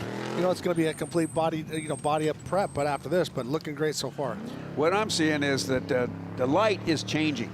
He's in dusk light here. He's going to be heading south and then southeast. Southeast. Yes, west. And he's going to be driving in the sun. And that's where the shadows get long. You can't see in there. Once again, your eyes start to dilate for the sunrise. Right now, he's in a perfect spot. It's kind of cloudy. Everything's perfect. He can see all those ruts and bumps and the darker dirt, and he is just carving. And ooh, it's like right there, that rock on the right. Just, you're threading the needle all day long. And everyone think, oh, he's so tired. Once again, he's running on adrenaline. And this is the place that every racer wants to be. And this is the things that you dream of, that you have to completely keep on racing. Even though you got a lead, you have to keep racing. He's been doing that all day. Yeah, no, Eric's been giving us a masterclass out there. We've seen so many fantastic racers fall by the wayside. First of all, this morning it was Dale Dundell becoming a lawn dart off at the second jump. Then we saw Carl Jurgensen falling out. Then Ryan Arciero, James Dean, Tim Hurst, Kevin Thompson, BJ Baldwin, Robert Johnson, and of course Rob McCachran.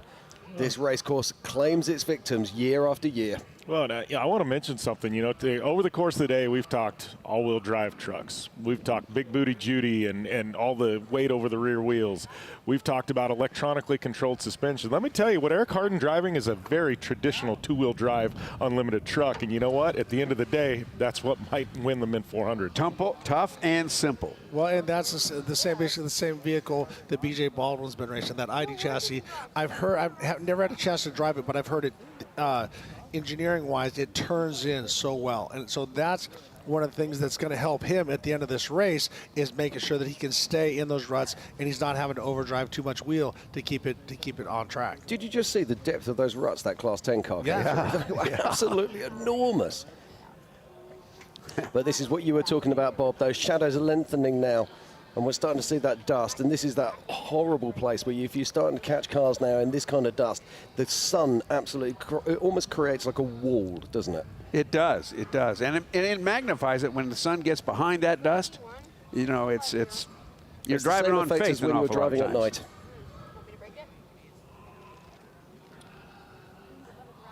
Well, then that'll surprise you too. You come around, next thing you know, hey, there's a puddle. Where did that come from? Mud bog. Yeah, but they got to make sure it's great. They you notice he's got the speed up on high so that he's spreading that water out. He's not soaking the track too much. But they got to keep it down because of the spectators and everybody up in the VIP area want to make sure that they get to see the same thing. But it's not real hot out there, but it is warm enough to absorb that water. Okay, I want to talk about this very quickly. Our top 4 trucks at the moment are in the unlimited trucks class, but then it gets a little bit crazy. From 5th, 6th, 7th, 8th, 9th, and actually all unlimited spec trucks. So check this out. We've got Brent Fox currently lying in first position, 5th overall in first. In 6th position is Dustin Grabowski, 2nd in class. In 7th and 3rd in class is Brazen Nunley, and then 8th and 4th in class is EJ Hurst. Then in 9th is Terry Householder. So, I mean, we have a great race on our hands, and that's one of the things that Jim was saying, that talking about all the different stuff, these vehicles are pretty basic. I mean, when it comes to it, I mean, they're state of the art. They're bypass shocks. Yeah. They got. I mean, when I say basic, I just mean they don't have all the crazy bells and whistles. They don't have the giant motors, the paddle shifts, the 6 speeds, all different stuff. They got the turbo 400 transmission, 3-speed, but they also have the underdrive and stuff like that. And so that's. They're with horsepower is gonna break things, and that's what we're seeing. Absolutely. Yeah, that's been the story of the day. Let's be honest. I mean, Rob Mack summed it up best when he turned around and said, this is a pace that we knew was going to break trucks. Yep. But I think that's been kind of the last couple of years at the Mint 400 scheme of things. The pace is pushed so fast and so hard. At the end of the race, there's generally just one person left standing. That's, and as we've seen this year, it's Eric Harden. But it's crazy the attrition of this race because things have been pushed so fast. Well, and I know that you don't mean this, but I want to clarify. Eric worked his way up here. You know what I mean? It wasn't just like everybody broke. And I know that you didn't mean that, but I want to clarify that is that he's been on a tear. He's been running hard all day, and he was in that front group on the second lap. I'm like, wait a minute, where did he come from? As I said, when he got around Rob Mack, and he's been running strong. But once again, to finish first, you first must finish. And he has got the right combo. We don't want to jinx him as we're watching some of the other spec trucks as they roll through. It's almost like you want to hold your breath until they cross the line, because last year we thought it was all over until about 1.3 miles to the finish line. Yep. But he's definitely, he's run a phenomenal, near perfect race. I mean, he has earned every bit of this one. If he can cross the finish line here, in about 15 minutes, in first, because what a phenomenal effort by him. And like you said, he's been running that pace that the leaders had originally, and he's the guy left standing. Well, this is the leader in our unlimited spec class. This here is. There you go. This is our current leader in the unlimited spec class. This is Brent Fox there. Easily identifiable by the fact he has absolutely no bodywork. Well, and Jim, you said it before, but explain what he's got under the hood. That's it. Well, it depends. He's not the one running the Ford. No, Brent Fox got the traditional LS3. Got it. Okay. Yeah, that truck, I got word from their crew, had a driveline failure and some rear shock failures earlier in the race. So. Now, there's a good shot here of the 10 car, and we can see the lights on the roof. And those lights are going to start coming into play in sort of about the next 45 minutes, I'd imagine. Yep. Well, that, as Bob was saying about the shadows, look at how they're creeping out, so that now your eyes dilate for that white dirt that all of a sudden goes dark. And so now it starts to get dark. This is a good spot because it's all the same lighting, because he's right behind the mountain. He's going to come up and around, and then he'll be pointing right into the sun after he crests this next hill. Yeah, and this is when all those guys who started with a shaded lens on their visors is starting to think to themselves, why did I do that? Yeah. Back to our leader, Eric Harden, as he is rolling. I'm going to say he's about 15 miles from the finish as he's working his way around. As you notice, he's now on the sunny side of the hill. He has Prim in view.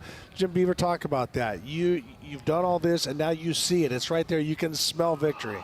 Oh, you can definitely smell victory, and the thing is, you come through, and this is one of the most technical washes of the whole course that comes down into the finish. One, it's downhill, so it's high-speed wash, back, forth, but like I said earlier, there's a lot of rocks, and I don't mean just small rocks. I mean refrigerator-sized boulders in this wash that can take you off, and, a lot of them been kicked into the ruts now because cars, pulling over, going off course, so there's a lot he's going to see on lap 4 that he hadn't seen on 1, 2, and 3 through this wash heading down into the finish, just because it's been such chaos out there today. But I love he's doing what he needs to do. He's not like some new guys.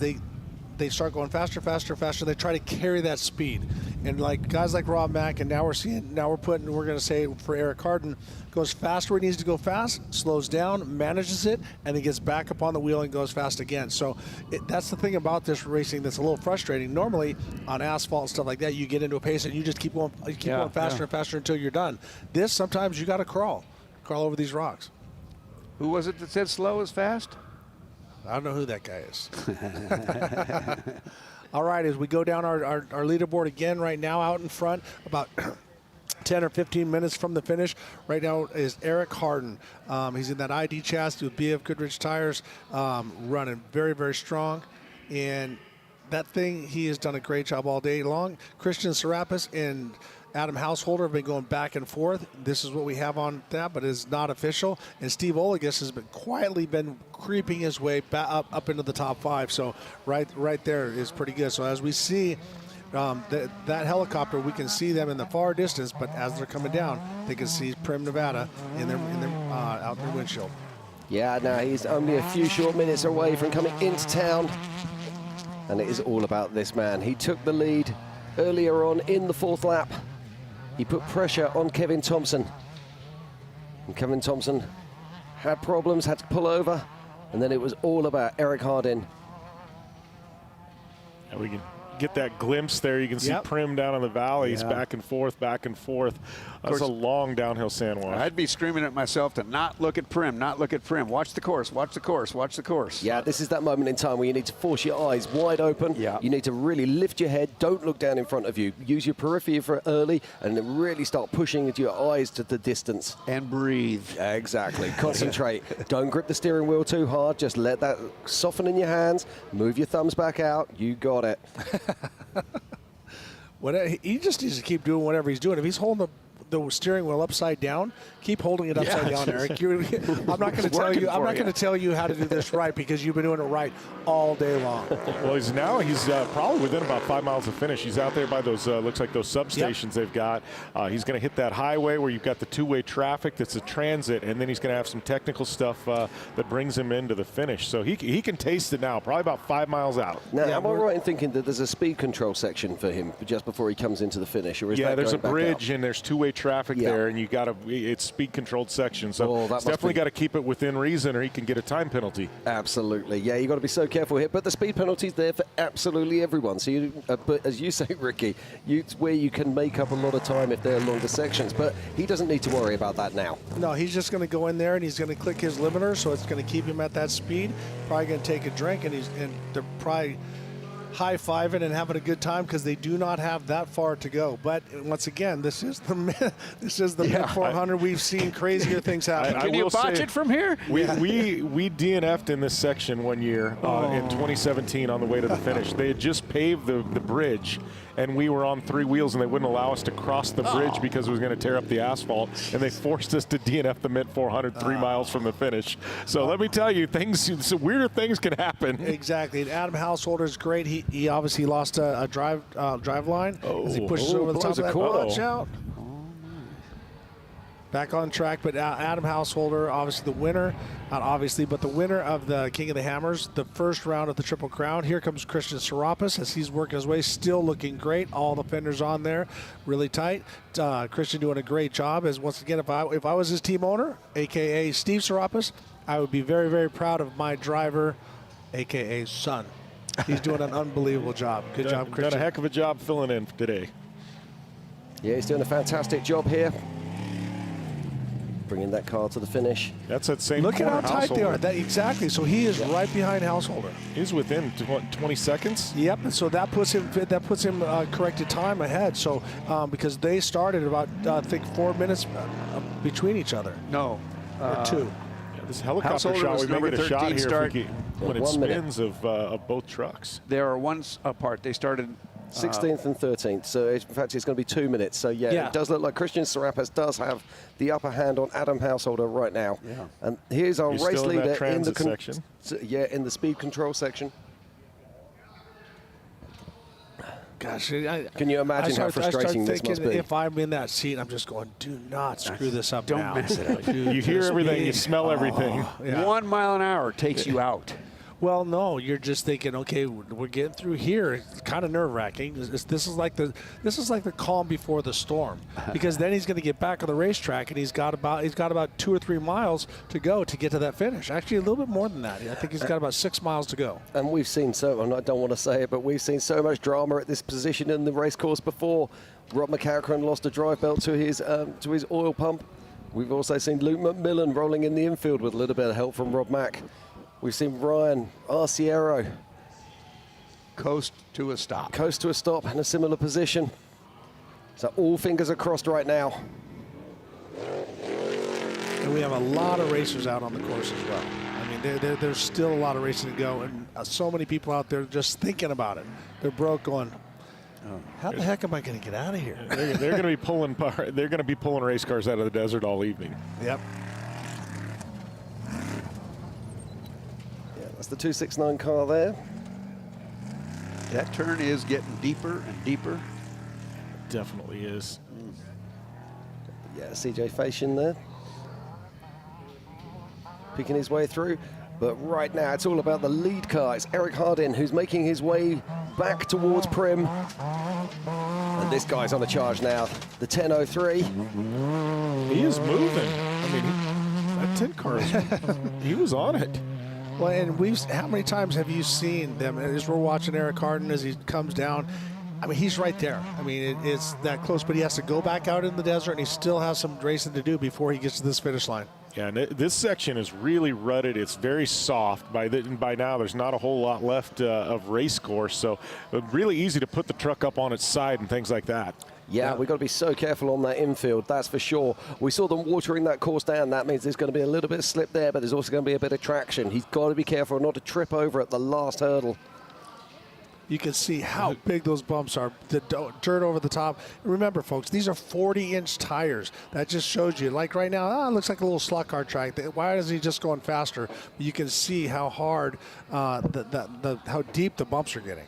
Yeah, now Eric, he's just pushing a nice pace here. Just needs to get it to the finish line. Been a fantastic drive from Eric all day long. 400 brutal miles. The Mint 400 does not give up easily. You have to fight for every single inch. And as it says on the winners, on the medals that you receive here, respect is earned 1 mile at a time. Yep.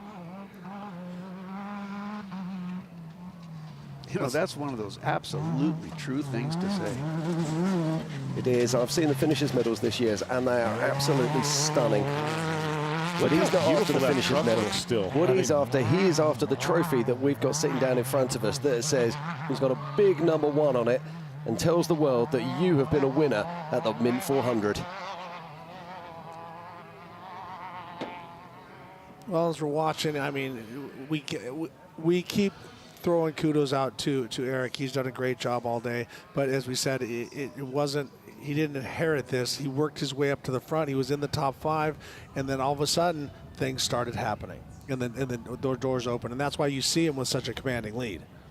Absolutely. But it's all about running a race pace. When we call a race pace, it's a pace that can win. Yes. And that's exactly what he's done today. He's given everyone an absolute schooling on how to drive the Mint 400.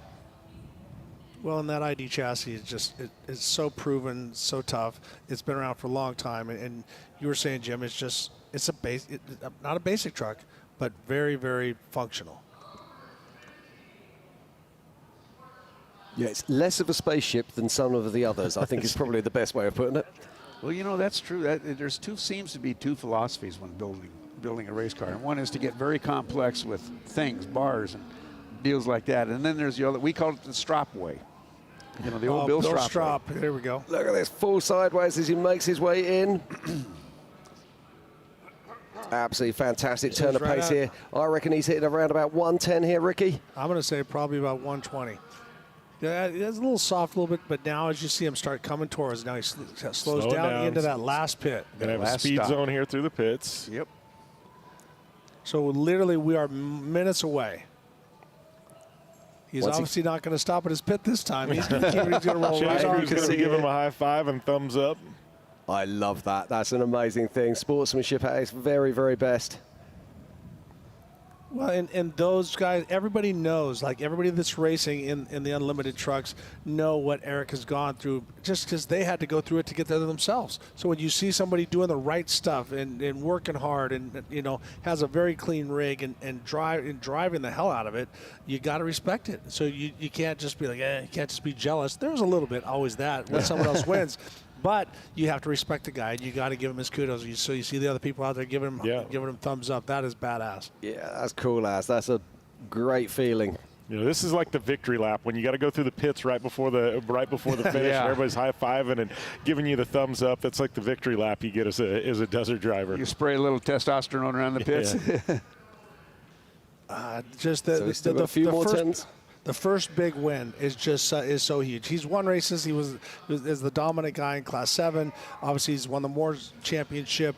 But when you come and you bring home this win of the Mint 400, that's going to change you. Now he's a player. Now everyone's going to know who Eric Hardin is. Yes. Not Hardin. Okay, here he comes now. He's coming out of the speed control zone. He'll be burying the skinny pedal very shortly and making his way around the last of these turns in the 2023 BFGoodrich Mint 400. Just check this out, ladies and gentlemen. He is moving. All righty, one more turn, and he's got not even a quarter of a mile to go. Jim? Yes, here we go. This is Eric Hardin making his way across the finish here at the 2023 BFGoodrich Mint 400. Ladies and gentlemen, there is your winner, Eric Hardin. What a race. See a little celebrate in the cab there. I could feel him exhale from here. No, this is such a great feeling for him, and once again, well deserved. So to him, his crew, his prep guys, his family, because to be a racer, you know, Jim, you got to be a very selfish guy. You got to eat when you want to eat, sleep when you want to sleep, and do what you need to do. As this other driver's like, wait a minute, I got another lap. Get out of my way. Yeah, no, that's one of our Australians. I didn't see if that was Brad or if it was Brett, but making his way out onto his 4th lap. Well, But right now, it's all about this guy. You know, we had all said, like Bob said, he goes, I'm holding my breath. I don't even want to talk about Eric anymore, or something like that. You know, this one was earned. He drove a phenomenal race. He was there all day long, pushed when he had to push. You know, man, what a, you hate to say he drove a perfect race, because I'm sure he's going to tell us everything that went wrong later on. But, man, I mean, look at the truck. It's still in one piece. I mean, what a great showing by Eric Harden. He's having so much fun, he's just going to keep going? Wait a minute, the podium's back that way, buddy. He wanted to go do a lap 5. I'll make sure I get all of that. I was going to say, has he forgotten where Tree Bar is? What was this little maneuver? Is this the right way to do this? Well, I just think he was a little confused. Want to make sure that he got in all of his marks and everything. Exactly. You know that co-driver that's managed to get him around a 400-mile course. Yeah. failed to get him across the failed to get him across to the. He had already unplugged his headset. Said, "I'm out." There we go. Now he found his way in. That's good.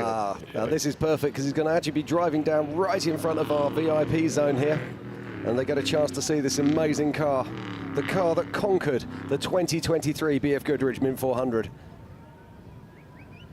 And you can see the crowd there waving at him, cheering. What a fantastic feeling that must be.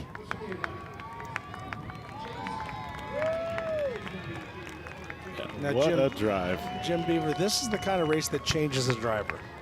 It puts you into a thing like, I can do it. And so I think we're gonna see more of Eric Harden, because that truck is solid, he is solid, and he deserves to be in that spot, Jim.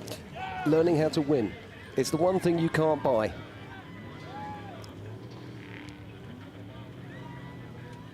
Alrighty, Jim, finish that thought? It's the one thing you can't buy, is learning how to win. You have to earn it, and that's what Eric has done today. And very shortly, Tiffany's going to be joining Eric right now.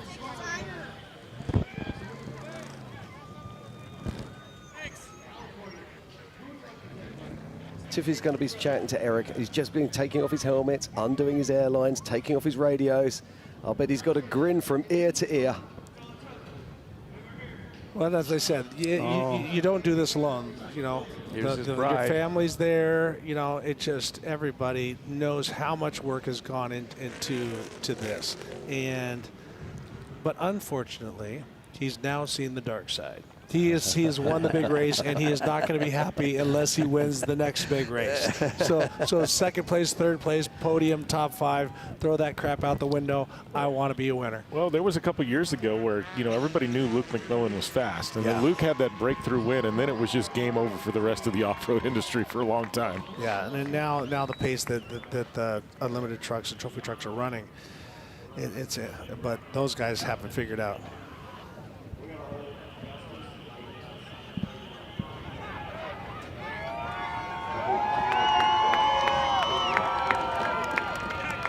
So we see the co-driver out, and here we go.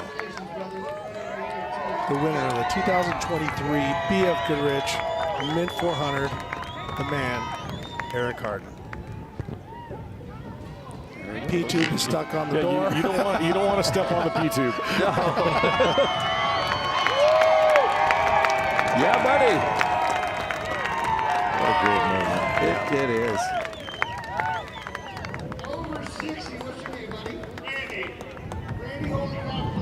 That's the thing that people don't realize. You've been sitting so long that when you go to stand up, your legs don't work. Yeah, they don't. You know, so people are like, what's wrong with him? Well, he's been hammering his spine sitting down for 8 hours.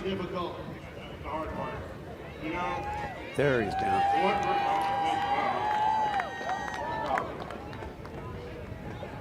8.5 years ago, I was home with drug addict. Nate Hunt with BFGoodrich there. She had every opportunity to give up on me. Eric, I'm just going to jump in here real quick. We're still waiting for official results, of course, but you are physically the first over the line here for the 2023 BFGoodrich Tires Mint 400. I know you got to catch your breath, and I know you've got a lot to say right now. Let's just talk about the course. Let's talk about your day. Like I said, we're still waiting for official results.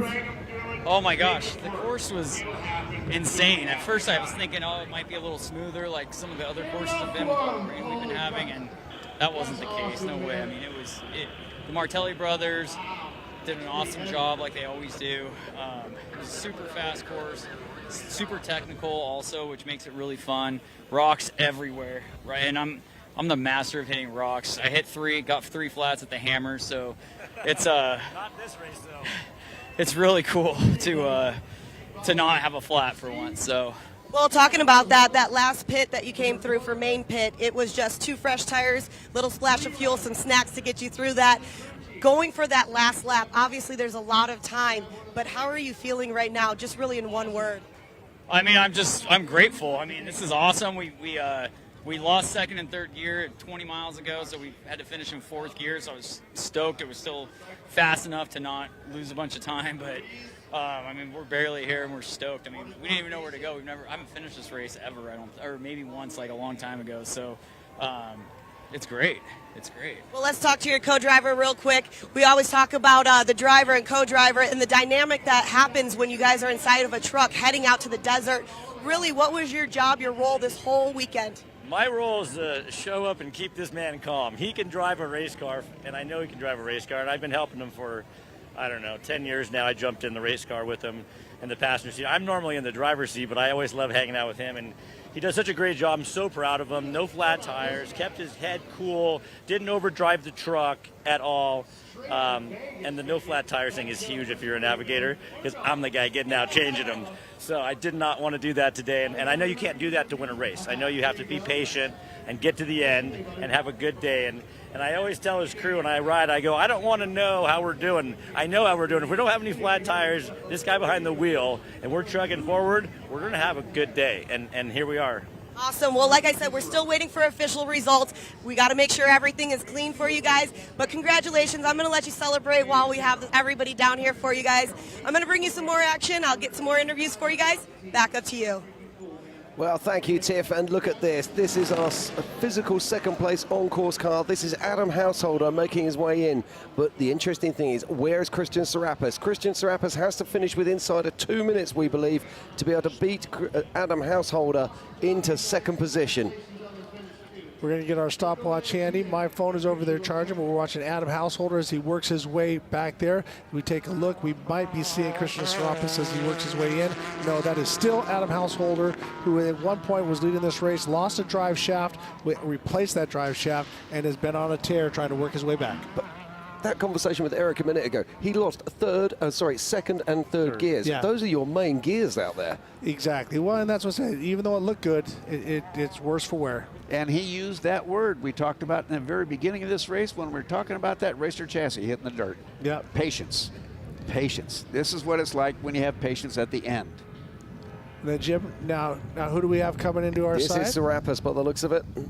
Yep. So Christian Serapis could be our second finisher. We got to do the timing. I got my man Jim Beaver with the stopwatch ready to go. But Christian Serapis has done an unbelievable job all day long. I love how what sometimes a bad thing turns into a good thing. Steve Serapis had to miss this race, but put his son in there, Christian, and he's doing an awesome job. Now, that's very interesting. He only had 1 tire in the rack. The last time we saw him, he had 2 tires in the rack. I'm absolutely sure of it. So he might have had some drama out there on course. And look here at Adam Householder. It looks like he's also been collecting foliage. The front of the hood there's all been cracked up. These guys are pushing hard for the finish here. And here we go as they come in. We're going to split hairs. This is going to be by seconds. This is going to be very close. And they both know it. They're 100%. They're basically doing a qualifying lap right now. Exactly. So let me get this right. They've been racing for 400 miles, and it comes down to this. It's incredible stuff. That's why we love this race. That's why we love coming out here to the BFGoodrich Mint 400. So this puts Adam in a very, very strong position when it comes to the Triple Crown as well. We can't forget that. So, which looks like he's going to make it to the finish line. Now he has to just roll through the pit. Oops, slides in, gets the go-ahead from the person, the person. Yeah, Bob, that is a person. From the course worker, and now here comes Christian Serapis. So it is very, very tight between these two. I'm going to say it's about 40-second difference. Yeah, this is going to be tight. This is going to be close. I'm waiting. As soon as Householder finishes, I'm going to hit the start button. And I think that Christian's got this by about 1.5 minutes. Actually, I think he's further in than we think. I'm going to vote with you, Jim. Well, I said he was 40 seconds down. That puts him 1:20 ahead. Wow, no respect over here. All right, let's get back to the race. Let's get fired up. We're falling asleep here, guys. Let's go. I mean, this is the trouble. When we get to this stage of the race, you just become fans. Exactly. You want to sit there and watch it, and you go like, "Come on, man." We're watching that. So here we see Adam Householder on the right side as he's working himself through the pits, obviously under the speed limit, and we see Christian Serapis as he's working his way in as well. So very, very tight. So we should see him coming to the pit in just a moment. Yeah, look at the pace of Christian here. He's absolutely hanging it out the door, giving it everything. Where is the timing mark? Is it when they go in that pit? No, it is when you cross the finish line. With the flames. Yeah, where the flames are. That is the end of the race right there. So we're going to mark that. Adam's about through the pit, and we should see, which if Christians can see that, if he can see all the way down the pit and see Adam Householder, he knows he's going to have him. This is going to be very close. It's going to be tight. Look at him back on the gas. Yeah. He's got one right-hand turn, and there's the finish line. Here he comes. Take it away, Jim. So this is Adam Householder making his way across the finish line here at the BFGoodrich 2023 Mint 400. Finishing physically second on course, but now the stopwatch starts. Let's see where Christian Serapis is. Has Christian got enough to bring it home in second place? But whatever happens, we now have our top three. But did you notice that? He hit the brakes and just locked up the front, so it looks like he might have lost his rear brakes. Yes. And when you see, like you said, he tattooed a tree, more than likely he came in and he couldn't get slowed down. So, but let's not forget, they've just done 400 miles of one of the roughest courses in the world. No, I'm not casting stones by any means. I'm just stating the fact that he hit the brakes and it was just locked up the fronts. And that's why I told you that I did to the truck down in Mexico. I had too much rear bias and I burnt the rears out, and all I had was some fronts. So, but Adam Householder, I think the confidence that he had from winning King of the Hammers, he brought that to this race. He was up front, lost a drive shaft, fixed that, and then bringing it in second. Great job for the Householder family. So two of the toughest races in America. And we're 1 minute right now, and he's in the pits. So this is going to be down to seconds. This really is down to seconds, and I think he might have had a flat tire out on track. You know, looking at the fact that he's lost one off the rack. Don't forget, he would have come through the Gonzo pit, and he would have collected one there. So I think he's actually had a flat out on track. This is going to go down to the wire here. We're at 25, 26, 27, 29. 30, so we got 30 seconds to get to the finish line. I think this is going to be Christian's. I think he's got this second place. So here it is. This is Christian Serapis as he makes his way around the final bend, coming to the finish here at the 2023 BFGoodrich Mint 400. Christian Serapis crosses the line. With 12 seconds to go. 13 seconds, it looks like he beat Adam Householder by. Well, let's see what the officials say, because that is a nail biter there. That is. 400 miles and 12, 13 seconds separate the two. But I'm so proud of that young man. I mean, he stayed in the battle all day long, did a phenomenal job. Congratulations, team owner Steve Serapis. Looks like you are second in the Mint 400 this year. Yeah, all unofficial right now. But and just looking at timings, which is always interesting. This year, Eric Hardin, he's finished in a 6 hours, 46 and 37. And last year, we actually was 3 minutes faster, 6 hours 43. So very similar race pace to what we had last year. Well, but the course was different. Mileage was very close. But yeah, it just goes to show you that Eric was on pace. Absolutely. If it was Blows my last year, mind. he's right on pace as Yeah, well. absolutely. Blows my mind. And you looked at him, he was physically spent. I mean, you looked at his eyes, you looked at his body. He's blowing what they call blowing bubbles. He's tired, he looks dehydrated. He needs to get down there to the LV, IV lady and have her, Bauer have her hook her up. Let's just talk about that very quickly, these IVs, because people at home will have heard of this. This is actually where you get taken in by an expert, and they actually apply an IV, so they put a drip into your arm, and they rehydrate you. Same thing that they do every time you go into the hospital. That it doesn't matter what you have. They start an IV because they want to make sure that you have enough water and hydration in your body. And these guys are completely depleting themselves. You saw Eric Harden almost step on his P tube. You don't want to do that. That's not a fun day. I don't know if we want to get into detail of what a P tube is, but like I said, you're peeing constantly, and you're peeing way more than you're drinking, as well as. So when we get that, we've got Tiffany down with Adam Householder. Tiffany, take it away. Adam Householder, you finished the Mint 400.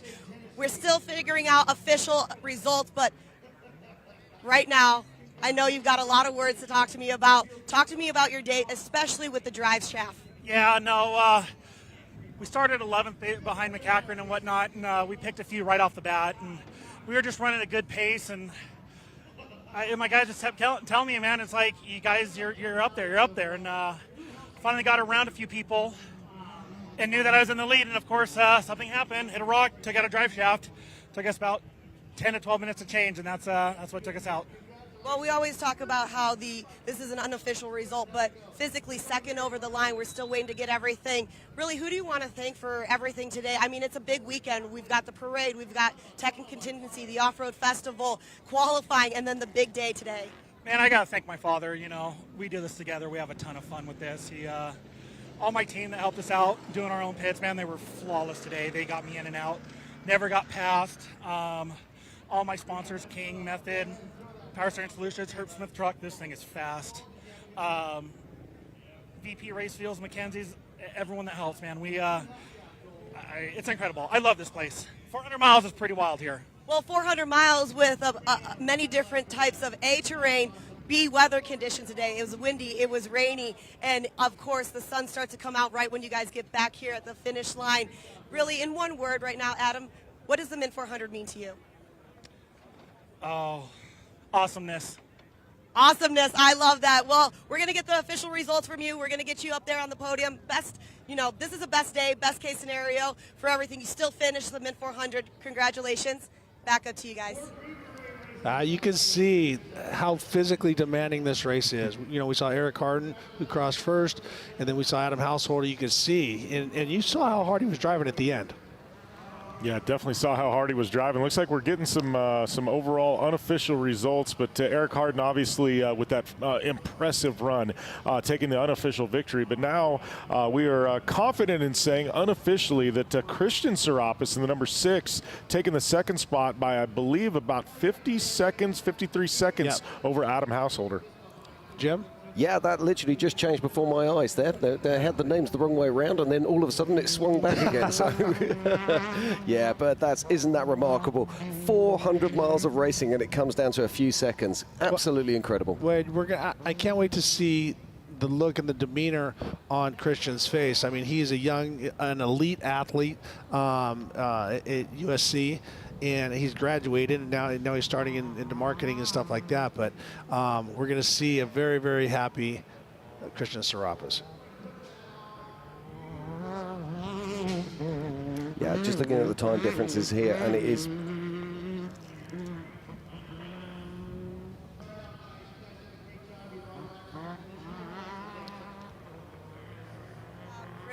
Christian, we had a chance to talk earlier today, and we are still waiting for official results, but physically third over that finish line. I know you really wanted to do this for your dad, Steve, and that this was important to you. You said this was a 13-year-old truck, looks pristine. Walk me through your day so far. Day was pretty uneventful. We started dealing a little bit with oil temp heat and the high speed, so we couldn't really go that fast in the higher speed stuff, but it would have cooled back down. but it's pretty uneventful until the last lap, and we went to go get a flat, and we went to go get our jack handle, and it was completely gone. So we ran over to a motorhome, luckily, and they had a jack, and we used a scissor jack, and we got the truck up. And actually, Adam Householder pulled up right behind us, and I was sitting in the truck, like, freaking out, because I was like, oh, shit. I'm sorry. I was like, oh, crap. Like, is he about ready to pull out? We pulled out at the exact same time, and we almost went door to door, but my co-driver wasn't buckled in all the way. I wanted to do the right thing, and we're just doing this for fun. Nobody needs to get hurt over in family hobbies. So, no, congrats to the whole Hardin team. Battled with them a little bit at the start. It was pretty cool. And then Adam Householder is a class act and somebody who I looked up to as a kid. So it's cool to be up here. Second, third, we're on the box. I couldn't be happier. Well, talking about that, I know your dad's probably watching right now. Is there something specific that you really want to say to your dad? Yeah, I want to say that, Dad, I love you, and I'm really happy that I could put the Corona Extra truck back on the box. A lot of great drivers have had the opportunity, yourself included, to drive this truck, and it's a tremendous honor to be able to go out here and honor you. So hope you're feeling better, and like I said, I'm still digesting the race right now, but it was a grueling 400 miles. I definitely don't want to go another lap. Well, I'm going to let you get some fresh air, get some time to decompress a little bit. We're still figuring out the official results, but I know you got to be here and get everything, take all those emotions in. It's going to be wonderful, and I know your dad is very, very proud of you. Nice job. Back up to you guys.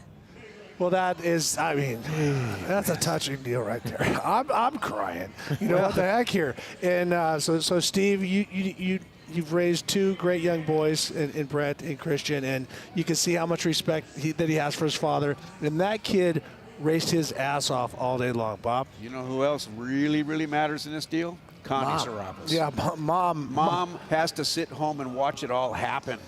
Well, and that's the thing. Like when I'm racing, and our son Luke is racing, the hardest person is my wife Steph, and she's at home on the computer watching the things and watching us stop and are we going and what's happening. It is just such a nerve-wracking thing because this is an unbelievable sport. This is the most extreme sport I think there is next to UFC. We're not punching each other, but the things that we're doing in these vehicles, it's the ladies that keep home nice and sound. So. AKA hashtag Mission Steph. I'll be home in a little bit. That's enough for me.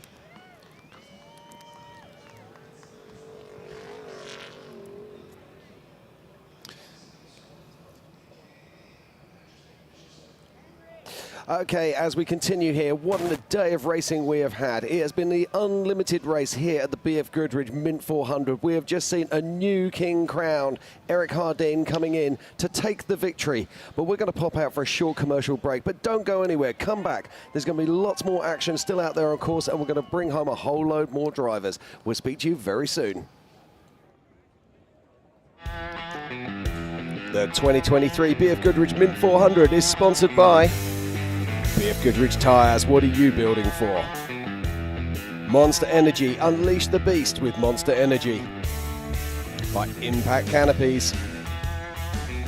Off-Road Warehouse. Jeep, truck, race and UTV parts and installation since 1973. Vision Wheel. Used by the best off-road drivers in the world. We are Vision Wheel. By Busch Light Beer. PCI Race Radio, supporting you with high-quality communications, navigation and safety equipment for over 50 years. By Rockford Fosgate. And by Tread Lightly, promoting responsible recreation through stewardship, education and communication.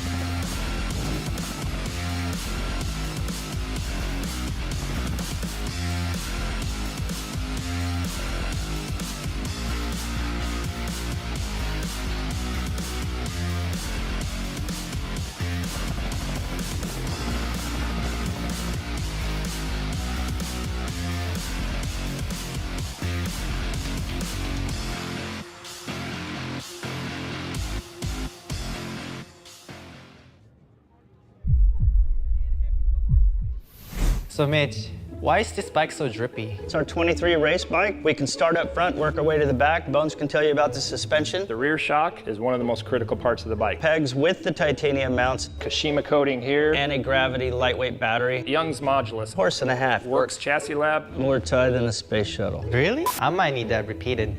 This thing slaps. Slaps. Oh, you should have told me that earlier. The estimated haul time is now 96 minutes.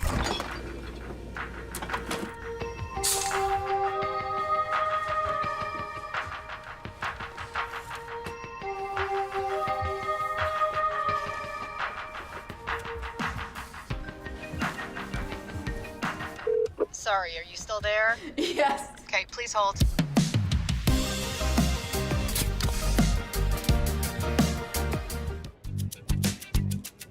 Need a little help? We got help. Need some advice? We got advice. No matter what you need, we have thousands of professional parts people doing their part to make sure you have it. Exceptional customer service. Just one part that makes O'Reilly stand apart. The professional parts people. O'Reilly Auto Parts.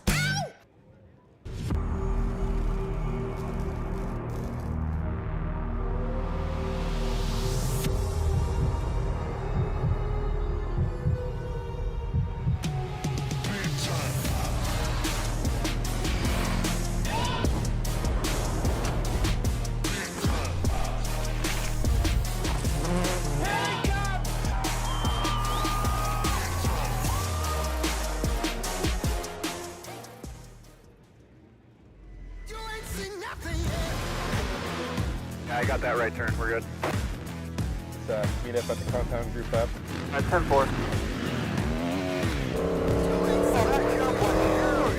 Yeah, for sure, dog. Good, little driver, straight on through.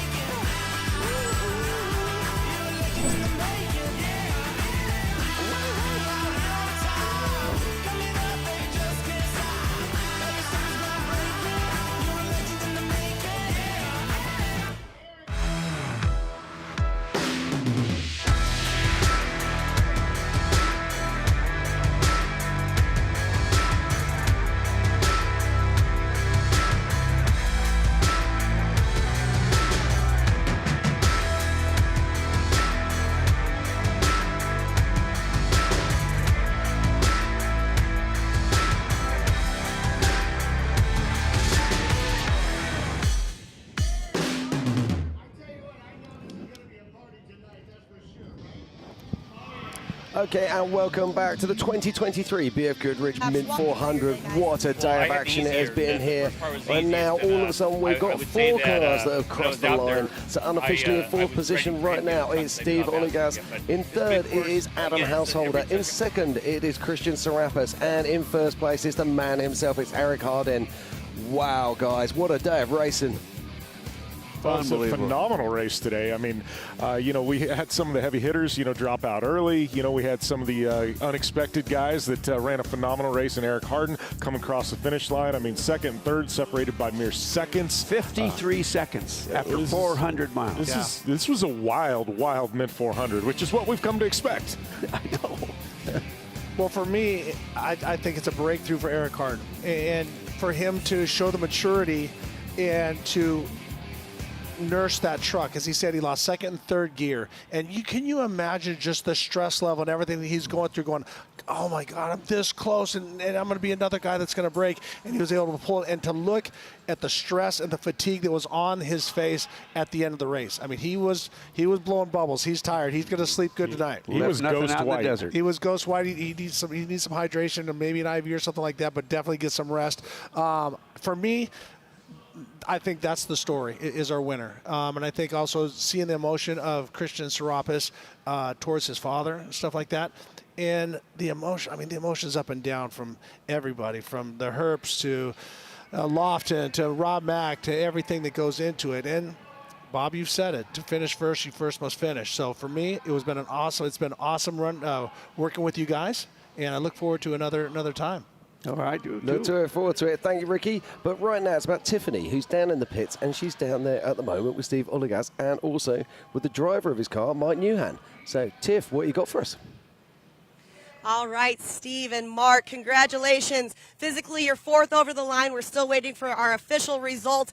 You did the first 2 laps. Mark did the second 2 laps. Walk me through your day, guys. Well, I had the easier. The first part was the easiest, and I would say that when I was out there, I was dreading for him to get in the truck because I knew how bad it was going to get. But this mid course, everybody tells you how rough it is. They're not kidding you. The edges were getting so sharp because of the rain, and this thing was just flying the front end. But overall, mid 400, just one of the greatest races of all time, and we had a blast out here. Well, let me talk to Mark. Mark, now Steve said you did the harder of the 2 laps. Everything's getting rutted out there. We had a little bit of rain as well. How was your day, sir? So the third lap for me was a little bit of a pre-run because I hadn't seen the course since going this direction for a couple of years. And we're trying some new Fox secret sauce in the truck, and it took a little bit of getting used to. But, yeah, anyways, poured it on. We passed a bunch of broken trucks, and this race always comes down to the last lap. It's like some of the greatest races, off-road races in America. It comes down to the last lap, and you have to push it hard. There's a balance. This thing has a lot of horsepower, so you can break. Steve or I could break this truck anytime we want. Anything in the drivetrain with 1,100 horsepower. So the bottom line is that you got to the last lap. You've all heard that you hear the noises and things like that, and you still have to press hard, and you still have to try not to get flats because a 2-minute tire change is going to probably make the difference. It did for us last year. So, but anyways, great race, rougher than it's been in a few years. Awesome. Well, I'm going to let you guys celebrate a little bit. Finishing the Mint 400 is a feat in itself. We're going to get you those official results soon, and back up to you guys. Thank you so much. Thank you, Tiff. Now, that's great to see, isn't it? They are properly stoked. They are properly happy. I love what Mark was saying there about that. Checking out some new secret sauce from Fox. Yeah, that got my attention. Yeah, I think he's probably talking about the live valve there, I'm sure which we've heard so much about, and it's great to see it filtering into more and more cars each and every day. And I'm sure Fox is still continuing to develop and develop and develop. The interesting thing about, the whole live valve thing is, they had first, kind of pioneered it on UTVs.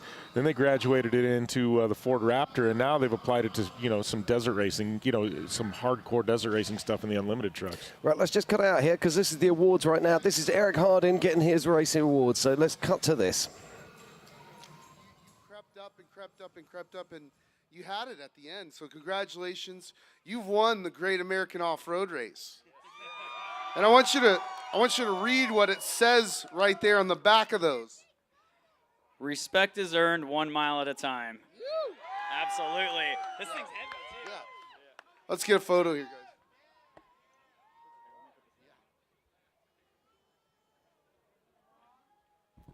That's as long as I let Matt touch the microphone. And he's a lot bigger than me. Cool. Right to camera. Look at that moving camera. That's stinking awesome. Now what we're going to do is the big celebration, and we're going to catch it just at the perfect time with the sun going down. You guys need to hop on top of that truck.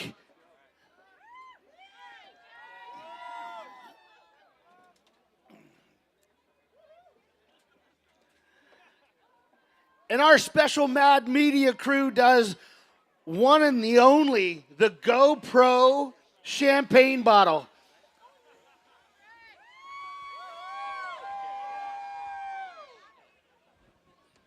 Hold on, hold on. There's rules. You see that GoPro? Yes, you do. That's going to face your face. I need you to crank that thing open.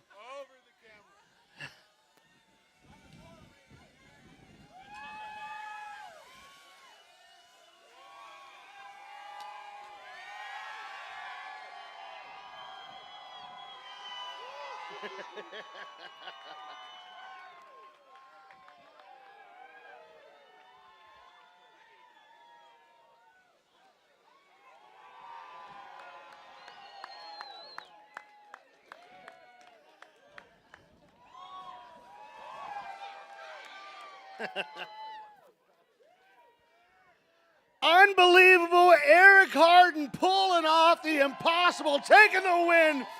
Here he is doing the overall on the Great American Off-Road Race, the Mint 400.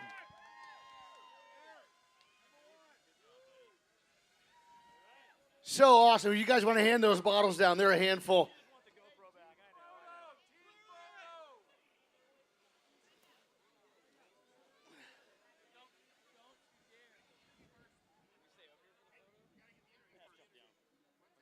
They're going to do a quick interview. You guys go ahead and pop on down. That thing's probably slick as snot by now.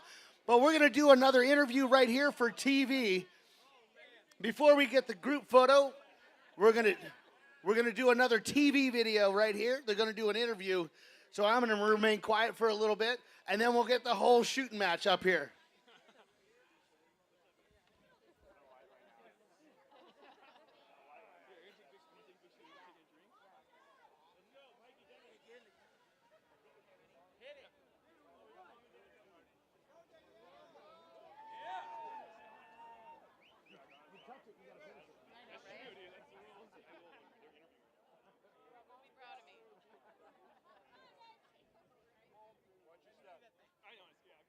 Okay, fantastic scenes here. So good to see Eric up on there on stage receiving his prizes.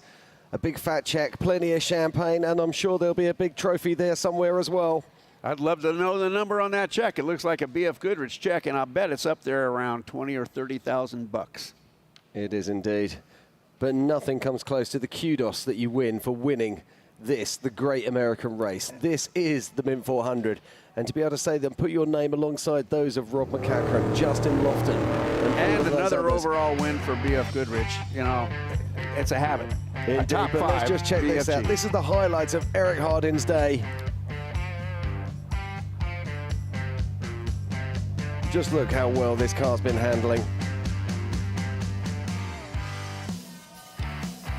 At the right pace, at the right time.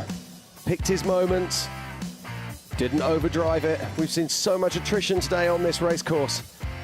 But Eric's just held it together and put together the near perfect, well, in fact, the perfect race. No flat tires all day at the Mint 400. That is huge. Yes, it really is. Well, we said at the start of the race, it's going to have to be somebody who drives the perfect race, and that is exactly what Eric has done today. And he's going to be partying hard into the night. That is for sure.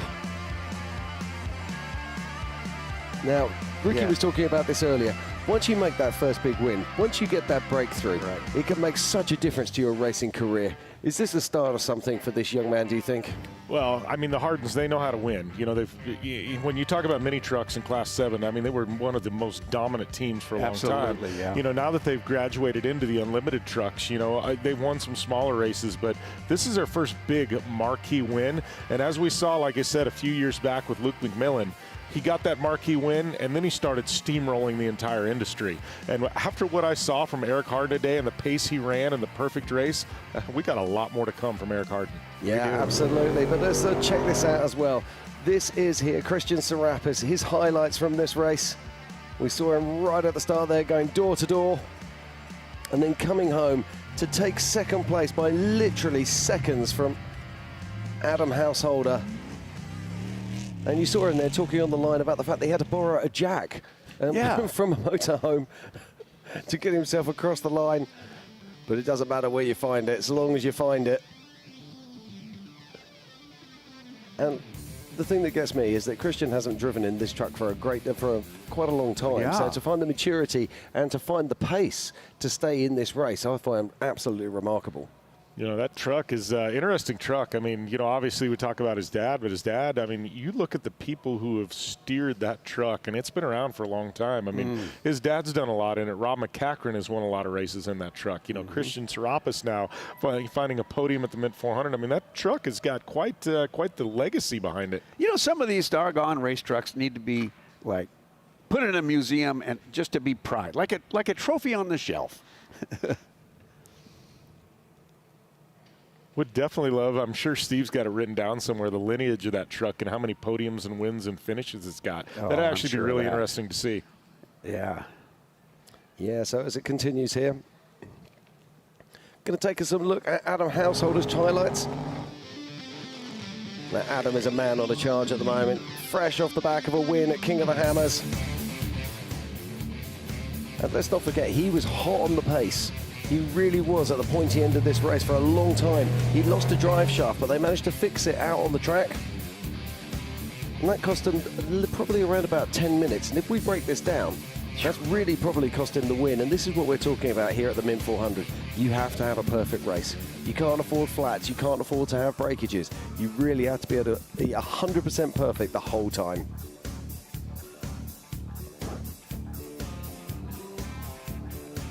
So we're going to step out for a very short ad break, and we'll see you back for more action very shortly here at the BFGoodrich Mint 400.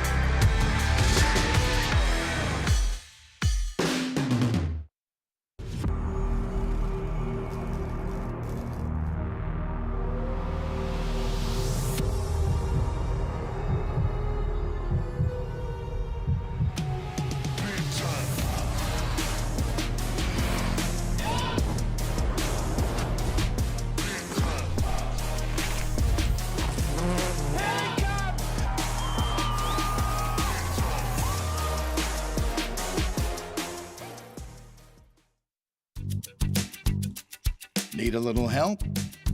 We got help. Need some advice? We got advice. No matter what you need, we have thousands of professional parts people doing their part to make sure you have it. Exceptional customer service. Just one part that makes O'Reilly stand apart. The professional parts people. O'Reilly Auto Parts. Yeah, I got that right turn. We're good. Let's meet up at the compound group up. At 10-4. Yeah, for sure, dog. Good, little driver, straight on through.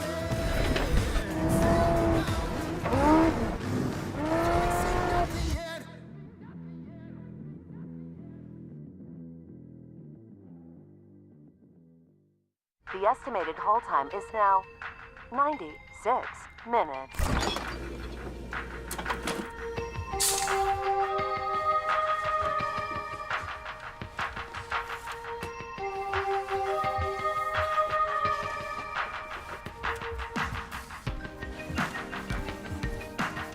Sorry, are you still there? Yes. Okay, please hold.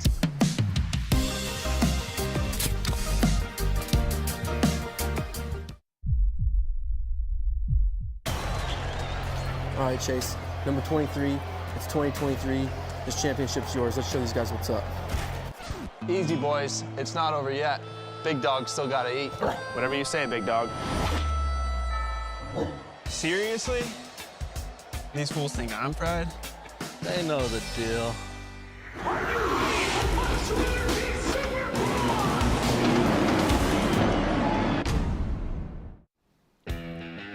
The 2023 BFGoodrich Mint 400 is sponsored by BFGoodrich Tires. What are you building for? The official ticket retailer of the Mint 400, O'Reilly Auto Parts. With over 6,000 stores in 47 states, we're never far from home. The official communications of the Mint 400, rugged radios. Work, race, play, communications for any environment. The official host hotel of the Mint 400, the Strat, iconic and completely reimagined. By Amsoil. By Dirty Life Racing Wheels. From trails to checkers, our wheels have what it takes to perform at the highest level. By Republic Services, partnering with customers to create a more sustainable world. The official Arrive and Drive partner of the Mint 400 is 01 Off-Road, leading the way in delivering premium off-road adventures and specialized driver training.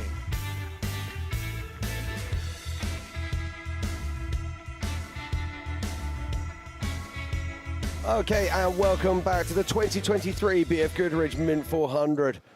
What a fantastic day of racing we have had. It's been absolutely amazing. We've seen a new champion crowned, and we're going to be speaking to him very, very shortly. But right now we can see this second place car. That is Christian Serapis, who is on stage.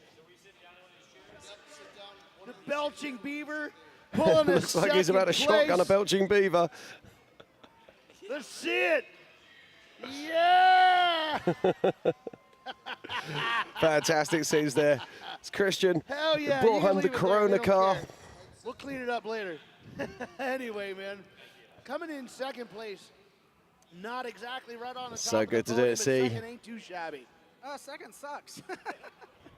But considering that I had a goal of just a top 5, I mean, this truck is a 13-year-old truck. It's a small block, not all-wheel drive, but John Tondro, my co-driver, and I, we were boogieing pretty hard all day, and had a couple of pucker moments, but just so ecstatic to be here. You hear it? Yeah. Drive, but fortunately he had kidney stones all year. Wasn't able to race, so that's when I got the call last second. Okay, right now I've got someone very special joining us in the booth. It's none other than this man over here. It's Eric Hardin, this year's champion at this year's Mint 400. Eric, how are we doing? Doing fantastic. Fantastic. Now tell me, I'm just going to ask you, how does it feel to win the Great American Off-Road Race? Oh my gosh, it's amazing. I mean, I'm still in shock about it. I'm coming down from this long race, this crazy high of just driving as hard as we can out there, and just to finish would be awesome. And to win is just even better. I mean, well, let's just talk about the cars that were out there racing today. I mean, we had some major players out there. Rob McCachran, we had Justin Lofton, we had Carl Jurgensen. The list goes on and on and on. It was a massively stacked field. I mean, how did you think lining up this morning? What did you think your chances were? I mean, I knew if we could get a little luck on our side. I mean, like Andrew says, you got to position yourself to get lucky. And that's what we were trying to do. And it didn't feel that way yesterday, qualifying 14th. And I mean, it was pretty depressing. I was pretty bummed after our qualifying run and just thought, hey, do we even want to race this thing? And so, the winds came, then cleared some air for us. The rain helped us. We were able to see where we were going and get through some of the trucks that we thought might hold us up for a while. So we got lucky with all that, and then we got a nice pocket, and then people started stopping with flat tires and problems and all these different things. And next thing you know, I thought it was going to be us in concrete with Harley and Kevin, and we were pushing hard because we thought we had them uncorrected by 30 seconds or a minute. We didn't really know. We knew we were close, but they're super fast, and we were pushing as hard as we could to get as close to them as we could to try and win it. And on the last lap, once we saw them pulled over, we're like, oh man, here we go. Let's let's not throw this thing away. So. Man, yeah, absolutely. Now, let's just, before you cut in there, Matt, just want to talk about this. Now, the course is completely different to what we've seen in previous years. Now, when I say that, I don't mean about, not being so lumpy and bumpy, because it's always going to be that. Let's talk about the conditions, because there was absolutely near perfect race conditions out there, much less dust than we've seen in previous years. How did that play into your hands? I mean, it's so rare, especially, with no rain for all these different years. It's like, we had tons of rain, perfect conditions, huge winds, overcast. I mean, it never happens. So when you get it, you got to capitalize on it, and we were able to do it, which was hard. It was really hard to slow down in some of those rocky sections, and luckily Andrew was here screaming at me the whole day, slow down through the rocks, slow down through the rocks. And I mean, I felt like we were parked for a lot of it, but we also didn't stop, so that was cool. I mean, we had a hard lesson at King of the Hammers a few weeks ago, 3 flats, threw the race away. It was really frustrating, and so this time we're like, hey, let's just calm down, don't be an idiot. Yeah, it's one of those ones where people say slow is fast, and it's very difficult to describe that. But you've been an exponent of that today, and it's been fantastic to watch you out there on track. Now, I mean, as you're passing all these big names, you're seeing people like Cole Jurgensen parked on the side of the track, then Justin Lofton parked on the side of the track, then Rob McCachran parked on the side of the track. You must have been sitting there counting them off, going, "My word, we're moving our way up here." Yeah, it was exciting, and I mean, Lofton was so far ahead for so long during the race. I was worried. I thought he was going to just back her down and just kind of cruise and just finish the thing. And I was just talking to him. He said he was having electrical problems, so that's a bummer for them. They always. I mean, shoot, he's won this thing 3 or 4 Eric, times. let's look at this. This is your highlights from today. Now, talk us through this. Well, how does it feel right there? It feels good. It feels really good. Truck handled great. It worked all the way, almost till the end. We started having transmission problems. So what transmission are you running in this truck? We're running a 6-speed Albins. Weddle builds our transmission. He does a great job. We rarely have problems. So is that a sequential gearbox? It's a sequential gearbox, yeah. And let's talk about your truck builder. Let's give those guys a little bit of credit. Yeah. David ID Designs. David ID did a great job. Ivan, their whole team, they do a great job. I know their trucks are capable. BJ has one. He's won everything there is to win and does such a great job except for this race on this course. Except for this race, yeah. We saw him at the very first pit pulled over, and we're like, oh, that breaks my heart. But well, you guys are like the journeyman. You've been up at the top so long, but you just haven't gotten that big win. Now you got it, right? Yeah. So, and you got it at the biggest, baddest race in America of the year, right?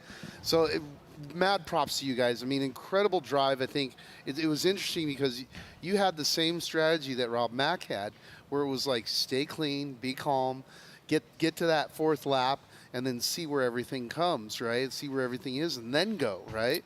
So you had something at the end, and I think that was very smart of you guys. Congratulations. Thank you. It's a big win for you guys. I was stoked to see everything play out and see you guys pop up there, and I'm like, all right, Hardin's going to get it. I knew we were doing good. When we started, we came through on the end of the 2nd lap into the 3rd lap. I jumped on the radio and did my little trick where I talked to his team with driver isolate on, so he doesn't know what's going on because he gets a little hyper sometimes. And we were running 3rd corrected and 4th physically, and I'm just like, okay, this thing is playing into our hand right here really well. And with the BFG tires, I don't like getting out and changing tires. And I know if this guy can drive a race car, we know he can drive a race car. But it's, doing the Mint is 400 miles. It's 1 mile at a time, and you got to get through each lap, each pit. His team did such a great job. I think we came in twice for fuel and tires, and we knocked it out of the park. I think by the time we stopped and started, it was less than 20, 25 seconds, and we dumped in 80, 90 gallons, changed the rear tires, did that twice, boom, on the road. So hats off to you, Eric. Great job, and the whole team. Yeah, awesome drive. I mean, tell me about your day. Was there anything out there that surprised you that you're like, oh man, didn't expect that? How rough it got at the very end. It was brutal that last lap. Oh and my those gosh. trucks work a lot better when they're full of fuel. So we took a full tank of fuel on the last lap, and it mellowed it out. And I was very comfortable for the last 100. Yeah. That's great. Yeah. Well, every year it deteriorates on that last lap. Yeah. I honestly, because of the track conditions in the water, in the dirt, I thought it was going to hold together a little bit more. Didn't look like it did. No, it was soft and loamy. 1,000 horsepower and 40-inch tires, BFG tires, rips it up quick. But it's fun. Especially with all those trucks. Yeah. I mean, it got rough. It got really rough. It was Truck went through it, though. Great day. Awesome. Absolutely. Awesome. Well, congratulations, you guys. You just won the Great American Off-Road Race, and now your names go down in history books, right? Sweet.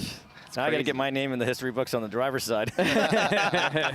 I know, Andrew. You're due now. Great job, now Eric. you're Great up. job. Yeah, now I'm up. So come on then, gentlemen. You've just won the Great American Off-Road Race. What's next for you guys? So, I mean, we're running for the Triple Crown. We're definitely going to be in Barstow for the Martelli's next big race. We're excited about that. We did that, the inaugural one last October, and we ended up blowing a motor. So we're hoping we can run clean. We got 4th at the Hammers, even with all those flat tires and problems, which I couldn't even believe. I mean, I was really shocked about that. So I know Householder finished. It looked like he finished second, and he's good. He won the Hammers, so I'm sure he's beating us in points. But well, Adam came in on 3rd on this one on adjusted time, merely down to a few seconds difference with him and Christian. Remarkable. Oh, really? Race Christian beat him. Okay. Yeah, okay. Absolutely. But this is the whole thing. This is why Matt and Dave Cole have got together for this Triple Crown, and it's going to be remarkable to see you guys and obviously Adam and others battling out for that big purse at the end of the year. I'm really excited about that and about the California 300. So congratulations. I know you're going to want to go and party hard right now. So these are the winners of this year's 2023 BFGoodrich Mint 400. This is Eric Harden, everybody, our new champions. Did it. Right Thank you on. so much. Thank you, guys. Absolutely no problem at all. Now, Matt, let's talk about this year's Mint 400. How fantastic has it been? Oh, man, you know, I love this. I love doing this. And it's hard for me to pay attention to everything going on, but the racing was spectacular. You know, the oohs and ahs from the crowds was just awesome. That's when you know we're doing our job correctly, is the crowd reactions. And it was fun hanging out in the VIP tent for a little bit and seeing the reactions from everybody like that. And, you know, all the highlights, just, you know, incredible drama, incredible action. Big props to everybody who stepped up and took on the Mint, and especially everybody who finished and won their class. Yeah, absolutely. But as the racing continues here, let's just look back and remember about this incredible 2023 BFGoodrich Mint 400. We had nearly 500 cars going down the strip in Vegas. Then we had Tech and Contingency in Fremont Street on Thursday with live bands and plenty of fun and action. Then yesterday, it was all about the limited races. 37 classes, 257 vehicles, and a new champion in Joe Tirona. And then today, it was the unlimited classes. And we saw the man who's sitting next to us right now, Eric Hardeen, coming in and taking the big win. We've been pushing the limits of suspension and innovation on every terrain since 1974. The official on-site retailer of the Mint 400, best off-road, best customer experience, best off-road brands, and best prices. Experience off-road retail re-engineered at bestoffroad.com. The official fuel provider of the Mint Fuel 400 is VP Racing Fuels, the brand that you can trust for performance fuels, lubricants, coolants, additives, and more. The official sunglasses of the Mint 400, Heatwave Visual. Customizable sunglasses, makers of fully customizable and highly visual sunglasses, designed and built in California. Get your pair at dirtcode.com. Rigid Industries, own the night. Formula Drift, celebrating 20 years of going sideways. And by Shreddy Life, for shredders, by shredders, a brand built and based off of any and all types of anything that will shred.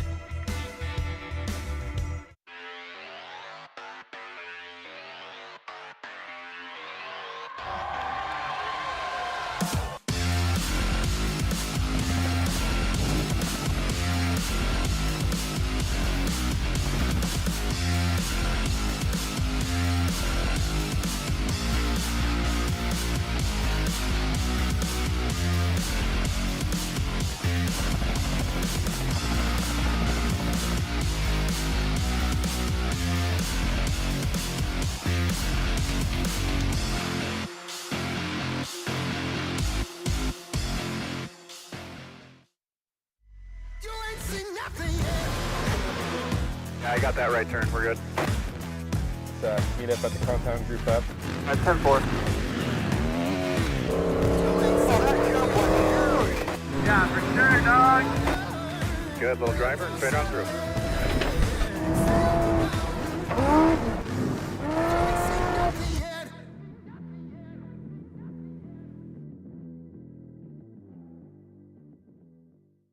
The estimated hold time is now 96 minutes.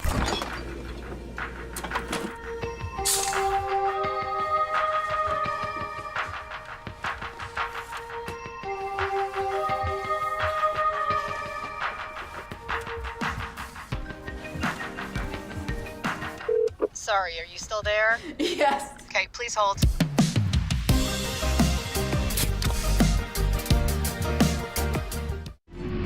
Racing against your dad is something that 90% of the racers in the world will never get.